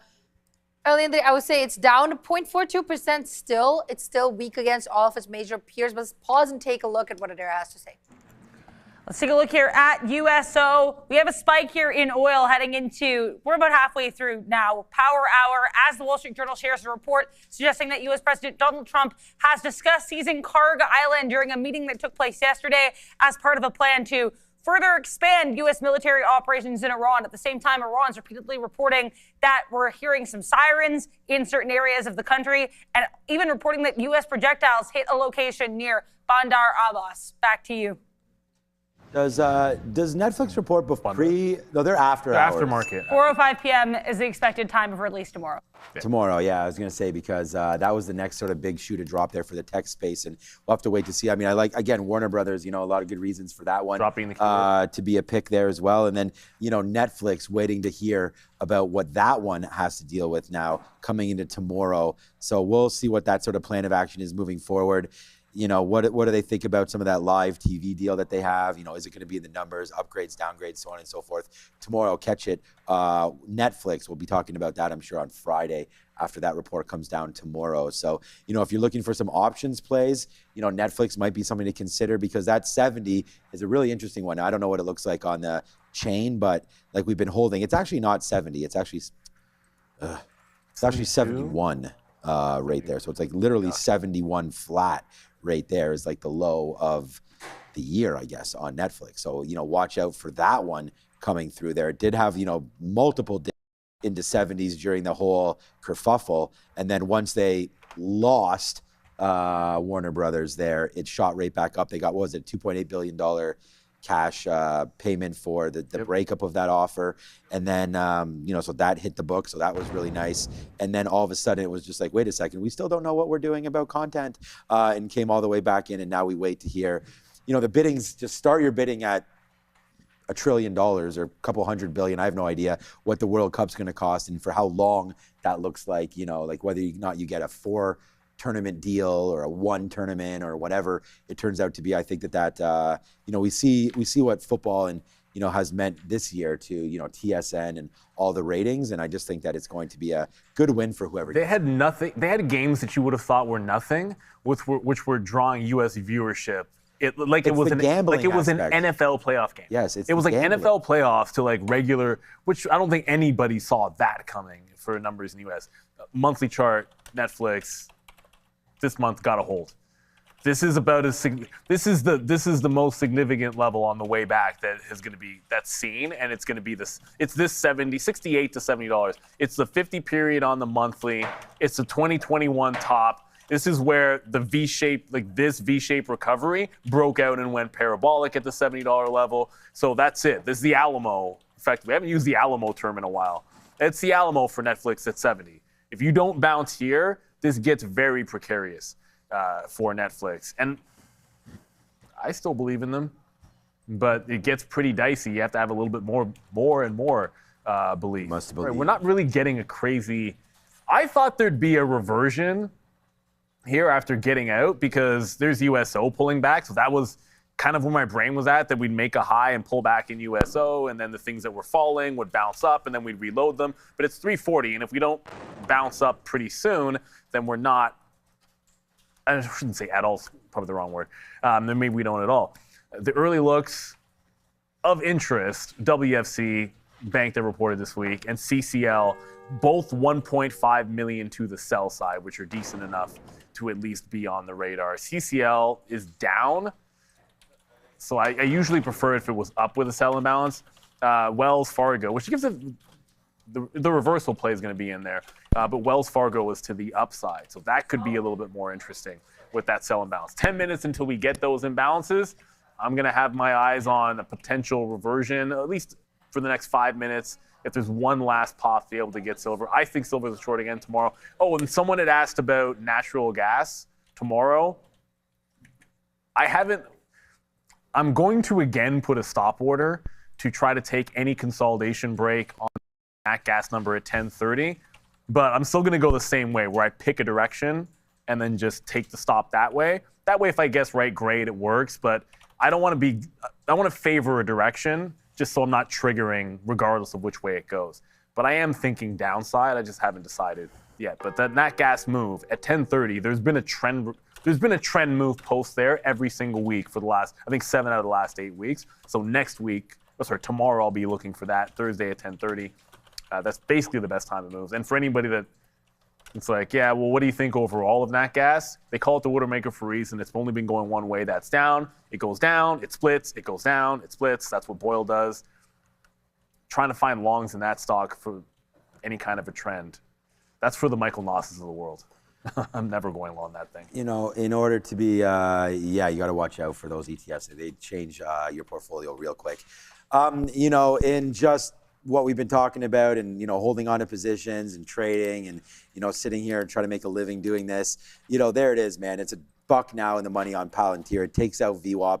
It just goes to the upside. I mean, I'm just trying to, and I've been talking with Taylor there in the chat. I'm just trying to, like, you know, give trades that I'm willing to take and show you guys ins and show you guys outs and doing the best job that I can. And, you know, right into there, I told you we have a very, very small piece left of SpaceX. It did exactly the play that we had talked about. I mean, even when it was up here, we said if it comes back, we want to get out. We want to get out VWAP. We want to get out 135. We want to get out this 134.50 area right there. We want to get out at 134 before it breaks. And if it does break, we have a 134 breaker to come through now. But that's not happening. So right here on SpaceX, trying to moon a little bit here into the close, I'm just going to punch out. And that's that, man. That wraps it up right there. SpaceX is your number one show-wide P&L name there today is SpaceX. So, I mean, you take it, it goes to the downside. We had a $6 winner right there on SpaceX at the lows. And again, like just boom, boom, boom, boom, boom. Most of my trading here, and I'm preventing myself from making money. Like, so it's just myself doing this. But, you know, getting out early, a lot of shares there, and just making sure that we're somewhat conservative. And whenever you see me in position and I'm holding something like this Intel trade that was $7 or $8 in the money there, it's just a small piece, right? But, you know, when we see key levels, that's where we try to empty them out. And whenever you're seeing me in the afternoon, it's generally going to be a little smaller pieces. So join us in the morning. You'll see some, you know, much bigger trades. And even this Intel one there straight off the jump at 9:30, we gave it a little bit of time, right? That's 9:33. You know, got to do better on that. Once that broke through, it came right into our 107, 108 area. I like that stock. We talked about, I almost made this a pick of mine moving forward for the next 6 months, but it just dropped through. And as soon as we lost that 107, all of these purple hearts over there, they go down to the downside. Of course, they're purple triangles, but those are all the way to the downside right there. So that's the short that's sort of banked out there on Intel. But yeah, look, I really been happy with SpaceX. This name was a little bit of a disaster today just because, again, I thought we were pretty patient with it. And you're always going to look back and say, you know, maybe I shouldn't have made that trade or I should have. But we wrote down SK Hynix. We saw it bounce off 180 right there. And I was like, you know what? I like the stock. I like the idea behind the memory trade. I like the fact that it's been holding up strong and it's in its 3rd or 4th day since IPO or since the listing. And it just, you know, collapsed on me right there. This was a nothing. Take away that, it was right into here. We bought it at 180. We got a small piece out at 182. Then we bought it again at 180, and then it dropped out through 179. So that was a bad one. That's going to be my biggest loser there today, and there's not much, you know, really I can do about that. It fell through, and just glad we got out, you know, if anything. And again, ifs and buts, right? But this is a good area to thought about getting long down there at 167 or so, but you know, wasn't here for that. And now just like that one, I was sitting here for this. I didn't know if we really wanted to short 180, but that was a good short for SK Hynix when it came all the way back there. So even though we didn't make it on it today, you know, this is what trading is. And we always talk about it. You just want to make sure that whatever you lose today, you try not to lose more, or whatever you make today, like it doesn't work on this math. You try not to lose too much more than that tomorrow, and, you know, have your goals in mind. And when you get hit, you take hits. It's weird. I didn't like trade. Even Lucid. Look at this trade. I was so sure I was going to trade SK Hynix today. Yeah, I just never did. This is the first day that I didn't. I let trade it go since 10:15. Like, why have we have no more trades on that? But again, it's been a good stock this month and lots of opportunities. For some reason, just didn't like it today. It could have been. I don't know. If you liked it long, I don't know where you would have bought it. By the way, 4 minutes. We had a super chat. Didn't we have a super chat about Lucid? Oh, sorry. We're going up to Sia. We've been balances coming. We'll get to the super chat. I saw you. Okay. We'll make this quick because the imbalances are coming soon. So let's take a look at what's going on with the crypto markets right now. We had earlier in the day Senator Bernie Moreno of Ohio saying in an interview that several senators will be meeting with U.S. President Donald Trump at the White House on Thursday afternoon to discuss particularly progress on a sweeping cryptocurrency regulatory bill. We do know it's been going on for a long time. So let's see how that pans out. With that, we have BTC down on the day 0.12%, trading around the 64,800 region, dropping a little bit over here. Right now, we have Ethereum up on the day 1.8%, trading around the $1,925 mark. And Solana finally down 0.8% on the day, trading around the $77 region, falling a little bit over here. Thank you, C. And why not? There he goes. JP Rodriguez. Thoughts on where Lucid might close? If we're guessing, I took my 2 shots at Lucid. I said I would take 2 shots at it, 1 and 2. Here's my red side, but like you can't lose your day on it. You just got to try to find a spot where you like it and make sure you get out. I always like to have like if I'm on the 15-minute chart, if I take a trade, it doesn't work. I want my little triangles, they should be connected to each other on a 15-minute chart. I don't want them spaced out. Why not $6? I'm just saying $6 because it's an even dollar and that's the top. But in 2 or 3 minutes, maybe it has an imbalance. That could be worth looking at for sure. When we looked at this locator, there is this random, see this one, ARI 2.7 million shares to sell. So there's a reason for this one. It is being deleted from the Russell 2000. Because Apollo Commercial Real Estate Finance has elected to voluntarily liquidate their assets. It's a planned liquidation, pending a sale. Anyway, so it's supposed to be 14 million shares, and I'm seeing 2.7. So if that grows significantly, it might be a trade there. But if you're expecting 14, it's only 2.7. It could be a nothing burger. Still, really just WFC and CCL, both 1.4 million to sell. Oh, FXI. FXI is now 1.5 million to the sell side. That could be worth a look. This chart is basically just Alibaba. Followed the gap up with Alibaba, followed the move down with Alibaba for most of the day. So we got about 90 seconds until we get those, until we get the imbalances. Obviously, I'm no longer interested in any pops in SLV. Probably could have just held it. This is the short again tomorrow. Silver is just trending down. This is a flat bottom break potential on. I don't have my key. Ooh, silver. Okay. I don't mind getting in. There's been nothing about it that wants to hold. But that break, that was another reason why I like the, I was looking at that, there was a Canadian gold buyout that I think is undervalued, is because the deal falls through. Well, I'm just getting a gold miner on a pullback. And that was one of the, but I can't make it my pick, even though I think there's really great upside in it because I'm not willing to buy it today. Okay, yeah, that makes sense. And that's what we're talking about, right, is we're having some fun here. With some of those picks, we'll have them all for you. And Fabian's building a widget, quite a nice widget. Website. Yes, good one there. Website widget building there as we. I actually used the new Siri for the first time. No one says widget. widget my anymore. wife, and it worked. So shout out to Siri. Thank you for calling Marisa for me earlier today. All right, so 30 seconds away. Don't have to show this right now. I'm getting out, so we just, I didn't have to cancel all my, I'm just gonna offer out right now 65s. Maybe we get it, maybe we don't. I'm Palantir, I'll join that line right now. Just got some more out right there at 133.90. Just trying to empty before these imbalances come through, which are out right now. So being careful with all of this here into the close. So here we go, 5 seconds out. Oh, I didn't get that fill, darn it. So hopefully this rips up into 65 and we'll be able to get it. Here it is, there it is, so it goes upside. So there we go, we get the out, we're out now out there. Wow, big buy for NVIDIA. You know, we like big buys and I cannot lie. Breaking through right there, 4 million on NVIDIA coming through there. FXI, not much else changed that we've seen. There's Apple with a bid. I mean, let's get to all-time highs right now. With Apple, we like that one going through there. Cisco, man, a name brought to us yesterday by Brian Shannon. So that could be something to look at here. Cisco, he liked, oops, sorry, Brian, that's down 5%. Maybe he meant short, I don't know. I have to rewind the tape there. But yeah, Cisco down, that's a buy side today. Wait a minute, why is Cisco even down right now? That's, I guess maybe the whole sector, but look at this. This is a possible breakdown here as well. I'm gonna have to rewind and hear what Brian said because this doesn't seem like a stock that he's recommending. But there it is, nice move downside there for Cisco right now. Looking like this could be an interesting one to, if we were gonna have a short in the show on those picks, maybe a drug. I want to say that was one of his older picks. I don't know that he recommended it yet. He mentioned it. I don't think he recommended it yesterday. Right, so I don't want to put words in his blasphemous mouth. I know he had that one months ago as when it was on the way up. But I think you're right about that. Like I was hitting the flat bottom break for silver. I mean, I only called up Cisco because it was on the imbalance. That's the same thing. That's the same thing. If that's a big time gap underneath. You saw NVIDIA to the upside. By the way, that ARI, it didn't come out as big as it would have expected. It probably was a trade anyway, so it didn't really grow, but you would have had a decent scalp trade. Sometimes they actually trend down. Should pull this up earlier. Sometimes when it's expected to be a sell, you'll actually get the move a lot earlier, and you can take that trade early in the afternoon. But it cuts both ways. I've seen people get burned doing that too. A Tesla day would be a good example of that. Some traders, the day Tesla got added to the S&P 500, it was probably the single greatest imbalance trade I have ever seen in my life.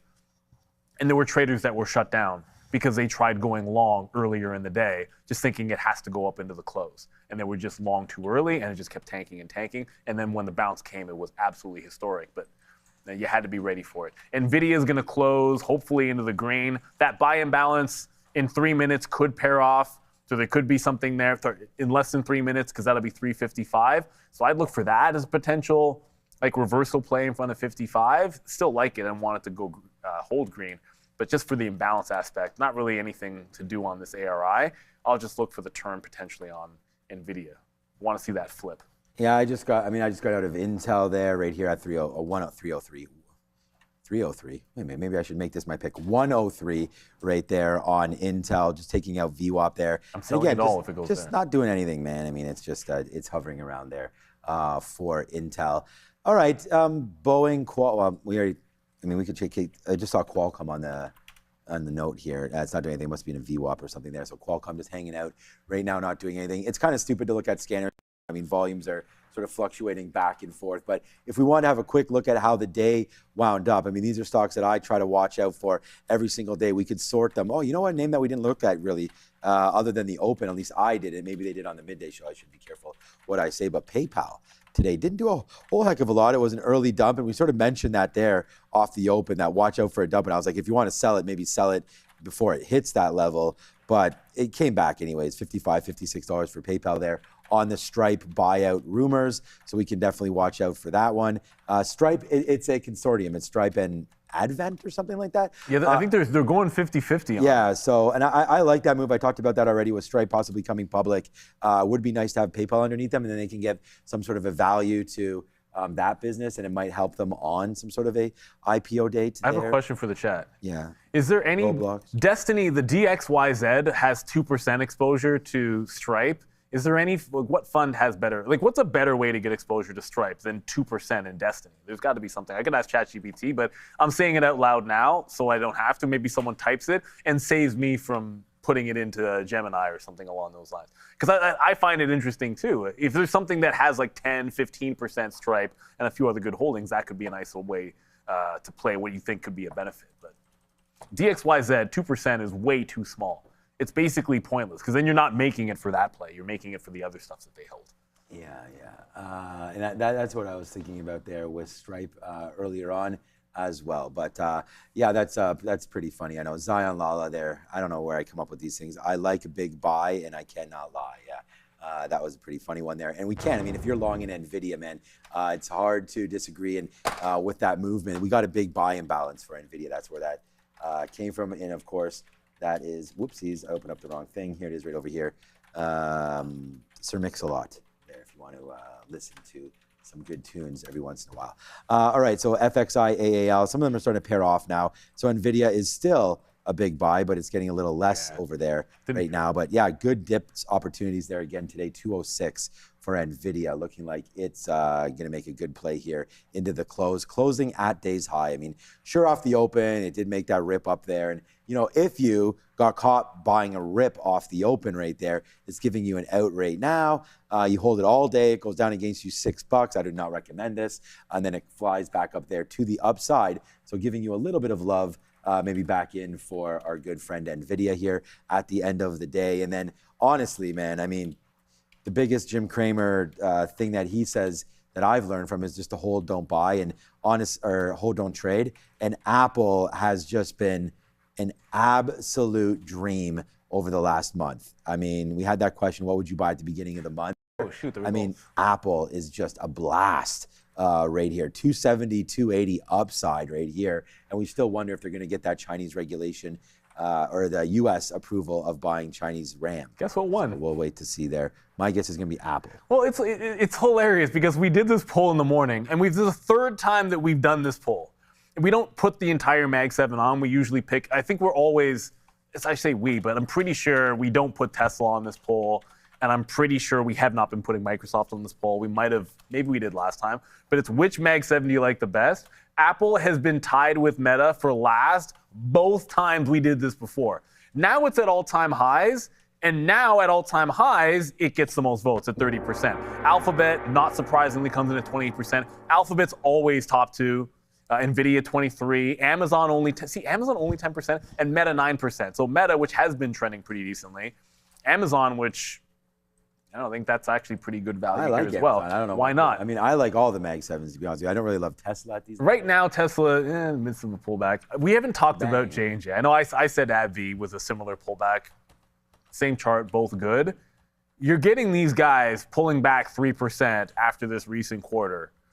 And this is going to be, look, whatever. Like, I'm buying more AbbVie, but this is, I think you're looking at the same kind of concept here. It's a big parabolic breakout after a long consolidation, and it's still holding the top end of the range, like the very top end of the range.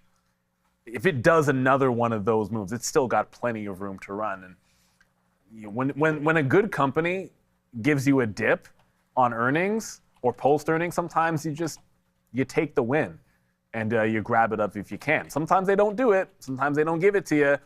Every now and then they just blow it out and then continue to go. As I pull up Goldman Sachs here, look at that, fresh all-time highs. Are you surprised? Anybody surprised that Goldman Sachs or Morgan Stanley touched all-time highs? Or any of the banks. I mean, yeah, any of the banks. What was the other bank? BAC. Yeah, Citigroup, all those names. So here we go. I think we have, to answer this question, I actually was just being kind of funny today. I bought it basically at 135 exactly. So, SpaceX came in. I want to be part of that IPO push there. So people, I got long at 135 too, as well. So yeah, put a little bit in today. I think that makes a little bit of sense. I put a little bit in at 170 on the first day as well. So, not a great look on the first day, but a little bit in again at 135. So we'll take an average price now of about $1.50. And yeah, it is a long-term play, and we'll just wait to see where it goes from here. I think it's an upgrade or two away to getting back into the 40s again. And then we just wait for that report, which I don't think is going to be very good. And on that day, maybe you buy a little bit more. But, I see people in the chat, Elon Musk and all this stuff, Felon Musk instead of Elon and all this kind of stuff. I mean, I know there still is a lot of sort of, people don't like Elon, some people love him, and so on and so forth. So I just want SpaceX to do the talking for itself, right? And so we'll see what the numbers show up with. You can see what AT&T's been doing to the downside as, people worried about Starlink and people worried about, this internet in the sky and what this all means for a lot of these sort of legacy companies. But I believe in a little bit of SpaceX there. So, is it going to be part of my portfolio? Yes. Right now, it's like under 1% of my Roth or our RRSP around here, that's for sure. I shouldn't even say I'm not even RRSP or TFSA? I have that probably in I don't know. I might hold it in both at the end of the day. This is sponsored by Shout out to VinFast. They're into it. I'll double check. I think it's probably TFSA for right now. Because I went RRSP. This is in the long term for me. Yeah, it doesn't matter. I know it doesn't matter, but I do it psychologically. Yeah, I mean, I do it psychologically myself. At our age, I almost think it's better. I want to put everything into TFSA because it's growing tax-free. Yeah, of course. So that's what it means for us. So if I actually think SpaceX is a long-term play, then I'd rather pay no tax on it. I'll let Neil pay the tax in the registered account. It just means I don't plan on selling. I don't plan on selling either. But why pay tax all the way to the end? Well, I had more funds available in that. Like I just sold something in my TFSA that allowed me to deploy in AbbVie. Yeah. That's basically what it came. It's just a cash thing. And it's like where the cash is. Yeah, I do that all the time. Yeah, where the cash. I just I'm trying to put I put Marvell TFSA, Palantir TFSA, all this so you can realize that. Like ARM. And then I still have some in the RRSP too. I mean, it's not. I just want to give a big shout out here. Thank you, Peter. He's here all the time. So a big shout out to Peter Beck coming through there bravely. Thank you so much for TikTok as well. And everybody that's been here on the chat all day.